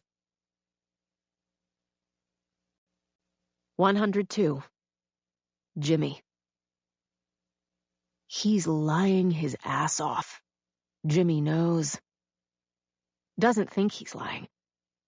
Knows. Jimmy's seen it in courtrooms his whole life. Every time he's watched a defendant take the stand. The really smart ones, and often the guilty ones, they know what's verifiable and what's not. They know what they can get away with, what they think they can sell to a jury, just how much shit they can make up. Jimmy had a bad day yesterday, so he's watching it on the live feed. Feet up, laptop open on the table next to him. He knows all the things Jacobson finally decided to tell Jane the night before. That Kathy Gates, the former Kathy Fuller, is the other girl in the picture, even if you can't see her face. That they were friends in high school. Jacobson from Dalton, Kathy Fuller from Spence. That isn't all of the story. Just the part Jimmy is watching Jacobson sell to the jury at the moment like a goddamn champ. Jimmy remembers watching some big-shot woman from one of the big-shot drug companies take the stand in her own defense one time in a fraud trial about some miracle drug that wasn't, talking about years of physical and mental and emotional abuse from her partner, saying that she hadn't intentionally misled the public. It was because of her partner and his controlling and abusive ways. In the blink of an eye, she went from being one of those billionaire masters of the universe to a victim. And ended up getting away with it. Now Jane is saying to Jacobson, "Why is this the first we're hearing of your prior relationship with one of the victims?" "Because this is the first chance I've had to speak on my own behalf." "Except when you were calling opposing counsel's sister a liar," Ahern says. "Is that an objection, Mr. Ahern?" Judge Prentice says. "More of an observation, Your Honor." "Keep those to yourself," the judge says. "At least until you're cross." Now Jimmy watches Jane ask, "Could you please tell us how Kathy Gates once saved your life?" The feed switches to a camera that is close on Jacobson. Jimmy sees him look over at the jury with big, moist eyes. Charlie Sincere. "It was depression," he says. "Not something guys my age talked about in those days. But something as real then as it is now. Severe depression." "No one talked about it nearly enough in those days," Jane says. "Please go on." Jimmy watches Jacobson take a deep breath now. Then another one. The catch in his throat is actually audible enough that Jimmy can hear it on the live feed. "It was when I nearly OD'd," Jacobson says. "When?" Jane says, barely audible herself. "When I tried to kill myself. After my father killed himself," Rob Jacobson says. 103. I knew, coming into the trial, just how good Kevin Ahern is as a prosecutor, and how ambitious he is. Knew full well he'd never lost a case either. But now, right here in front of me, I see, in full and in the moment, that he has saved his best for last. And has me thinking, really for the first time, that his best might be better than mine. Bottom line is that the Suffolk County District Attorney scares the hell out of me in the process. He is theatrical and in total command of the room, has the complete attention of the jury as he artfully deconstructs the case that Rob Jacobson has just tried to make for himself. Deconstructs it, or simply unpacks it. Depression is something quite real and quite powerful. We put a bigger light on it all the time, Ahern says. But there are millions of depressed people in this country, a majority of the depressed people, in fact, who don't pick up a gun and murder an entire family, including a teenage girl, in cold blood. Objection, I say. Is Mr. Ahern getting to a question anytime soon?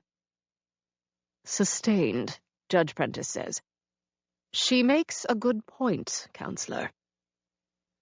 Here's my question, Mr. Jacobson, Ahern says. Were you ever treated for depression? Yes, sure. By whom?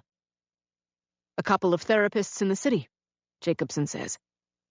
Do you recall their names? I watch Jacobson's face now, and then see the hesitation that everybody else in the room sees. I can't remember their names. But what I do remember is that they got me through it at the time. So a couple of the therapists who pulled you back from the abyss, who may be the ones who really saved your life, you can't recall their names, Ahern says. Interesting. I suppose I could get them if you need them. From where? Fantasy Island? Ahern says under his breath. Excuse me, Judge Prentice says. I was just saying getting the names of the therapists isn't necessary, Ahern says.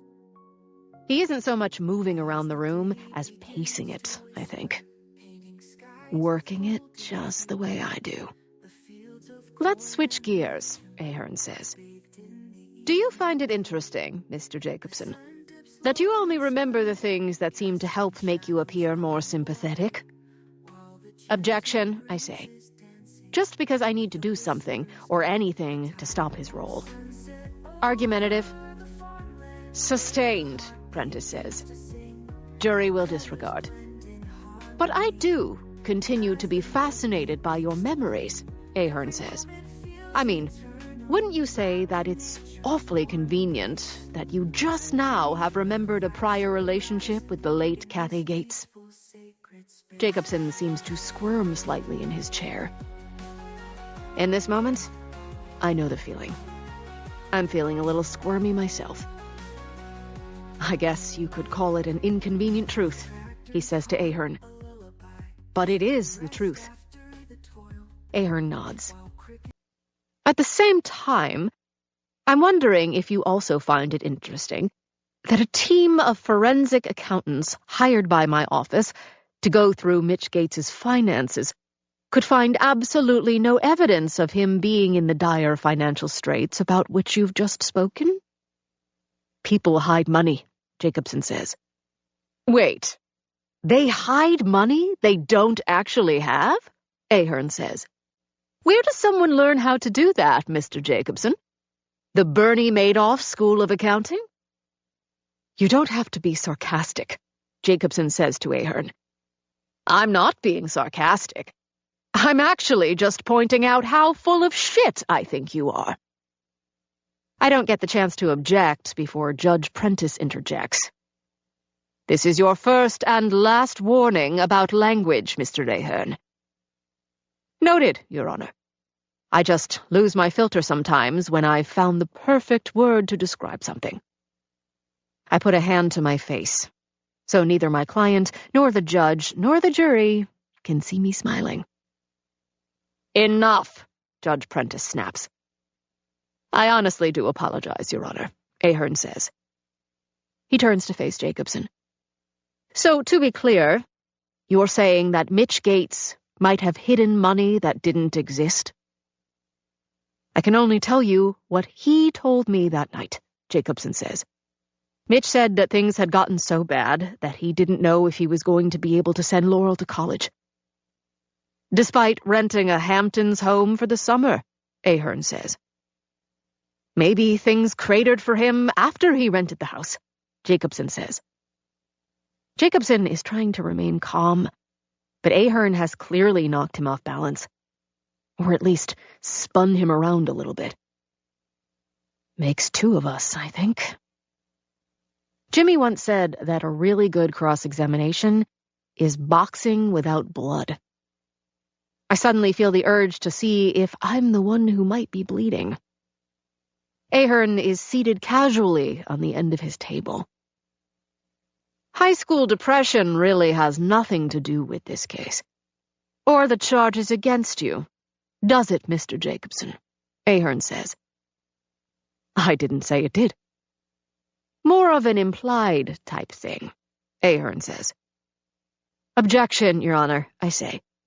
It sounds as if Mr. Ahern has jumped the gun here on his summation. Overruled, Judge Prentice says. I'll allow it.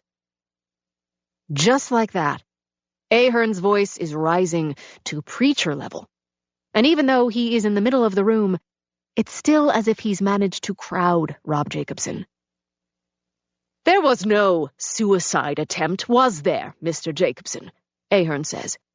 You're just putting an issue as serious as suicide into play in the same cynical way you tried to put depression. Isn't that right? It's not like that. It's exactly like that, Ahern snaps at him. You've spent your whole life just lying to stay in practice. Isn't that right, Mr. Jacobson? Objection, I say. Sustained, Prentice says. You're all the way to the line, Mr. Ahern. I'm telling the truth, Rob Jacobson says. Of course you are, Ahern says. I'm hopeful that he might be done. Just not quite yet, unfortunately. Just one last question, Ahern says, almost as if it's an afterthought. He walks over to his table, moves some papers around, picks the top page up, studies it, nods. It might be something important, or it might be a grocery list. What he wants to do is heighten the drama before whatever is coming next. He puts the paper back down and turns back to the witness stand. Isn't it true that not long before the murders, you entered into a non-disclosure agreement with Mitch Gates? Objection, I shout, once more before I'm out of my chair. I guess what we'd all like to know is just what you needed Mitch Gates to keep silent about. Ahern shouts over me, and over the sound of Judge Jackson Prentice III's gavel. Or is that something else you've conveniently forgotten, you son of a bitch? Now Kevin Ahern crosses the line. Happily. 104. I am sitting on my back deck with Dr. Ben Kolinsky, the two of us sipping red wine, Rip stationed between Ben's chair and mine, snoring. The rest of the world of cancer, and the trial winding down, and dead bodies, and Jimmy Cuniff still not fully recovered from his gunshot wounds, and me speculating all over again about whether my client is lying out his ass, is all still out there, somewhere beyond the perimeter. But for tonight, it's just Ben and Rip and me. I've got Diana Krall on the sound system, and I'm feeling almost normal tonight and almost happy. Like I'm falling for this sweet, gentle man that I know I'm going to lose eventually.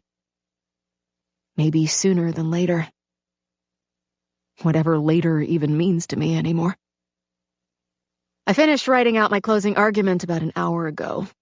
Got to where I was completely happy with that, knowing I'll change things when I'm actually in front of the jury, because I always do. But pretty much ready to go to the floor with it. On the spur of the moment, I called Ben and asked him to come over for a civilized glass of wine, and was delighted when he accepted. Only if you promise not to try anything, he said on the phone. I think you'll be safe. Damn. I was afraid of that.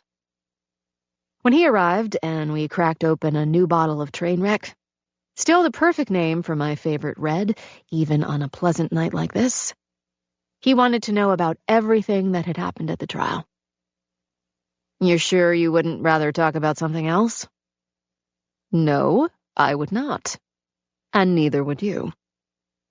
Like you know me so well. Better than you know. Well, the bad news is that I got my hat handed to me by a great lawyer, I say.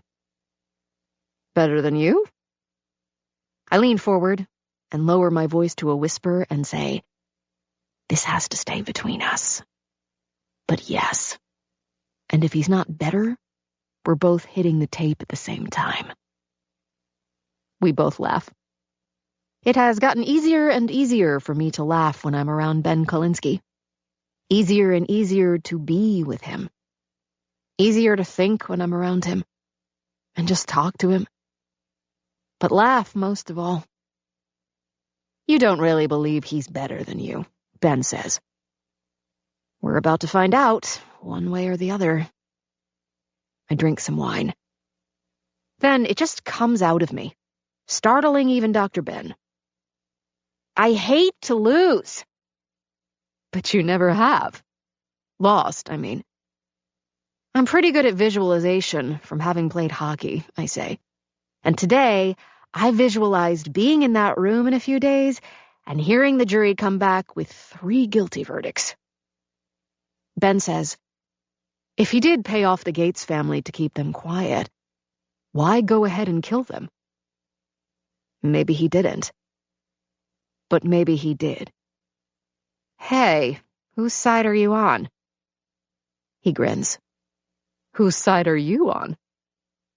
We both drink then, and listen to the night sounds in the backyard, dominated by the tree owl who's been annoying Rip lately.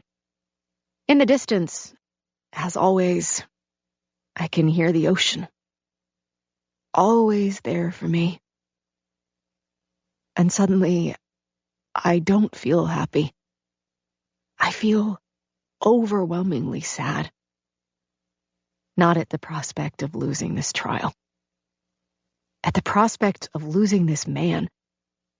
Up and dying, just when I'm getting to know this man, and he's getting to know me.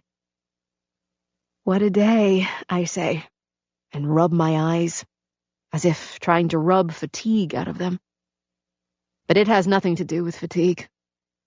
I just don't want him to see the tears forming. What a damn day. And maybe, in the moment, Ben Kolinsky senses a change in the night air between us. He puts down his glass now, and gets up, and covers the short distance between us, and leans down, and kisses me.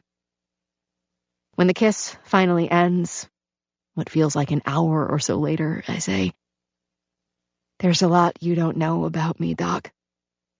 Some of which might make you want to run in the other direction. Impossible. I'm being serious. So am I. Tell him. Tell him right now and get it over with. Better or worse? You look as if you've got something on your mind, he says. My answer to that is to smile and stand and put my arms around him. And then we're kissing again, with even more follow-through than before. There's something I've been meaning to tell you, I say. And what is that? I take a deep breath. Kind of a matter of life or death. I can handle it, he says. I'm a doctor. I love you, I say. 105. I am back on the courthouse steps the next morning, doing my morning scrum with the media, one of only a few I have left. Win or lose. So what can we expect today, Jane? MSNBC's Jacob Soboroff asks. Long summation or a short one? With Kevin Ahern? Pack a lunch. I meant yours. Bet the under. You all saw what happened yesterday. Despite all the trickeration from opposing counsel, my client did most of the heavy lifting for me. You all saw and you heard everything the jury did. Did he sound like a guilty person to you? Oh, hell yes, I hear from behind Soboroff. And then Otis Miller, whom I've not seen in court since he testified, is stepping to the front of the crowd. The witness who saw Rob Jacobson's car leaving the Gates' house on the night in question. The witness I'd managed to out as a gay man, as I'd tried, in vain, to float the he-could-have-done-it defense. I'm sorry, Mr. Miller, I say, trying not to act rattled. Are you properly credentialed? Are you? The people behind you are trying to do their jobs. We should probably both let them. I'm more interested in your job, Miss Smith. What's it like trying to exonerate a murderer? My job, Mr. Miller, is to give my client the best possible defense, and then leave it to the jury to exonerate him or not. By smearing people like me? Otis Miller says. What course in law school taught you how to do something as pathetic as that? I'm aware of the cameras. I'm aware this is all being recorded and will be going viral even faster than the speed of social media. But there's no place to run, no place to hide. If you were my client, I say to Miller, I'd give you the best defense too. But now I really have to get inside and continue to offer my current client my best effort.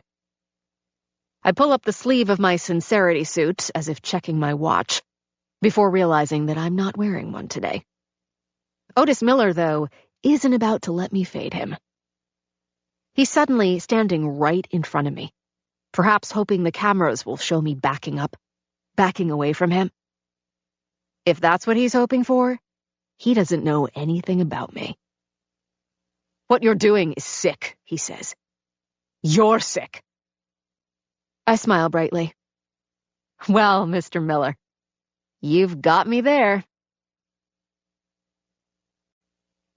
106. I bet Ginny Cuniff that Ahern's closing would go for at least 2 hours. It nearly does.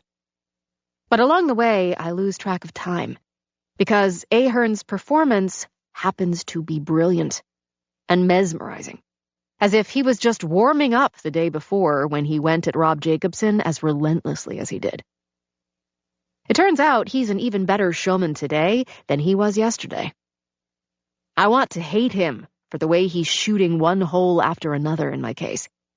But what he's doing, even watching it from the other side, even knowing I'm being hurt here, is why I wanted to be a criminal attorney in the first place. For this kind of theater, with stakes as high as they can be, my client about to go free or die in prison. Ahern is being completely dismissive of any possible killer other than Rob Jacobson, or even the possibility that somebody could have set him up, planted as much evidence as there is in this case, and done all of it quickly enough to stay ahead of the police. There aren't even master criminals like this in the movies, Ahern says. He pauses and grins and says, even good movies. He covers a lot of the ground he covered the day before, acting as if the idea that depression and suicide have anything to do with these murders, this trial, is like some sort of fever dream on the part of Rob Jacobson. And me. I occasionally scribble some notes on the legal pad in front of me, but never for very long, because I can't take my eyes off Ahern as I breathe his air, feeling my own heart begin to race, as if I'm the one out there on the floor and beginning my rebuttal already. With my own A-game. At the finish, he comes right back to the question I've asked myself from the beginning, even when I was convinced that the evidence against my client was simply too perfect. If Rob Jacobson didn't do it, who did? Who could have hated him enough to set him up in such a meticulous way, all the way to the blood from Mitch Gates found in Jacobson's Mercedes? Who did it? Ahern says. He turns and points at Jacobson and says, he did. He walks over to our table, then turns to face the jury. This isn't the O.J. trial, he says. There are no real killers wandering around out there, because the real killer is the sociopath sitting right behind me. He jerks his thumb over his shoulder without even looking at Rob Jacobson. I feel some movement next to me, and I'm afraid Jacobson might stand and say something stupid after hearing sociopath. So I put my hand firmly on his arm as I stand. Then I'm on my way out there. And as I'm the one taking the room now, for the last time in this trial, I feel an even bigger rush of adrenaline than I had at the start of the trial, all the way back to jury selection. I know how to do this. I know what I have to do. Know exactly what I want to say and how I plan to say it. I walk to the middle of the room and am smiling as I turn to face the jury. Otis Miller is only partially right, as it turns out. I am sick. Just not the way he meant. And not today. I walk slowly up and down in front of the jurors now, looking each one of them in the eyes as I do. Are you a murderer? I say to the red-haired insurance agent from Manorville. Are you? I say to the chef from Quogue. How about you? I say to the foreperson, the retired English teacher from Riverhead, whom I think of as Dame Maggie Smith. Are you capable of murder? One after another, I ask them all the same question. Not one of you is a murderer, of course. It's why you simply cannot give an innocent man what is the equivalent of the death penalty. I already feel like I'm back on my trail now, running and shooting as I turn to face Rob Jacobson. Mr. Ahern called my client a son of a bitch yesterday, I say. And you know something? He was absolutely right. This man is a son of a bitch. I smile. But if we're going to start giving out life sentences for that particular crime, I say, we're going to need more lawyers. I turn and nod at Ahern and think, you're not as good as me today after all. Nobody is. 107. We are at a round table in a corner of Jimmy Cuniff's corner bar. Just Jimmy and me. Like it's us against the world one more time. I gotta say, Jimmy says to me, that the real killer today was you, killer. Jimmy, allowing himself to get out of the house for a couple of hours, has suggested ordering a bottle of his best champagne. I tell him there is nothing to celebrate yet, and remind him that neither one of us really likes champagne. So instead of champagne, there's his bottle of Pappy Van Winkle on the table in front of us. The very good stuff. And very expensive. We clink glasses and drink. I've never been a bourbon girl, but have to admit, it goes down easy. A little too easy. And I'm driving. I'm not bullshitting, Jimmy says. I never heard you better than you were today. All I've got to show for it now is waiting for the jury to come back. Not your best quality. Wow, you picked up on that? To impatience, Jimmy says. He drinks. I sip. They always teach you to save your best fighting for the end of the round, Jimmy says to me now. That's what the judges remember the best. And that's what you did today, kid. Jimmy picks up his glass again, but then puts it right back down. You have to tell him, Jimmy says. Ben. I know who you meant. Janie, you're in love with the guy. You just told him you're in love with him. But he needs to know the rest of the story. For Christ's sake, you're starting treatment in a few days. He has the right to know before that. You think you can keep something like that from him? We sit there in silence for the next couple of minutes. He asks if I want more bourbon. I tell him I'm good. 10 minutes later, the call comes in. Just not the one from the courthouse telling us the jury is back. And not for me. 108. Jimmy. Jimmy steps outside to take the call from Detective Aaron McGrath, an old friend from the 111th Precinct, Queens, New York, telling him that Paul Biondi has been found dead in his garage. Apparent suicide. Doors closed, motor running. Adios. Father of Lily Biondi Carson, whom he says Rob Jacobson raped when she was in high school.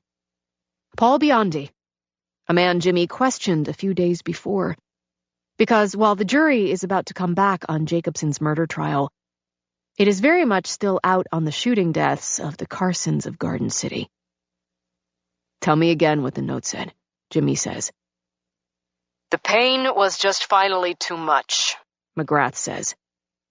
He signed it. Yes. His handwriting? Yes. So they find the guy in the garage, with the motor running. Cleaning woman. She'd gotten jammed that day. Showed up late in the afternoon. Yolanda Marquez.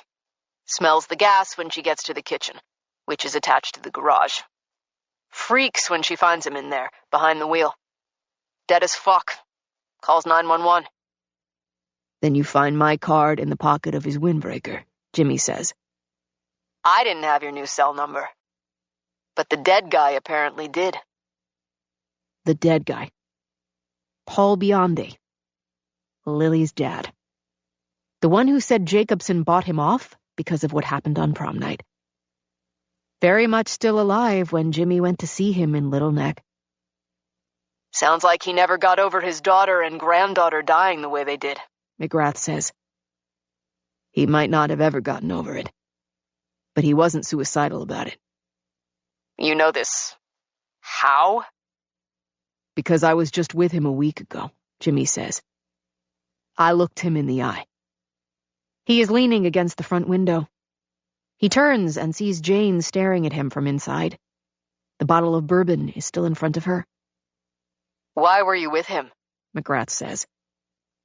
Jane and me. We've been looking into what happened to Biondi's daughter. The whole family in Garden City. Favor to a friend. Biondi was helping me out on it. And you don't think it's possible he could have offed himself now that he knew the great Jimmy Cuniff was on the case? Aaron McGrath says. Maybe not great, Jimmy says. But still very, very good. You think somebody staged this? Yes, sir. Jimmy still finds himself getting tired if he stands too long, even though nobody shot him in the legs. He's not there yet, but he feels himself starting to sag. Sagging in Sag Harbor. Good one, Cuniff. No shit, you're some wit. Heard you took a bullet. Zigged, Jimmy says, when I should have zagged. He hears his old friend chuckle. Don't you hate when that happens? Jimmy looks down and sees he's put a hand to his midsection without even thinking about it. It's been happening a lot that day, almost as if he's trying to hold himself together. You still there? He didn't kill himself, Jimmy says to him. Somebody just wants it to look that way. Who? Detective Aaron McGrath says. A monster, maybe. 109. The jury comes back late Thursday afternoon after being out for a day. 7 women, 5 men. I am seated in an attorney room with Rob Jacobson when the bailiff raps sharply on the door. Jacobson jumps at the sound, like a gun has gone off. The bailiff pokes his head in and says, "They're back." Just like that, the color drains from my client's face. Nothing he can do to stop it. He's not cocky in this moment, or smug, or some kind of smartass. He's not slick and acting as if he's smarter than everybody, including me. He's just scared to death. I haven't been able to shut him up since we both sat down.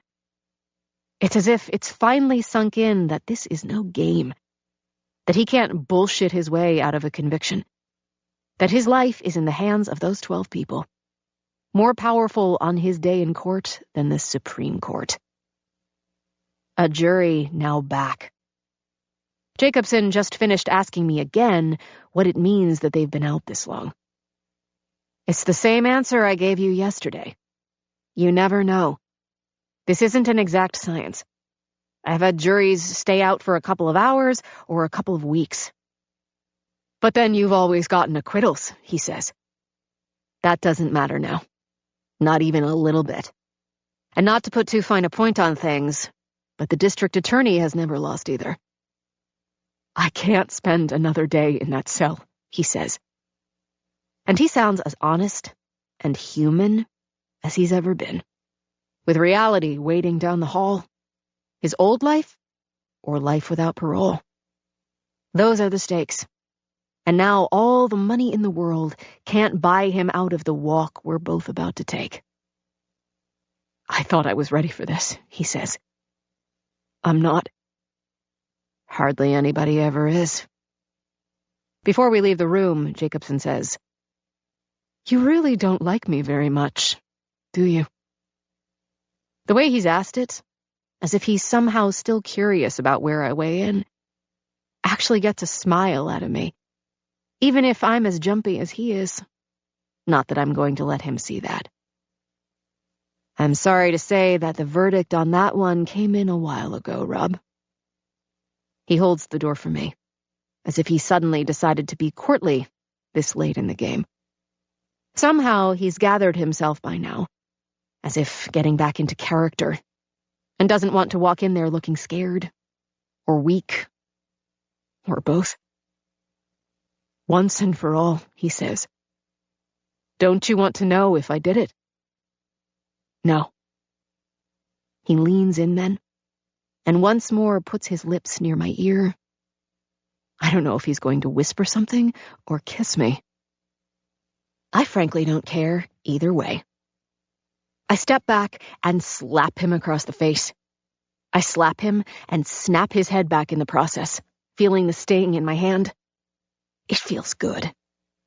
Very good. Every part of it. I can't believe it's taken me this long to do it. Something changes in his eyes then. And then, just like that, no hesitation, he slaps me back, as hard as I slapped him, knocking me back into the table and nearly knocking me down. I start to go back at him, gulping air, the old hockey fighter in me. But then, stop myself, even as I feel the heat on my cheek, wondering what I'm going to look like when we're back in the courtroom. Showtime, I say. 110. There is a slight delay before Judge Prentice enters his courtroom. Maybe he's trying to milk the big moment for himself. I'm aware he's presided over a lot of big trials in his career. Never one as high profile as this one. So this is his moment too. His, mine, Jacobson's, Ahern's, the jury's.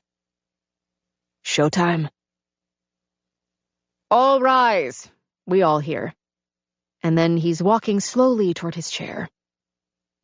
Rob Jacobson and I watch as Dame Maggie and her fellow jurors file into the jury box.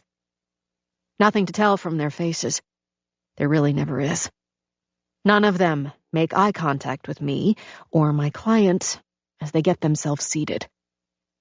Jacobson does whisper something now. You see anything? He says. Relief, I say. That it's over? For them, it is. And for me, win or lose. As we sit down again, I suddenly find it difficult to swallow. Or breathe normally. Watching as the bailiff takes what I know are 3 pieces of paper for the 3 counts from Dame Maggie and walks them over to Judge Jackson Prentice. The sound of the bailiff's shoes seems quite loud. Other than that, Prentice's courtroom is completely silent. All the cases are different, I think. But this moment is always the same.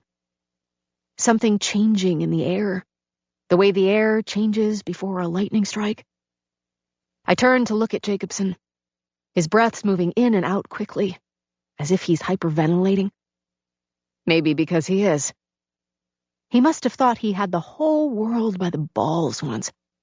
Only now everything has shrunk to the size of this room. And maybe the cell waiting for him upstate somewhere.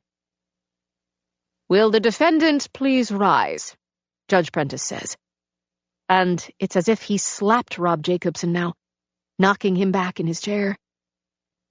But he and I both stand. Prentice says to Dame Maggie, You have reached a verdict, Madam Foreperson. We have, Your Honor. Jacobson and I both turn slightly to face her.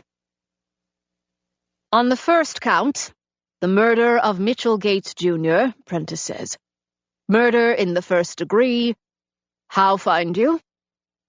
Dame Maggie starts to answer, but then it's as if she's the one who can't swallow or breathe. She loudly clears her throat, reaches down for the bottle of water next to her chair, drinks some water. Sorry, Your Honor. I'm a little nervous. She's nervous, Jacobson hisses. Take your time, the judge says to her. Then Judge Prentice says, once again, on the first count of murder in the first degree, how find you? Jacobson tries to take my hand. I pull it away. Not guilty, Dame Maggie says. Rob Jacobson falls back into his chair as soon as the words are out of her mouth, grabs his head with his hands. Then something quite amazing happens. He starts sobbing, uncontrollably, like a child. The remaining two verdicts are presented, both also pronouncing Jacobson not guilty. Then Judge Jackson Prentice III is thanking the jury for their service, even as they're all staring at Rob Jacobson. Then Judge Prentice tells Jacobson he is free to go. But he doesn't go anywhere. He doesn't pick his head off the table. The only real movement is the rise and fall of his shoulders. He just keeps crying. The last sound in Judge Jackson Prentice III's courtroom, the last act of the People v. Robinson Jacobson, is that. 111. Jimmy.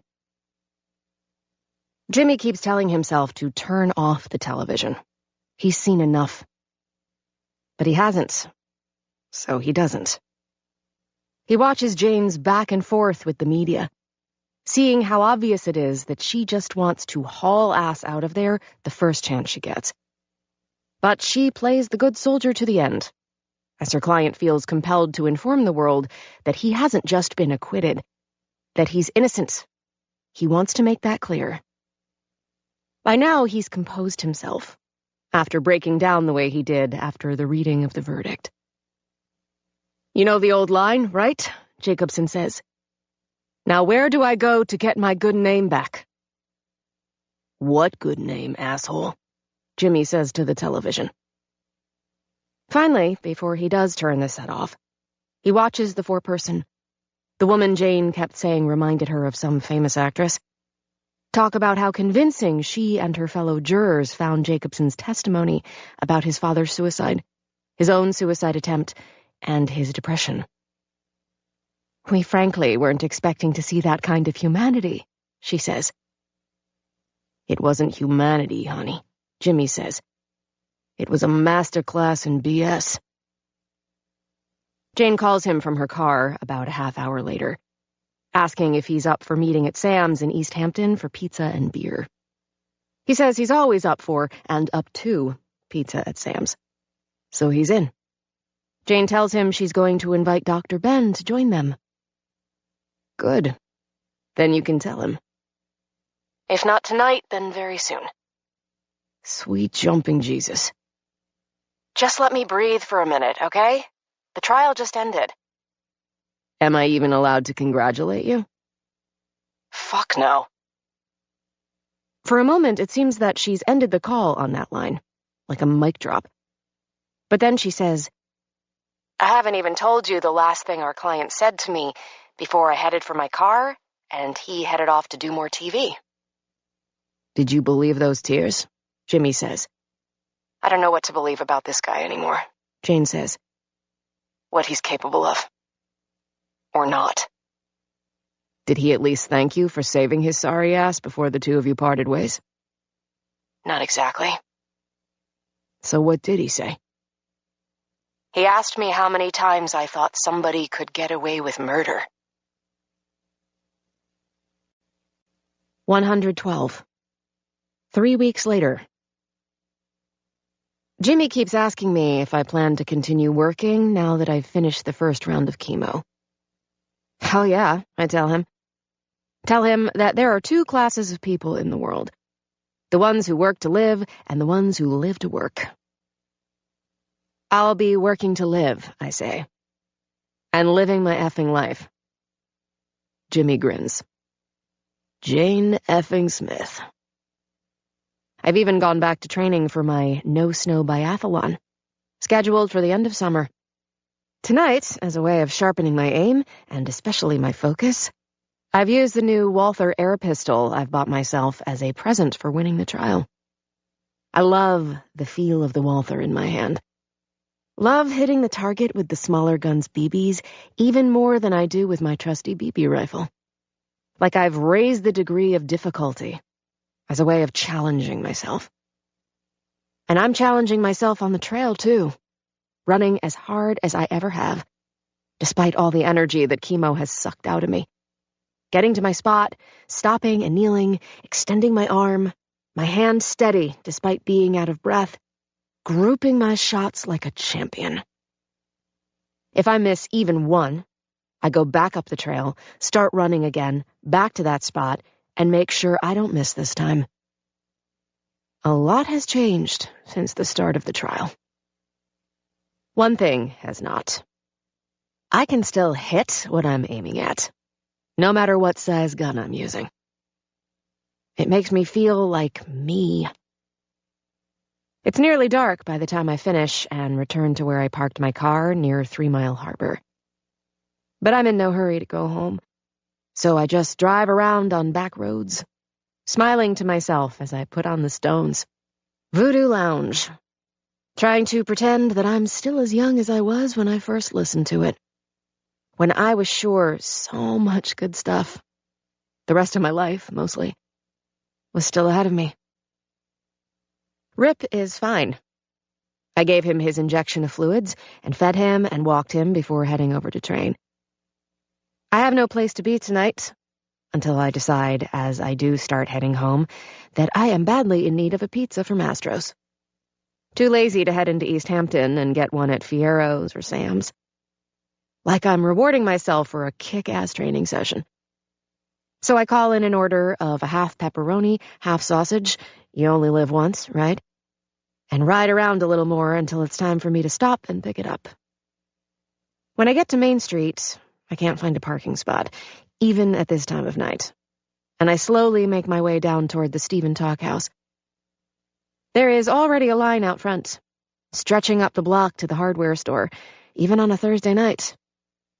But then out here, Thursday has been the new Friday for a long time, especially once we're getting into the season. Season to be young. All that good stuff ahead of you. Life, mostly. I find a spot just past the hardware store and start walking back up Main toward Astro's. Hey, Jane! I hear from a car slowly passing me. Hey, Jane Smith! Way to go on the trial, girl! It's been happening like this the past few weeks, when I'm out walking around here or in East Hampton. I want to tell people that when it comes to celebrities, they have to set the bar higher than me. But I have to admit something to myself, if I'm being honest. I like the attention. The stroke. I like being recognized. Even if I'm being recognized for getting an acquittal on a client I think might have done it. And it's even more than that. I did my damn job. Was my old damn self. Coming toward me now, I see Leo, the Aussie who runs the service station at the other end of Maine. Good on you, kid, Leo says. He bumps me some fist. Girls gotta eat. I'm nearly to Astro's when I realize I've left my damn purse in the car. I turn around, start walking back to where I parked, when I see a couple crossing the street, having just left the talk house. Guy in a baseball cap, arm around an unsteady young girl in white jeans, already looking overserved at a fairly early hour. The two of them making their way to the lot behind Jack's that serves Amagansett Square. When they stop in the middle of the crosswalk, making sure a car heading east is going to stop for them, I can clearly see, because of the headlights, that the guy in the Yankees cap is Rob Jacobson. And I think of an old Yogi Berra line that Yankees fan Jimmy Cuniff uses all the time, because he always seems to be quoting Yogi. Deja vu, all over again. I unlock the car and get back behind the wheel. And wait until I see Jacobson's Mercedes pull out of Jack's lot, making a left, heading west. I pull out onto Main Street myself, following them, working to live. 113. What the hell am I doing? Seriously, what in hell am I doing?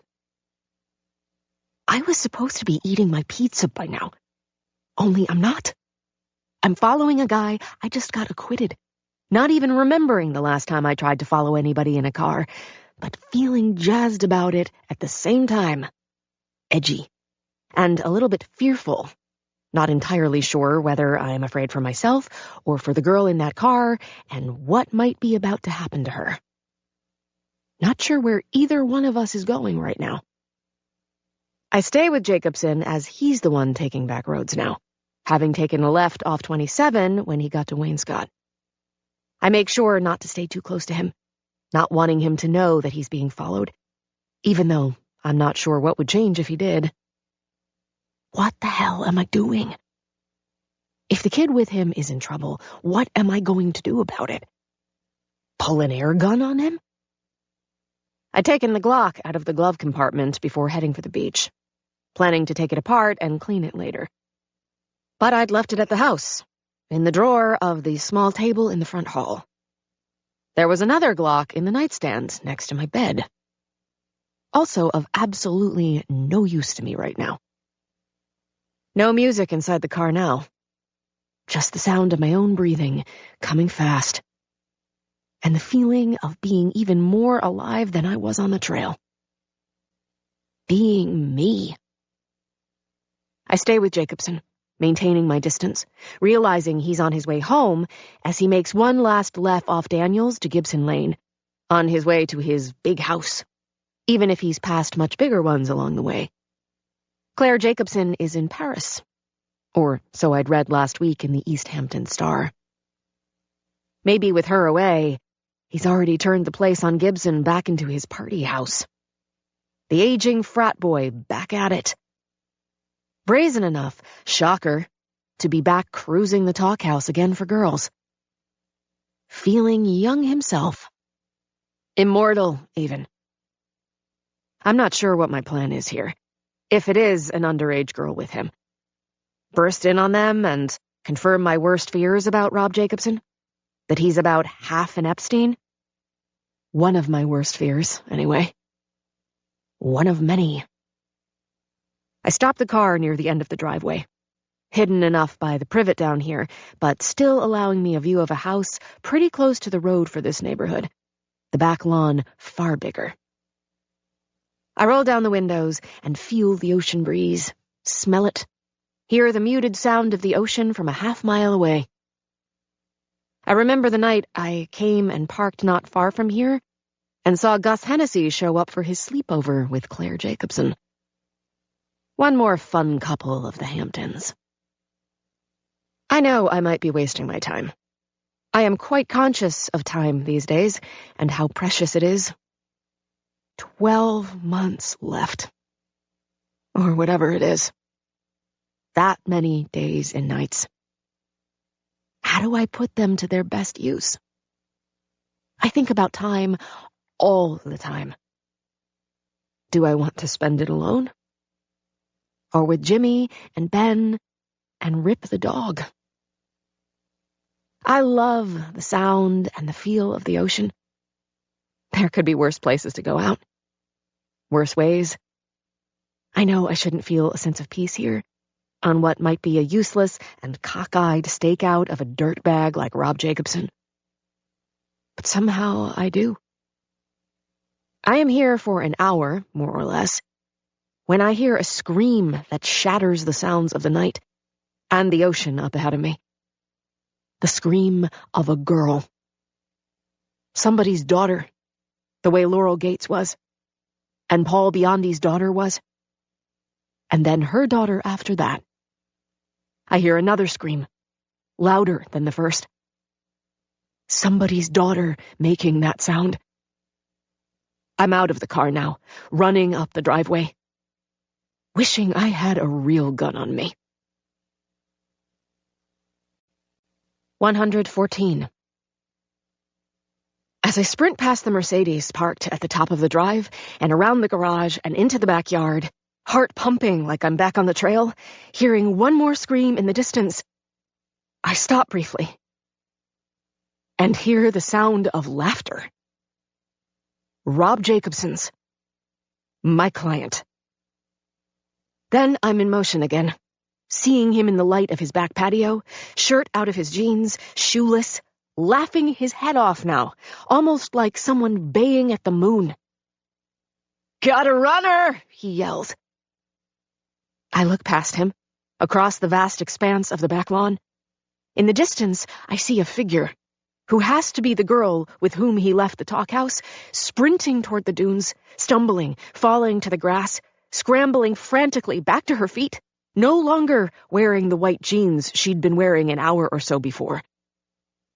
She looks back over her shoulder one last time, and then disappears in the direction of the Atlantic. I wonder briefly what she thought was going to happen when she got into the car. Or why she got into the car. Was it because of how famous he is now? Or how rich? Both? Only now she acts as if she's running for her life. Jacobson turns and sees me just as I am about to take off running again, this time after the girl. Far more interested in her right now than I am in him. "Well," he says when he sees that it's me. "This is awkward, isn't it?" I ignore him and take a couple of steps toward the dunes before I am brought down from behind, half tackled and half shoved forward. Nothing I can do to break my fall. The air completely knocked out of me as I land on my chest, my face pressed into the wet night grass. My midsection, because of the way I've landed and what I've landed on, hurts like hell. I turn my head enough to finally catch my breath, force myself to roll over. Jacobson and another man, the one who must have put me on the ground, are standing over me. I hear Jacobson say, "Looks like we both lost a step, huh, Jane Smith?" He says my full name with amused contempt. Rob Jacobson is smiling down at me, but I'm not focused on him. My eyes are fixed on the other man, backlit by the full moon. A man who's supposed to be dead. One Rob Jacobson swore to me was dead. "I don't believe you and Mr. Champy have been formally introduced." 115. They tell me to sit on a long white leather couch, and I willingly oblige them, as Champy is the one with the gun. Jacobson goes over to the bar at the far end of the living room and fixes himself a scotch over ice in a highball glass. I see what looks like a small splash of blood on the front of the white shirt, and hope it's his blood. Champy is seated across the table from me. A gun I know is a .22 in his hand. I point at the gun and say, "The gift that keeps on giving. Am I right, Joe?" Champy, his blue Ranger's cap pushed back on his head, says, "I should put one in your leg for starters. Like you put one in mine that night on the train tracks. Still hurts like a bastard."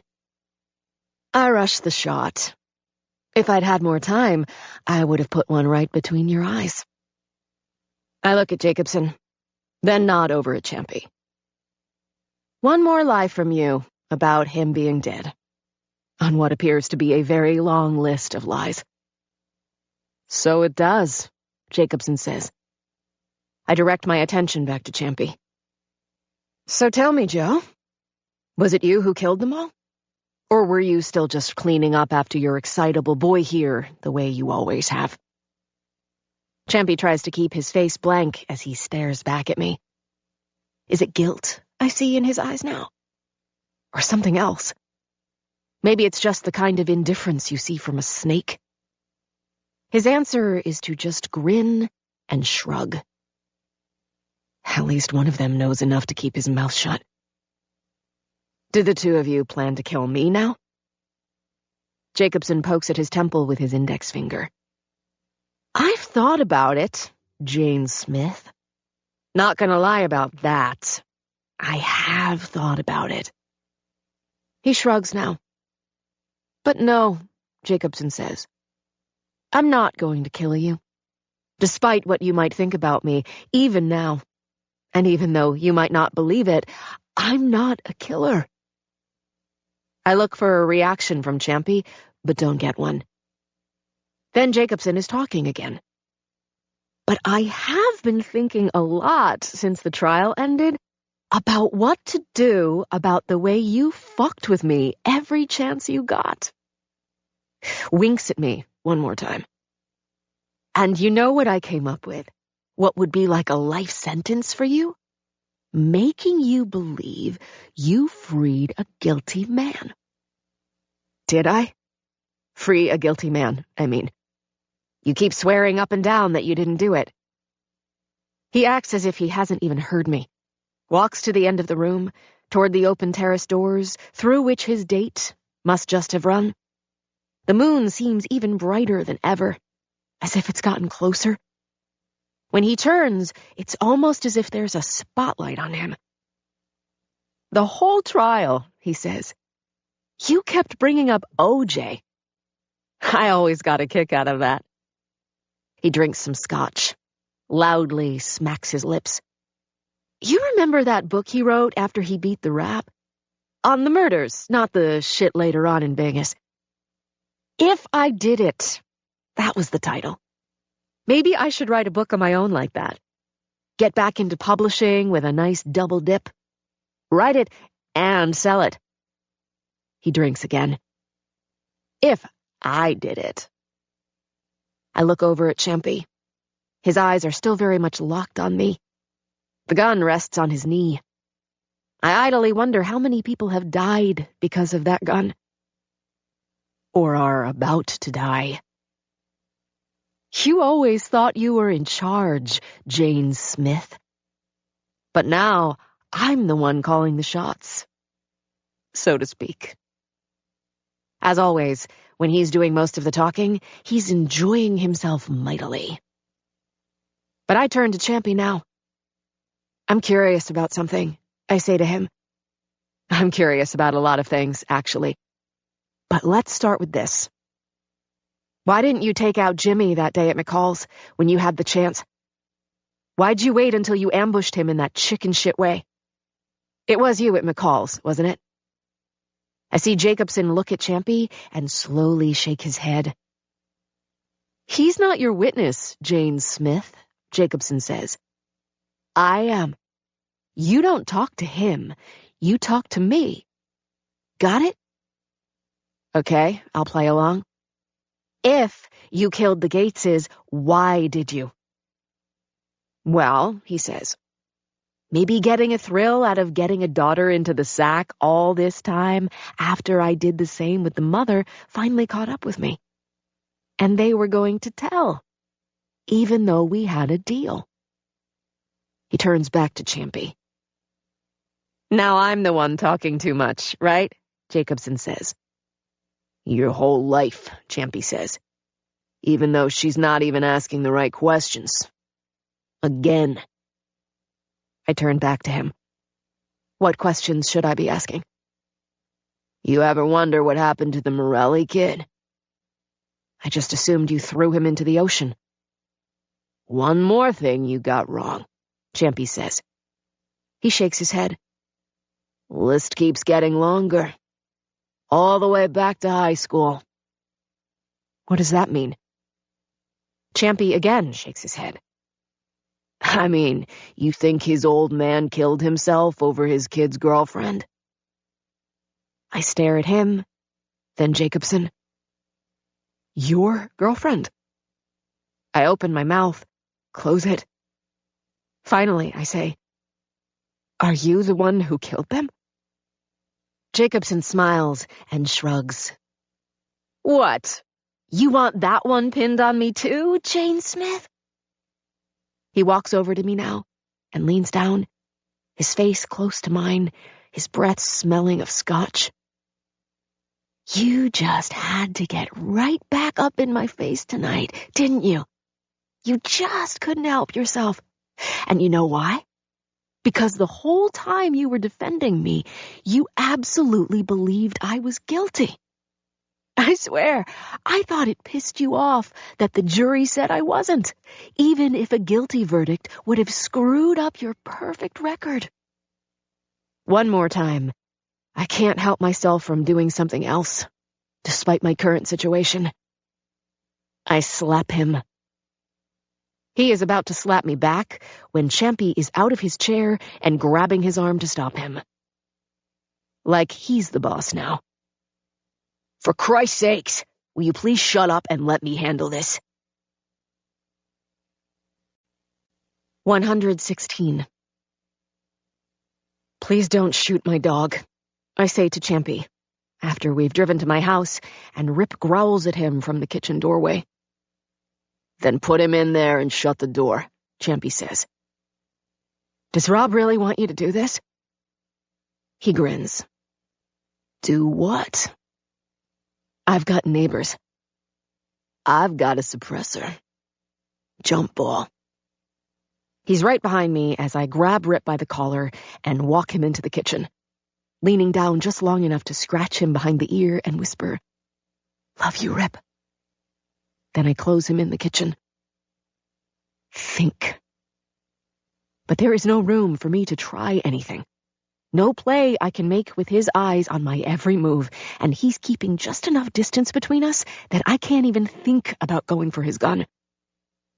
Or my Glock, currently in the hallway table. Let me handle this, he said to Jacobson. One of my yellow legal pads is on the desk on the far side of the living room. Champy points to it. You're just gonna be one more who decided to end it all, he says. Like that poor bastard Paul Biondi. He grins again. And he didn't have cancer. They know. Does he know too? He has to know if you do, tight as you two are. Does it really matter? He points again at the yellow pad. Let's get this done. I'll tell you what to say. Not happening. Now I grin at him. I'm dead anyway, right? But I'm not leaving behind a suicide note, you son of a bitch. Sure you will. No. Yes.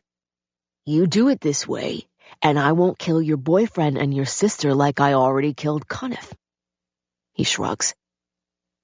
I feel all the air come out of me at once. Like I already killed Cunniff. You're lying, I say to Champy.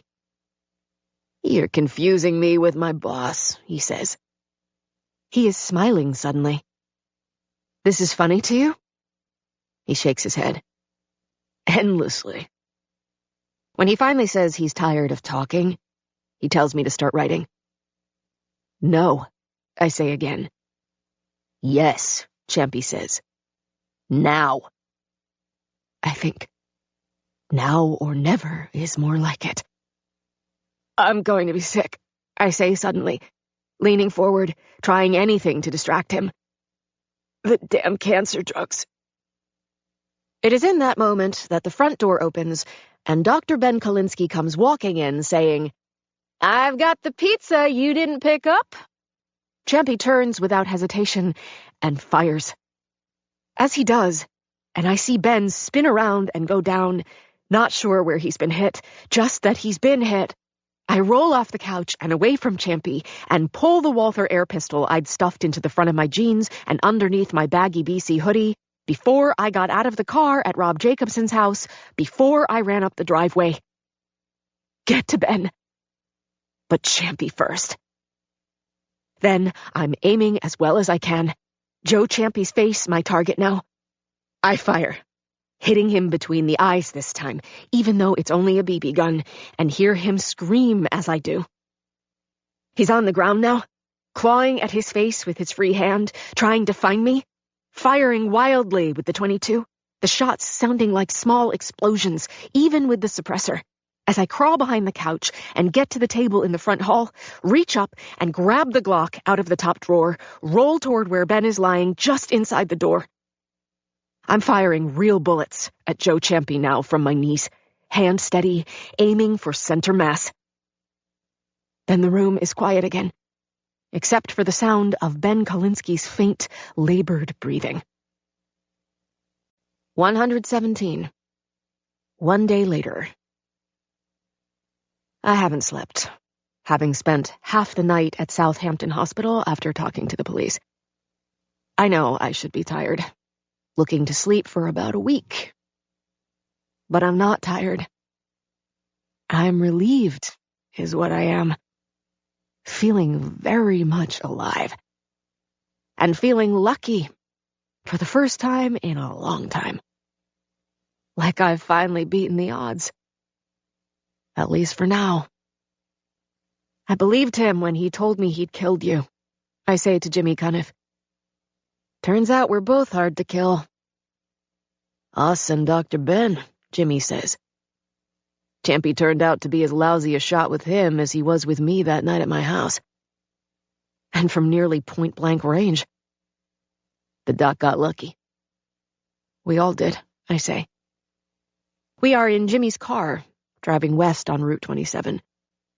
We have been talking about how Champy's bullet grazed Dr. Ben on the side of his head, just above his ear. A couple of inches the other way, it would have been Dr. Ben who took one right between the eyes. This is a bad idea, what we're about to do here, Jimmy says. You said that already. Before I can say anything else, he holds up a hand. No, check that. This is as bad an idea as the last time you made this ride. At least I'm armed with more than an air pistol. When Rob Jacobson opens his front door, he doesn't seem surprised to see us. Just annoyed. I've got nothing to say to either one of you, Jacobson says. He starts to shut the door. Jimmy holds it open. Jimmy says, "Step aside, or I will happily knock you on your ass." Jacobson hesitates, but only briefly, before doing as he's just been told. You caught your killer last night, Jacobson says. Catch and kill, right? Isn't that what they always say? So you want us to believe it was Joe Champy who killed everybody? Believe what you want to, Jacobson says. What if I think you're the one who was killing people from here to the city? Jimmy says. Well, then prove it. I'm telling you, it was Champy. From the time I was a kid, he was the one calling the shots. Like real shots. Not what you said the other night, I say. You reminded him he worked for you when you wanted to shut him up. Jacobson smiles. One last time. What can I tell you, Jane? I lied. But wait, Jimmy says. Wouldn't that make you an accessory after the fact? Jimmy is clearly enjoying himself. And I have to admit, so am I. You know what they say, Jacobson says to him. Dead men tell no tales. You sure about that? I say to Jacobson. I walk past him and take a seat on the same couch where he told me to sit the other night. Then I take out my phone and place it on the coffee table and check to make sure that the volume is turned up all the way before motioning for Jacobson to take a seat across from me, in the chair where Champy sat the other night. "Are we ready?" "For what?" he says. "For this." I hit play. The next voice in the living room is Joe Champy's, from the last moments of his life, from my living room. The audio ends with Champy trying to laugh and going into a coughing fit instead. One of the last things he says is this. "You asked me if I thought this shit was funny." More coughing, the sound getting worse as his voice gets weaker. "You ought to know the funniest part of all. They had him on trial for killing the wrong family." Finally, Champy, his voice almost inaudible by now, says, "You don't know how crazy his family is." On the tape, you hear me pleading with Joe Champy to stay with me. He dies then. There is no response right away from Rob Jacobson to what he's just heard. Then he turns to Jimmy Cuniff before looking back at me. Rob Jacobson at a loss for words at last. But not for long. In the next moment, we're somehow all the way back to where we started. Only he's talking to me about 3 different victims this time. "Now you really do have to believe me," Jacobson says. "I did not kill those people."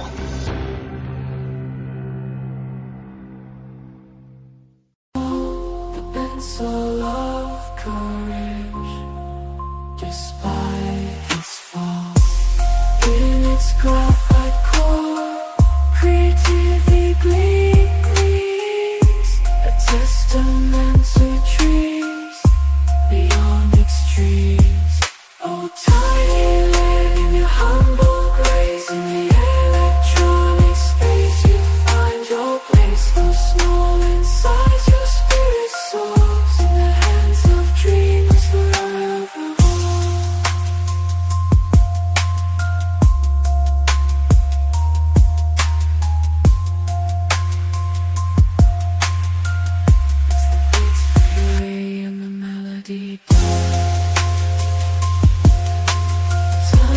115.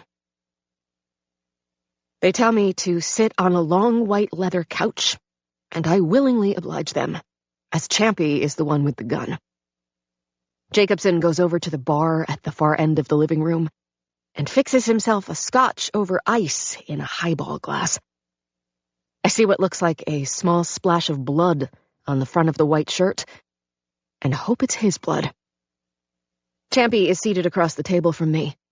A gun I know is a .22 in his hand. I point at the gun and say, "The gift that keeps on giving. Am I right, Joe?" Champy, his blue Ranger's cap pushed back on his head, says, "I should put one in your leg for starters. Like you put one in mine that night on the train tracks. Still hurts like a bastard." I rushed the shot. If I'd had more time, I would have put one right between your eyes. I look at Jacobson, then nod over at Champy. One more lie from you about him being dead, on what appears to be a very long list of lies. "So it does," Jacobson says. I direct my attention back to Champy. "So tell me, Joe, was it you who killed them all? Or were you still just cleaning up after your excitable boy here, the way you always have?" Champy tries to keep his face blank as he stares back at me. Is it guilt I see in his eyes now? Or something else? Maybe it's just the kind of indifference you see from a snake. His answer is to just grin and shrug. At least one of them knows enough to keep his mouth shut. "Did the two of you plan to kill me now?" Jacobson pokes at his temple with his index finger. "I've thought about it, Jane Smith. Not gonna lie about that. I have thought about it. He shrugs now. But no, Jacobson says. I'm not going to kill you. Despite what you might think about me, even now. And even though you might not believe it, I'm not a killer. I look for a reaction from Champy, but don't get one. Then Jacobson is talking again. But I have been thinking a lot since the trial ended about what to do about the way you fucked with me every chance you got. Winks at me one more time. And you know what I came up with? What would be like a life sentence for you? Making you believe you freed a guilty man. Did I? Free a guilty man, I mean. You keep swearing up and down that you didn't do it. He acts as if he hasn't even heard me. Walks to the end of the room, toward the open terrace doors, through which his date must just have run. The moon seems even brighter than ever, as if it's gotten closer. When he turns, it's almost as if there's a spotlight on him. The whole trial, he says. You kept bringing up OJ. I always got a kick out of that. He drinks some scotch, loudly smacks his lips. You remember that book he wrote after he beat the rap? On the murders, not the shit later on in Vegas. If I Did It, that was the title. Maybe I should write a book of my own like that. Get back into publishing with a nice double dip. Write it and sell it. He drinks again. If I did it. I look over at Champy. His eyes are still very much locked on me. The gun rests on his knee. I idly wonder how many people have died because of that gun. Or are about to die. You always thought you were in charge, Jane Smith. But now I'm the one calling the shots, so to speak. As always, when he's doing most of the talking, he's enjoying himself mightily. But I turn to Champy now. I'm curious about something, I say to him. I'm curious about a lot of things, actually. But let's start with this. Why didn't you take out Jimmy that day at McCall's when you had the chance? Why'd you wait until you ambushed him in that chicken shit way? It was you at McCall's, wasn't it? I see Jacobson look at Champy and slowly shake his head. He's not your witness, Jane Smith, Jacobson says. I am. You don't talk to him. You talk to me. Got it? Okay, I'll play along. If you killed the Gateses, why did you? Well, he says, maybe getting a thrill out of getting a daughter into the sack all this time after I did the same with the mother finally caught up with me. And they were going to tell, even though we had a deal. He turns back to Champy. Now I'm the one talking too much, right? Jacobson says. Your whole life, Champy says.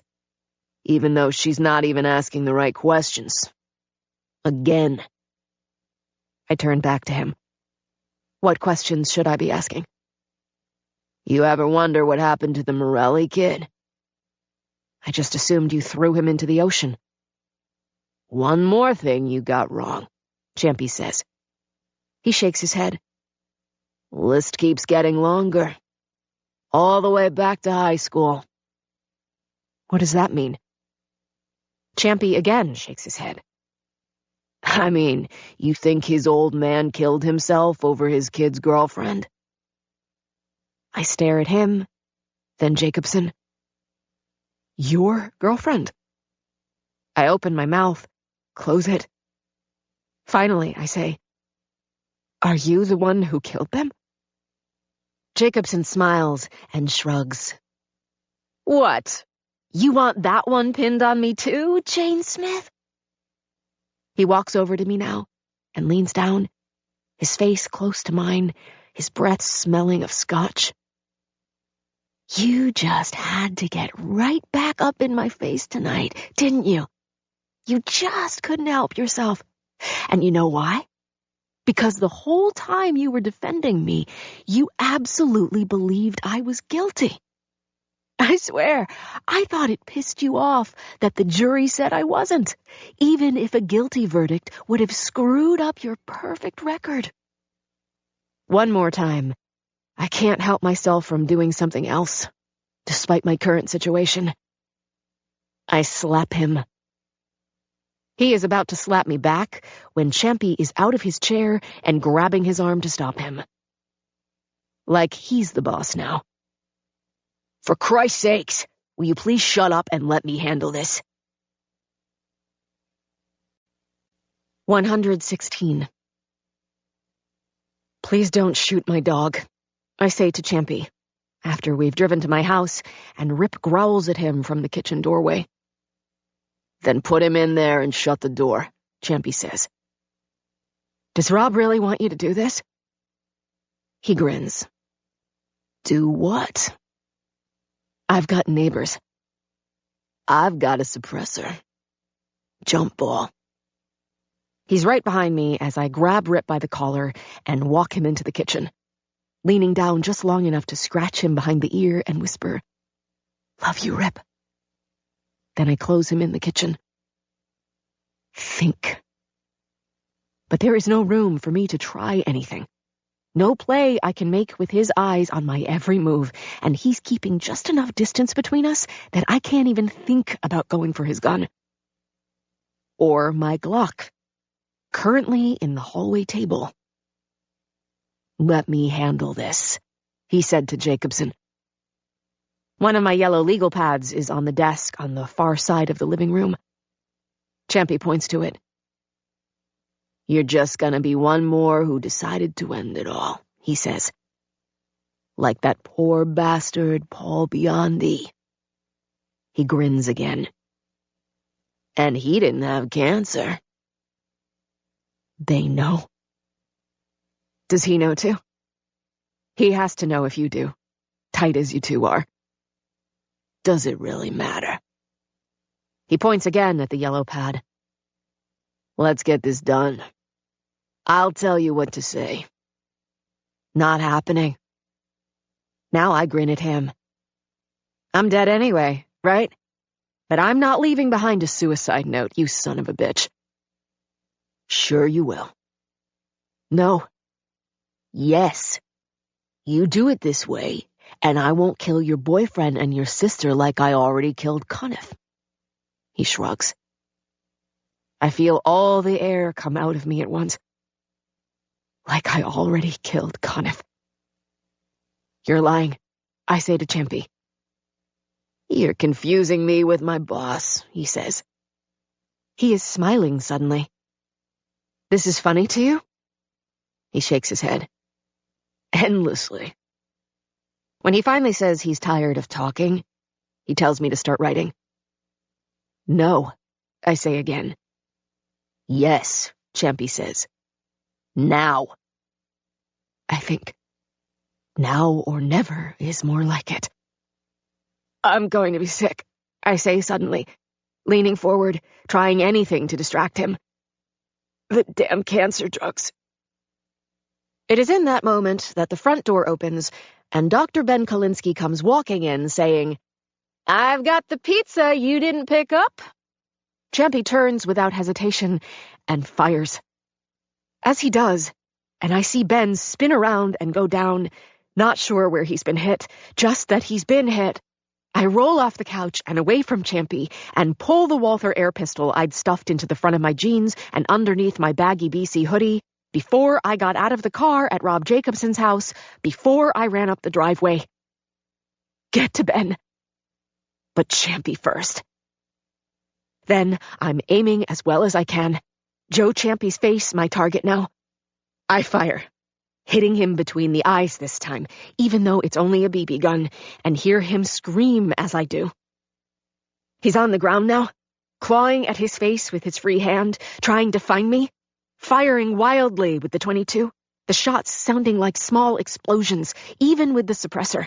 As I crawl behind the couch and get to the table in the front hall, reach up and grab the Glock out of the top drawer, roll toward where Ben is lying just inside the door.